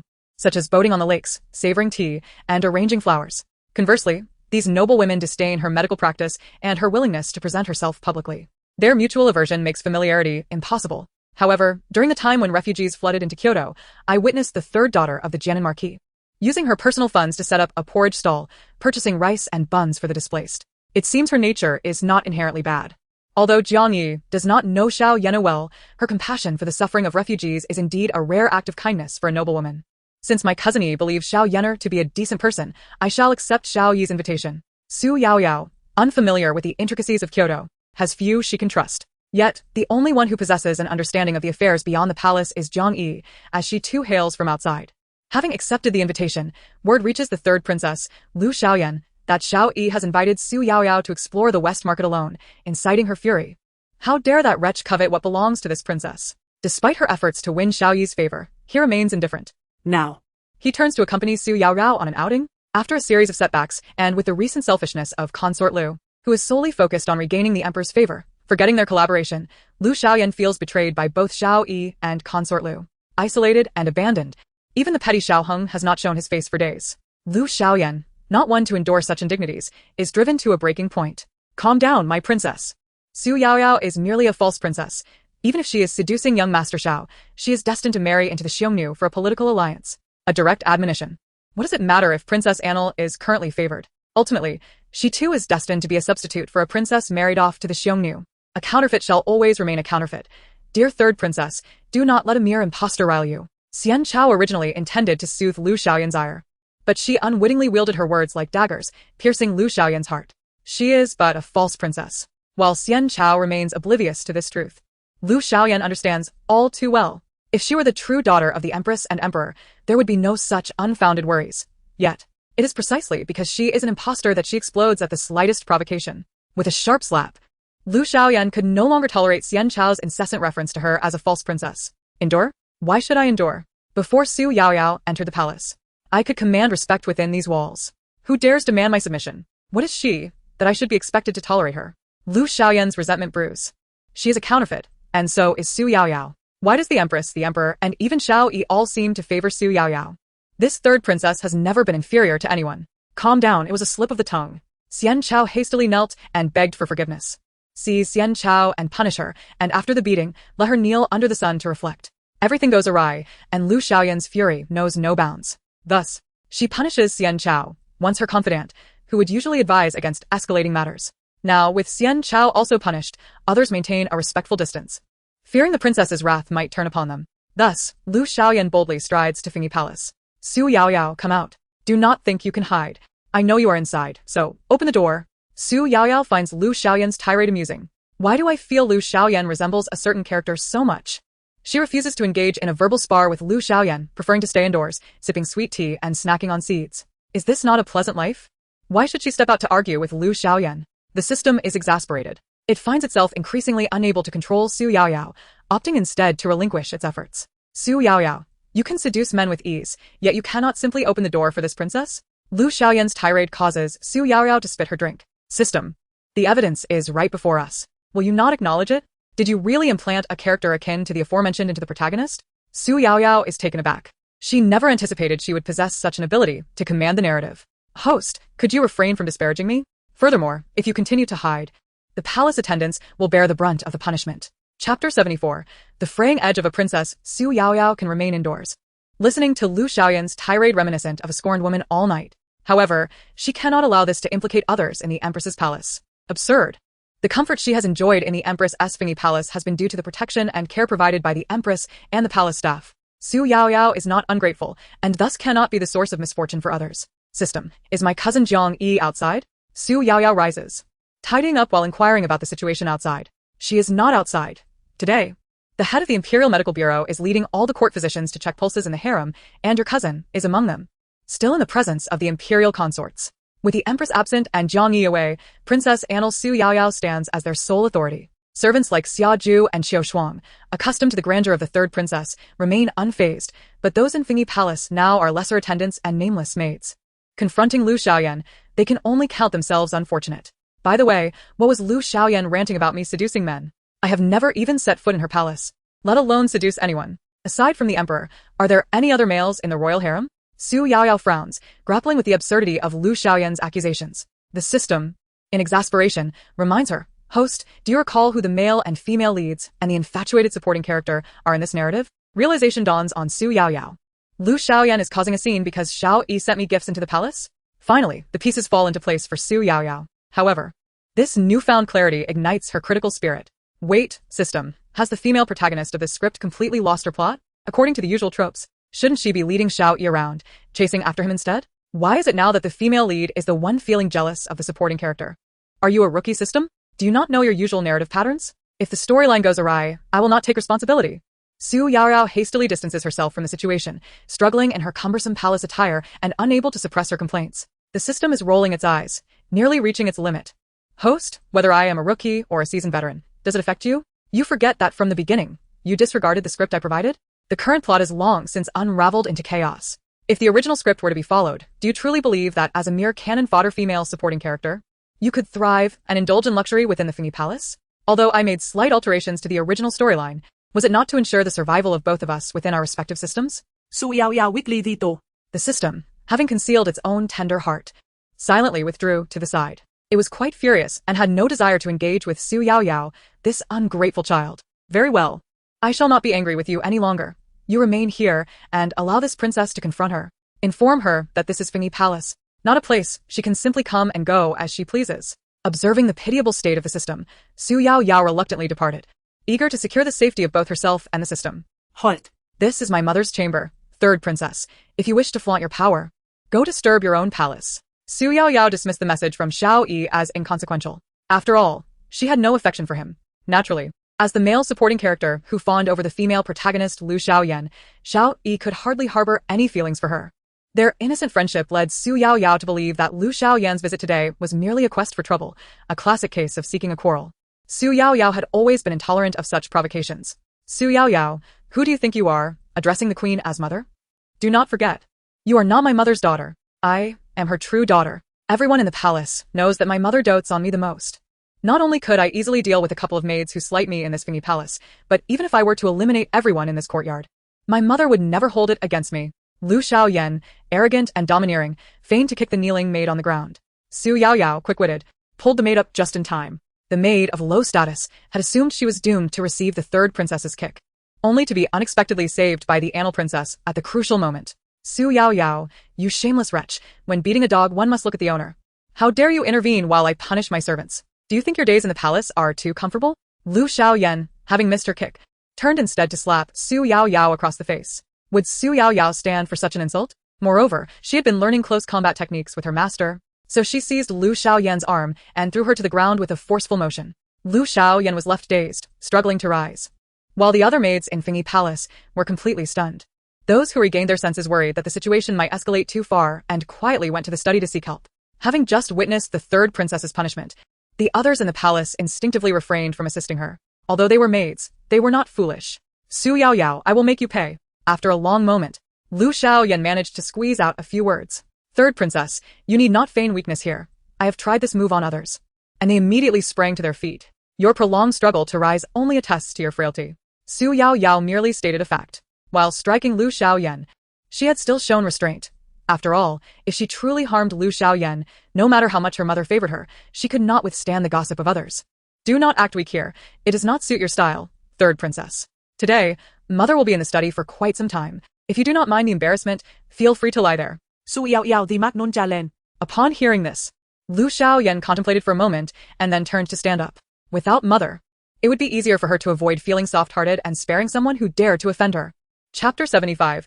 Claiming the moral high ground, Lu Xiaoyan certainly could not remain on the ground indefinitely. Such a humiliating situation was not one she wished to have spread beyond Fingy Palace, so she rose, cursing as she did, not forgetting to threaten Xu Yaoyao. You lowly maids, listen well. If even a single word about today as events escapes, I shall see to it that you meet your end. Such bravado. Xu Yaoyao couldn't help but scoff, shielding the people of Fingy Palace behind her, while Lu Xiaoyan busied herself with finding fault. None noticed that the Emperor and Empress had arrived at the palace entrance. Jiang Yi had come along as well, concerned for her younger sister's safety. Upon hearing of the commotion in Fingy Palace, she had quickly departed from her master to rush over. This is Mother S. Fingy Palace, not a place for your unruliness. Third princess, are you not here today to stir trouble over the fact that young master Xiao sent me some gifts? Is it not excessive to lash out at these innocent people within Fengyi Palace? Lu Xiaoyan's every action today was an act of misplaced wrath. Such occurrences were not uncommon in the palace, as many young ladies treated those around them in a similar manner. However, Xu Yaoyao's direct confrontation of Lu Xiaoyan's behavior infuriated her. Very well, if I shall not vent my anger on them, then I shall direct it at you. Xu Yaoyao, what face do you have to accept gifts from young Master Xiao? Xiao Yi belongs to her. Lu Xiaoyan regarded young Master Xiao as her personal possession. You, who are soon to replace me and marry into the Xiongnu. Entangled with a young master of the capital, Xu Yaoyao, if your reckless behavior reaches the ears of the Xiongnu, jeopardizing our great Yan Kingdom's alliance. Can you bear the consequences? Xu Yaoyao was left speechless. What? Unable to fight me. And now Lu Xiaoyan thinks to play the game of claiming the moral high ground? Does this arrogant and domineering third princess deserve it? Indeed. One cannot become a heroine with such a thick skin. Were I Lu Xiaoyan, I could never exude such confidence. Xu Yaoyao was not intimidated by Lu Xiaoyan. Instead, she laughed. What are you laughing at? I am laughing at your ignorance of the situation. Third princess. Do you think I accepted those gifts from young Master Xiao for no reason? Furthermore, our great Yan Kingdom holds the advantage in the standoff with the Xiongnu, which has led to the current peace talks. How is it that your words suggest we are begging the Xiongnu for this opportunity? You are the legitimate princess of the great Yan Kingdom, yet you look down upon the warriors who shed blood on the front lines. Does that not seem a bit unreasonable? Value is relative. If Lu Xiaoyan can do it, so can I. As if anyone is incapable of claiming the moral high ground. Very well. The emperor, originally worried that his daughter might be bullied by the arrogant Lu Xiaoyan, was pleasantly surprised to witness Xu Yaoyao's noble spirit. Truly, she is his daughter. The emperor couldn't help but admire her. He had not expected to see his daughter displaying such patriotism and devotion to her country. He felt a deep sense of pride. Xu Yaoyao truly was his and the empress's biological daughter. Xu Yaoyao, do not evade the issue. I am speaking of your acceptance of gifts from young Master Xiao. Third princess, are you so blinded that you can see nothing but a mere man? Xu Yaoyao felt utterly disappointed. She couldn't help but scoff. When you were searching for Lu Xiaoyan to be the heroine, did you not instill any values? How is it that this heroine is so obsessed with romance? She has no sense of duty to her family or country. Her mind is consumed solely with men. If she were enamored with a male protagonist, that would be one thing, but now she is fixated on the male supporting character. Is there something wrong with your heroine? Since Xu Yaoyao embarked on her journey of self-improvement, she has developed an aversion to those enraptured by love. Lu Xiaoyan has unwittingly placed herself in the line of fire. Truly, she is the daughter of the Empress. The queen gazes at Xu Yaoyao with a fervent admiration, having just silenced the emperor to prevent him from interfering while her daughter dealt with Lu Xiaoyan. Now, she cannot help but praise her daughter openly. Yaoyao is also the daughter of this palace. Our daughter, the emperor mutters under his breath, slightly discontented. Jiang Yi observes the scene with a serene smile. Her princess sister is quite remarkable. Today, she has been checking the pulses of the concubines in the harem, and none of them have elicited such praise from the empress or emperor. Hidden in the shadows are three individuals, akin to parents witnessing their child grow up. Filled with trepidation and anticipation, Lu Xiaoyan, having had her thoughts completely laid bare by Xu Yaoyao, decides to abandon her pretenses. Yours, they are all yours. She initially believed Xu Yaoyao would engage her in a prolonged dispute, but to her surprise, Xu Yaoyao readily acquiesced the moment she finished speaking. This left Lu Xiaoyan utterly bewildered. Third princess, here, these are what you desire, Xu Yaoyao declared, thrusting the travelogues into Lu Xiaoyan's arms. Lu Xiaoyan had not anticipated acquiring them so effortlessly, momentarily forgetting to accept them. Xu Yaoyao, assuming the third princess had not understood, patiently reiterated. These are the travelogues given to me by young Master Xiao, pertaining to the Xiongnu. By the way, young Master Xiao wishes to accompany me to the West Market, where I hear Xiongnu merchants often appear. Perhaps you might join him and gain a deeper understanding of the Xiongnu. Since the third princess holds me in such disdain and finds my actions improper, I shall not act as a substitute for her in the matter of the Xiongnu alliance. Your fondness for the items bestowed by young Master Xiao suggests that a marriage into the Xiongnu might suit you well. Xu Yaoyao's words left Lu Xiaoyan utterly speechless. Upon hearing that young Master Xiao had sent gifts and letters to Princess Lu, she was taken aback to discover that these were the items in question. Third princess, continue. Xu Yaoyao insisted, pressing the travelogues against Lu Xiaoyan's chest. Your noble heart, devoted to the country and its people, would surely bring joy to both the emperor and empress upon their realization. It seems I have misjudged you. The audacity of the third princess, sacrificing her own interests for the sake of countless citizens of Dian, would undoubtedly earn her songs of praise from the people. The words fell upon Lu Xiaoyan like heavy burdens, each phrase laden with the weight of national duty. The emperor and empress, concealed outside Fengyi Palace, could hardly suppress their amusement, and even the maidservants within could not help but chuckle. Everyone in the palace was well aware of Lu Xiaoyan's true character. Were she truly concerned with the nation's well-being, she would not be in her current predicament. Our daughter's eloquence rivals that of 1,000 soldiers, the emperor declared with pride. While the empress could not help but revel in the realization of her daughter's brilliance, Jiang Yi noted that not only was her sister sharp-tongued, but she was also skilled in martial arts, as Master Xia had expressed great fondness for her as a disciple. Jiang Yi, observing the favorable turn of events for Xu Yaoyao, felt a wave of relief wash over her. Did Master Xia truly praise Yaoyao? The emperor inquired, visibly taken aback. Master Xia was indeed a formidable warrior, though he lacked the qualities of a brilliant commander, resembling more a lone wolf, independent and self-sufficient, ready to face any peril alone. Thus, when he served in the military, he did not fit in with the group, yet his singular prowess was invaluable at critical moments. Master Xia remarked that although the princess may appear delicate, she possesses a resilient spirit akin to yours, Jiang Yi conveyed to the emperor. Hearing this, the emperor's mind began to swirl with thoughts. The empress exchanged a knowing glance with him, both understanding the implications. They both wished for Lu Xiaoyan to be sent to the Xiongnu as part of an alliance. After all, if Lu Xiaoyan, this pretender to the title of princess, had enjoyed a life of luxury within the royal family for so long, certain duties must be fulfilled. As for Xu Yaoyao, the emperor and empress had other intentions in mind. Thus, they emerged from their concealment. The emperor signaled to a nearby eunuch, Wang Guishi, who understood the emperor's intent. Your Majesty, the empress has arrived. This proclamation caused all within Fengyi Palace to kneel in reverence. Everyone rise, the emperor commanded. He had just overheard the conversation between Princess and Lu and the third princess. Lu Xiaoyan, seeing the emperor and empress approach, hurriedly stepped forward, intending to slander Xu Yaoyao. However, the emperor preempted her. Third princess, I have always been agreeable to your desires, and your mother feels the same. Since you are fond of the Xiongnu travelogues gifted by young Master Xiao and show interest in the merchants in the West Market, I have conferred with your mother. If you truly wish it, I shall grant your wish and send you to the Xiongnu for the alliance. This marked the first time the emperor openly expressed his intention to send the third princess for the alliance. Lu Xiaoyan was thrown into a panic, fully grasping the concept of digging her own grave. Xu Yaoyao, on the other hand, found amusement in the unfolding chaos. This world is becoming increasingly delightful. She mused. I am genuinely curious to see how the plot will unfold if Lu Xiaoyan is sent for the alliance. Given the protagonist's halo, I would not be surprised if she were to incite the Xiongnu Khan and become their queen. Eagerly observing the spectacle, Xu Yaoyao's intrigue was palpable, wondering just how far the narrative could diverge. Host, conceal your mischievous grin. The empress and emperor are now looking at you. The system interjected, alarmed at her audacity. Unaware of how openly she was smiling, Xu Yaoyao continued to revel in the unfolding drama, while Jiang Yi, concerned for her sister's reputation, stepped in front of her to obscure her expression. Your hand is bleeding. Let me tend to it, she offered, providing a reasonable excuse for her actions. Xu Yaoyao glanced down to discover a small cut on her hand, a result of her earlier encounter with Lu Xiaoyan. The wound was minor, having gone unnoticed until now, and Jiang Yi's care demonstrated her deep affection for her sister. Cousin, you are so kind to me, Xu Yaoyao replied warmly. Xu Yaoyao had lost the earlier fervor of her verbal duel and now nestled against Jiang Yi's shoulder, clinging in a rather endearing manner. Jiang Yi not only tended to her wounds but also gently patted Xu Yaoyao's head. This display of affection pierced Lu Xiaoyan's heart with an undeniable pang. She had never experienced such closeness with the Jiang family. To be precise, the Jiang family had never shown her such concern. Third princess, since you choose silence, I shall take it as your agreement. From now on, let your majesty watch over Xu Yaoyao's injured hand. The words dripped with a hint of coldness. Father, I refuse. I refuse to go to the Xiongnu. Lu Xiaoyan was taken aback by the emperor's decree to send her to the Xiongnu in marriage, and without a moment's hesitation, she knelt in supplication. The emperor furrowed his brow. No, today I was mistaken. I should not have wronged my cousin. Lu Xiaoyan dared not act recklessly any longer. Suppressing all her bitterness, she offered a series of apologies to Xu Yaoyao. Yenner truly realizes her mistake. My cousin is kind-hearted and would surely not hold a grudge against me. Chapter 77. The gift of precious medicinal herbs. Xu Yaoyao was disinclined to engage with her.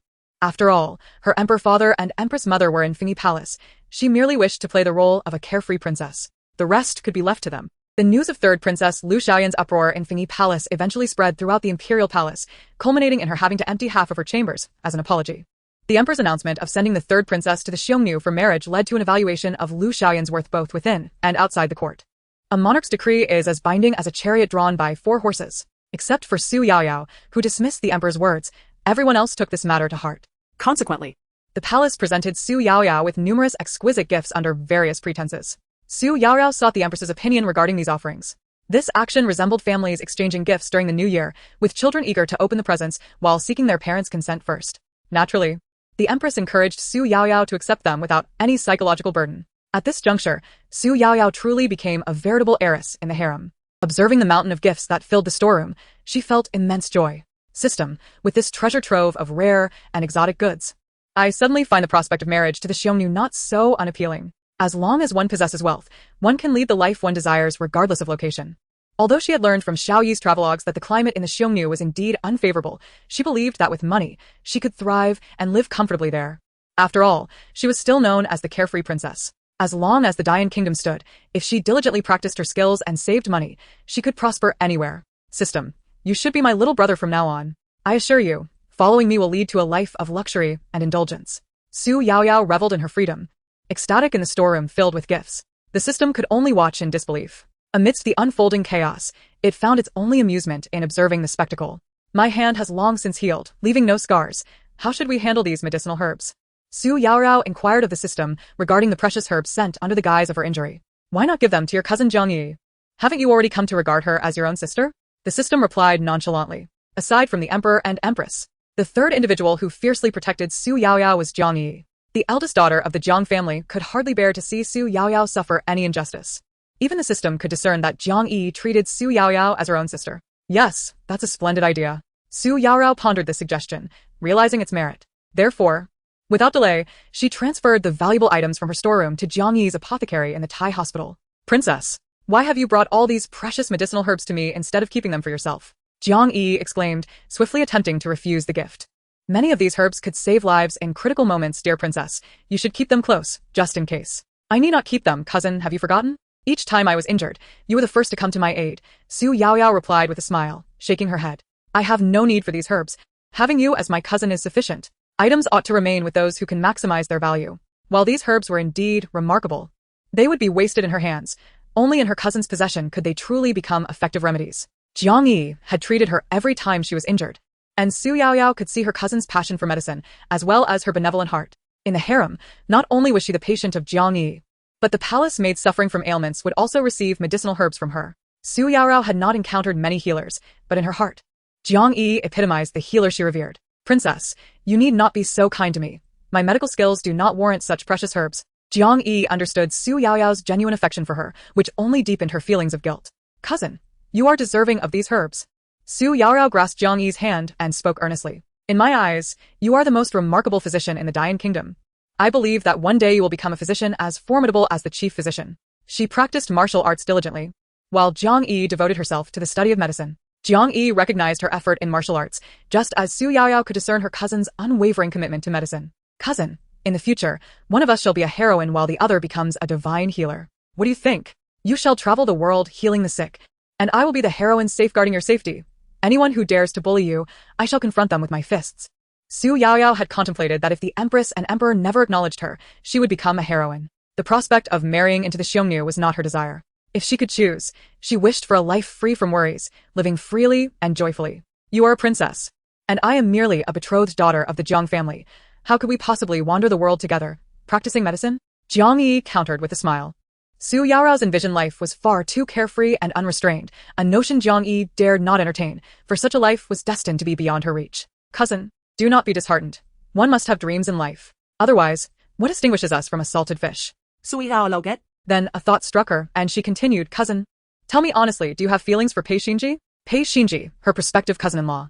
In recent days, she had inquired about him within the palace, but those who knew him were few and far between. Regarding Pei Xinji's character, Xu Yaoyao was even less informed. As for liking or disliking, princess, I am the legitimate daughter of the Jiang family, and the engagement between the Jiang and Pei families was arranged by our grandfathers long ago. Jiang Yi replied with a smile.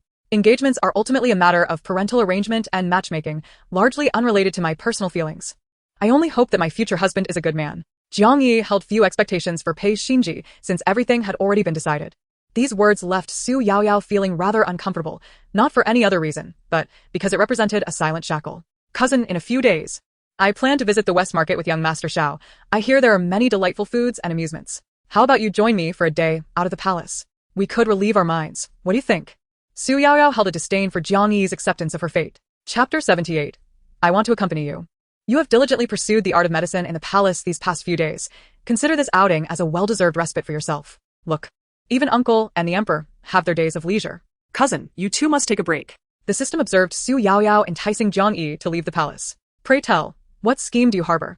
Host, Do not tell me you still entertain thoughts of disrupting Jiang Yi's engagement with Pei Xinji. I must caution you. In this dynasty, a woman who is rejected in marriage faces dire consequences. You are still mired in your own predicament. So, do not expend your efforts on aiding your cousin. She has the Jiang family behind her, and at the very least, she is a princess. Rest assured. The Pei family would not dare to underestimate Jiang Yi. Xu Yaoyao shot a disgruntled glance at the system, retorting, "Is your definition of a good life merely the fact that Pei Xinji has a cousin residing in his household?" Although she had not uncovered much useful information, Xu Yaoyao had managed to piece together some clues. On the surface, Pei Xinji appeared unremarkable, yet Xu Yaoyao discerned a hint of timidity in her prospective brother-in-law. I must inform you, I have read numerous novels about green tea bitches rising to power. If Pei Xinji's cousin is also a green tea bitch, then cousin Yi will surely suffer. Xu Yaoyao was fiercely protective. Her principle was simple. She wished for none of her loved ones to endure any grievances. Not the emperor or empress, nor Jiang Yi and the Jiang family. Jiang Yi was initially perplexed by Xu Yaoyao's sudden desire to take her out of the palace. But she gleaned the answer from Xu Yaoyao's heartfelt words. It turned out that the princess was concerned for her. Yaoyao, you are correct. My teacher has said that learning cannot be rote memorization. I could accompany you outside the palace to explore the market and see if we can procure some rare medicinal herbs not often found in the palace's Imperial Medical Department. Xu Yaoyao was overjoyed by Jiang Yi's agreement, leaping 3 feet in the air. However, the system grew suspicious. This was the Imperial Medical Department, the ultimate dream destination for all physicians in the Dyn Kingdom, where all rare herbs were gathered to ensure the health of the royal family. Jiang Yi had no need to seek out rare herbs outside. Nonetheless, while the system doubted Jiang Yi's words, it failed to realize that Jiang Yi could hear Xu Yaoyao's thoughts. It merely perceived that Jiang Yi genuinely cherished Xu Yaoyao. After persuading Jiang Yi, Xu Yaoyao sought an exit permit from the Empress. Although she was the Annal Princess, leaving the palace was no simple task. It required the Empress's approval. The Empress consented. Not only that, but after granting the permit, she also lavished advice upon Jiang Yi and Xu Yaoyao. However, on the day of their departure, for some unforeseen reason, Lu Xiaoyan stubbornly attached herself to them. What are you doing here? Xu Yaoyao frowned. She noticed Lu Xiaoyan had changed out of her palace attire and donned a purple gown, a common outfit for noble ladies on the streets of the capital, clearly intending to accompany them to the market. Cousin, if you can bring her along, why can't I join you? Lu Xiaoyan pointed at Jiang Yi. Xu Yaoyao was reluctant for Jiang Yi to be burdened by her presence. She knew she could not recklessly terminate Jiang Yi's engagement with Pei Xinji. Doing so would only harm her cousin. However, she at least wanted to ensure that her cousin could enjoy a comfortable life. Xu Yaoyao, do not forget. I am also your cousin. Both the princess and Jiang Yi are your cousins. You must remain impartial. Lu Xiaoyan asserted domineeringly. She did not believe Xu Yaoyao's words. In Lu Xiaoyan's view, Xu Yaoyao was lying. Jiang Yi was merely an excuse for Xu Yaoyao's clandestine meetings with Xiao Yiming. Since she could not win over Xiao Yiming for the time being, she would not allow other women to approach him. Xu Yaoyao found this utterly ridiculous. Are all the heroines in your story as shameless as Lu Xiaoyan? How dare she claim to be my cousin? Did we not just have a fight? Is Lu Xiaoyan perhaps a fish, with a memory of only 7 seconds? Frustrated, Xu Yaoyao and the system thoroughly ridiculed Lu Xiaoyan. Jiang Yi had long since become accustomed to Xu Yaoyao's wild imagination and, fearing Lu Xiaoyan might tarnish Xu Yaoyao's reputation, proactively spoke up. Third princess. The princess sister did not mean it in that way. The Empress has already informed the Jiang family about our departure from the palace. However, third princess, your sudden desire to leave with us has left the princess sister worried that the Jiang family may not have made prior arrangements, and it could be disrespectful to the third princess. Jiang Yi spoke with remarkable finesse. If Lu Xiaoyan dared to confront Xu Yaoyao and the Jiang family afterward, it would be the third princess's own lack of understanding. This time, I am going out incognito. The Jiang family is a prestigious clan. Preparing a guest room for me should not be a difficult task.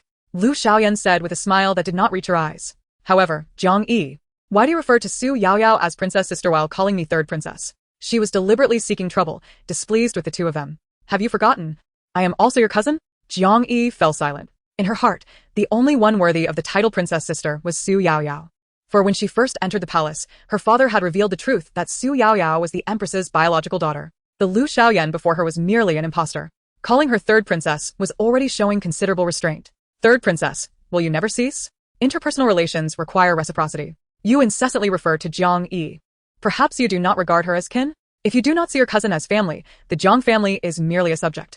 If Yi were to address you as princess sister, and later you reprimanded the Jiang family for overstepping their bounds, such a charge is one that your uncle cannot bear. So, You are being outrageous. Lu Xiaoyan erupted in fury. Meanwhile, Xu Yaoyao had already pulled Jiang Yi into the carriage. Chapter 79. A starkly different treatment.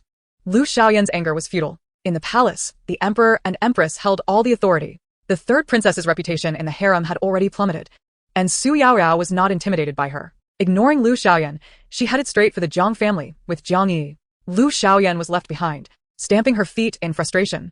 Third princess, should we pursue them? Xian Gao Gao Tio Sili Inquit, noting Lu Xiaoyan show for thee. She still felt the residual pain from the punishment Lu Xiaoyan had inflicted on her earlier, and was averse to attracting further trouble. What do you mean, pursue them? Am I as lowly as Xu Yaoyao? The Jiang family does not value me. Why should I eagerly thrust my warm face against their cold backsides? Lu Xiaoyan huffed, lifting her skirt and angrily boarding the carriage. Go to the Lu family and have Shiao Hong meet me in secret. This time, I shall teach Xu Yaoyao a lesson, making her aware of her own worth. Shiao Hong, that useless fool, has made no progress despite the time that has passed. Xian Chao covered her face, feeling quite troubled. She wished to avoid further scolding, but if she did not intervene, things could escalate, and her punishment would be far worse than mere slaps. Princess, you are of the bloodline of the Empress and the Jiang family. If you head straight to the Lu family after leaving the palace, should this matter reach the Empress's ears, she may harbor resentment, and you will lose the favor you once enjoyed with her.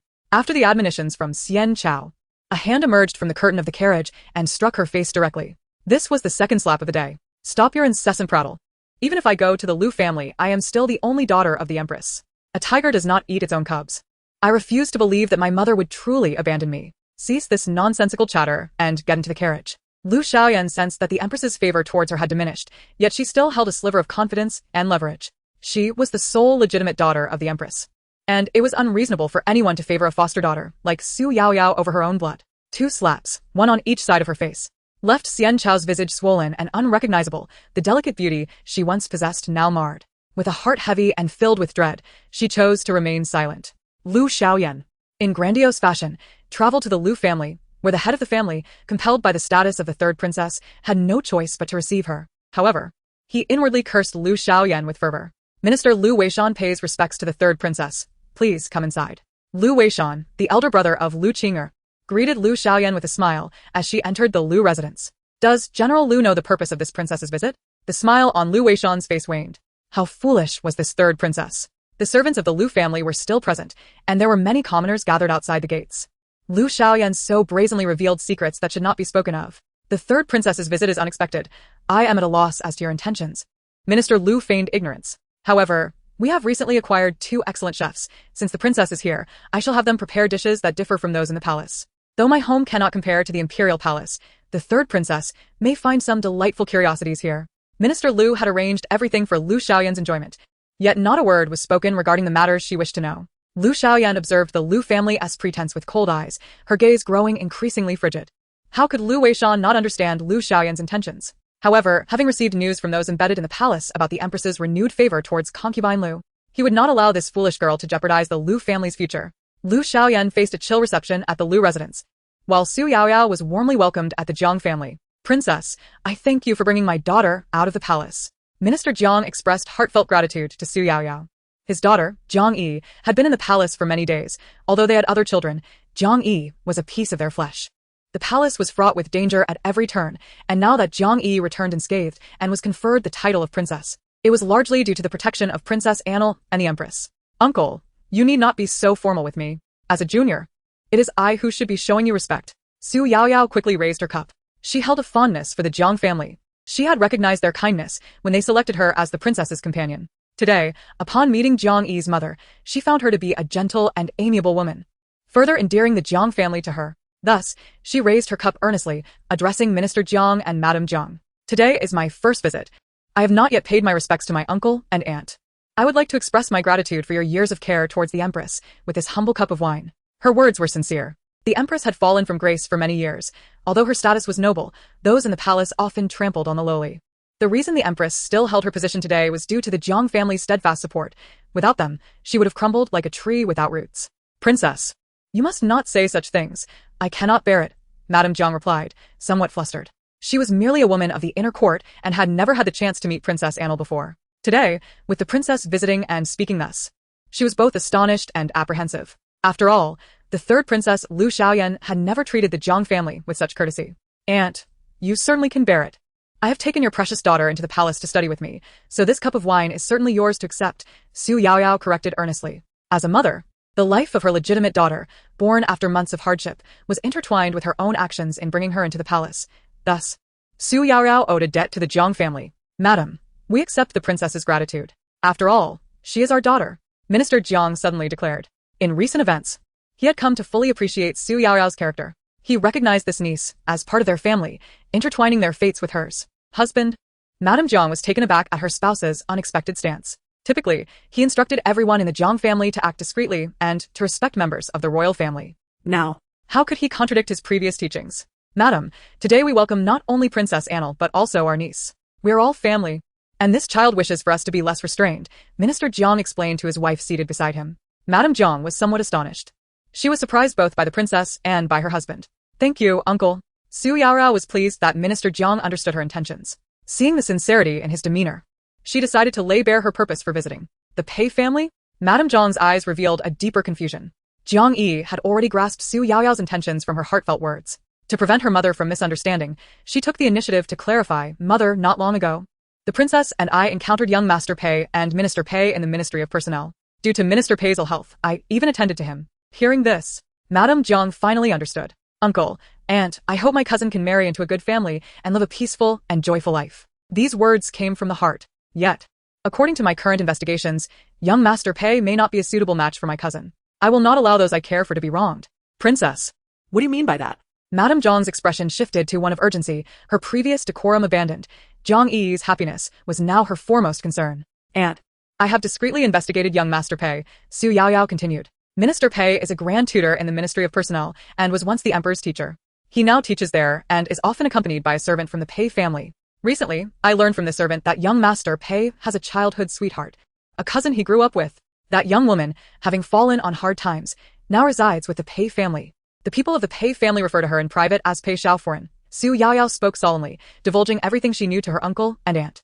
Cousin is the legitimate daughter of the Jiang family, cherished and nurtured by my uncle and aunt. The Pei family currently harbors such a woman within their home, and the members of the Pei family are still entertaining such thoughts. I do not wish for my cousin to remain oblivious, only to be deceived and tormented by the Pei family when it comes time for marriage. These matters were not disclosed to her by the people of Fengyi Palace, but rather uncovered by the system through its discerning abilities. The wet nurse beside Lord Pei is tight-lipped, and she has not mentioned anything regarding Pei Xinji's cousin within the palace. Her idle musings were merely overheard by the system. In the original script, information about Pei Xinji was exceedingly scarce. After an extensive inquiry with the system, I was able to gather just these tidbits. Unbelievable. How could the Pei family be so oppressive? Lord Zhang's expression darkened instantly. Mrs. Jiang, standing beside him, also wore a grim countenance, gripping her daughter Jiang Yi's hand tightly. Her eyes filled with concern. When the Pei family initially discussed the marriage with my father, they spoke highly of their grandson Pei Xinji. Now, it appears he is no different from those debauched young men in the capital. Had I known the Pei family was of this character, I would never have sent my precious daughter to endure such humiliation. The Pei family is a scholarly lineage in the capital. The Jiang family's alliance with them was predicated on their esteemed literary heritage and noble bearing. Who could have anticipated that the Pei family would have fallen to such a state? Uncle, aunt, as my cousin is still unmarried, there remains room for negotiation. Moreover, the information I have gathered cannot be verified in the short term. I came here today to request that you privately investigate the matter. Xu Yaoyao, being in the palace, finds it exceedingly inconvenient to probe into the Pei family. However, the Jiang family possesses the means to facilitate such inquiries. Furthermore, concerning Jiang Yi, I am confident that Lord Jiang and you will take this matter to heart. The princess is thoughtful. Rest assured, uncle will thoroughly investigate this issue. Lord Jiang assured. Mrs. Jiang could not suppress a sigh, and after reflecting on past events, she suddenly spoke. Princess, what you mentioned is highly likely to be true. I recall an incident from 3 years ago.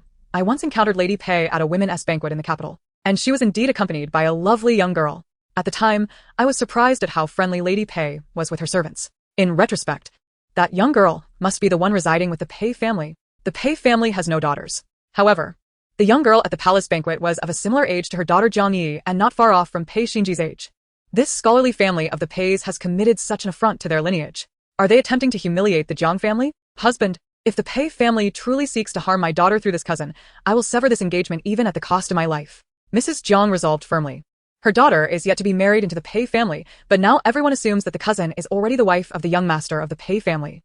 Should Jiang Yi marry into that family, her future will undoubtedly be bleak.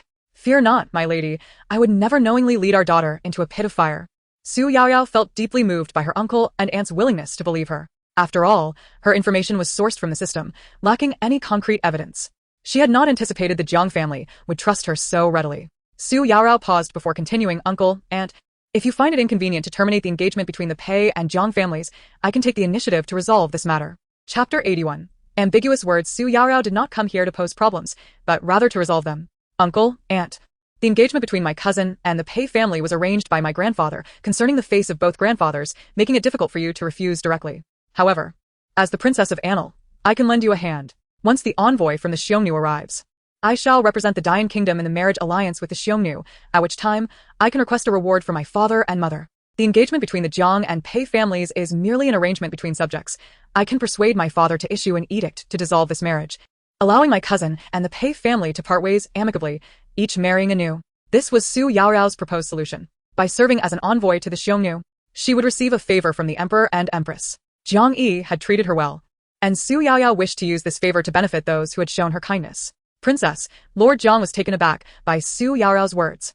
For a moment, he was unsure how to articulate his feelings. Standing before him was Xu Yaoyao, the biological daughter of his sister Jiang Wanqing, a fact known to him and the empress, yet unknown to Xu Yaoyao and the world. "Princess, no. This favor is too great. The Jiang family cannot bear it. If you truly go to the Xiongnu for marriage, how could the Jiang family bear to have your honorable mission tarnished?" Mrs. Jiang interjected. Xu Yaoyao, after all, was merely a girl of similar age to her daughter. Being sent for marriage was already a misfortune. To then be made the villain in severing their engagement with the Pei family was truly cruel for such a young lady. One should not impose on others what one does not desire for oneself. The stigma that her daughter wished to avoid should not be thrust upon the princess. "I do not care for such empty reputations, uncle, aunt. They hold no significance for me. What I care about is my cousin's happiness for the rest of her life." Xu Yaoyao declared cheerfully. "My cousin has treated me well. I do not wish for her to be bullied." Princess sister, Jiang Yi's eyes also glistened with emotion. As she left the palace, she had anticipated Xu Yaoyao's purpose for visiting the Jiang family, yet she had not expected such words to come forth. "You are still young and should not concern yourself with these matters. Furthermore, this is my marriage. I will consider it carefully. I do not mind the stigma of a broken engagement. At worst, I can spend my life as a physician, remaining unmarried." Jiang Yi, having been raised excellently by Mrs. Jiang, could not bear to have Xu Yaoyao shoulder everything for her. "What are you two children bickering about here? The adults are present. As long as we are alive, there is no reason for the children of our family to suffer." Lord Jiang interjected, putting a stop to the self-sacrifice of Xu Yaoyao and Jiang Yi. "Although our Jiang family does not seek trouble and has always kept a low profile in the capital, this does not mean we are afraid of confrontation. Princess Yi, allow me to handle this matter. You both may remain in the palace to pursue your own endeavors. Leave the rest to the Jiang family." The Jiang family asserted the authority of the head of the household, taking on all responsibilities. "Our Jiang family is not a soft target for others to manipulate at will. If the Pei family wishes to bully us, they must first weigh their own strength." Both Jiang Yi and Mrs. Jiang's eyes sparkled with delight. With a resolution in place, Xu Yaoyao felt a surge of joy. After enjoying a pleasant meal with the Jiang family, she had scarcely a moment to rest before hearing of visitors at the Jiang family's door. The doorkeeper relayed the details of the visitors. "Uncle, they indeed had an appointment with me." Xu Yaoyao nearly forgot about this matter. Now that the siblings from the Xiao family had arrived, she recalled the engagement. Therefore, she hastily rose to explain. "Since they have an arrangement with the Princess of Anil, please invite them in promptly, and do not delay." Lord Jiang displayed great tolerance towards his niece's friends. "Princess, may I inquire what matters they have arranged with you? Would you like your uncle to assist you in any way?" "Uncle, actually, it is Miss Xiao-san who invited me to visit the Western Market. As I will be residing in the Xiongnu, I have heard that many Xiongnu merchants frequent the Western Market, so I thought it best to familiarize myself with them in advance." Xu Yaoyao clarified the situation to Lord Jiang. "The marketplace is rife with chaos and danger. It is truly unsafe. Therefore, my dear princess, I shall select a few of the Jiang family's guards to accompany you." "Uncle, young Master Xiao is the commander of the palace guards, and his capabilities are commendable. I have no concerns regarding the protection aspect, so there is no need for you to assign additional personnel." Xu Yaoyao declined with a smile. She had come to shop, not to parade around. If a large entourage were to follow her, it would certainly hinder her ability to enjoy a leisurely outing. "No, princess. While I may acquiesce to your requests in other matters, this one is non-negotiable. You must recognize your significance to the Empress and Emperor. The Jiang family cannot allow you to take unnecessary risks." Xu Yaoyao is the Empress's biological daughter, and Mr. Jiang is well aware of this. Since his sister entrusted him with her daughter, he would never allow Princess Anil to endanger herself. Due to her uncle's insistence, a considerable number of people followed Xu Yaoyao when she stepped out. With the servants from the Jianan Marquis included, their grand procession was indeed impressive, leaving Xu Yaoyao feeling somewhat overwhelmed. The Jiang family truly cares for Princess Anil. Young Master Xiao remarked seriously, observing the Jiang family's elite guards, each one a carefully selected warrior. Of course they treat me well. They are my family. Xu Yaoyao retorted with a smile. As she prepared to leave, Jiang Yi insisted on accompanying her. Xu Yaoyao, seeing her cousin after such a long time, quickly persuaded her to stay home. If Jiang Yi joined them, their entourage would only grow larger. Thus, Princess Annal, your decision to visit the marketplace is made out of respect for Mr. Jiang, not merely due to my invitation? Young Master Zhao's unexpected inquiry left Xu Yaoyao momentarily stunned. Why did his words sound so peculiar? System, please check my bodily data. Am I experiencing tinnitus? Or is my mind playing tricks on me? Why do I feel there is an undertone to young Master Zhao's statement? Chapter 82. The Unraveling of Miss Xiao-san. You are perfectly fine. The system replied coolly. You can eat and sleep without issue. Just earlier, at the Jiang residence. Did you not consume a considerable amount of food? Do not casually doubt your health. Host, our system adheres to professional ethics. Having provided you with such a tense narrative, we would not allow you to compromise even the most basic aspects of your health. How strange. Xu Yaoyao's mind was flooded with questions. Young Master Xiao, did you not mention in your letter that the idea to visit the marketplace was proposed by Miss Xiao-san? She suppressed her bewildering thoughts and sought clarity on the current situation. Young Master Xiao was taken aback by Xu Yaoyao's rebuttal. He was still attempting to comprehend the exchange between the system and her when she posed her challenging question. It was entirely unexpected. No, Princesa Le. I did not propose a visit to the marketplace. Young Master Zhao's lack of reaction did not reflect that of Xiao Yener, who looked at Xu Yaoyao with confusion and bluntly revealed the truth. Wasn't the idea to visit the marketplace yours, Princess Annal? My brother said that you enjoy the western market of Kyoto, but as a lady, it would be inappropriate for him to accompany you alone. Hence, with me, a miss of the Xiao family, you would not face any undue scrutiny. Xiao Yener had inadvertently exposed her brother's intentions. Young Master Xiao could hardly believe that his sister would be the one to reveal his plans. Oh? Xu Yaoyao raised an eyebrow at this revelation. Glancing at young Master Xiao, it was the first time he experienced the discomfort of being caught off guard. Such exposure was truly mortifying. Clearing his throat, he attempted to mask his embarrassment by feigning a cough. Princess Annal, as the saying goes, seeing is believing. Although I have provided you with numerous documents regarding the Xiongnu, those are merely written accounts. The marketplace offers you the opportunity to witness the Xiongnu in their true form and observe their every action. Young Master Xiao explained earnestly. Xu Yaoyao listened quietly and then, with a playful demeanor, turned to him with a smile. So, the idea to visit the marketplace genuinely originated from you, young Master Xiao? Indeed, it was I who proposed it, he confessed, realizing that he could not evade the truth any longer. Princess, you are a lady, and I am a gentleman. While Dian is not a place of strict customs, the company of a man and a woman would ultimately reflect poorly upon your reputation. Thus, I used the excuse of my sister's presence to invite you. I apologize for deceiving you. Having been discovered, young Master Xiao prepared himself for the consequences of revealing the truth. Xiao Yener, distracted by trinkets on the street, was suddenly struck by the realization that her brother was not the same as he had been before. Her attention shifted from the baubles to the interaction between young Master Xiao and Xu Yaoyao. Thinking of the cherished bamboo-crafted grasshopper in her brother's study, she suddenly asked, Princess Annal, do you like bamboo-crafted grasshoppers? Xu Yaoyao was taken aback by the peculiar leap in Xiao Yener's thought process. She had never encountered someone who could so abruptly switch topics. I do enjoy bamboo-crafted grasshoppers, but why do you ask, Miss Xiao-san? Oh. It seems that Princess Annal shares a similar interest with me. Although Xiao Yener was innocent, she was not foolish. Being young Master Zhao's sister, she began to grasp his intentions. However, before proceeding, she sought to confirm something. Princess, has my brother gifted you anything else? Perhaps other trinkets crafted from bamboo? Xiao Yener's curiosity was piqued, and she continued to question the oblivious Xu Yaoyao with a smile. Young Master Xiao could no longer remain composed as his sister's inquiries threatened to expose his feelings. He rushed to intervene, realizing that Xiao Yener had not only failed to provide cover, but had instead revealed everything. Had he known this would happen, he would have left her behind. System. I find it amusing that these siblings are indeed cut from the same cloth. Their thoughts are equally unfathomable. Their strikingly similar styles of behavior and their ability to switch topics at will, alongside their resembling features, make paternity tests unnecessary for the Jianan Marquis.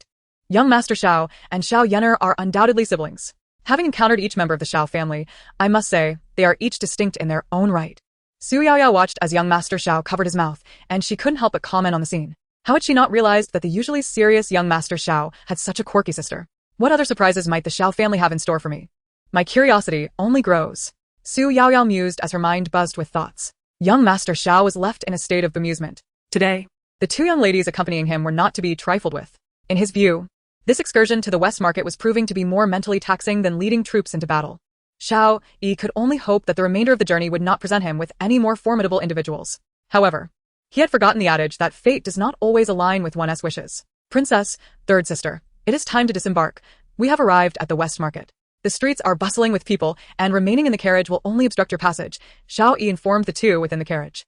Xu Yaoyao dispelled her frivolous thoughts and lifted the curtain to step down. Yet, before her feet could touch the ground, she was greeted by the most irksome voice. Brother Yi, what a surprise to find you here. What a delightful coincidence, called Lu Xiaoyan, her charming smile cutting through the crowd.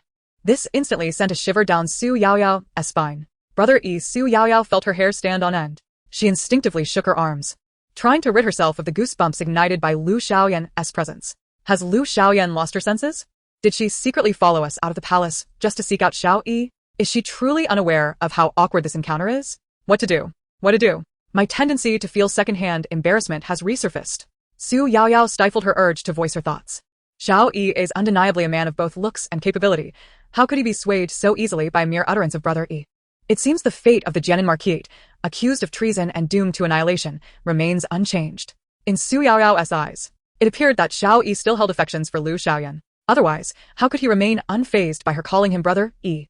The weight of the words doomed to annihilation struck like a thunderclap.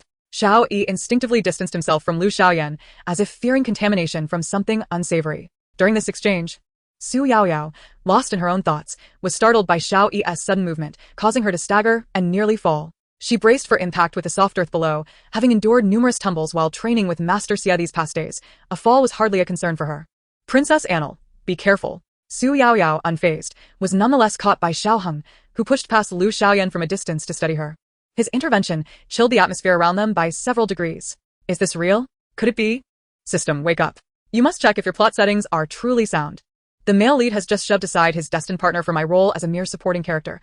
What kind of absurd storyline is this? Is the world mad, or am I the one losing my mind? Xu Yaoyao ranted in her head, amidst Lu Xiaoyan's murderous glare. She quickly composed herself and expressed her gratitude to Shiao Hong, not wishing to become a mere pawn in the romantic entanglements of the protagonists. This chaotic plot truly seemed to spiral out of control. Do not place all the blame on our system. Remember, being a system is not an easy task. As for Shiao Hong's choice to assist you, it is not entirely unfathomable. After all, he currently seeks a wealthy benefactor to rescue his fortunes. And while you are nominally the adopted daughter of the Empress, you are also one of the wealthiest women in the harem. The system reveled in the drama. Had the timing not been so awkward, Xu Yaoyao would have torn this useless system to shreds. Princess Annal, my brother was in the wrong just now. Did he frighten you? I apologize on his behalf. Shiao Hong pressed forward, seemingly oblivious to Xu Yaoyao's desire to avoid him. Princess, did you injure your ankle? Allow me to escort you to the physician. You are invaluable, and an injury would be dreadful, he continued earnestly. No, Mr. Xiao. You need not speak to me so formally. I am quite all right, and I am not injured. Thank you for your concern. But there is no need for a visit to the physician. Xu Yaoyao hastily waved him off. Shiao Hong must have eaten something peculiar today. Otherwise, why would he be so eager to fawn over her? Surely, he sees the furious Lu Xiaoyan behind him. Xu Yaoyao's mind was overflowing with incredulous thoughts due to the bizarre events of the day. Unbeknownst to her, Xiao Yi had stealthily approached behind her, casting a look of hostility at Shiao Hong, his expression reeking of triumph. Second brother, I am right here.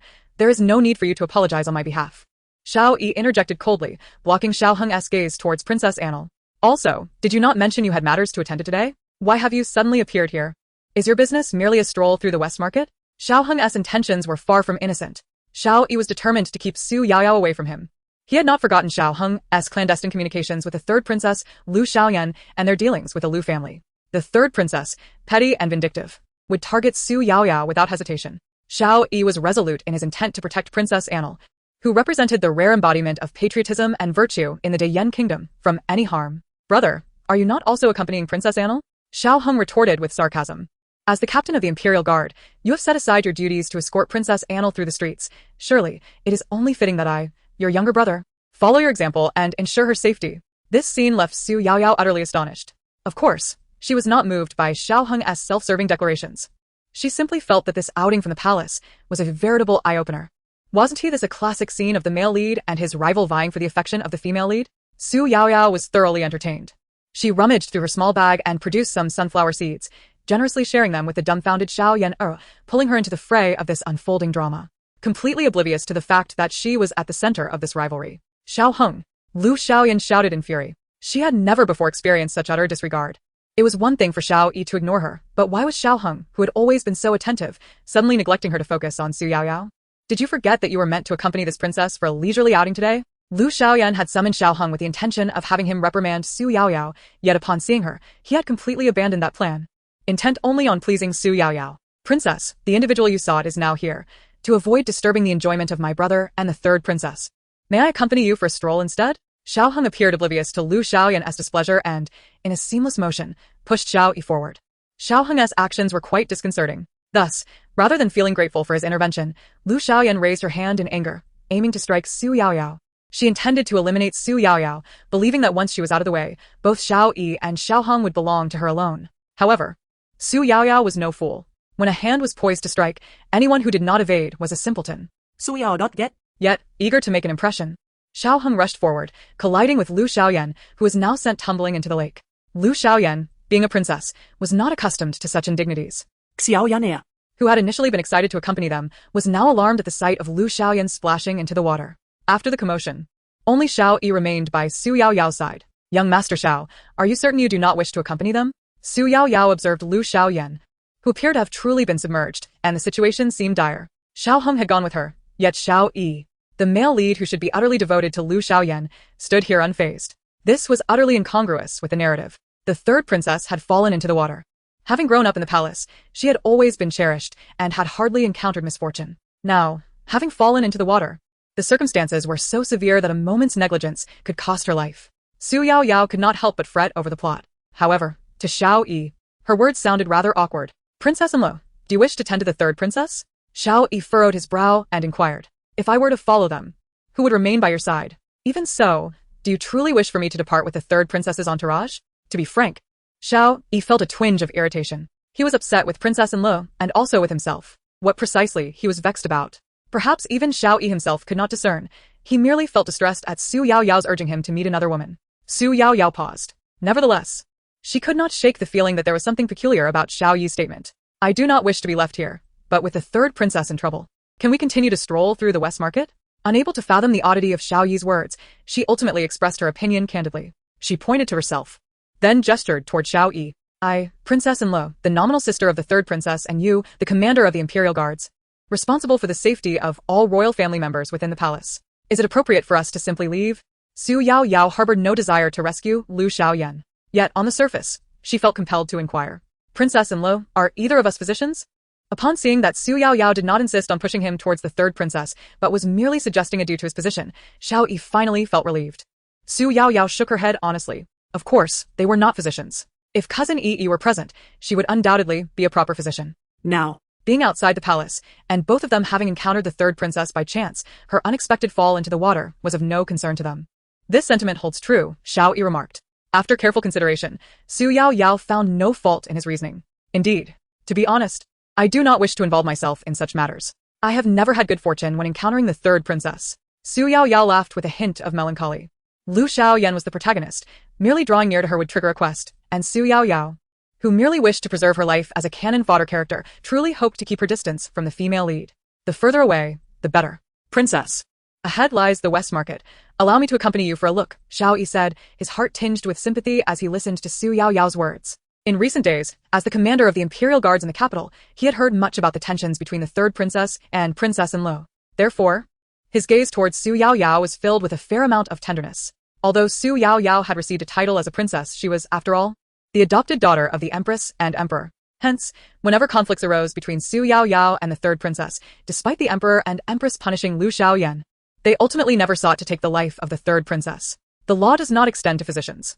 This adage held true even within the palace. As the biological daughter of the Emperor and Empress, the third princess, Lu Xiaoyan, was the only legitimate princess of Dian Kingdom.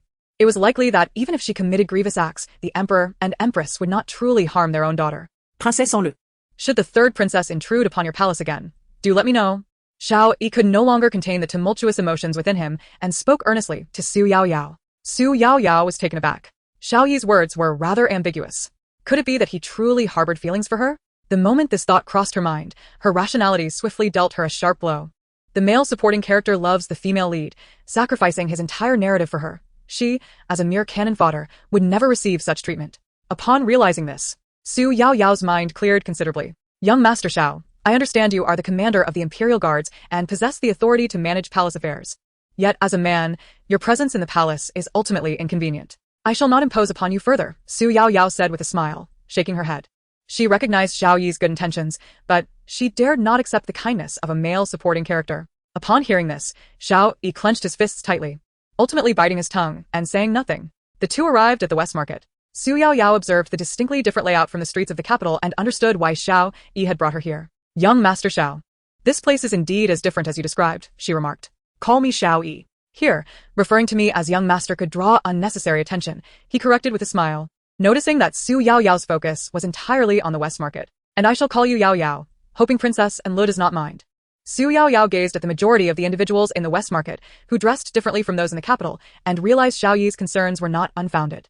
I do not mind. Names are meant to be called. Xiao Yi. Thank you for bringing me here to broaden my horizons.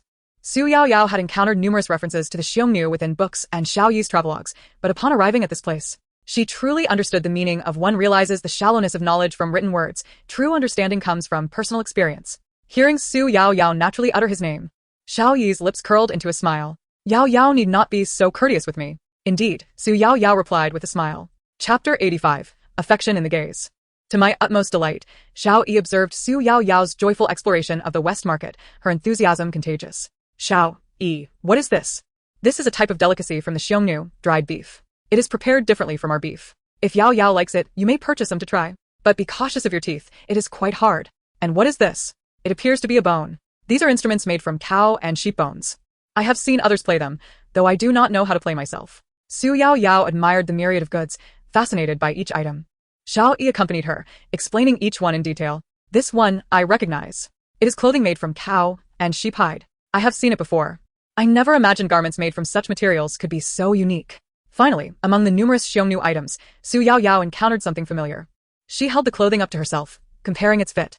The garments, naturally processed, still felt heavier than silk and satin when worn. I will take these as well. Xu Yaoyao decided, purchasing the cow and sheep hide garments she had just tried on. Yao Yao, the capital isn't as cold as the Xiongnu. You needn't wear such heavy clothing, Xiao Yi remarked with a smile, observing her curiosity about everything. Yes, I understand the capital is not that cold. But I may not always reside in the capital. Xu Yaoyao's words shattered the smile from Xiao Yi's face. It dawned on him that Xu Yaoyao was Princess in Lu, and the Emperor and Empress had conferred this title upon her to serve as a substitute for the third princess in a political marriage with the Xiongnu. Should the Xiongnu's envoy arrive in the capital, Xu Yaoyao would indeed be sent to the Xiongnu. Their correspondence was also because Xu Yaoyao sought to familiarize herself with Xiongnu affairs in advance. How could he have forgotten such an important matter? From the very beginning, Xiao Yi was acutely aware of everything. Yet, upon hearing Xu Yaoyao's recent words, he felt as though struck by lightning. For quite some time, he was unable to regain his composure, his brows knitted in rare turmoil. With a sidelong glance at Xu Yaoyao, the seed of emotion within him began to sprout swiftly, burgeoning into a towering tree in an instant. Forgive me, Xiao Yi blurted out, though he could not articulate exactly what he was apologizing for. Xiao Yi. What is wrong? Are you unwell? Xu Yaoyao. Unaware of the expressions that played across Xiao Yi's downcast face, assumed he was merely feeling ill and hurried to him with concern. If you're truly unwell, we needn't continue our outing today. We could find a place for you to rest. There's no need, Xiao Yi replied, shaking his head. He lifted his gaze once more to meet Xu Yaoyao's worried expression and managed to muster a smile. Let us continue our exploration. Conflicted emotions swirled within him. On one hand lay the weight of national duty, and on the other, Xu Yaoyao's personal happiness. As a former general, he believed he should unhesitatingly sacrifice her happiness to preserve the greater good of the nation. After all, the welfare of the country and the suffering of its people far outweighed the significance of one individual. Yet, gazing at the vibrant and radiant Xu Yaoyao before him, he found himself unable to make such a decision. He could not ignore the vivacity she exuded. She was a person, a living, breathing individual. As a general, he was sworn to protect the citizens of Dian, and Xu Yaoyao was undoubtedly one among them. Shouldn't her feelings matter? A battle raged within him. The more spirited and resolute Xu Yaoyao appeared, the more he felt the weight of his dilemma. Why should she face such a future? By what right? She was merely a woman. Was it truly justifiable to exchange the sacrifice of a single woman for decades of peace between two nations? Xiao Yi was consumed by his inner turmoil. Xu Yaoyao, he finally called out, unable to restrain himself any longer upon observing her unwavering silhouette. I'm here. What's the matter? She responded, sensing something peculiar about him that day. She looked at him with concern and reached out to touch his forehead, checking for fever. But her hand was seized by Xiao Yi before it could make contact. You need not go, Xu Yaoyao, he said, emboldened by an unknown source of courage, deciding to abandon his previous indecision. You should not sacrifice your entire happiness for a marriage to the Xiongnu. You are also a citizen of the capital. Words of further explanation lodged in his throat, unspoken. Xu Yaoyao finally comprehended his meaning. He spoke of her impending marriage to the Xiongnu. Thank you, Xiao Yi. You are perhaps the first to express such a sentiment in recent days, she replied with a faint smile. Of course, the Empress had once mentioned it. And the Emperor had also hinted at the prospect of sending the third princess to marry into the Xiongnu, but Xu Yaoyao had dismissed their words, believing that they would never relinquish their own daughter in favor of her, a mere adopted child. The more she smiled, the more discomfort Xiao Yi felt. Such matters of marriage were not ones to be spoken of lightly. He understood that for every smile on Xu Yaoyao's face, there was a corresponding sorrow within her heart. Nonetheless, I must go, Xiao Yi. You know the court has already reached a conclusion on this matter. It is not something for individuals to decide. But I still want to thank you. In that moment, Xu Yaoyao saw Xiao Yi in a new light. She had assumed that as a male supporting character, he would be like those in many ancient tales, consumed by love for the heroine, indifferent to the fates of others. But Xiao Yi was not such a character, at least not in that moment. In order for me to live comfortably among the Xiongnu, I will need your company as I continue to explore. Xu Yaoyao encouraged cheerfully. If I adapt a day in advance, I will be able to thrive there. As long as one lives, the things one desires will eventually come to pass. Her words served to comfort Xiao Yi as well as herself. There are no individuals trapped in despair, only those who feel despair in their circumstances. Xu Yaoyao refused to wallow in self-pity. She would find a path to survival, even in dire straits. Her resilience shone brightly, capturing more than just Xiao Yi's attention. Suddenly, a voice interrupted the atmosphere between Xiao Yi and Xu Yaoyao. Your words are truly inspiring, young lady. Turning to the source, Xu Yaoyao found herself before a stall showcasing Xiongnu wares, the assortment far more enticing than those she had encountered earlier. Your praise is unwarranted, she replied with a smile, lingering at the stand to examine the myriad of items on display. Is the owner of the stall a Xiongnu? She inquired while selecting goods. Though many vendors in the Western market sold Xiongnu items, Xu Yaoyao noted that most bore the unmistakable traits of Dian citizens. The proprietor before her, however, was distinctly different in appearance and accent. Indeed, young lady, you have keen eyes. I am not from the capital. I am here to conduct a small business to support my family, he answered candidly. I understand that the journey from the Xiongnu to the capital is fraught with peril, especially given the historical enmity between our nations. Even with talks of peace, many harbor resentment towards the Xiongnu. Why would a young person like you not choose a safer and more lucrative path? Xiao Yi remarked, his brow furrowing in concern. The stall owner, a young Xiongnu man, smiled at the scrutiny. Typically, those selling goods in this market were older, compelled by circumstance to take this path.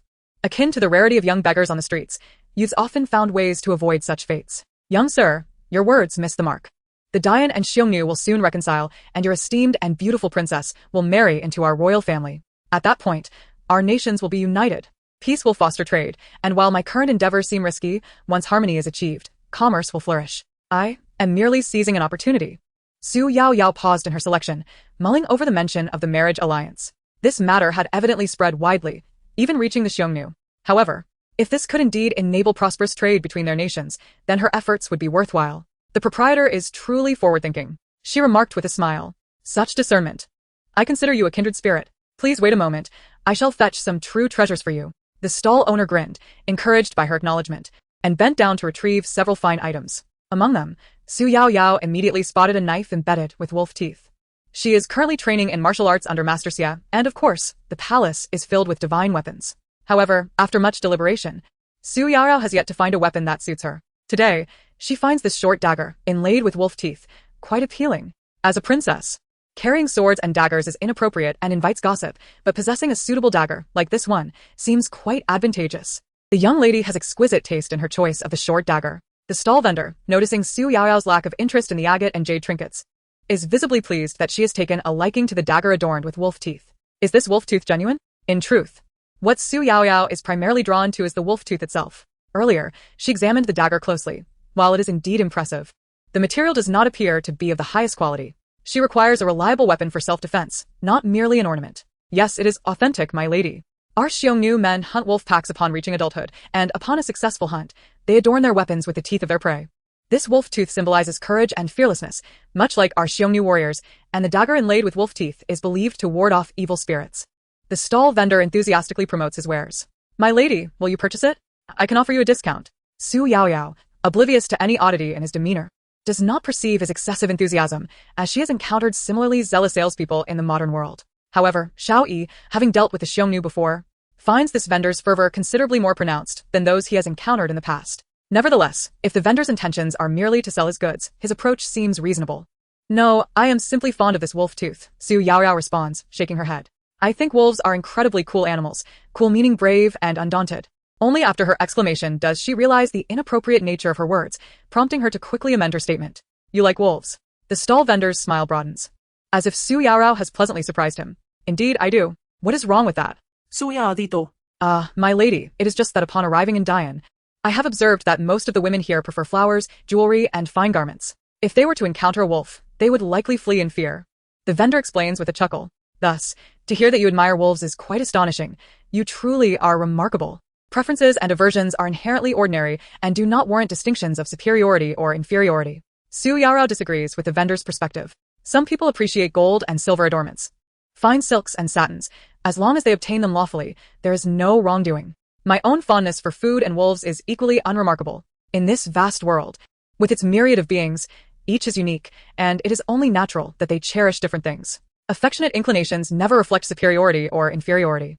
Xu Yaoyao has never utilized her preferences to judge others. The vendor, captivated by Xu Yaoyao's eloquent declaration, beams with excitement. You speak wisely. If you were born among the Xiongnu, you would surely forge many friendships and thrive in our world. This remark, however, unsettles Xiao Yi, causing him to frown. He swiftly intercepts Xu Yaoyao's hand as she reaches for the dagger from the vendor, stating coldly, what is there to admire about wolves? Xiao Yi, your statement is misguided. Xu Yaoyao retorts, lifting her gaze to counter him. While wolves may symbolize brutality and bloodlust in the eyes of many, they also possess admirable traits. Wolf packs exhibit remarkable unity, often moving in groups of 3 or 5. A cohesive pack can confront lions and tigers, creatures many times their size. Moreover, wolves are among the most lethal animals relative to their size, leveraging their advantages to enhance their combat prowess, ensuring that even if they do not reign supreme, they can remain undefeated. I genuinely believe that wolves are not as deplorable as you portray. Furthermore, she feels a kinship with the lone wolf. I suppose I share a certain camaraderie with wolves, she muses. Wolf packs must endure the harshness of winter and evade the Xiongnu hunters, much like I, Xu Yaoyao, am prey to these very hunters. I, too, must struggle to survive under their pursuit. Xu Yaoyao reflects on her plight, empathizing with the wolf's predicament because it mirrors her own. Should the Xiongnu envoy arrive one day, she would be sent to a den of tigers, forced to confront her challenges alone. Xiao Yi feels a pang of discomfort upon hearing Xu Yaoyao's inner thoughts. Xu Yaoyao, you are not a wolf. You are a human. You need not transform yourself into something akin to a wolf. He interjects, his brow furrowed.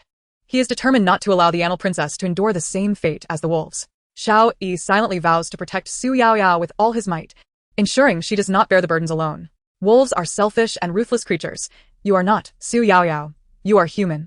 Xiao Yi reiterates, hoping to convey that he is willing to assist her. My good sir, you are mistaken. The stall vendor, incensed by Xiao Yi's remarks, retorts. How can wolves be deemed selfish and cruel? Xu Yaoyao just stated that wolves can sacrifice themselves for the greater good of their pack, and they exhibit unity and bravery. Xiao Yi, observing the vendor's agitation, regards him with a scrutinizing gaze. He surveys the items on the stall, retorting coolly, if you exalt wolves to such heights, then why do you choose to hunt them? I see many items here crafted from their remains. This knee guard is made of wolf skin, and this outerwear is also crafted from wolf hide, is it not? Even the dagger you are selling and the one you carry are both inlaid with wolf teeth. You Xiongnu prefer to hunt other beings, dismantling their bodies piece by piece to create decorative items, thus showcasing your conquests? Xiao Yi systematically dismantles the vendor's arguments. Xu Yaoyao stands by, astonished. It is her first realization that Xiao Yi, not only skilled in combat, possesses a remarkable talent for verbal sparring. She must admit, witnessing him in this light is quite entertaining. Initially, she thought he was merely unwell, but now it seems she was overly concerned. Xiao Yi's prowess is formidable. We hunt them, as it is in accordance with our nomadic nature. The vendor retorts defensively. Moreover, hunting wolves does not imply we harbor dislike for them. Adorning our weapons with their teeth is not an act of boasting about our hunts. These wolf teeth symbolize courage, and in our Xiongnu culture, they are sacred objects that ward off evil. The vendor, incensed by Xiao Yi's provocations, is clearly agitated. Seeing the stall vendor's frustration, Xu Yaoyao quickly intervenes to mediate. All right, good sir, please do not be angry. We did not mean to speak ill of wolves, do calm down. Every place has its customs. From this perspective, Xu Yaoyao respects the traditions of all peoples. Xiao Yi's earlier remarks indeed offended the nomadic Huns to some extent, yet Xu Yaoyao could comprehend his sentiments. Having once served as a general, Xiao Yi had genuinely battled against the Huns. The unspeakable cruelty exhibited by their enemies had led him to regard even the Huns vendors with disdain. Xu Yaoyao fully understood Xiao Yi's feelings. Boss. Having chatted for so long in front of your stall, I must have delayed your business. I was initially looking to purchase a dagger. Do you have any recommendations? She deftly shifted the topic. Given their circumstances, neither she nor Xiao Yi could reveal their true identities here. The best course of action was to downplay the situation and avoid inciting trouble. You are indeed perceptive. The vendor's frown vanished as he beamed at Xu Yaoyao. Are you dissatisfied with this dagger? Well, I find the wolf tooth on this dagger quite commendable, but for self-defense, it falls short, Xu Yaoyao candidly expressed. Her time in the palace had been brief, yet it had been fraught with various troubles. A dagger, at the very least, would serve as a means of protection. My dear lady, since this is our first meeting, I consider it fate. As a Hun, I pride myself on my generosity. I wish to befriend you. The vendor, unperturbed by Xu Yaoyao's critique of his wares, gazed at her with newfound delight. Consequently, he unfastened a short knife from his belt and presented it to her. This short knife, merely glanced at, revealed itself to be far sharper than the one on display, clearly a superior weapon. Moreover, it was adorned with numerous gemstones, including the ever-important wolf tooth for warding off evil. This is a gift for you, my lady. Xu Yaoyao was taken aback. Are all Huns this generous? We have only just met, and yet he gifts me a fine blade. What happened to the shrewd merchant's profit? How is this man so different from the Huns I have read about? She pondered, her mind racing. Thank you, dear boss. But I cannot accept such a valuable gift adorned with gemstones, Xu Yaoyao politely declined. While she wished to befriend him, she could not allow the guise of friendship to cloak a robbery. Xiao Yi observed Xu Yaoyao's refusal, his expression softening. He stepped forward and remarked, though the craftsmanship of this short knife is commendable, the excessive ornamentation is a waste of fine materials. His implication was clear, directed at the vendor. A dagger meant for stealth should ideally be compact and efficient, yet this one was burdened with unnecessary embellishments, prioritizing aesthetics over practicality. That is precisely why I believe this dagger is suited for such a beautiful lady, the vendor retorted, once again extending the knife towards Xu Yaoyao. I observe your fair complexion and eloquence. You are surely not of common birth. Since you hail from a wealthy family, this short knife shall serve as a decorative piece for you. Xu Yaoyao was taken aback, momentarily unsure of how to respond, sensing an underlying meaning in the vendor's words. What does he mean by that? She had encountered enough scripts and novels to recognize that protagonists often met peculiar individuals on their journeys, each with extraordinary backgrounds. Just as a hero falling from a cliff invariably encounters a sage, she felt a flicker of hope. System, is this a boon you have granted me? She cautiously inquired, a spark of excitement fluttering within her. Host, it is daytime. Can we refrain from such daydreams? Have you forgotten your character's background? The system's languid voice chimed in. Xu Yaoyao's heart, once buoyant with hope, was swiftly doused by the cold reality of the system's words. She realized that she was merely a supporting character, a mere pawn in this narrative, not the heroine bestowed with serendipitous opportunities. With her dreams dashed, she felt her earlier enthusiasm wane.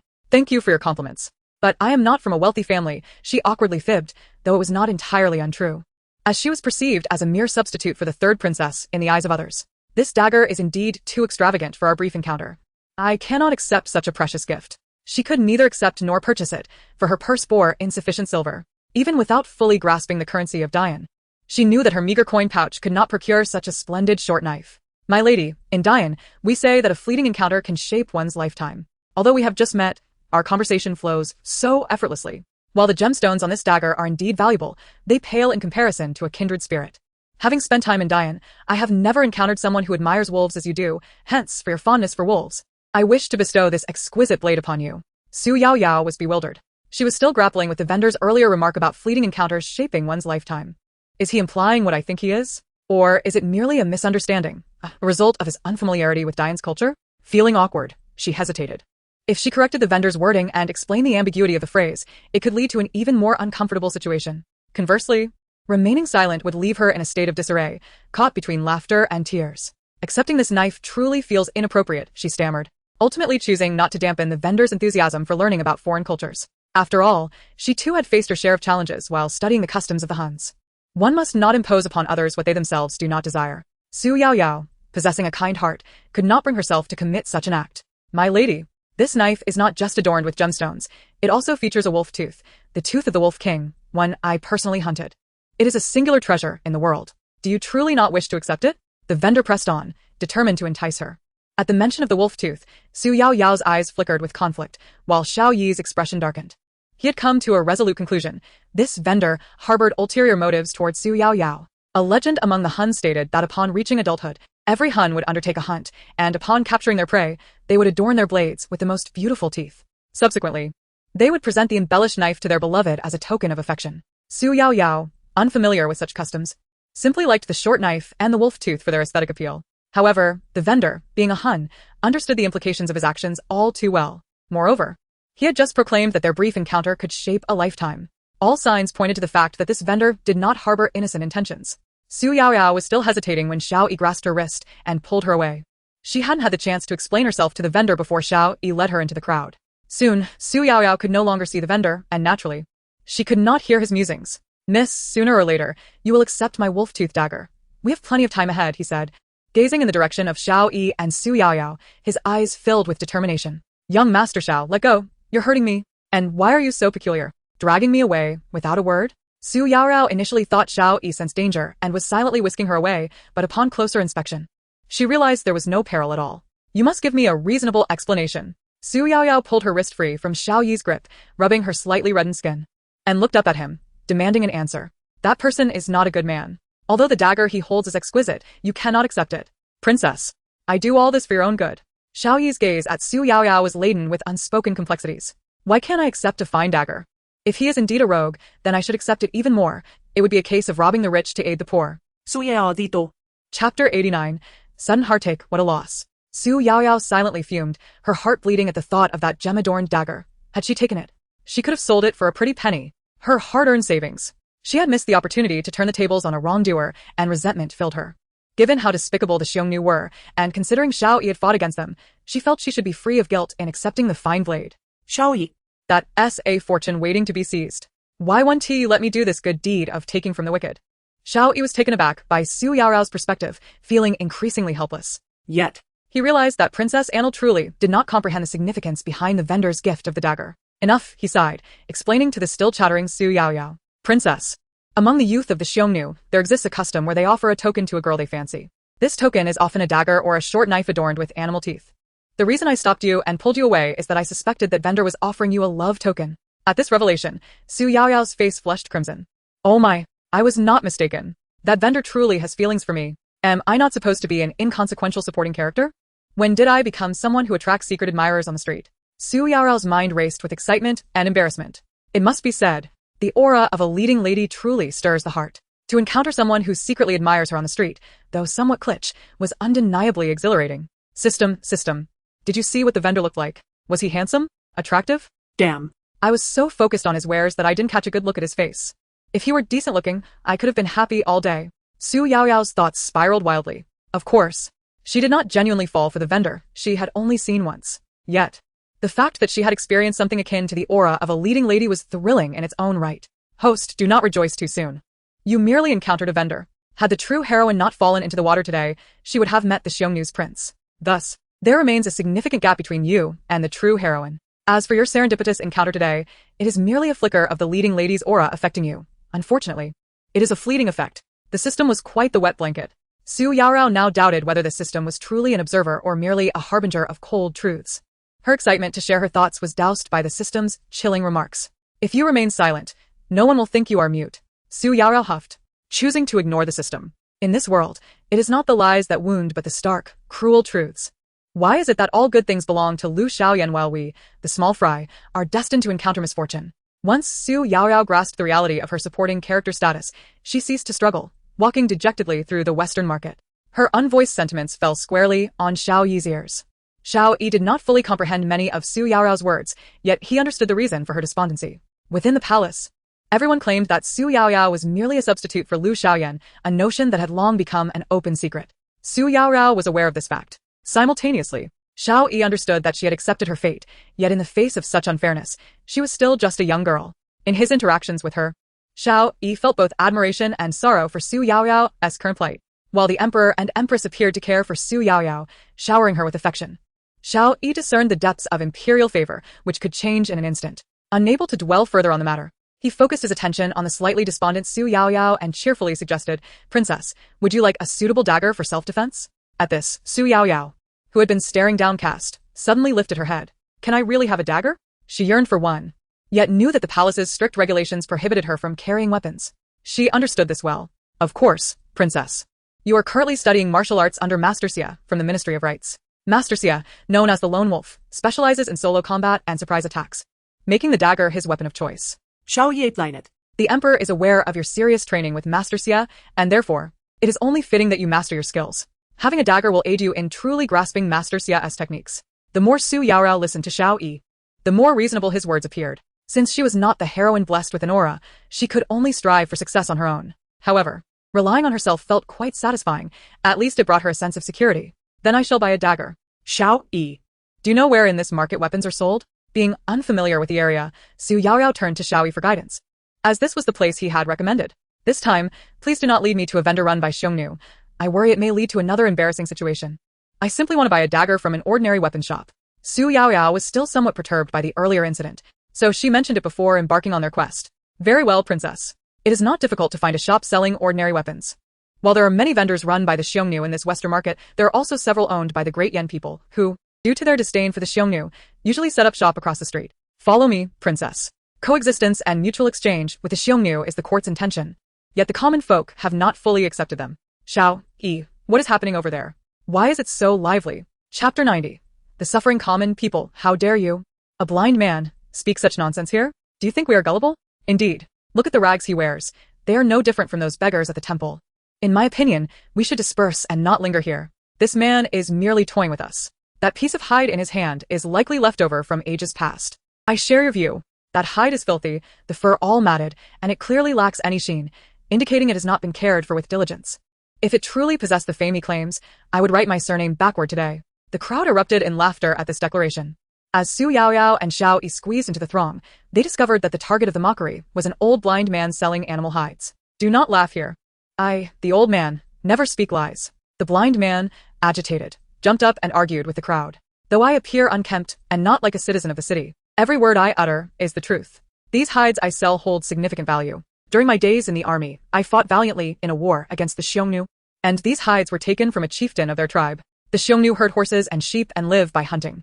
The goods in their chieftain's tent are undoubtedly of high quality. None of you have ever seen the battlefield, yet you mock me. The blind man accepted the criticism about his clothing and his disability, but he would not concede that his hides were worthless. Xu Yaoyao gazed at the hides before the blind man. To be honest, they indeed appeared unremarkable. Yet this was not sufficient reason for the crowd to ridicule a blind man. His disability was not by choice. Despite his physical limitations, he strove to make a living, which was truly admirable. Good sir, how much for these hides? I will take them. Unable to tolerate the mockery of a blind man by those fully abled, Xu Yaoyao stepped forward to intervene. Young lady, do not allow yourself to be deceived. There is an old saying, when a person lies, it is called weaving falsehoods. What a blind man says is merely a fabrication, is it not? Look at him. Does he resemble what he claims? Indeed, young lady, although you may be wealthy, money should be spent wisely. Those who deceive others daily are unworthy of your hard-earned coins. They merely see the blind man as a source of amusement. With nothing to do today, they find pleasure in mocking him. Do not casually slander me. I tell you, I am not a fraud. The blind man became frantic. His elderly mother awaited life-saving funds. If these people disrupted his business, her life would be in jeopardy. Young lady, I am not a fraud. I truly am not. The blind man waved his hands in desperation, attempting to grasp Xu Yaoyao's hand to prevent his sole potential buyer from being scared off by the crowd. However, his erratic gestures made Xu Yaoyao feel somewhat apprehensive. Xiao Yi noticed her unease and stepped forward to block the blind man's flailing hands, inquiring, "We are still here. How much do you intend to sell these hides for?" Xiao Yi had no objections to Xu Yaoyao's desire to assist the impoverished. There were countless suffering souls in the world, and if one could help, they should. Good. You have not left. Upon hearing Xiao Yi's voice, the blind man felt a sense of familiarity, but was too eager to exchange the hides for money to ponder further. These hides, young lady, young sir. I ask for just 50 taels of silver. I only need 50 taels. The moment he uttered this price, the crowd's derision intensified. Xu Yaoyao herself furrowed her brow in disbelief. 50 taels was no small sum for the common folk. To be blunt, she had recently seen numerous stalls selling hides. Their fur glossy and skins intact, and even those were priced at only 5 taels each. The blind man's hides were of far inferior quality compared to those she had seen. Furthermore, he had only 4 or 5 unattractive pieces. To demand 50 taels for such poor goods seemed absurd. Does the seller of hides think I am a fool? Though Xu Yaoyao could afford the sum, she did not wish for her kindness to be misconstrued as naivety. Thus, her desire to purchase the hides waned considerably. Ha ha ha, blind man, you truly dare to ask for such an outrageous price. The onlookers mocked him even more for his demand. Young lady, heed our words. Those were heartfelt truths we shared. Do not allow this blind man to deceive you. Look around. Even the most expensive hides do not exceed 5 taels. The ones he sells would fetch at most 2 taels at any other stall. Now he has the audacity to ask you for 50 taels. Clearly, he seeks to take advantage of you. Blind man, your heart is so dark that you ought not to see the world's vibrant colors. This young lady offers her kindness, and you think to swindle her? Truly, there are many ungrateful souls like you in this world. As the crowd confirmed their suspicions that the blind man was indeed unscrupulous, Their insults grew increasingly harsh. They employed cruel words to validate their judgment. No. Young lady, I do not wish to swindle you. The blind man, fearing the crowd would scare off his only potential buyer, hastily attempted to explain. These hides may appear unimpressive now, but I swear they were taken from the tent of a Xiongnu chieftain. If it were not for my mother's poor health. The doctor said she needs 50 taels for treatment, I would never sell them. They are my trophies of war. The blind man's fervent plea stirred something within Xu Yaoyao. Although 50 taels seemed excessive, he did not strike her as a liar. Is your mother truly ill? What ailment requires 50 taels? Xu Yaoyao inquired. Chapter 91.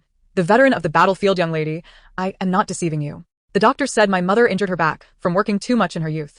If she wishes to be able to get out of bed, she must take medication regularly. To heal her over the next 6 months would require 50 taels. The blind man, noticing Xu Yaoyao still present, quickly elaborated. The notion that 6 months' worth of medicine could cost 50 taels no longer sounded absurd. During their conversations, Xu Yaoyao had heard about the healthcare expenses faced by ordinary citizens. According to Jiang Yi, spending 50 taels for 6 months of medicine was not unreasonable. Xu Yaoyao felt inclined to save a life. Young lady, you are mistaken. You believe every word this blind man spouts. Just look at him. How could a blind man have fought against the Xiongnu? The onlookers erupted in chatter as they saw Xu Yaoyao considering giving him money. 50 taels was no small amount for anyone. They could not bear to watch a blind man easily deceive someone into parting with 50 taels. It felt like an affront to them. I was not blind from birth. I lost my sight while fighting the Xiongnu. The blind man was adamant about his service in the army and stubbornly refuted anyone who mentioned it. For years ago, I was indeed a mere foot soldier. At that time, the kingdom of Dian engaged in battle with the Xiongnu. I was just a lowly soldier under the command of Lord Jianan. Our forces were vastly outmatched by the formidable Xiongnu army. In a bid to turn the tide of battle, Lord Jianan dispatched a small contingent to launch a surprise attack on the Xiongnu troops. Xiao Yi initially dismissed the matter as trivial. A mere 50 taels meant little to him. However, upon hearing the name of Lord Jianan, he recognized the significance of the event. You may consider me a blind fool, but do not belittle that battle. The blind man was akin to a stubborn child, fiercely defending the remnants of his once glorious past. The fact that Lord Jianan was a renowned general in the kingdom of Dian was common knowledge, and surely a blind man could have heard of his name. Yet, those around him remained skeptical of the blind man's words. Each time the blind man spoke, bystanders retorted, finding amusement in mocking him. Only Xiao Yi took the blind man seriously. He stepped forward, grasping the blind man's arm with earnest inquiry. How much do you remember of that battle from 4 years ago? The earnestness in Xiao Yi's tone momentarily stunned the blind man. For when he mentioned his past as a soldier, few ever truly believed him. He had grown accustomed to the disbelief of others. Yet he remained obstinately determined to clarify the truth. Today, for the first time, someone had inquired about that battle. I remember many things. 4 years ago, Lord Jianan ordered us 200 men to travel light, taking advantage of the moonlight to infiltrate the enemy camp. I was among them. The Xiongnu's camp was set up by the riverside, and to avoid detection, we crouched in the water until the moon was obscured by clouds before we struck. Our operation was highly secretive, known to few, and the Xiongnu were caught completely off guard by our surprise attack. Our leader, Old Xia, single-handedly decapitated their chief. My comrades and I charged into the small chief's camp, and after the killing, we received these few skins as spoils of war, gifts from Lord Jianan. What I say is the truth. Lord Jianan's heir was there at the gorge to assist us. As he recounted the tale, Xu Yaoyao and Xiao Yi began to believe that the blind man was not fabricating a story. Here, take these 50 taels, Xu Yaoyao said as she handed over the coins along with the pouch. I bought a number of things today, and this is all that remains. Otherwise, I would give you more. Miss, do you believe me? The blind man's hand trembled as he accepted the money, astonished by the number of people willing to trust him today. Yes, I believe you, for my master is the old Xia you mentioned. He has spoken of your surprise attack on the enemy. Xu Yaoyao nodded. Upon acknowledging her as his disciple, Master Xia had shared stories of his experiences on the battlefield. Xu Yaoyao vividly recalled that ambush. Miss, so you are old Xia's disciple. Then I cannot accept your money. The blind man hastily waved his hands. Old Xia took great care of me during his time in the army. You are his disciple. I should have prepared a gift for you upon our meeting. I cannot accept this money. Xu Yaoyao was taken aback by the unintended consequence of revealing her connection to Master Xia. Just as she and the blind man were engaged in a polite refusal, Xiao Yi stepped forward and pressed his own pouch into the blind man's hands. Xiao Yi? Xu Yaoyao was taken aback by his action, as it was she who initially decided to assist the blind veteran. Miss, what did you just say? Did you say Xiao Yi? To the old soldier, the mention of Xiao Yi's name elicited a stronger reaction, as he began to wave his arms around in search of someone. In the next moment, Xiao Yi firmly grasped the veteran's elbow. Take the money. It is what Lord Jianan's household and the court owe you. You fought for your country, yet Lord Jianan's household failed to ensure your well-being after your service. Xiao Yi felt a deep sense of guilt and could not bear to face the old soldier. The kingdom of Dian had fought the Xiongnu for many years. Although they had emerged victorious, it was a victory stained with the blood of countless soldiers. To achieve glory, countless bones are laid to rest. Young master, is that really you? I thought the voice of the nobleman I met today sounded familiar, the veteran exclaimed, overwhelmed with emotion. Young master, it is truly wonderful to see you, yet I cannot accept this money. I cannot take the money of the young master and old Xie's disciple. The veteran insisted vehemently against receiving the funds. This is an order. I command you to accept this money. Xiao Yi firmly placed the pouch back into the veteran's embrace. Chapter 92. The soldier's sorrowful twilight. In that moment, the veteran was overcome with conflicting emotions, and the proud man shed tears. Young master, I have brought shame upon the Xiao family army, he choked out. In the kingdom of Dian, everyone knew that the Xiao family army was composed of brave and valiant warriors. None would stoop to such street-side begging as he had. Xiao Yi corrected the veteran's words, resting a reassuring hand on his shoulder. If you find yourself without a place to go, come to Lord Jianin's household and seek me out. If you do not mind, you may stay in my courtyard as a guard. No, that cannot be. Young master. The veteran was taken aback by Xiao Yi's offer, shaking his head fervently. The young master is the hope for the future of Lord Jianin's household. I, a blind and useless man, cannot serve as a guard. I appreciate your kindness, but I cannot accept it. This was not the outcome Xiao Yi had hoped for. My lady, I apologize, but it seems I cannot procure a suitable dagger for you today. It was only upon reaching the tea house that Xiao Yi remembered their original intention of selecting a dagger. Having given all their silver to the veteran, there were no funds remaining to purchase a weapon. It is of no consequence. I ventured out today without the intention of acquiring a dagger, Xu Yaoyao replied, unfazed by the turn of events. A dagger is insignificant in comparison to a human life. Moreover, there are many regulations within the palace. Even if I were to buy a dagger, I may not be permitted to carry it. Master Xie had spent much of his life on the battlefield. He was a lone wolf, roaming the borders between the Xiongnu and the kingdom of Dian. The gentle and temperate environment of the capital was ill-suited for a solitary wolf, which often left Master Xie listless. If Master Xie were to learn that there were acquaintances in the capital, he would surely find joy in that knowledge. A dagger could be carried as long as the princess informed the Empress and the Emperor and received their consent. Xiao Yi took a sip from his teacup and proposed. As for the search for a dagger, you may leave that to me. I assure you I will find one that pleases you. He would never go back on his word. Having promised to procure a dagger for Princess Annal, Xiao Yi was resolute in fulfilling that promise. My lady, in truth, Master Xie has many acquaintances here in the capital. When he is not on duty in the palace, he often meets with old friends within the city. Xiao Yi continued, speaking with familiarity about Master Xie. Xu Yaoyao recalled witnessing the meeting between her master and young Master Xiao, aware that they had previously been acquainted. Does Master Xie's acquaintances also hold idle positions in the palace? Xu Yaoyao inquired curiously. Once a fearsome lone wolf that struck terror into the hearts of the Xiongnu, Master Xie was now relegated to a mere instructor of martial arts in the Ministry of Rites. Xu Yaoyao had rarely paid attention to Master Xie in the past. Moreover, her imperial father had yet to bear a son, leaving only Princess Lu Xiaoyan within the palace. The mentors in the Ministry of Rites, responsible for teaching archery and horsemanship, often served merely as ornamental figures, idling away their time within the royal confines. Master Xie Yuanshan remarked that had it not been for encountering someone genuinely eager to learn martial arts, he would have likely grown lethargic in his position at the ministry. Master Xie was fortunate to enjoy better treatment in the capital. Xiao Yi offered a faint smile, his eyes reflecting a sense of helplessness. Most of Master Xie's old acquaintances resembled the veterans we encountered today. The familiar faces he could find in the capital were either aged and incapable of wielding weapons or had been rendered disabled by the ravages of war. They had once been mere soldiers, lacking the means to remain in the palace as instructors, nor could they sustain themselves like ordinary citizens. Upon hearing these words, Xu Yaoyao felt a bitter taste rise from the pastries she had bitten into. When she was brought to this world by the system, she was oblivious to everything.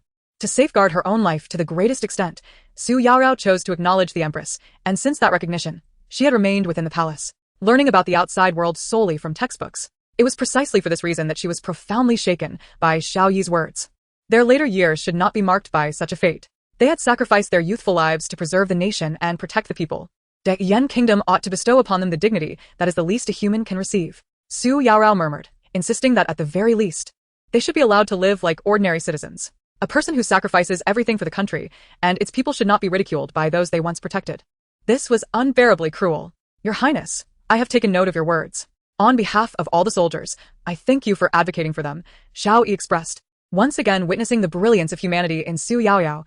Words that had never been spoken by the officials in the court now emerged from the lips of a princess.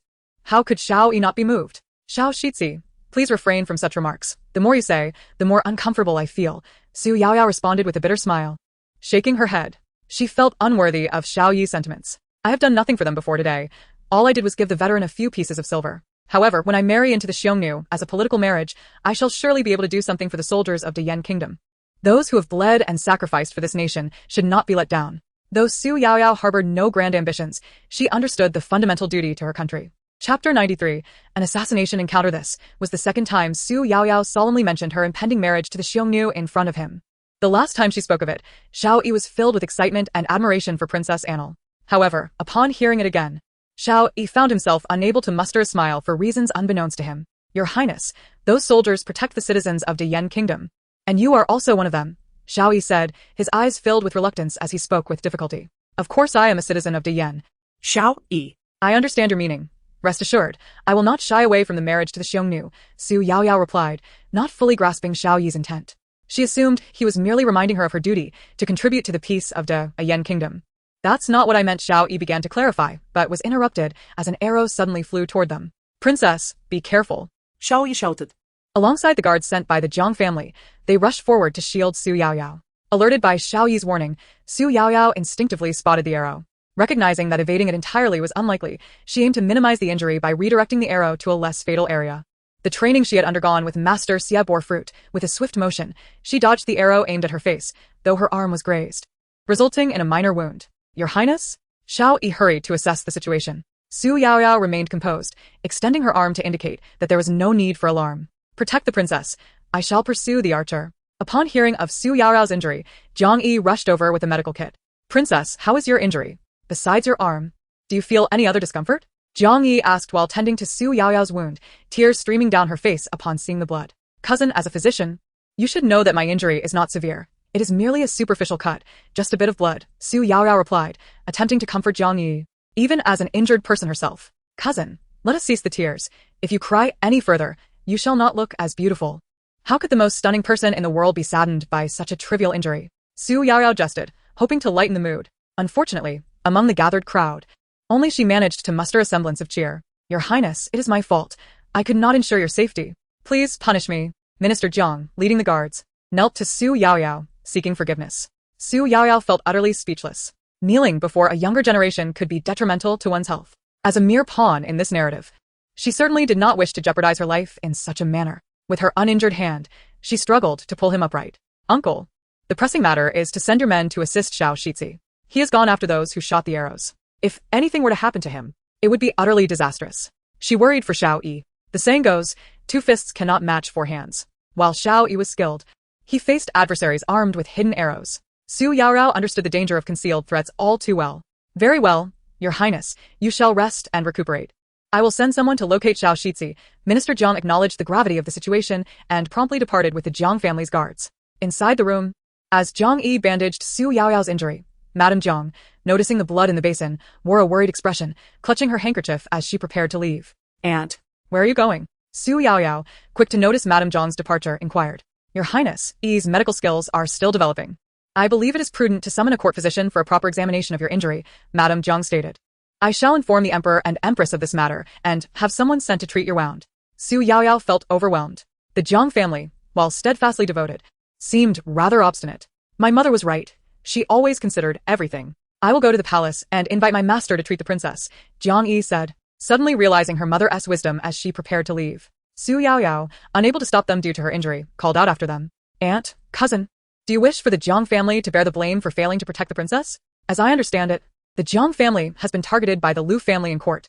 If this incident spreads, the Jiang family could be crushed by their accusations. Her words finally halted Madame Jiang and Jiang Yi in their tracks. Your Highness, we appreciate your concern for the Jiang family's predicament during such a time. The Jiang family has always been unwaveringly loyal, undeterred by any rumors circulating in the court. In their steadfast determination to protect the princess, they would sacrifice everything. Madame Jiang has learned from her daughter that Xu Yaoyao is indeed the true biological daughter of the Empress. Previously, Madame Jiang was perplexed by the Empress's third princess, mistakenly believing that the Jiang family was not favored by her. Little did she know that this was merely because the third princess was not her genuine niece. Now, with Princess Annal injured, yet still leaning towards the Jiang family, she finally comprehended her husband's fierce resolve to protect the princess. No, I do not want you to perish. I cannot bear for the Jiang family to face calamity. Aunt, cousin, as long as we are alive, there is hope and a future. I wish for the Jiang family and my mother to remain safe and sound. Do you understand? Xu Yaoyao spoke earnestly. Chapter 94, Instinctive Concern for the Princess.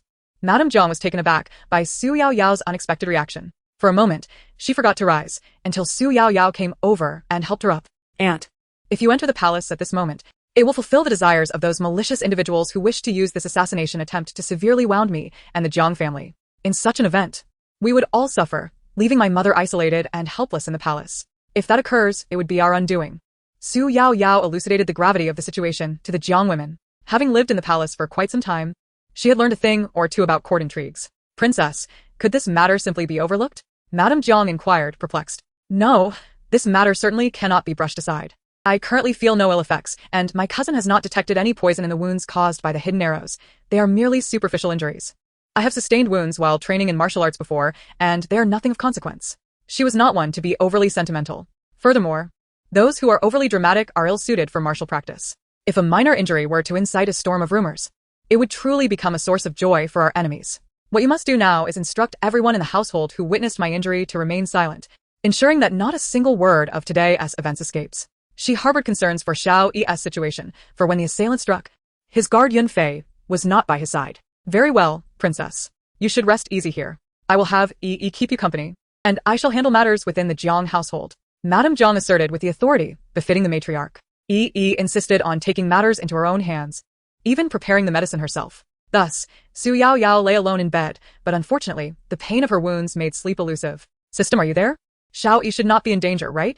In your narrative, Xiao Yi is a supporting character who survives until near the conclusion. It would be illogical for such an important character to inexplicably perish at this moment, wouldn't it? The wait for news stretched on. Each second felt like an eternity. I cannot say, host. You seem to have forgotten that our script does not include this assassination attempt. The system replied lazily. According to the original script, you had already met your demise, leaving no opportunity for such a plot to unfold. You are an anomaly. And Xiao Yi's pursuit of the assassin is also an anomaly, so please refrain from questioning me further. I genuinely do not know the future direction of the script. The system waved its hand dismissively, exuding a sense of helplessness. You useless system, I truly appreciate your presence. What purpose do you serve if you can accomplish nothing? Xu Yaoyao lamented, feeling increasingly uncomfortable. She struggled to find a more comfortable position. Other systems either have golden fingers or monetary capabilities. You, on the other hand, possess nothing but a loquacious mouth and an ear for gossip. You are utterly useless. Xu Yaoyao found herself growing more irritable, unable to contain her grievances. Host. Those attributes belong to the protagonist system. Do not forget, you are merely a cannon fodder character who is doomed from the outset. As a system for a supporting character, I have accompanied you through to this point, fulfilling my duties with great diligence. The system felt aggrieved. Its initial purpose was to observe the unfolding drama within the script. It believed it had been faithfully performing its role, only to be criticized by Xu Yaoyao. A mere bystander, Xu Yaoyao, in her injured state, could only roll her eyes in response. This naturally led the system to reflect on its shortcomings. Thus, the two continued their verbal sparring. After a considerable time, the system noticed Xu Yaoyao's arm hanging limply and felt a twinge of pity, finally softening its tone. Host. Does it hurt? Unfortunately, this question felt rather redundant. Xu Yaoyao ignored it, turning away in silence. I regret arguing with you while you're injured. However, host. Do you not think your reaction was rather excessive? The system, unbound by physical limitations, floated before Xu Yaoyao. I believe your overreaction is less about your arm and more about your concern for Xiao Yi. This statement left Xu Yaoyao utterly astonished. She shot a glance at the system. Am I overreacting? Who told you I was worried about Xiao Yi? After her outburst, she felt an inexplicable sense of guilt. Yes, you're not worried about Xiao Yi. You are merely concerned about young Master Xiao. Does that sound about right? The system responded dismissively. Noting the way Xu Yaoyao's demeanor shifted, as if someone had stepped on her tail, Xu Yaoyao grew increasingly irate. Who could rid her of this insufferable system? She wished to see none of it. Fortunately, divine providence seemed to favor Xu Yaoyao in her injured state, for she heard a gentle knock at the door. Princess, you are awake? Yi entered, having brewed the medicine. She supported Xu Yaoyao into a sitting position and placed a pillow behind her for comfort. Here, drink this. It will hasten the healing of your arm. Xu Yaoyao reluctantly accepted the bitter concoction, realizing that she had no choice but to comply, especially since Yi had prepared it herself. Cousin, have there been any updates? Have the assassins been apprehended? Is young Master Xiao injured? Being under protection, she was unable to ascertain the situation outside and could only inquire of Yi. Yi shook her head. Princess, my father is accompanied by many guards. Young Master Xiao was once a general and is quite capable. You need not fret over them. Your well-being is of utmost importance. Being capable does not prevent one from being overwhelmed by a multitude. Xu Yaoyao blurted out in frustration. To her surprise, Yi chuckled. Cousin, what troubles you? Did I say something wrong that elicited your laughter? Xu Yaoyao was bewildered. Upon reflecting on her words, she found nothing humorous about them. No, princess, you have said nothing amiss. I merely recalled your previous assertion that you have no ties to young Master Xiao. Do you still believe that now? Teased, her eyes sparkling with mischief. Chapter 95. Addressing the assassination attempt. Yes, I admit I am concerned about him. Xu Yaoyao, under Yi's scrutinizing gaze, felt utterly exposed. But I assure you, I harbor no ulterior motives. Think about it. Someone else's life hangs in the balance because of my situation. It is only natural to worry for his safety. Cousin, there are myriad ways for individuals to interact, and I regard Xiao Yi simply as a friend. Indeed, they are friends. Xiao Yi has helped her gradually comprehend the circumstances of the Xiongnu and even invited her to explore the West Market, all in an effort to deepen her understanding of their culture. Furthermore, dear cousin, have you forgotten? I am destined to form an alliance with the Xiongnu in the future. The affection showered upon me by my father and mother is, in part, due to this very reason. I am fully aware of the path that lies ahead of me, and thus, I shall not act irresponsibly or carelessly fall in love with anyone. Xu Yaoyao is acutely aware of her mission. She understands that the Great Yan Kingdom is the battlefield of the female protagonist, Lu Xiaoyan. If she wishes to survive for the long term, she must tread a different course, such as marrying into the Xiongnu. That's not how it is. Jiang Yi felt a pang of sympathy upon hearing Xu Yaoyao's words. She hastily attempted to clarify, but before she could articulate her thoughts, she noticed her father and Xiao Yi entering the room. Princess Annal, I have successfully captured the one who shot the hidden arrows, Xiao Yi declared, gazing intently at Xu Yaoyao and offering a respectful bow. For some inexplicable reason, as Xu Yaoyao observed Xiao Yi, she suddenly perceived that Lu Xiaoyan, the female lead, was rather blind. How could she overlook how handsome Xiao Yi is? How could Lu Xiaoyan have set her sights on Shiao Hong? Xiao Yi possesses both striking looks and an admirable demeanor. Moreover, his lineage and martial prowess are commendable. Why would the female lead irrationally fall for Shiao Hong? Perhaps it is merely due to Xiao Heng's tragic background, providing the author with more creative latitude? Xu Yaoyao looked at the radiant Xiao Yi, momentarily lost in thought, and then quickly snapped back to reality. Young Master Xiao, you're not injured, are you? She noticed numerous bloodstains on Xiao Yi's attire, which were rather alarming. While Xu Yaoyao was momentarily distracted, Xiao Yi had been observing her intently. Upon hearing her first concern was about his injuries rather than the assassin, he felt a surge of happiness in his heart.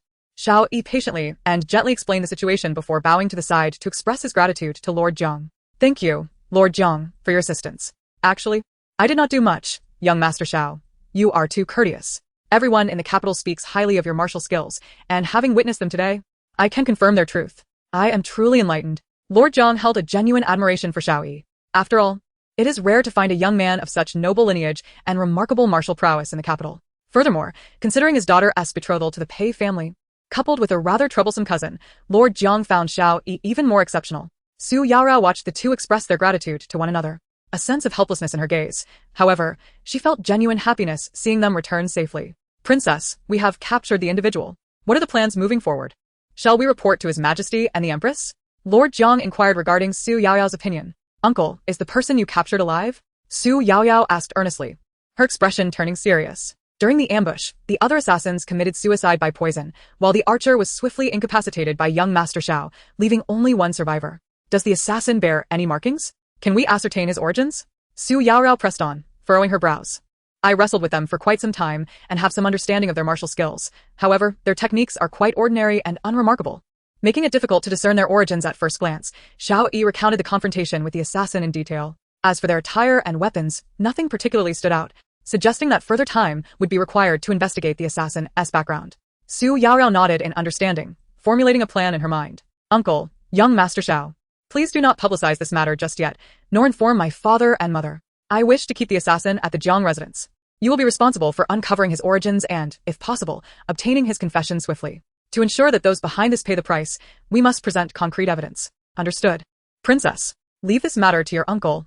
Rest assured, I will extract information from him. The intent to assassinate a member of the royal family is indeed a grave crime, and Lord Jiang would not allow such an event to pass without consequence. Princess, may I inquire what I can do to assist? Xiao Yi asked with a smile. Draw the snake out of its hole. Since the assassins left few clues, I shall compel them to reveal the information themselves. Understood, Princess.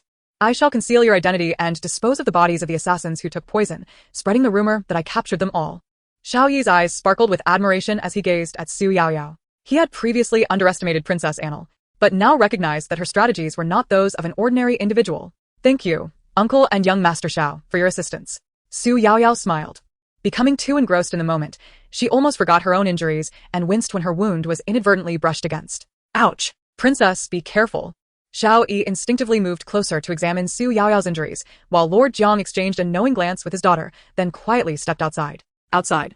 Lord Jiang observed Xiao Yi's complete focus on Princess Annel and softly remarked, "If Princess Annel's consort were to be Xiao Yi, I believe your aunt would be quite pleased. In this capital, it is unlikely to find anyone as young and accomplished as Xiao Yi." Reflecting on this matter, Lord Jiang pondered his daughter's future marriage. What are your thoughts on that young man from the Pei family? Chapter 96. Jiang Yi's marriage. Pei Xinji was originally one of the more distinguished young talents in the capital. Lord Jiang held great affection for his daughter and was particularly concerned about Jiang Yi's future happiness. Thus, upon hearing about the internal affairs of the Pei family, he truly did not wish for his daughter to marry into such a household. Previously, I thought that sending you into the palace to accompany Princess Annel would hinder your marriage prospects. Now, both your mother and I believe it is best for you not to marry into the Pei family so soon. The Pei family is not a good place. Lord Jiang would not push his daughter into a perilous situation. Our family is not one that adheres rigidly to tradition, sacrificing the happiness of our children for the sake of familial reputation. Lord Jiang gazed earnestly at his well-mannered daughter. Do you understand your father's intentions? Father, I understand. Jiang Yi replied, nodding obediently. I know that the values of the Jiang family differ from those of other families in the capital, and you and your mother have been particularly forgiving towards me. If not for your generosity, I would never have been able to practice medicine in the capital. I harbor no resentment towards you for sending me to the palace. I hold great affection for Princess Annel. She is a wonderful person. Moreover, without her, I would not have been able to pursue my aspirations. Father, I am content with everything I have at present. Thus, even if I must marry into the Pei family, I will have no regrets throughout my life. Jiang Yi earnestly reflected and expressed her thoughts. No one's life is devoid of challenges. I am genuinely satisfied with all that I currently possess. She was not greedy. For her, the mere experience of having once possessed certain things was sufficient. Lord Jiang was taken aback by Jiang Yi's response. Observing his daughter, he began to regret that he and his wife had instilled a sense of excessive propriety in her. Upon realizing that his daughter had not comprehended her true feelings, Lord Jiang was compelled to contemplate alternative strategies. 2 days later, Yaoyao, my beloved Yaoyao. No matter how one looked at her, she was simply endearing. The Empress, upon encountering her daughter, immediately enveloped her in a warm embrace, reluctant to let go. Xu Yaoyao smiled as she explained. She now deeply felt the Empress's concern and love for her, even though the Empress remained unaware of her true identity as her daughter. Alas, my mother is truly the best in the world. To spare my mother from worry, I shall refrain from revealing my encounter with the assassin and the injuries I sustained, for I would not want her heart to ache upon hearing it. As Xu Yaoyao pondered this, she caught a fleeting expression on the Empress's face, who then discreetly glanced at her brother, Lord Jiang. Lord Jiang had also heard his niece's unvoiced thoughts and silently nodded in acknowledgement. The Empress, unable to contain her curiosity, eagerly inquired about the matter after ensuring her daughter was settled. Brother, did Yaoyao truly encounter an assassin during her time away? Indeed, your majesty, this matter is true. Although the princess was not gravely harmed, her left arm was injured, and the wound has been bandaged. The princess wishes to keep this incident private, fearing it may be aimed at her and the Jiang family. As for the assassin, he has been captured and is currently in Jiang's residence. Once we ascertain the mastermind behind this act, I shall present both the assassin and his confession. Lord Jiang had never intended to conceal the incident involving the princess's assassination attempt, thus he recounted the entire sequence of events candidly. Brother, is this truly your intention? The Empress, upon hearing Lord Jiang's plan, felt a sense of relief regarding the assassination attempt. Your Majesty, this is not my notion, but rather the princess's idea. Additionally, the princess has instructed young Master Xiao to devise a way to lure out the true instigator. Lord Jiang spoke with pride regarding this matter. Dear sister, I take great pride in being the uncle of Princess Annel, as I see her as family. Witnessing my child flourish fills me with an inexplicable sense of pride and accomplishment. If only my niece were a prince. For both the Jiang family and the Empress, the only regret was that Xu Yaoyao was not a prince. Had she been one, all of the Empress's tribulations would be easily resolved. No, brother. I believe Yaoyao is wonderful, the Empress replied, shaking her head with a smile. She was immensely satisfied with her daughter, Xu Yaoyao, more so than ever before. Yaoyao cares for me, for the Jiang family, and constantly considers my feelings. Moreover, she strives for self-improvement. I am most content to have such a daughter. While the Empress was pregnant, she had often envisioned what it would be like if her child were a prince. Later, due to the third princess, Lu Xiaoyan's lack of consideration, she had even felt a tinge of sadness, wondering if their interactions would have been different had Lu Xiaoyan been a prince. Because Xu Yaoyao was simply exceptional. So much so that the Empress wished for her daughter to remain true to herself, without the need to transform into anyone else. Indeed, I am grateful to have Princess Annel as my niece. However, sister, I wish to request something of you. If possible, I would like for you to keep Yi by your side a little longer. Lord Jiang resolutely decided to entrust his daughter to the Empress. Brother, isn't to be betrothed to the Pei family soon? The Empress exclaimed in astonishment. She had never anticipated her brother would suggest such a thing. I shall not conceal it from you, sister. The Pei family is not a suitable match. The young man from the Pei family is said to have his cousin living in his household, and it is rumored that everyone in the residence views the young man and his cousin as a couple, privately referring to her as Madame Pei. Speaking of this, Lord Jiang felt immense anger. It is my fault for teaching Yi to be excessively honest. This child is willing to proceed with the engagement for our father's sake. Sister, please find a way to persuade her. I cannot bear to watch my daughter leap into the fire pit. Lord Jiang sighed deeply. Brother, this matter is easily resolved. There are countless fine young men in the capital, and I will not allow Yi to waste her life's happiness on that young man from the Pei family. Chapter 97. Ants on a hot stove. Jiang Yi was unaware of what her father and the Empress had discussed. However, she suddenly noticed that the Empress occasionally engaged her in conversations about the talented youths in the capital, and at times, even had Xiao Hong bring her a multitude of portraits, each depicting figures she might encounter at social gatherings in the capital. Initially, Jiang Yi might not have grasped the Empress's intentions, but over time, she became aware of the Empress's motives. She could not dismiss the Empress's kindness, and her only recourse was to avoid the Empress. Cousin, my injury has long since healed. If it weren't for Mother confining me to the palace and preventing me from going to the Ministry of Rites, I would have already been practicing martial arts with my master. Xu Yaoyao declined Jiang Yi's offer to apply medicine to her. It was evident that Jiang Yi had come to her seeking refuge from the Empress. Yaoyao, a girl should not bear scars. Although your wound has healed, you should continue to apply ointment, Jiang Yi insisted, remaining resolute. You are a princess. If others see your scars, they may speak ill of you. Cousin, I was injured on my arm, a place usually covered by clothing and not visible to others. It is you who should directly express your discontent with Mother's arrangements if you truly dislike them. Xu Yaoyao smiled, piercing through Jiang Yi's current predicament. My mother is so kind, she would not punish you for rejecting her arrangements. At worst, I could accompany you, and I am certain she would not be angered with me by your side. The pressure of marriage was a common adversary for many young people, transcending eras and dynasties. Jiang Yi, being Xu Yaoyao's cousin, could not bear to see her cousin endure such torment. I understand that Aunt Empress and my parents mean well, but I currently have no intention of marrying. Jiang Yi stated candidly. Regardless of whether the suitor is from the Pei family or elsewhere, I have not considered marriage at all. This thought may be unconventional, yet I find great contentment in my present life, engaging in activities I cherish, which holds more significance for me than anything else. Although Aunt Empress has sent me numerous portraits, she has not pressed me further. Such sentiments were rather bold and did not align with the demeanor expected of a young lady from a prominent family. And Jiang Yi worried that if these words were to escape her lips, the Empress and her parents would be concerned for her well-being. Hence, she preferred to maintain the status quo and not impose further expectations on herself. Some thoughts Jiang Yi could not voice to others. Yet she trusted that Xu Yaoyao would comprehend the essence of her words. Thus she shared her heartfelt thoughts solely with Xu Yaoyao. Those words are quite admirable. There is nothing improper about them. Cousin, you are doing wonderfully, both in your state of being and your aspirations. I find them all commendable. As soon as Jiang Yi finished speaking, Xu Yaoyao immediately echoed her sentiments. There was no reprimand as she had anticipated. Neither was there the disdain or scorn she feared. Jiang Yi looked at Xu Yaoyao, who blossomed with the most beautiful smile. Truly, throughout the entire Yen kingdom, the only person who unconditionally supported her, encouraging her regardless of how unconventional her actions may be, was none other than her princess sister.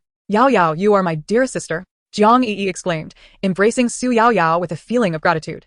Xu Yaoyao was amused by Jiang Yi's words. However, being enveloped in the warm embrace of her soft and fragrant cousin was something she welcomed, so she too reached out and held her tightly. Cousin, that is because you are the best cousin to me. Therefore, you should no longer keep everything bottled up inside.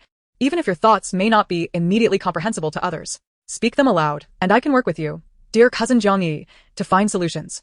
Xu Yaoyao holds a deep affection for her cousin Jiang Yi, akin to discovering a kindred spirit in a foreign land. She cherishes Jiang Yi greatly.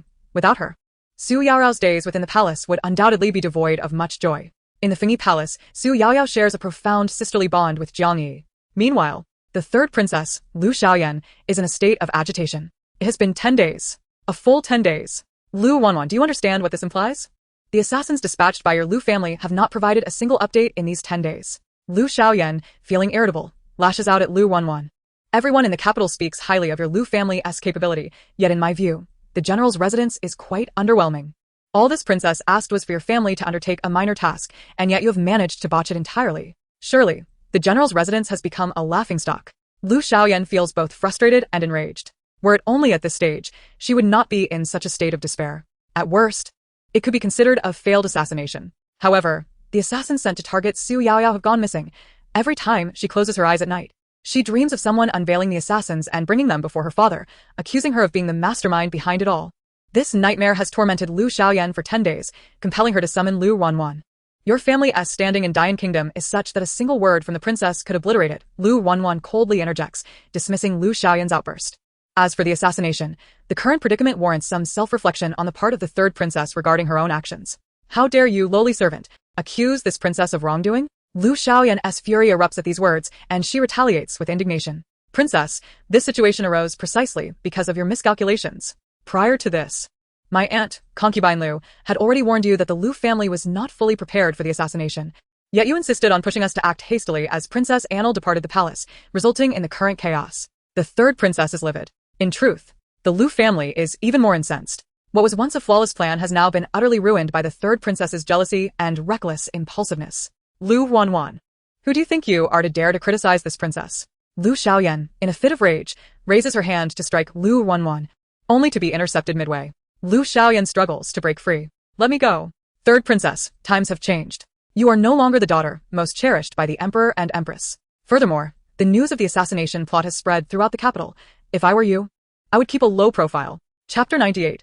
Lu Wanwan severely injured. When has Lu Xiaoyan ever endured such humiliation? From the moment she was born, her life has been one of privilege, never once subjected to scorn.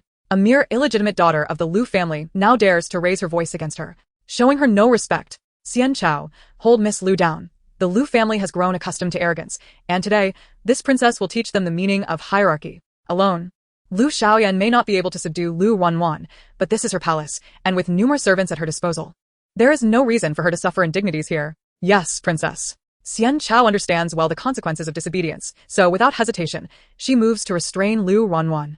Lu Xiaoyan then unleashes a flurry of slaps upon Lu Wanwan's face. Lu Wanwan, do not presume that just because you have spent a few days in the harem, you have become someone of importance, like your aunt. This palace is not the Lu family. This princess has lowered herself to collaborate with you in hopes of ensuring my own satisfaction. If you prove to be so inept, then why should I waste my time with you? Lu Xiaoyan has never held Concubine Lu in high regard. Her collaboration was merely a means to eliminate the troublesome Xu Yaoyao. Princess, when beating a dog, one must consider its master. Are you not afraid that I will reveal your secrets? Lu Wanwan, with her beauty marred, feels a deep sense of grievance as she glares defiantly at the third princess. Her aunt, Concubine Lu, once asserted that she held a secret over the third princess, one that would compel her to comply with the Lu family's wishes. You dare threaten me? Lu Xiaoyan, upon hearing Lu Wanwan's words, leans down to grip her chin, her eyes glinting with malice. Lu Wanwan, do you have any idea how many have perished in the depths of this dry well? Tell me, if I were to have Xian Chao and the others hang you upside down and toss you in, claiming you fell in by accident, do you think your aunt would be believed, or would they trust me, the legitimate princess? Once a favored daughter, now facing obstacles at every turn, Lu Xiaoyan feels as though she is losing her mind. Thus, she resolves not to endure any further humiliation. Third princess, I am a member of the Lu family. Do not forget that they hold me in high regard. Should you proceed with this, the Lu family will not spare you. Lu Wanwan speaks with a newfound confidence, but she underestimates Lu Xiaoyan's madness. She never anticipated that Lu Xiaoyan would be driven to the brink of throwing her into the dry well to eliminate her. So what if the Lu family values you? They are merely a dog to this princess. In this world, when a ruler desires a subject's death, the subject must comply. Lu Xiaoyan's murderous intent intensifies with Lu Wanwan's rebuttal. Third princess, if you turn against the Lu family, do you truly wish to forfeit the favor of young Master Xiao? Lu Wanwan strives to suppress her fear, desperately negotiating for her life. In the court, aside from the Lu family, no one stands behind the third princess. Upon Princess Annal's departure from the palace, I have heard that the Jiang family holds her in high esteem, and Jiang Yi has even become a county princess due to her. Third princess, while the Jiang family is the maternal family of the Empress, they have chosen Princess Annal over you. The loss of an illegitimate daughter is inconsequential. But can you endure a lifetime beneath the heel of an adopted daughter of the Empress? Each word strikes deep, unbearable to hear. Lu Xiaoyan may disregard Lu Wanwan's fate, yet she cannot ignore her own interests for the future. Thus, the slapping ceases at Lu Xiaoyan's command. Lu Wanwan, today I may spare your life, but remember, this is solely due to my mercy. I do not wish to witness bloodshed. Lu Xiaoyan, even in captivity, refuses to yield. She grips Lu Wanwan's chin, pulling her close, whispering in her ear, rather than waste your efforts on me, you should consider how to locate those assassins. After all, they hail from your Lu family, and should they truly fall into Xu Yaoyao's hands and be presented to my father, I will deny any connection to them. Though the order to assassinate Xu Yaoyao originated from Lu Xiaoyan, the assassins bear no relation to her. Lu Wanwan, battered and bruised, casts one last glance at the third princess before departing the royal residence. Miss Lu, how could you sustain such injuries? Lu Wanwan remained silent throughout the journey, and upon hearing the footsteps of the noble consort Lu, she closed her eyes and fainted before her. The consort, having sent someone to the princess's palace, naturally understood how Lu Wanwan's injuries came about. To preserve her niece's exquisite beauty, the consort summoned the imperial physician in the dead of night. As the physician was a man, and it was inconvenient for him to roam the inner palace alone at such an hour, he was accompanied by Xiao Yi, the commander of the palace guards. The wounds on Miss Lu's face were severe, and the assailant had shown no mercy. If not treated properly, there was a significant risk of permanent scarring. Lu Xiaoyan had been wearing rings while striking her. Thus, Lu Wanwan's injuries comprised not only of bruises from the blows but also cuts inflicted by the rings, an alarming sight indeed. I shall prescribe a remedy for Miss Lu, the physician declared. Your Highness, it is imperative that someone is assigned to take good care of her. The imperial physician, aware of the importance of the consort's household, was diligent in his duties. Whether diagnosing or prescribing, he acted with great efficiency, while Xiao Yi stood by, maintaining a professional demeanor without uttering a word. Young Master Xiao, I appreciate your assistance today, Lu Wanwan spoke up as she glanced at Xiao Yi at the door. Having harbored feelings for him, she felt a surge of joy upon seeing the one she admired after her injury. Chapter 99. Testing Xiao Yi it is, but my duty, Miss Lu. No need for thanks, Xiao Yi responded, maintaining his usual demeanor. I know you are most just, young master, and never act with partiality. Nevertheless, you have indeed aided both me and Wanwan. As the autumn air grows chilly, it would be wise for you to step inside and warm yourself with a cup of tea. Qinghua, prepare fine tea for young Master Xiao, the consort instructed, not waiting for Xiao Yi to respond. Physician Li, we cannot entrust the preparation of the medicine to others. I must trouble you to oversee it personally. To keep Xiao Yi in her palace longer, the consort discreetly slipped a gold leaf to Physician Li, who, in turn, readily agreed to her request. Your Highness is too kind. My duty is to heal the sick, and I have no reason to neglect a patient in need, Physician Li replied, tucking the gold leaf into his robes and preparing the medicine at a leisurely pace under Qinghua's guidance. Xiao Yi, feeling compelled, stayed to accompany him. However, he refrained from touching the tea provided by the consort. Undeterred by Xiao Yi's disdain for her tea, the consort settled beside Lu Wanwan's bed and began a seemingly casual conversation. Young Master Xiao, I heard that you accompanied Princess Annel to the West Market over 10 days ago. Xiao Yi smirked inwardly. Indeed, the consort was growing impatient. The assassins he had captured had been detained by the Jiang family for over 10 days, and their mastermind was surely becoming anxious. Yes, the princess left the palace. And the emperor tasked me with her protection, he replied. Just protection? The consort was skeptical of his words. The Lu family had dispatched someone to follow Xiao Yi and Princess Xu Yaoyao that day, documenting all their interactions in the West Market. The Xiao Yi of that day had been far more lively and engaged than the Xiao Yi before her now. Just protection. Young Master Xiao, as one who has lived longer, I feel compelled to offer you some advice. The consort observed Lu Wanwan, who appeared somewhat jealous, and took on the demeanor of a wise elder. Although Princess Annel is of similar age to you, she is destined to marry into the Xiongnu. You, a young and accomplished man, should invest your affections in someone more suitable. At this, the consort smiled knowingly at Xiao Yi and then glanced at the injured Lu Wanwan. Your Highness, I fail to comprehend your meaning, Xiao Yi replied, his expression unyielding. Seeing his indifference, the consort could hardly contain her impatience. Though Princess Annel is currently favored by the Emperor and Empress, she is ultimately bound for the Xiongnu. Young Master Xiao, perhaps you should direct your affections toward an unwed woman in the capital. There are many worthy young ladies, and my niece, Lu Wanwan, is certainly one of them. What do you think, young Master Xiao? The consort boldly put forth her niece, leaving no opportunity for Xiao Yi to feign ignorance. Lu Wanwan gazed at him shyly, her eyes filled with affection. Thank you for your kindness, your Highness, but I am not currently seeking marriage.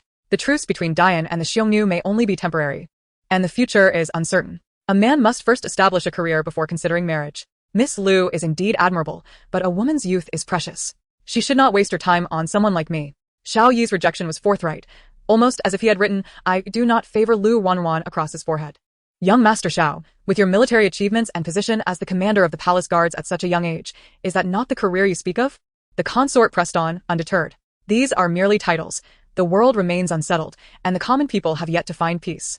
Those of us who serve as generals cannot claim to have established a career. Xiao Yi's refusal was resolute. Noticing his steadfastness, the consort's demeanor shifted from gentle to sharp. Young Master Xiao, while you speak of the welfare of the people, have you truly acted without self-interest? The Lu and Xiao families have both been military clans. The Lu family, since the time of my brother, has entrenched itself in the court, no longer venturing into battle. Therefore, I cannot help but feel that your words carry a hint of sarcasm towards my family. Young Master Xiao, one must possess self-awareness. Do not covet what does not belong to you, for those who disturb the balance of interests will ultimately pay the price. Although the consort's words were veiled, they pointed towards the matter involving Xiao Yi and Xu Yaoyao. Moreover, she suspected Xiao Yi of having dealt with the assassins dispatched by the Lu family. After all, he had been beside Xu Yaoyao when the Lu family's assassins attempted their attack. Indeed, your highness speaks wisely. The heavens are watching. Those who commit wrongful deeds will eventually face consequences, Xiao Yi retorted, subtly implying his own position. In order to draw out the truth, one must first bait the other party. As physician Li finished preparing the medicine, Xiao Yi took his leave, bowing respectfully amidst the consort's scrutinizing gaze. Catching a glimpse of Qinghua entering with the medicinal bowl, once he departed, the consort shattered her teacup in frustration. Ah, Xiao Yi. It seems you are truly intent on opposing our Lu family. Lu Wanwan, who had been lost in her romantic musings, found her thoughts shattered by the consort's abrupt action. And, are you saying that young Master Xiao knows the assailants who targeted Princess Anna were sent by our family? As realization dawned, countless questions flooded Lu Wanwan's mind. Not at all, Aunt.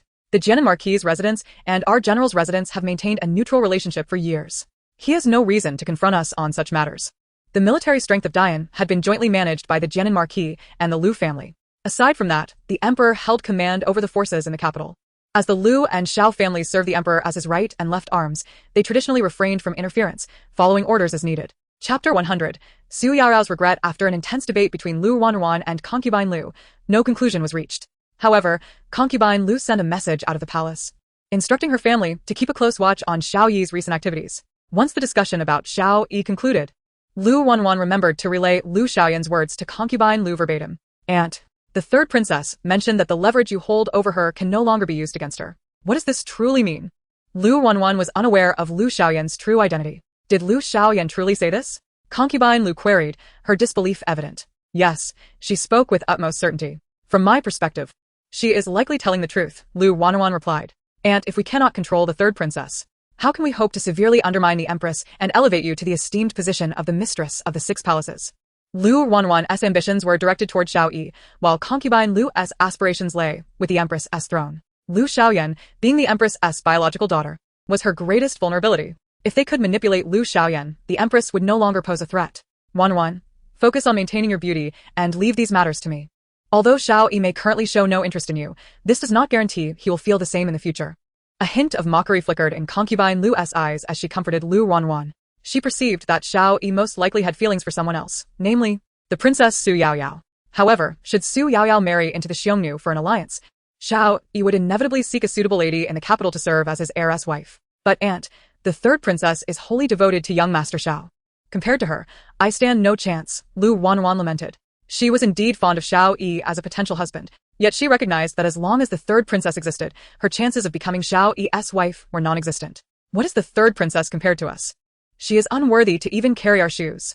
Concubine Lu scoffed, affectionately patting Lu Wanwan's head as she exuded confidence. Wanwan, obey me, and I will ensure you face no losses. Today, the third princess harmed you, and I shall make her pay you back tenfold. Rest assured, even as a princess, her life may not be better than yours. After soothing her niece, Concubine Lu turned to converse with Qinghua. The next morning, a calamity befell the third princess, Lu Xiaoyan. According to those who served her, before they even entered her chamber to assist with her morning preparations, they heard a piercing scream. Upon rushing in, they discovered a severed female arm lying atop the third princess's quilt. Upon noticing the silver bracelet adorning the arm, the third princess fainted from shock. The palace maids, unaccustomed to such scenes, hurried to summon the imperial physician, creating a flurry of activity throughout the palace. Upon hearing this news, Xu Yaoyao was struck with a sense of glee. System, does this count as karmic retribution? I initially thought that Lu Xiaoyan, with her malicious intent, would be bold enough to send assassins after me. I never expected that a severed arm would terrify her to such an extent. It appears she is not as formidable as I believed. Where could this severed arm have come from? Could it be that someone acted before us? The Jiang family had obtained a confession from the assassin, revealing that the assassination attempt against Xu Yaoyao was a conspiracy involving Lu Xiaoyan and the Lu family. The Empress and Emperor, upon reviewing the confession, wore grim expressions but refrained from immediately punishing the Lu family or Lu Xiaoyan. Unexpectedly, someone had acted before Xu Yaoyao. If you truly wish to understand the situation, seek your cousin Jiang Yi or find Xiao Yi. One is responsible for treating the third princess, while the other investigates the source of the severed arm among the palace guards, the system suggested, observing Xu Yaoyao's confusion. Considering the system's advice, Xu Yaoyao concluded it was indeed a sound idea. Cousin, you've worked hard. Come, let me pour you some tea and massage your shoulders. Flattery without reason is often suspect, Jiang Yi thought, suddenly reminded of this saying upon witnessing Xu Yaoyao's demeanor, though she felt it was inappropriate to say so. Yaoyao. Others may serve, but you need not wait on me. You are a princess. Jiang Yi insisted, accepting the teacup with a smile. I am not a princess. Xu Yaoyao retorted, feeling somewhat aggrieved and sulking. Do not speak such nonsense, Yaoyao. You are the annal princess, personally conferred by the emperor. Aside from you, no one else in the palace bears such a title, not even the third princess. Jiang Yi quickly countered, eager to prevent Xu Yaoyao from belittling herself. Indeed, I am the first princess of the Dian Kingdom with a title, but before Lu Xiaoyan, I feel utterly powerless. My uncle and the others have obtained confessions from the assassins and presented them to my father and mother, yet they have not even summoned the Lu family for questioning, let alone punished Lu Xiaoyan. The emperor and empress had taken no action regarding the assassination attempt. The greatest compensation Xu Yaoyao received was a plethora of gifts sent to her courtyard, and nothing more. Yaoyao, Jiang Yi said, unsure how to comfort her cousin. Cousin, you will always be my cousin, but I cannot remain forever as the child of the emperor and empress.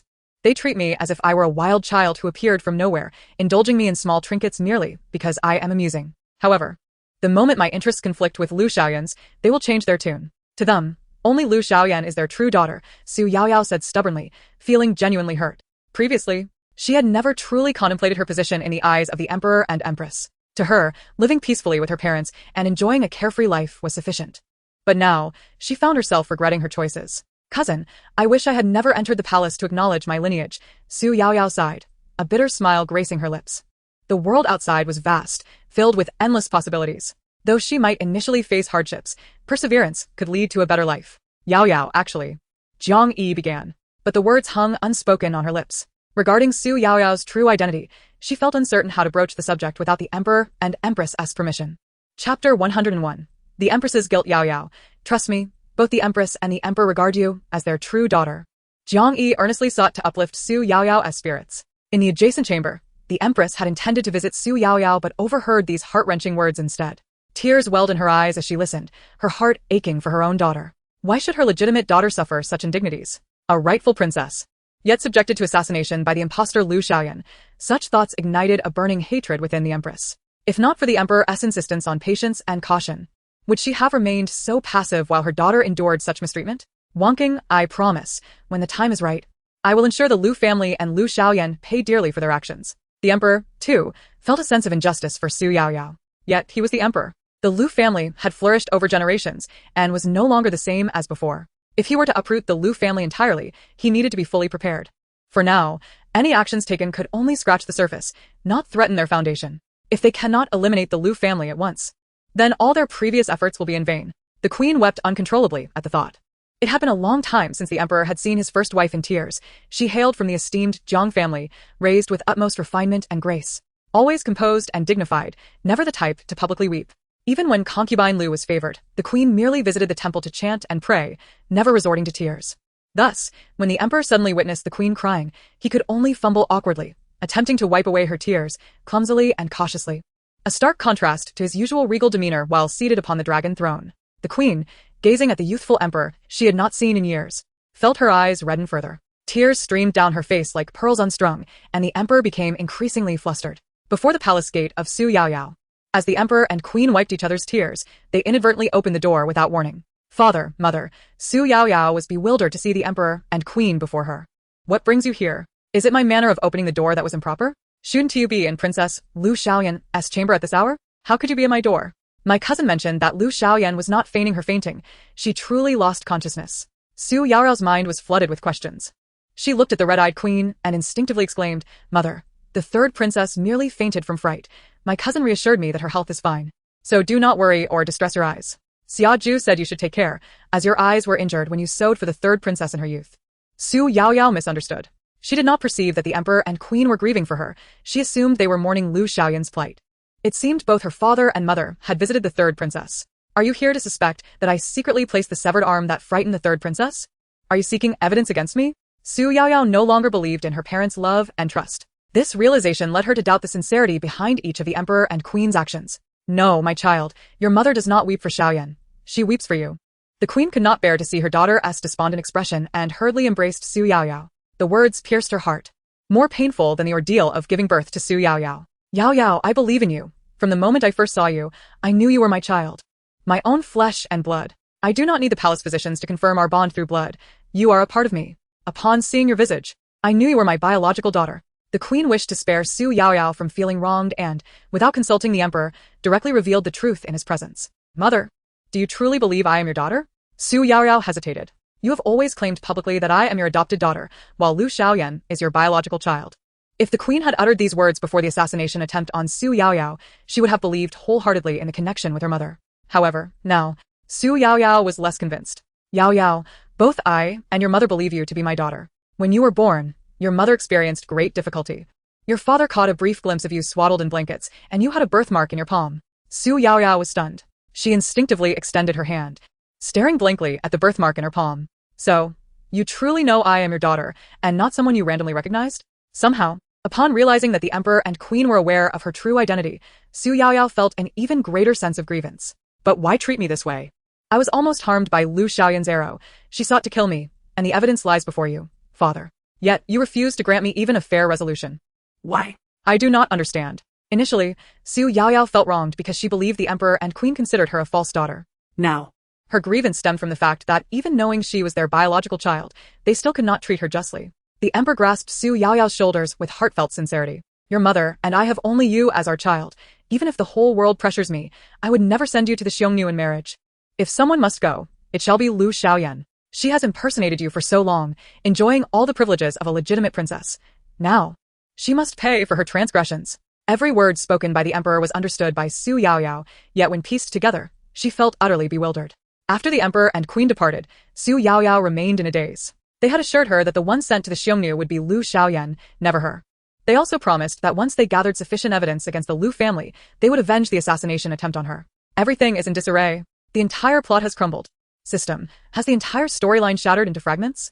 According to the original narrative, the queen would never discover Lu Xiaoyan's true identity as a false princess. Nor would she uncover my role as the expendable side character. And my emperor father, he valued the Lu family above all others in the court. Until the Lu family rebelled, he could not even believe his own eyes. It was this unwavering trust in the Lu family that led to the downfall of the Jianan Marquis household, resulting in their annihilation.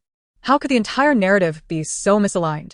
Xu Yaoyao needed to regain her composure. Rather than focusing on the emperor and queen's acknowledgement of her true identity, she was more concerned with how the story would unfold from here. Frustrated, she scratched her head and plopped down onto the soft carpet, staring blankly at the sky. System. Please don't feign ignorance. I, an inconspicuous, expendable character, merely sought to survive and made slight alterations to the plot. How has it devolved into this chaotic state?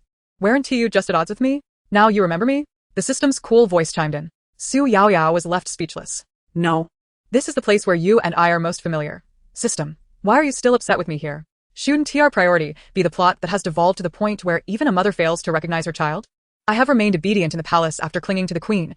I have never interfered much with the future development of the story. Confused, Xu Yaoyao could not comprehend it.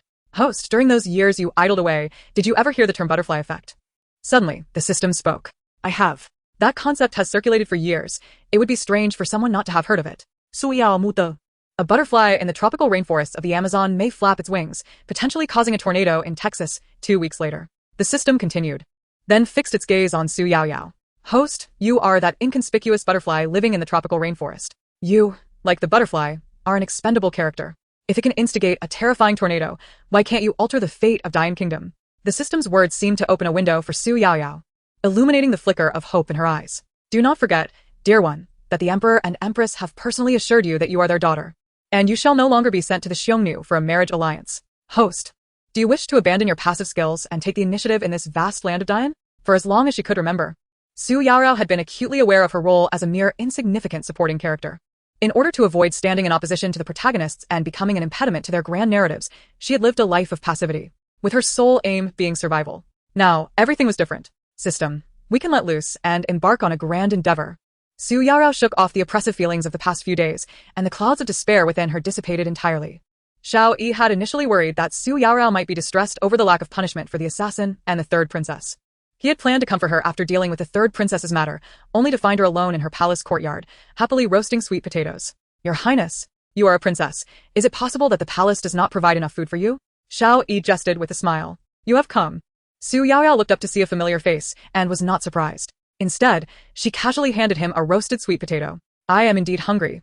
Which is why I am here enjoying roasted sweet potatoes. However, it is not because the palace staff failed to feed me adequately. I simply lacked an appetite during dinner and only took a few bites. Suddenly feeling hungry now, I felt embarrassed to call them up. So, I took matters into my own hands. During dinner, Xu Yaoyao had been feeling quite discontent, and this unpleasant mood had directly affected her appetite, leaving her with none. After the Emperor and Empress clarified matters, the knot in her heart was untied, and her appetite returned. Your lack of appetite was due to the third princess? Xiao Yi furrowed his brow, looking at Xu Yaoyao with a touch of sympathy. He had been involved throughout the incident with the assassin and felt indignant on her behalf. Unfortunately, the law did not extend to the royal family, even though the third princess had committed the act of assassinating Princess Annal. The emperor had no intention of punishing his own daughter. Xiao Yi felt a sense of injustice for Xu Yaoyao. Yes, but today she has had her share of misfortune. I heard she fainted from fright and has been mumbling since waking up. Although Xu Yaoyao harbored resentment towards Lu Xiaoyan, her father had declared that Lu Xiaoyan could not be dealt with at this time. If Lu Xiaoyan were stripped of her title as princess and relegated to commoner status now, she would be unable to marry the Xiongnu as a princess of Dian. Indeed, the third princess was quite terrified. A bloody arm appeared on her bed, presumably belonging to a middle-aged woman. The fabric of the arm was not from the palace. And there was also a worthless silver bracelet on it. Xiao Yi, being the one responsible for investigating the matter, had detailed knowledge of the arm. The skin of the severed arm was rough, indicative of someone accustomed to hard labor. I cannot fathom why the third princess would be frightened by such an ordinary arm. According to my investigation, a corpse had drowned in the dry well within the third princess's courtyard, yet she was unfazed by the sight of a drowned body. Xiao Yi found the entire situation perplexing from every angle. Is it truly so strange? Xu Yaoyao inquired, raising her gaze. Though that arm was unremarkable, for a young girl to awaken and see not the sun but a bloody arm, who would not be frightened in such a scenario? It is entirely reasonable to be terrified by dismembered remains. If someone were to throw such a thing at me, I believe I would be frightened as well. Princess, I will ensure that no one throws such things into your palace. Suddenly, Xiao Yi wovet solemnly. As long as you reside on the land of Dian, I will not allow anyone to have the opportunity to harm you. Chapter 103. A gift from a straight man. Xu Yaoyao felt somewhat dazed. The events of the day had been so unexpectedly shocking that it took her a while to process them. Young Master Xiao, are you implying your governance abilities as the commander of the Imperial Guards? Xu Yaoyao instinctively remarked, unable to grasp the depth of his words. Xiao Yi looked at her. His eyes filled with helplessness as she remained oblivious to the affection behind his words. In truth, the reason he had come to find Xu Yaoyao so late was due to the persistent marriage proposals from Consort Lu. Xiao Yi rarely considered such matters. But one cannot resist the barrage of reminders from others. Consort Lu had repeatedly promoted her niece, Lu Wanwan, to him. In the past, when Xiao Yi had no one in his heart, he simply did not wish to be wed to a lady from the Lu family. He deftly sidestepped Xu Yaoyao's earlier remarks. The feelings he harbored in his heart were not something he could express publicly. Thus, he chose to act silently in his own way. Xu Yaoyao found Xiao Yi's demeanor tonight quite unexpected. He was overly earnest. And she did not want to take advantage of someone so sincere. After all, Xiao Yi, this unfortunate male supporting character, had suffered greatly since encountering the female lead. Xu Yaoyao truly did not wish to exploit such an honest person. Glancing at the darkening sky, she rose, brushing off the night chill from her clothes as she bid farewell to Xiao Yi. The Imperial Guards, for the safety of the palace, took turns on duty. Given the incident concerning the third princess being deliberately frightened, Xiao Yi likely had not had the chance to rest properly all day.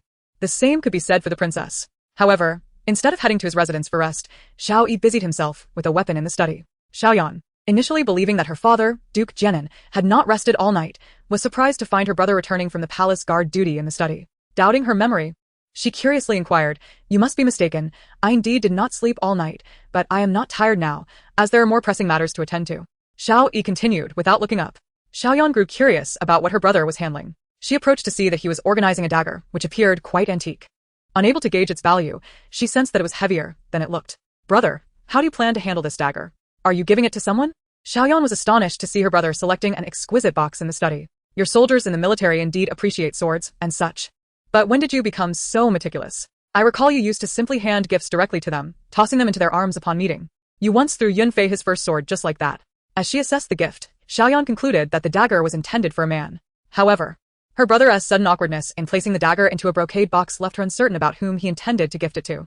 This was vastly different from her brother's usual behavior, and she was left speechless. Nonsense. The military has ample supplies of weapons. They do not need this small dagger for self-defense. On the battlefield, length matters most. No one but Xie Yuanshan would use a dagger as a weapon against the enemy. Xiaoyan's guess was swiftly dismissed by Xiao Yi. At this moment, she grew even more curious about the recipient of his gift. Just as she was lost in thought, Xiao Hong entered the study and spoke up. "Brother, you do not mean to give the dagger to Princess Annal, do you?" Upon uttering those words, Xiaoyan was taken aback. And surprise flickered in Xiao Yi's eyes as well. He never anticipated that the one who understood him the most would be Shiao Hong. This realization brought him no joy at all. Brother, you cannot possibly be contemplating what second brother suggested, sending a dagger to Princess Annel. Can you? You have lost your senses. Brother, she is a princess raised within the palace, a delicate and beautiful girl. How could you even think of gifting her a dagger? Upon realizing that Shiao Hong had accurately discerned Xiao Yi's intentions, Xiao Yener was utterly taken aback. Brother, my dear brother, can you not be more rational? This is Princess Annel, not the soldiers in your military camp. Even if you have never been fond of girls, such an audacious gift is simply unacceptable. Previously, when you gifted a bamboo-crafted grasshopper, I thought you had finally come to your senses, but it turns out I was mistaken. Let us switch places. If one day a man were to present me, your sister, with a dagger, how would you feel? Xiao Yener earnestly implored, hoping to prevent Xiao Yi from plunging into a fathomless abyss. Unfortunately, her words fell on deaf ears. Yener, Princess Annel is different. What she desires as a gift is indeed a dagger. Do not be so foolish. Xiao Yi's obstinacy only amused Xiao Hong. Xiao Yi was a fool, utterly oblivious to the thoughts of a sheltered girl like Princess Annel at her tender age. Third sister, since eldest brother has his own considerations, let us refrain from intervening. In this household, he has always been the most thoughtful one. Xiao Hong not only offered no counsel but also dismissed Xiao Yenu's concerns. Third sister, father is looking for you, you should go. Swiftly, Xiao Hong, having grasped Xiao Yi's intentions for gifting, immediately thought of this. He resolved to present Princess Annel with something that could truly captivate a young girl's heart, so that when Xiao Yi presented his dagger, Princess Annel would instinctively compare his gift to Xiao Hong's. Comparison breeds contempt, and this was the effect Xiao Hong sought to achieve. He aimed to render Xiao Yi, in the shadow of his status as a bastard son, utterly worthless. With his mind made up, Xiao Hong acted swiftly. That very day he selected the gift, and the next day he proceeded to the palace bearing it. Naturally, he did not head directly to the palace where Princess Annel resided. Such a straightforward approach would reveal his intentions too plainly, undermining the charm and uniqueness of the gift. Instead, Xiao Hong took a detour to the palace of the third princess, Lu Xiaoyan. Having heard that the princess has recently been frightened, I come to inquire about her well-being, he said courteously. Despite the polite veneer, his tone was overly perfunctory, further agitating the already unsettled Lu Xiaoyan. Consequently, she unleashed her irritation upon Xiao Hong with biting sarcasm. What? Xiao Hong, are you so blind as to think you can take advantage of this opportunity, now that I've been startled, to make an impression on me? Spare me, Xiao Hong. I know precisely what sort of person you are. Had you not been such a useless fool, I would have long since accompanied Xiao Yi to the West Market. A man unable to even stand upright, no matter how many times you have appeared before me. I shall never regard you favorably. Xiao Hong was no good man. Lu Xiaoyan had always understood this. She did not require her followers to be virtuous, only obedient to her command, which was sufficient. Moreover, Xiao Hong possessed a pleasing exterior, a bonus in her eyes. However, she had grown weary of his face, and his stupidity annoyed her. Princess, you are correct in your assertions, but those words apply only to my former self. They hold no significance in my present state. Xiao Hong replied with a faint smile, casting a sidelong glance at the recuperating Lu Xiaoyan, and with malicious amusement, he continued, since neither of us can fulfill the other's desires, it would be best to part amicably, for at least we have known each other. Xiao Hong had been ingratiating himself with the third princess for a purpose. He wished for his mother to reclaim her position as the matriarch of the Jian and Marquise, to manage the household finances, paving the way for his future. But these were ambitions that the third princess could not help him fulfill. Lu Xiaoyan had always known that Xiao Hong was no virtuous man, yet she had never anticipated that one day their relationship would devolve to this point. Xiao Hong, aside from me, do you truly believe there is another young lady of a prominent family in the capital who could meet your expectations? Do not forget that after the incident at Anhua Hall, the entire capital is aware of the ambiguous nature of our relationship. Do you think any respectable family would consent to a union with you, a bastard with a tarnished reputation? In your lifetime, aside from being entangled with me, you shall have no other path. Those who recognize the times are wise, Xiao Hong. If I were yours, I would not make such a foolish choice. Lu Xiaoyan remained imperious. Although she had never considered Xiao Hong as a suitor, he should not expect to easily escape her grasp. Third princess, do you truly believe you have accounted for every possibility? Xiao Hong's eyes flashed with a hint of malice. The most stable aspect of life is its constant unpredictability. Third princess, let us see how this unfolds. Who knows, perhaps I will indeed find a worthy fate for myself. With this declaration, he left with an air of arrogance. In that moment, Lu Xiaoyan realized that Xiao Hong was gradually slipping from her control. Xian Chao, go see where Xiao Hong has gone after leaving my palace. Lu Xiaoyan was unwilling to accept this. Her current situation felt akin to a tree precariously perched on the edge of a cliff. While she appeared firmly rooted in the soil for now, a single storm could reveal her precarious position. She did not wish to witness any further changes. Princess, it seems that young Master Xiao, after leaving our courtyard, is heading towards the palace of Princess Annel. Yet again it was Xu Yaoyao, this incessant nuisance. Lu Xiaoyan flung everything within her reach to the ground in frustration. Princess, do not act this way. I just saw the Empress's palanquin approaching our direction. You wretched maid. Why did you not mention this sooner? Quickly, clean this mess up. Do you wish for mother to see this disarray and continue to scold and shun me? Lu Xiaoyan scolded angrily. No sooner had her words fallen than the Empress's palanquin arrived at the entrance of the princess's palace. Even with 10 hands, Xian Chao could not clear the chaos in an instant. Yener, you are a dignified princess. Have you completely forgotten the etiquette I taught you in your youth? The Empress remarked. Look at this princess's palace. Where is the semblance of a princess's residence? Mother, you need not berate me upon your arrival. It has been so long since you last visited. Do you no longer care for Yener? In the past, even when I caught a slight chill, you would rush to see me. Now, I am nearly frightened to death by the malicious schemes of others, and yet you have not even cast a glance my way. Lu Xiaoyan felt wronged. The former Empress had treated her so well, and now, this abrupt coldness was unbearable for her. Chapter 105, A Warning to the Third Princess. Yener, do you recognize your mistakes? Lu Xiaoyan lamented for an extended period before the Empress, failing to elicit any sympathy or affection from her, and instead, gradually causing the Empress's expression to sour. Mother, Lu Xiaoyan hesitated, perplexed by the meaning behind the Empress's words. Your Majesty, please do not punish the princess. It is all my fault. Xian Chao, perceiving the fear in Lu Xiaoyan's eyes, knelt before the Empress, taking full responsibility. The disarray in the princess's chamber today is due to my provocation of her anger. As the chief maid, it was my dereliction of duty not to notice the intent to harm her. Thus, it is only right that the princess punishes me. Xian Chao hastily shouldered all the blame, driven by her unwavering loyalty, as her family's fate hinged entirely on the third princess. Though she lacked the means to ensure their well-being or provide her brother with esteemed education, the third princess possessed the capability to fulfill these aspirations. Your Majesty, it is my fault. I failed to protect my master. You may punish me as you see fit. I have no complaints. Xian Chao deeply bowed, concealing her emotions. Lu Xiaoyan played along, and together, the master and servant presented a performance before the Empress. In the past, their collaboration would soften the Empress's heart, transforming significant issues into trivial ones. However, the Empress, now fully aware that Lu Xiaoyan was not her biological daughter, found their act entirely ineffective. Lu Xiaoyan, is this how I taught you to deceive your parents? The deeds you have committed have long been brought to my attention, and yet you still attempt to mislead me. You have utterly disappointed me. The Empress, devoid of any sympathy, was only further incensed. It was at this moment that Lu Xiaoyan recognized the gravity of the situation. Mother, I have remained in the princess's chamber for various reasons. What are you referring to? Lu Xiaoyan ventured to inquire, uncertain of how much the Empress truly knew. You have indeed been in the princess's chamber recently, but were you not also confined there over 10 days ago? The Empress pressed. As the mention of the past days arose, Lu Xiaoyan felt a flicker of assurance. Mother, this is not the first time I have left the palace. When you granted me the token, did you not wish for me to explore the outside world? Lu Xiaoyan deflected the blame back onto the Empress. The Empress scoffed inwardly. Having previously failed to perceive Lu Xiaoyan's true nature, she had always believed that the princess she raised was merely a bit unruly, but now, devoid of maternal bias. The Empress recognized how deeply flawed Lu Xiaoyan was. Do you think I lack evidence and would come to your chamber to trick you?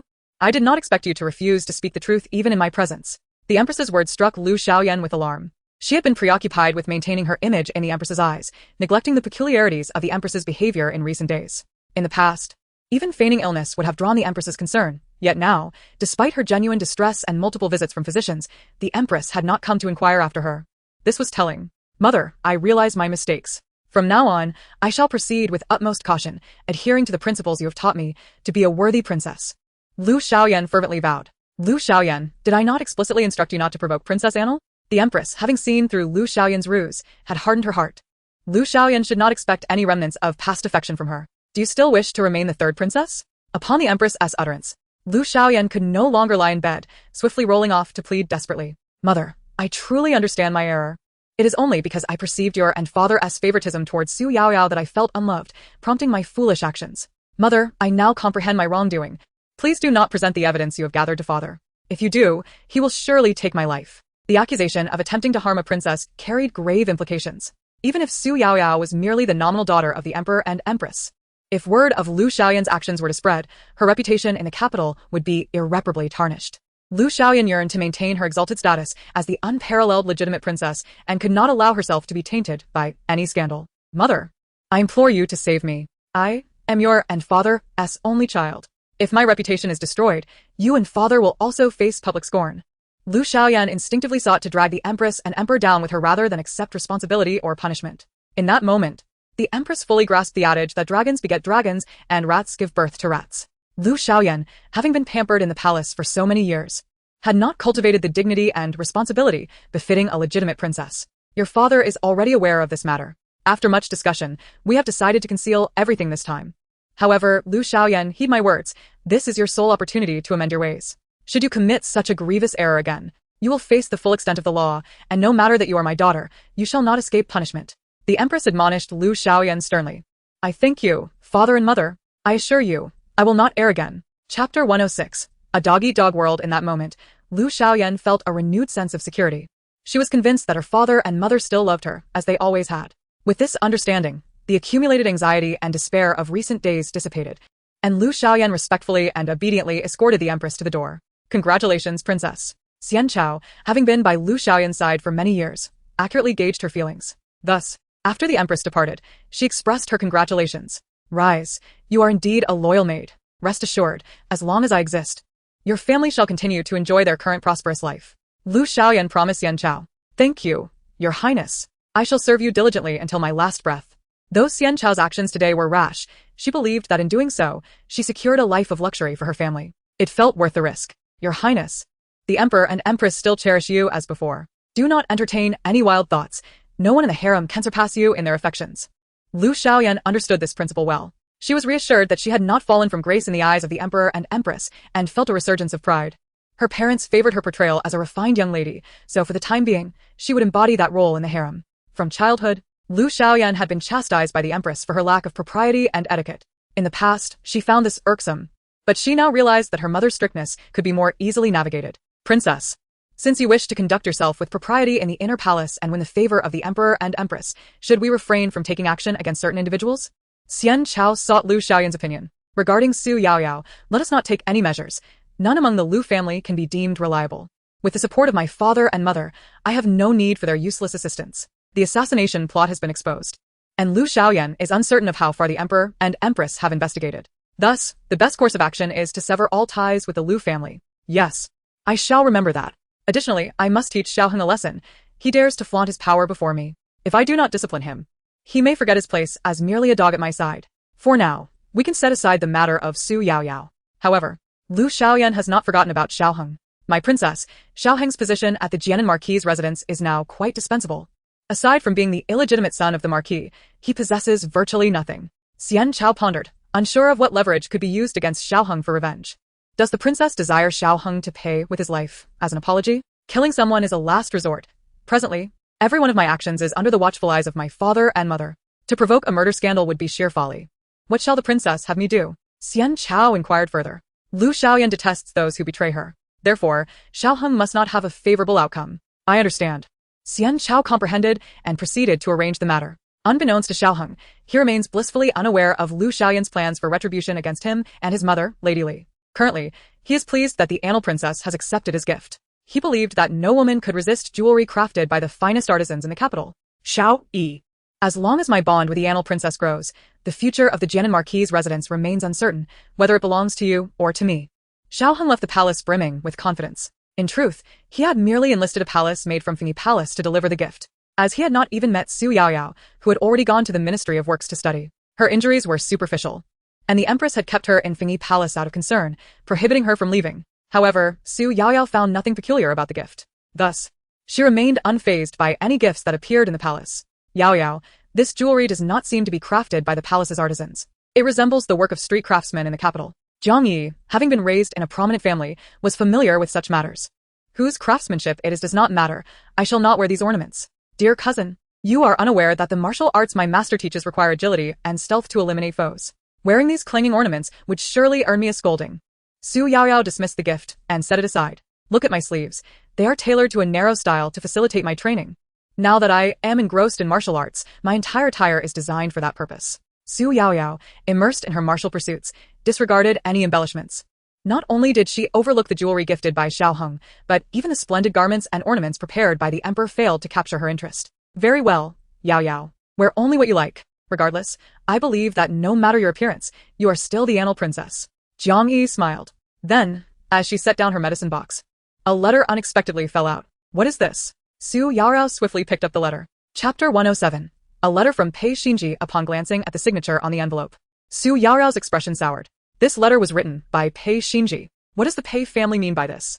They harbor a cousin they adore, and yet wish to marry my cousin. Xu Yaoyao's temper flared, unable to contain herself. The audacity of the Pei family was infuriating. Previously, the scholars had informed me that the Pei family was a scholarly lineage, with each member being learned and reasonable. In my view, these were mere fabrications to deceive the foolish. From the eldest to the youngest, who among them embodies the so-called learned and reasonable character? Xu Yaoyao erupted in anger. The Pei family's shamelessness in harboring a cousin and hiding a beauty is beyond comprehension. The Jiang family has already shown great restraint by not demanding an explanation.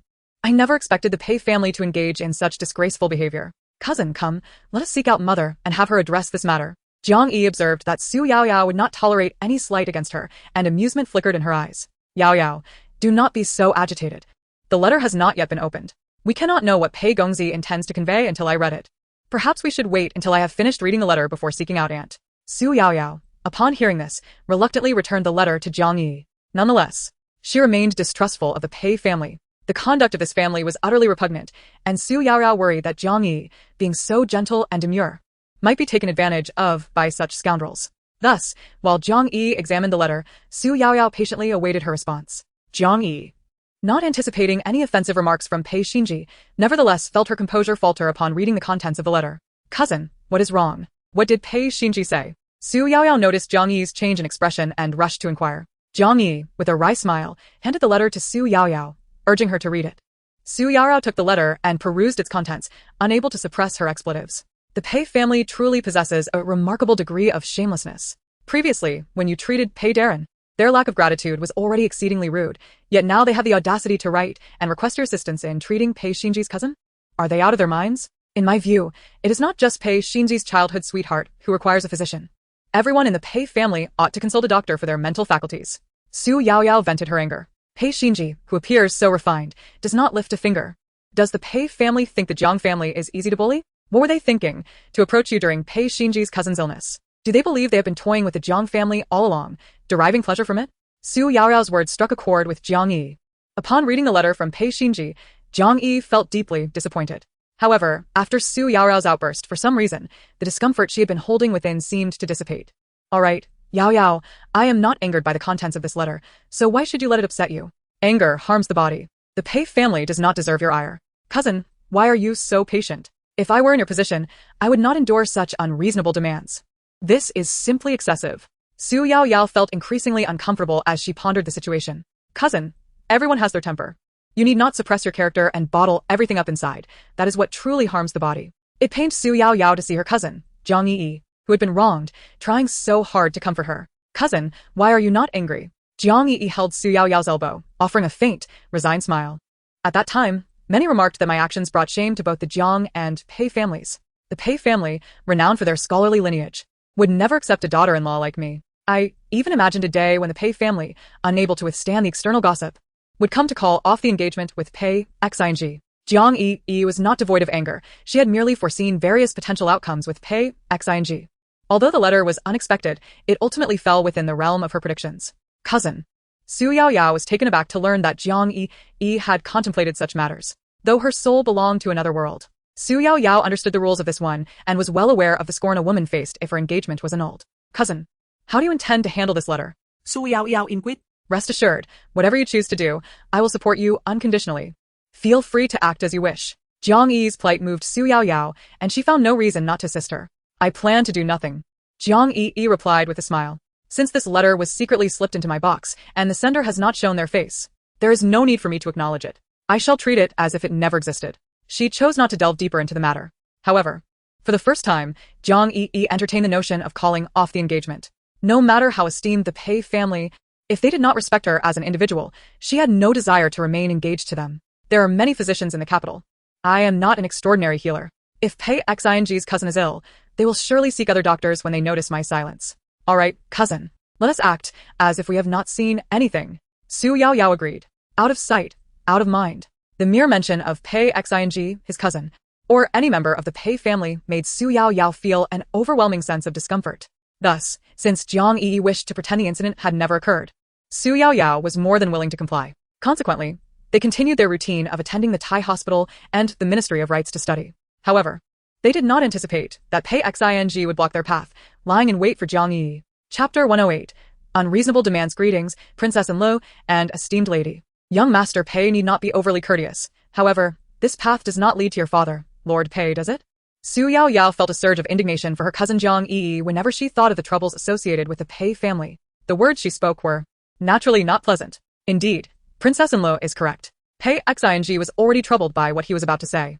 And now Xu Yaoyao had laid bare his discomfort without mercy. Instantly, Pei Xing felt even more awkward, as if he were being roasted over an open flame. No matter how he tried to respond. Since young Master Pei has lost his way, this princess shall not let you obstruct your own path. Turn around and follow the road to your right. It will lead you to Lord Pei's office, where he should still be in the Ministry of Rights. Xu Yaoyao feigned ignorance and kindly pointed the way, her face adorned with a smile, while her heart brimmed with sarcasm. How dare you, the esteemed young Master Pei? Let the flattery of the capital's elite blind you to your own identity. How audacious to bully my cousin.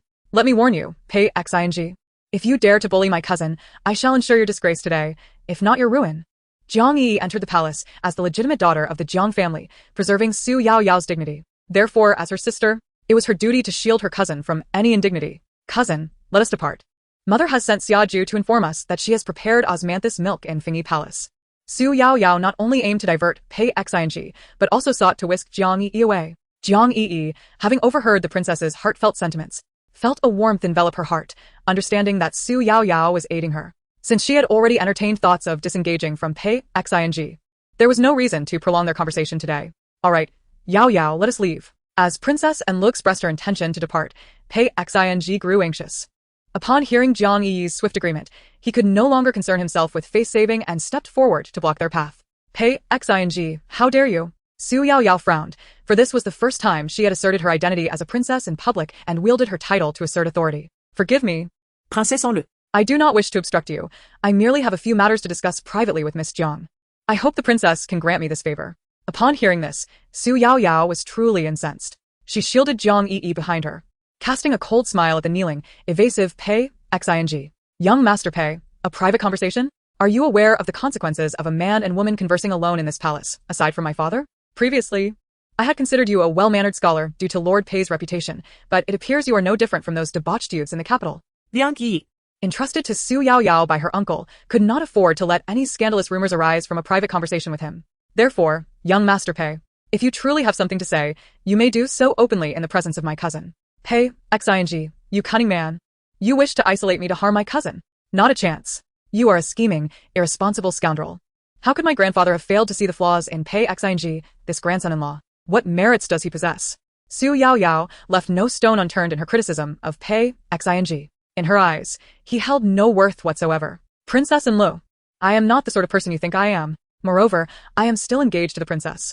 Our conversations are innocent, and even if others witness us, they would not speak ill of us. Pei Xing grew anxious, remembering his sick cousin at home, unable to rise from her bed. He could no longer afford to consider anything else. Time was of the essence. Young Master Pei, Princess Lu is my biological sister. I can share all my matters with her, so her presence here is no hindrance to me. If what you wish to say is a secret that must remain hidden from her, then you need not share it with me. Jiang Yi countered. She could ignore Pei Xing entirely and remain indifferent to his offensive letter. However, she could not remain silent when she witnessed anyone disparaging Xu Yaoyao. Pei Xing was taken aback by the unexpectedly assertive side of the gentle and graceful Jiang Yi. The situation had strayed far from his initial predictions, and he could not follow the original plan to take her out of the palace for treatment. He had no choice but to press on. Very well. Since Miss Jiang trusts Princess Lu, I will speak plainly. May I inquire if you have received the letter I sent to the palace recently? Pei Xing no longer beat around the bush and got straight to the point. I have received it, Jiang Yi replied, observing Pei Xing's eager expression. Unruffled, as she tossed out her next words. Has the beautiful lady hidden in your household recovered from her illness? She is not a person devoid of temper. Previously, she bore with much, primarily to uphold the reputation of the Jiang family, especially as there still exists a betrothal between her and the Pei family. Jiang Yi's actions were, to some extent, influenced by this reality. However, while she made concessions for the dignity of both families, the Pei family showed no regard for her own honor. Pei Xingji's repeated breaches of boundaries today provoked Jiang Yi to her limits, leading her to respond with harsh words. Miss Jiang, how could you say such a thing? I have never hidden a beautiful maiden in my backyard. Pei Xingji instinctively retorted, his words laced with indignation from feeling insulted. The person residing in my Pei family's backyard is my cousin. She lives alone, abandoned by her parents, and my mother, feeling pity for her, allowed her to stay. As a woman herself, Miss Jiang should understand how crucial reputation is for a girl. How can you slander someone you do not even know?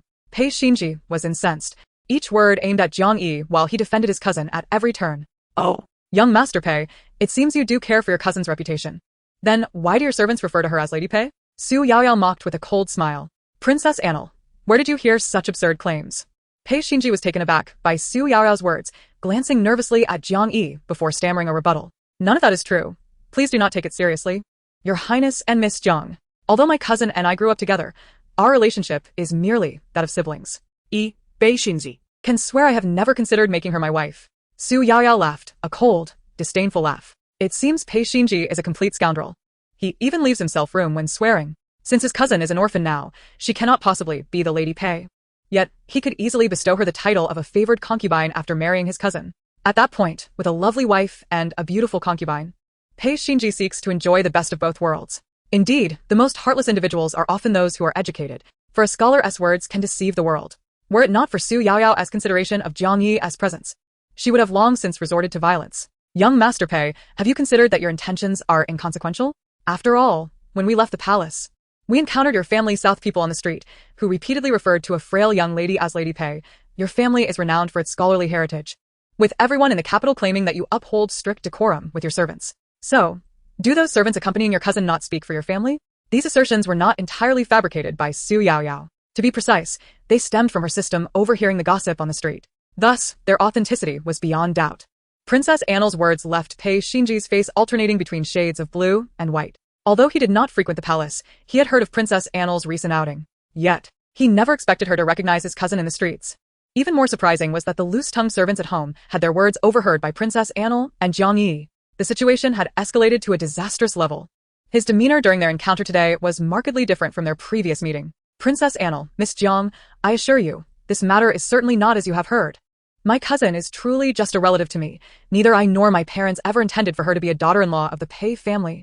Miss Jiang, I hold you in high regard and appreciate our betrothal. Please believe me, I have no desire to marry any other woman. Pei Xinji, realizing the gravity of the situation, hastened to express his sentiments. Regrettably, his actions today had disappointed too many times. Thus, no matter what he said, it all sounded insincere to the ears of those present.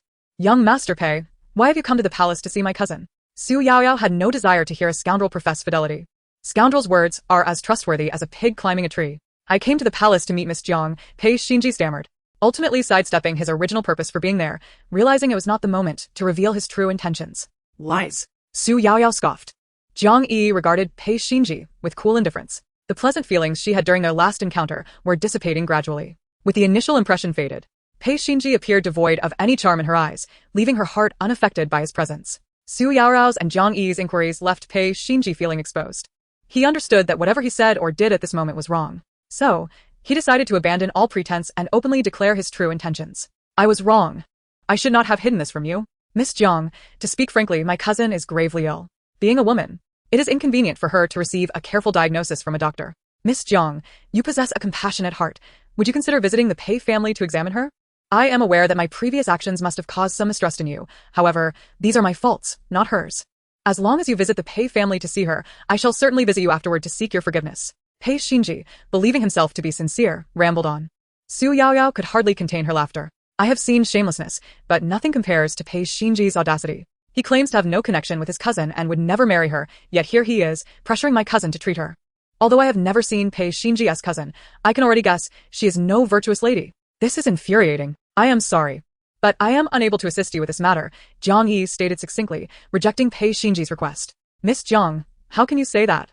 Pei Xinji was astonished. At this point, he still could not comprehend why Jiang Yi would refuse him, believing his request to be entirely reasonable. On that day, when refugees flooded into the capital, you did not hesitate to treat those wretched souls, yet when it comes to my cousin, you are unwilling? Pei Xinji's words provoked Xu Yaoyao to slap him across the face. I can no longer tolerate this. If I do not strike him, I feel as though I might explode from rage. Xu Yaoyao's unexpected slap left Pei Xinji stunned, and Jiang Yi was equally caught off guard. Pei Xinji, who are you to impose moral obligations here? My cousin is a physician, not a human trafficker. She has the right to choose her patients. Furthermore, your cousin's illness does not warrant a grand summoning to the palace, while those refugees are not worthy of her care. Pei Xinji, have you stuffed those years of studying into a dog's belly? Who taught you to view those refugees with such disdain? Chapter 110. Breaking off the engagement. You keep claiming she is frail. Before my cousin, there has never been a female doctor in the capital. Your cousin is still alive. So it seems she is quite resilient. The words were harsh, meant to pierce deeply. Pei Xinji, what facade do you think you are putting on before this princess? What schemes occupy the minds of your family, Pei? Do you truly believe we remain oblivious, completely unaware? If your cousin were not genuinely involved with you, would the servants of the Pei family dare to address her as Lady Pei in private? Furthermore, do not indulge in delusions of being a shared blessing for anyone. My cousin is a princess, granted the title of county princess by the emperor himself. Mr. Pei, do you possess any official title as of now? What gives you such audacity to think you are worthy of my cousin? Xu Yaoyao, fueled by indignation, unleashed a torrent of scorn upon Pei Xing. This despicable man is utterly contemptible. Typically, she is not one to display such volatility, yet today, she could no longer contain her outrage. Why has such a wretch not faced divine retribution? Princess Annal, even as a princess, you have no right to meddle in the affairs between the Pei and Jiang families. Pei Xing covered his face, his eyes brimming with resentment and disbelief. For so many years, he had been the object of admiration among the noble ladies of the capital, always spoken of with great reverence. Thus, he had never endured such disgrace. You claim that Princess Jiang lacks the qualifications to involve herself in this matter, yet as the one bound by a marriage contract with you, I surely possess the right to participate. Jiang Yi, standing before Pei Xing, felt no lingering affection. This man was indeed irredeemable. Once, she had considered their engagement a product of parental arrangement, and with Pei Xing's commendable reputation in the capital, marrying such a suitor should have been advantageous. However, it has become evident that she was mistaken in every regard. Princess. A foreboding sensation suddenly washed over Pei Xing. Yet before he could voice his thoughts, Liang Yi preempted him. Pei Xing, let us annul our engagement. As she spoke, she handed over an ancient jade pendant that she had always carried with her. This pendant was a token exchanged between your grandfather and mine at the time of our family's betrothal. Today, I return it to you, and from this moment forth Jiang Yi, shall have no further ties with you, Pei Xing. She could not tolerate any disrespect towards those she cared for. Pei Xing showed her no respect, nor did he honor the Jiang family or Princess Xu Yaoyao. Given these circumstances, he had long ceased to be a suitable match for Jiang Yi in her eyes. Thus, there was no longer any necessity to maintain this engagement. I plead. Xu Yaoyao silently cheered for Jiang Yi. I had thought my cousin would struggle before making such a decisive choice, yet she proved to be resolute. Indeed, the first female doctor of Dian Kingdom is truly magnificent. Xu Yaoyao gazed at Jiang Yi with admiration, her eyes sparkling with awe, which left Jiang Yi both amused and exasperated. Had it not been for Princess Xu's presence today, Jiang Yi would likely not have made such a swift decision. She would probably have been her usual self, mulling over the situation before arriving at a conclusion. It was undeniable that Xu Yaoyao understood her well. However, having made her decision, Jiang Yi felt no sense of loss. Rather, she instinctively exhaled with relief. Jiang Yi, do you treat our engagement as child's play? Pei Xing could hardly accept the unfolding events. All he sought today was for Jiang Yi to attend to his cousin's ailment, since she had previously treated his father. Why could she not do the same for his cousin? What difference could there possibly be? Pei Xing could not fathom it. In his view, there was no distinction. He failed to comprehend the reasoning behind Jiang Yi's decision to annul their engagement. He stubbornly believed that she must have had a momentary lapse in judgment to arrive at such a choice. Pei Xing's face darkened, confusion clouding his gaze. Yet he feigned magnanimity. Jiang Yi, however, was resolute, unwilling to reconsider. Whatever consequences might arise, she was prepared to face them. Liang Yi. Pei Xing could no longer maintain his composure, shouting at her. You must realize that by annulling our engagement today, no one in this capital will ever wish to marry someone like you as the head of their household. Jiang Yi, being named a county princess by His Majesty has evidently clouded your judgment, causing you to forget how tarnished your reputation in the capital truly is. Without the Pei family and me, Pei Xing, you're nothing. Some individuals may project an air of dignity, yet when confronted with their limits, they become incensed. Xu Yaoyao had witnessed this firsthand. Pei Xing, you need not concern yourself with what sort of man my cousin marries in the future. She is now a county princess, beloved by my royal parents. In time, she can very well choose a husband who will come to her. Her children will bear the surname Jiang, and there will be no troublesome cousins to contend with. Just imagine how splendid such a life would be. Each of Xu Yaoyao's words struck at Pei Xing's heart. As he gazed at the two before him, he ultimately stormed out of the palace, forced to swallow his resentment and indignation. This was the price he paid for attempting to bully the Jiang family. Cousin, I know you are kind-hearted, but we must uphold our principles in this matter. Our kindness should not serve as an excuse for others to take advantage of us. Pei Xing's cousin surely harbors ill intentions. When she was ill, a male doctor was permitted to treat her, so why should today be any different? She deliberately coaxed Pei Xing into seeking your assistance, aiming to assert her dominance over you before you wed into the Pei family. She is a connoisseur of tea. The fragrance of Pei Xian's cousin St wafted through the air. Chapter 111. The Pei family in turmoil. Jiang Yi did not anticipate that her decision to annul the engagement would proceed so smoothly. Xia Zhu and Xiao Shuang had remained by the side of Princess Annal and Jiang Yi. Thus, when the Empress inquired about the day's events, they recounted Pei Xing's words and the details of Jiang Yi's decision to annul the engagement without omission. Your Majesty, it is my fault. I should not have acted impulsively to break off the engagement with the Pei family. However, I do not regret this decision. I merely feel remorse for not honoring my grandfather's intentions. Jiang Yi took full responsibility for the situation, making no mention of Xu Yaoyao. In her eyes, the rift between the Empress and Xu Yaoyao had only just begun to mend, and as the Empress's niece, she did not wish to witness further discord between her aunt and her daughter. Should the Empress impose any punishment, Jiang Yi would willingly accept it. Xu Yaoyao was taken aback. She had not anticipated that Jiang Yi would suddenly shoulder the blame in front of the Empress. Mother, do not heed my cousin's falsehoods. The entirety of this matter is my doing. I believed Pei Xing to be a man of ill character. And seeing that he harbored a cousin who sought to deceive the Jiang family, I could not contain my anger and slapped him.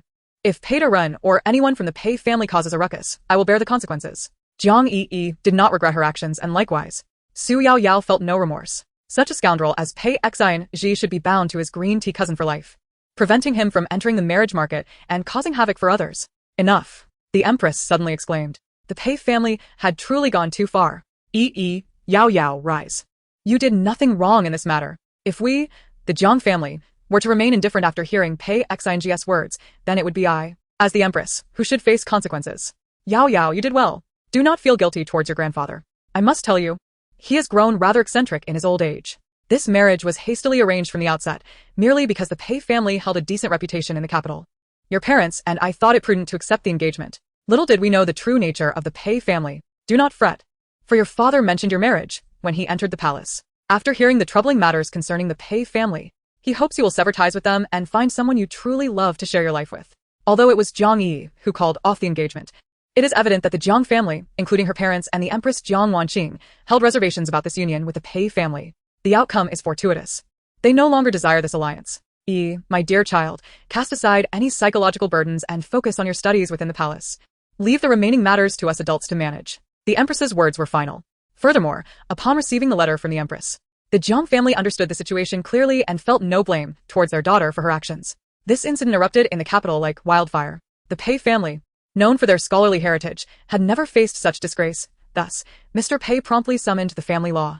You ungrateful child. I merely spent a couple of days in the palace restoring ancient texts, and you have brought such humiliation upon the Pei family. Kneel before me, and see if I do not punish you severely. Mr. Pei exclaimed, striking Pei Xingji repeatedly. Although Mr. Pei was a scholar, he could not match the strength of a warrior, yet Pei Xingji, being frail, could hardly endure the blows. Observing this distressing scene, old Madame Pei rushed forward to plead for mercy. Master, cease this punishment. Xingji is our only son, and if he is harmed, the Pei lineage may perish. It was the Jiang family who called off the engagement and brought us disgrace. Why must our son be punished here? Old Madame Pei's heart ached for her son, as he was the sole child she had in her life. From childhood to adulthood, Pei Xingji was her most cherished. What right do I have to cause a scene at the Jiang family? If your esteemed son had committed no wrongdoing, why would the Jiang family come to break the engagement? Although Mr. Pei was furious, he was not blinded by rage. He realized that the Jiang family's drastic actions must stem from some misdeed by his son. This engagement was arranged by the late Duke of Jiang and my father. And now your son has destroyed it. For years, the Jiang family has not accepted any other suitor for their daughter. They are evidently adhering to the ancestral agreement. Mr. Pei was well aware of Mr. Jiang's character, and thus concluded that his son must have erred. Old Madame Pei, glancing at her son being beaten, noticed a flicker of guilt in his eyes upon hearing her husband's words, signaling to her that he was indeed on the right track. Yet, regardless, she chose to stand by her son. Master, what is so special about the Jiang family's daughter? Look around the capital. Every young lady is treated with utmost care and taught the proper etiquette. Unlike Jiang Yi, who exposes herself to the world indiscriminately. From the beginning, I found her unappealing. Now that the engagement is dissolved, it is fortuitous for our son. I shall personally select a gentle, kind-hearted girl who knows how to care for others and understands propriety. Mr. Pei, already displeased, suddenly realized the truth behind the broken engagement upon hearing old Madame Pei's narrow-minded remarks. He seized a nearby stick and unexpectedly struck Pei Xingji on the back. Ungrateful child, could it be that the Jiang family discovered your affair with Shen Yuner? Pei Xingji's childhood sweetheart and cousin. I have told you time and again that there is no future between you and Shen Yuner. Why are you so obstinate? Chapter 112. The rumors in the capital Mr. Pei's words caused Xu Yaoyao, who had been eavesdropping in the corner, to tremble, nearly fainting. Having stayed with the Pei family for so long, Xu Yaoyao had come to consider it her home, and she had developed a deep affection for her seemingly refined cousin, Pei Xinji. When her parents passed away, she grieved, but her sorrow diminished significantly upon learning that the Pei family had come to take her in. Thus, she became a member of the Pei household, where she was cared for by her aunt and surrounded by the presence of her beloved cousin. All of this was precisely what Xu Yaoyao cherished. As time passed, she believed that her uncle, Mr. Pei, had accepted her, only to discover that he had never intended for her to become a daughter-in-law of the Pei family. Stung by these heart-wrenching words, Xu Yaoyao twisted her handkerchief into a distressed state, unable to speak, and could only place her hopes on Pei Xinji. Fortunately, Pei Xinji did not disappoint her. Father, this is not my cousin's fault. My interactions with her have always been within the bounds of propriety, and I have never overstepped. Although I did recently visit the Jiang family's young lady, it was solely to ask her to treat my cousin's illness. You know that my cousin has always been frail, and she has recently fallen ill. She expressed her reluctance to be examined by a male doctor, which is why I thought of Jiang Yi. She treated you last time. Why can't she treat my cousin this time? After all, it is merely a matter of healing, is it not? Pei Xinji felt no remorse. Even with the Jiang family's withdrawal from the engagement, he maintained that he had done nothing wrong. To him, it seemed Jiang Yi was making a mountain out of a molehill, misunderstanding him entirely. Fool. You are utterly foolish. Mr. Pei scolded his son repeatedly, using words he had never before associated with him. Jiang Yi treating your cousin is not the same as her treating you. She is to become the future mistress of our household, and now you want her to tend to Xu Yaoyao? Pei Xinji, is your mind muddled? Mr. Pei was infuriated by his son, unwilling to continue the conversation. He cast aside the stick and turned to leave. I have always prided myself on my wisdom, yet I have sired such a foolish son. Before departing, he glanced at old Madame Pei, who only knew how to indulge their son, and could not help but scold her once more. A lenient mother breeds a wayward son. Our Pei family is unfortunate to have you too, Mr. Pei's harsh words left old Madame Pei and Pei Xinji bewildered, as they did not comprehend the reason behind his anger. Mother, did I err? I simply wanted Jiang Yi to treat Yuna. You have told me that Yuna is your closest relative in this world. I merely wish to help her recover. What is wrong with that? After Mr. Pei left, Pei Xinji sought answers from old Madame Pei. Given her preference for Xu Yaoyao over Jiang Yi, she naturally disagreed with Mr. Pei's sentiments. Son, you did nothing wrong. Do not heed your father's nonsensical ramblings. You are blameless. Jiang Yi has treated those filthy refugees from who knows where in the capital, regardless of age or gender. How is that not scandalous? Your father does not reproach Jiang Yi for her past actions, yet he is exceedingly meticulous regarding the treatment of Yunu's health. How can such a person be deemed worthy of becoming a daughter-in-law of the Pei family? The words of old Madame Pei temporarily assuaged Pei Xinji's anxiety. The Pei family had initially believed that this matter would culminate in the dissolution of the engagement with the Jiang family. However, they were utterly unprepared for the subsequent series of unfortunate events that unfolded. Firstly, whenever others mentioned the engagement as annulment, old Madame Pei cast all the blame onto Jiang Yi, expressing her disdain and denigrating her for being overly visible and thus unfit to be a daughter-in-law of the Pei family. Once, Jiang Yi held a respectable reputation in Kyoto, but following old Madame Pei's remarks, many would likely echo her sentiments. Yet this time, the response was unexpectedly different. People began to mock old Madame Pei instead. Old Madame Pei, are you truly foolish or merely pretending? The current young lady of the Jiang family has been personally bestowed the title of princess by His Majesty. In all of Kyoto, aside from the royal princesses, who else possesses such an esteemed status? The tides of fortune shift, old Madame Pei. The Jiang family is now favored in the court by His Majesty, boasting not only the princess, but also the esteemed Empress and the beloved Princess Annal. The Jiang family has become a threshold that your Pei family can no longer aspire to reach. The Princess Annal will soon be married off to the Xiongnu, and Jiang Yi will undoubtedly emerge as the most distinguished young lady in all of Kyoto. Such a promising union, one that many would covet, and yet you so carelessly discard it. Are you truly oblivious or merely pretending to be? Old Madame Pei had never been subjected to such ridicule. Once, relying on the reputation of Mr. Pei and her son, she was a prominent matron in Kyoto, never having faced such scathing mockery. What is so remarkable about this princess? My son, Xinji, is a paragon of talent, well regarded throughout Kyoto. The Jiang family's status is lofty, beyond our reach. Henceforth, we shall seek a daughter-in-law among the esteemed young ladies of Kyoto. Old Madame Pei's intention was to remind everyone that her son was the object of many young women's affections. Little did she know, these words would only amplify the laughter directed at her. What are you all laughing at? Am I mistaken in my assertions? Were you not all once eager to ally with my son? Old Madame Pei, how long have you been cooped up at home? Have you not heard the rumors circulating on the streets? A woman nearby, watching the commotion, chuckled as she interjected. Rumors? What rumors? It seems you have not heard what has been said. Allow me to enlighten you. The onlookers cast teasing glances at old Madame Pei. The prevailing gossip in Kyoto is that the Jiang family's withdrawal from the engagement is due to the fact that your Pei family harbors a young mistress named Xin Yuner in its household. Old Madame Pei, you have already selected a daughter-in-law, who among the esteemed ladies would willingly marry into the Pei family now. Chapter 113. The Pei household in flames. Old Madame Pei was so infuriated by this revelation that she fainted. She had never anticipated that the affairs of the Xin family's household would become public knowledge. Old Madame Pei held a fondness for Xin Yuner, but fondness aside, she envisioned Yuner as merely a concubine or a favored mistress for her son, never as a legitimate wife. For her son was destined to marry a woman of stature who could elevate his prospects. With the Shun family reduced to only Shun Yuner, marrying her would offer no advantages to her son's career or future. Old Madame Pei's heart was not yet so magnanimous as to ruin her son's future for the sake of Xin Yunu. It was at this moment she belatedly realized her mistake. Upon awakening, she found Xin Yuner and Pei Xinji at her bedside. Under normal circumstances, seeing them together would have brought her great joy. Yet today, witnessing Xin Yuner affectionately attending to her son, old Madame Pei felt a suffocating discomfort. Yuner, why are you not in your own quarters? Why have you come to my chamber? Upon seeing old Madame Pei awake, Xin Yuner was about to extend her greetings but was abruptly confronted by old Madame Pei's inquiry. After having been in the Pei household for some time, this was the first instance of such treatment from old Madame Pei. Xin Yuner was momentarily taken aback, unable to respond. Mother, what is wrong? Pei Xinji instinctively defended as he noticed Xin Yunu's eyes reddening. Cousin Yuner is here out of concern for your health, having heard you fainted at the banquet.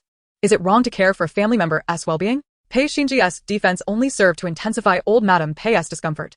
Pei Xinji, you still defend her. Do you not realize that the rumors concerning the two of you have spread like wildfire throughout the capital?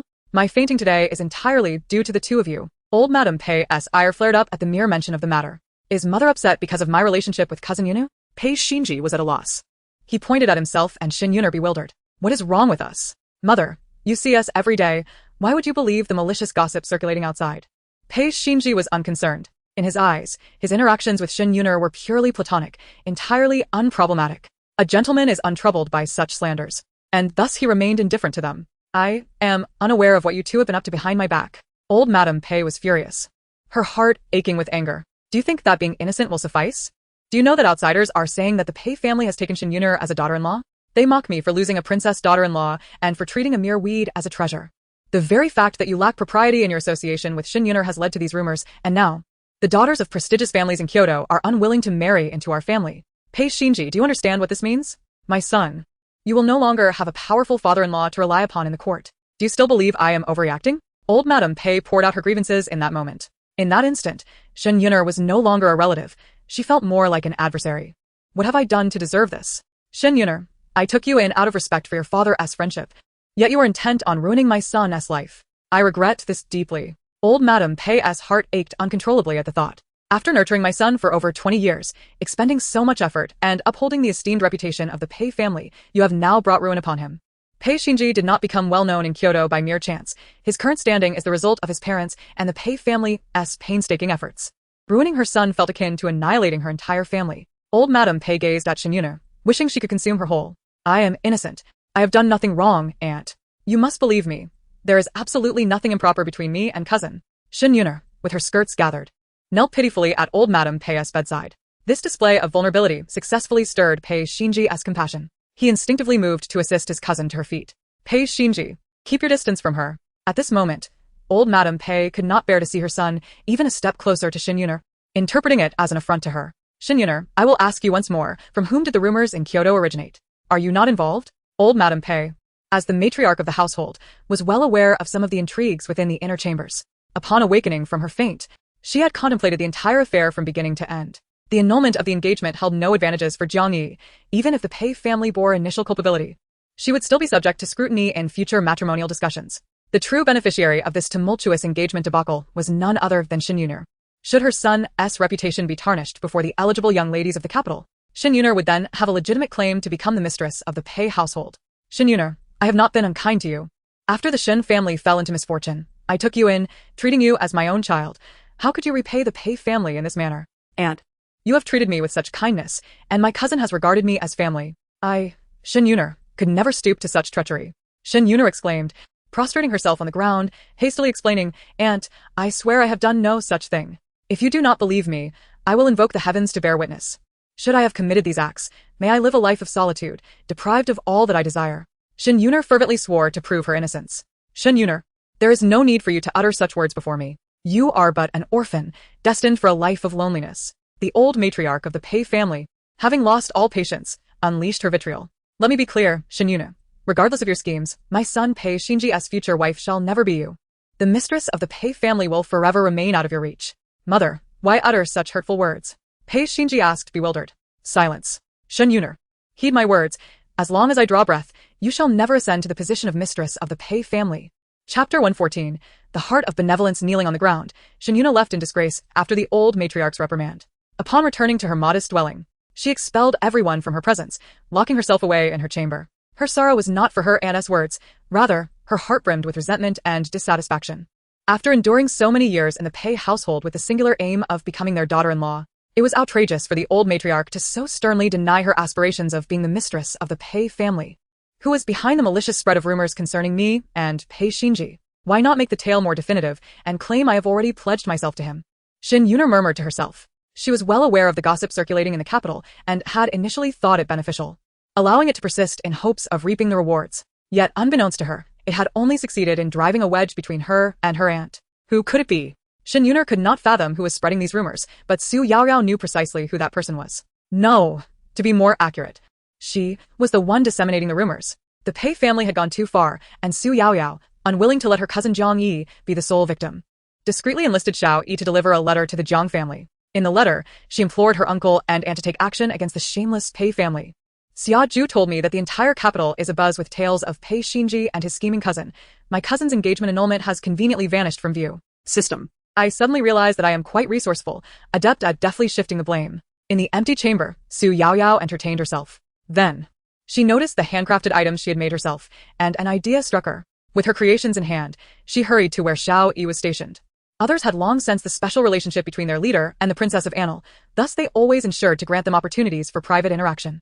Xiao Yi observed Xu Yaoyao struggling under the weight of her burden and promptly approached to assist. Princess, allow me to help. He took the items from her, yet the cloth covering them obscured their contents. What is this, Princess? It is a gift, Xiao Yi. When you took me to the West Market, I never had the chance to express my gratitude, so I prepared this for you, Xu Yaoyao said with a smile. Princess, visiting the West Market is no great matter. You need not concern yourself with such gestures, Xiao Yi replied, surprised yet trying to decline. Well, this gift isn't entirely for you, just open it and see. Xu Yaoyao insisted, striving to articulate her creation. Xiao Yi, puzzled, eventually unveiled the red silk. Princess, is this a chair? Why does it have such an odd shape?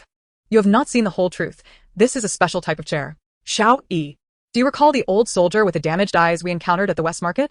Xu Yaoyao suddenly mentioned their meeting, and Xiao Yi began to understand her intent. Are you saying this is a gift for Li Shan? He inquired, attempting to manipulate the peculiar chair but failing to grasp its function. No. This wheelchair is intended for Li Shan, a soldier who lost his legs in battle, Xu Yaoyao clarified, stepping forward to elucidate. When you open this part, it can move, allowing the user to navigate without using their legs. This will enable those unable to walk to regain their mobility and confidence in their daily lives. Being confined without the ability to move leads to despair. I hope they can have such chairs to walk around and alleviate their burdens. After witnessing the old soldier Li Shan at the West Market, Xu Yaoyao had been inspired to assist him. The money they had previously given would only provide temporary relief. For those veterans, being treated as ordinary individuals was of utmost importance. Moreover, this wheelchair is designed for Li Shan's mother, as he mentioned she has been bedridden for days.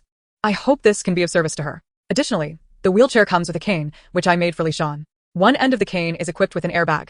When Li Shan encounters an obstacle, the airbag will emit a sound upon being compressed, serving as a warning. Furthermore, I have placed my cousin's powder for incapacitating assailants within the cane. Should anyone bully Li Shan again, he can use the powder for self-defense. My cousin assured me that her powder acts swiftly and can incapacitate wrongdoers in an instant. Xu Yaoyao earnestly presented her efforts to Xiao Yi, who was captivated by her passion, his gaze shimmering with admiration. Xiao Yi, I do not know where Li Shan and his mother reside, so I must entrust you with delivering these items. I deeply admire him for his dedication to Dian Kingdom, thus I created these small gifts for him. Xu Yaoyao felt a twinge of embarrassment, her humility evident. No, these are far from trivial. Princess, your wheelchair and cane will protect them. They are exactly what Li Shan requires. Xiao Yi claimed. I have a humble request. These designs are remarkably ingenious, and I believe that if produced en masse, they could allow numerous disabled soldiers to regain their mobility. May I be so bold as to ask for the blueprints? While Xu Yaoyao harbored thoughts of Li Shan from the West Market, Xiao Yi, as a general, shared a similar concern. Thus, upon witnessing her handcrafted items, his excitement was palpable. As for the blueprints, I fear I cannot grant you that, Xiao Yi. The Emperor and Empress have seen my work on the wheelchair and expressed great interest. They intend to have the Ministry of Works oversee its mass production. I believe that the Emperor shares similar intentions as you. She resides in the Fingyi Palace, accompanied by Her Majesty Xiaoju. Thus, any actions she undertakes are seldom concealed from the Emperor and Empress. Moreover, she is not a carpenter. Crafting a wheelchair necessitates the counsel of professionals. This is certainly for the best. Chapter 115. A gift. I, Xiao Yi, extend my gratitude on behalf of the wounded soldiers of Dian Kingdom to Princess Annal. Xiao Yi solemnly expressed his thanks to Xu Yaoyao before him. Xu Yaoyao, somewhat speechless, reached out to prevent Xiao Yi from bowing in gratitude. She understood that Xiao Yi was a serious individual, yet she found his perpetual solemnity while expressing thanks rather amusing. You need not thank me, Xiao Yi. This gift is not intended for you. Additionally, I ask that you convey my regards to Li Shan and his mother. It is I who should be grateful to you. As for the soldiers wounded in battle, I am unworthy of their thanks. This is the truth. As the daughter of the Emperor and Empress, I recognize my duty. Those soldiers fought valiantly to secure my father's realm. It is I who should express my gratitude. The wheelchairs, urged by my father from the Ministry of Works, should be ready soon. If young Master Xiao could compile a list of the injured soldiers in the capital, the government would ensure that none are overlooked when distributing the wheelchairs. Xu Yaoyao hopes that everyone can live with dignity, especially those soldiers who have been disabled due to war. They are heroes and deserve far better treatment. Indeed, I will fulfill the princess's instructions and ensure that not a single wounded soldier in the capital is neglected, Xiao Yi promised earnestly. He had once fought on the battlefield and had navigated the treacherous waters of court politics. It was precisely because of these experiences that he recognized the extraordinary nature of Xu Yaoyao's current endeavors. Xiao Yi, you are truly a commendable general. Xu Yaoyao remarked with admiration. The young master of the Jianan Marquis was lauded throughout the capital, not only for his skills but also for his virtuous character. Following the incident involving Pei Xing, Xu Yaoyao had lost faith in the reputed young men of the capital. However, Xiao Yi was an exception.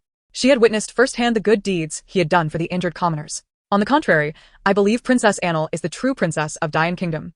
With someone like you, I am confident that our kingdom will endure for ages to come. Xiao Yi gazed into Xu Yaoyao's eyes, filled with starlight. In that moment, he came to a clear realization. He held deep affection for Princess Annal, along with profound respect. This admiration compelled him to wish for her presence and to safeguard her for the rest of his life, ensuring her peace and happiness. Princess, you have gifted wheelchairs and specially crafted canes to the wounded soldiers.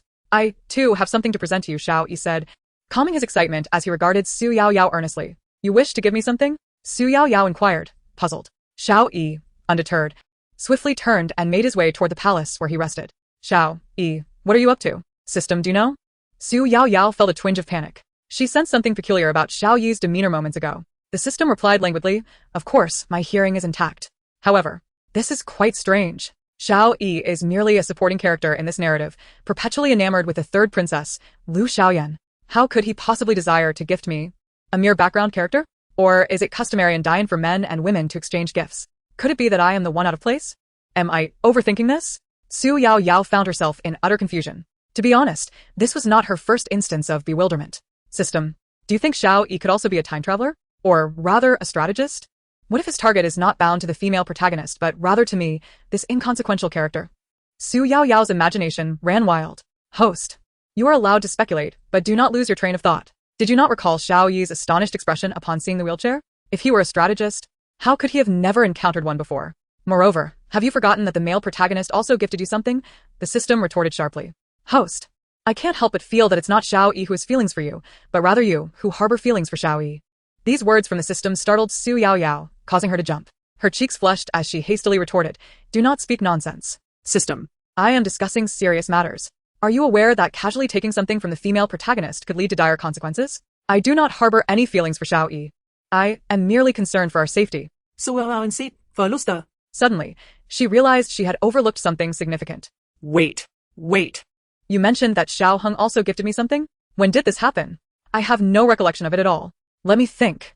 Could the gift you refer to be that distinct piece of jewelry unlike anything in the palace? By the way, Xiao Hong has quite the eye for choosing gifts. Princess? It was then that she noticed the object Xiao Yi held. Xiao Yi, is this dagger what you intend to gift me?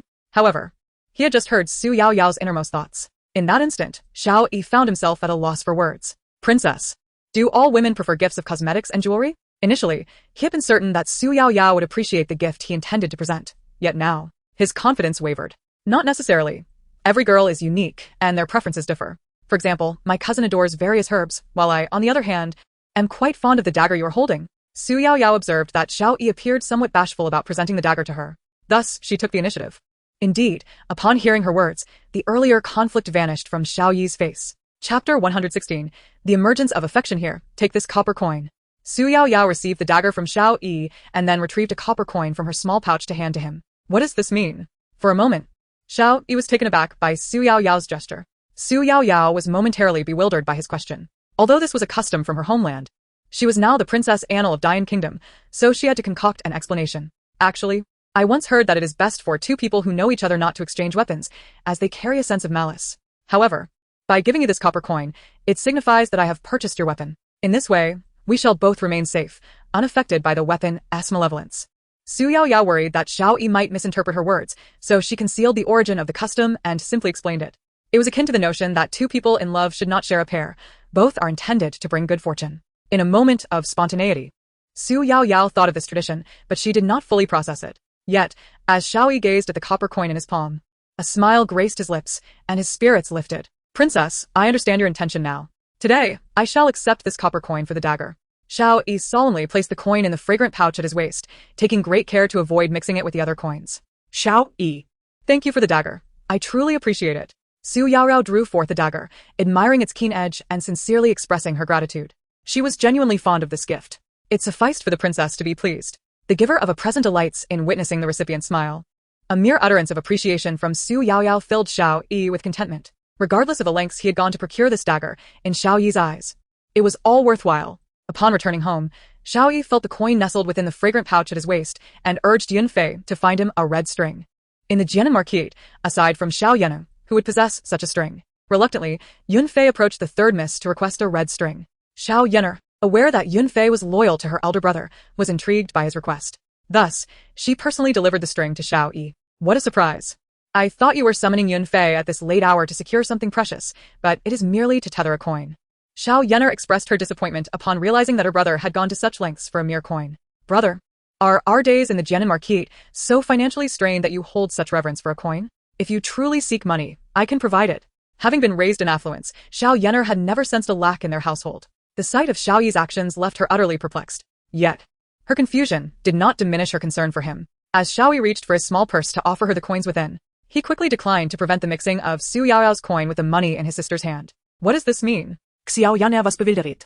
Brother, if you are in need of money, I offer you mine. Why do you suddenly refuse? Third miss, the master does not lack funds. The coin he possesses is a token given to him by another, Yunfei interjected with a smile, observing Xiao Yenu's bewilderment. Mind your tongue. Xiao Yi admonished Yunfei. Tomorrow morning, ensure that the cane and wheelchair crafted by Princess Annal are delivered to the Li family. This task must be executed flawlessly. Upon hearing her brother's serious instructions to Yunfei, Xiao Yener finally grasped the intricacies involved.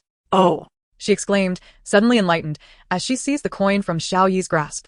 So this coin was a gift from the princess to you. I suspected that your invitation to Princess Annal to stroll through the Western market in my name was peculiar. It turns out that the woman you hold dear is indeed the princess. Xiao Yeno exclaimed, as if she had uncovered something monumental, which irked Xiao Yi. Do not speak so recklessly. As a young lady, you should understand the importance of reputation. If these words were to circulate, it would tarnish Princess Annal's name. Xiao Yi instinctively wished to shield the princess from any slander. Brother, it seems you truly care for Princess Annal. When the third princess showed you favor, the entire capital spoke of her affections for you, yet you remained unperturbed, Xiao Yena remarked, feeling a sense of wonder. In her eyes, her brother Xiao Yi had always been a reliable figure, seemingly oblivious to matters of love. While she could clearly discern the third princess's interest in him, Xiao Yi remained as indifferent as a wooden statue. At times, Xiao Yener had questioned whether her brother understood how to cherish a woman. It appears, dear brother, that the long immovable iron tree has finally blossomed, she teased with a smile. Xiao Yi, having lost his patience with his sister's antics, adopted a stern demeanor and attempted to usher her out. However, Xiao Yener was not intimidated in the slightest. She understood that her brother simply struggled to maintain his composure. Very well, I shall depart, but only if you promise to find me a princess sister-in-law in the future. Xiao Yana playfully changed. Ideally someone like Princess Annal. When I last saw her, I thought she was not only beautiful but also possessed a lovely temperament. I desire such a person as my sister-in-law. Xiao Yi, exasperated by his sister's antics, lifted her as one would a chick and carried her out. Before she could protest, the study door closed behind them. Seeing herself rejected by her elder brother, Xiao Yener instinctively called out, Brother, let me finish my thought. The entire capital claims that Princess Annal is to be wed to the Xiongnu. How could she then become my sister-in-law? This single statement wiped the smile from Xiao Yi's face. Once she realized her misstep, Xiao Yana hurriedly apologized and fled the scene. Inside the study, the joy in Xiao Yi's gaze faded as he caressed the coin threaded with red string, murmuring to himself, "Trust me. I shall never allow you to be wed to the Xiongnu."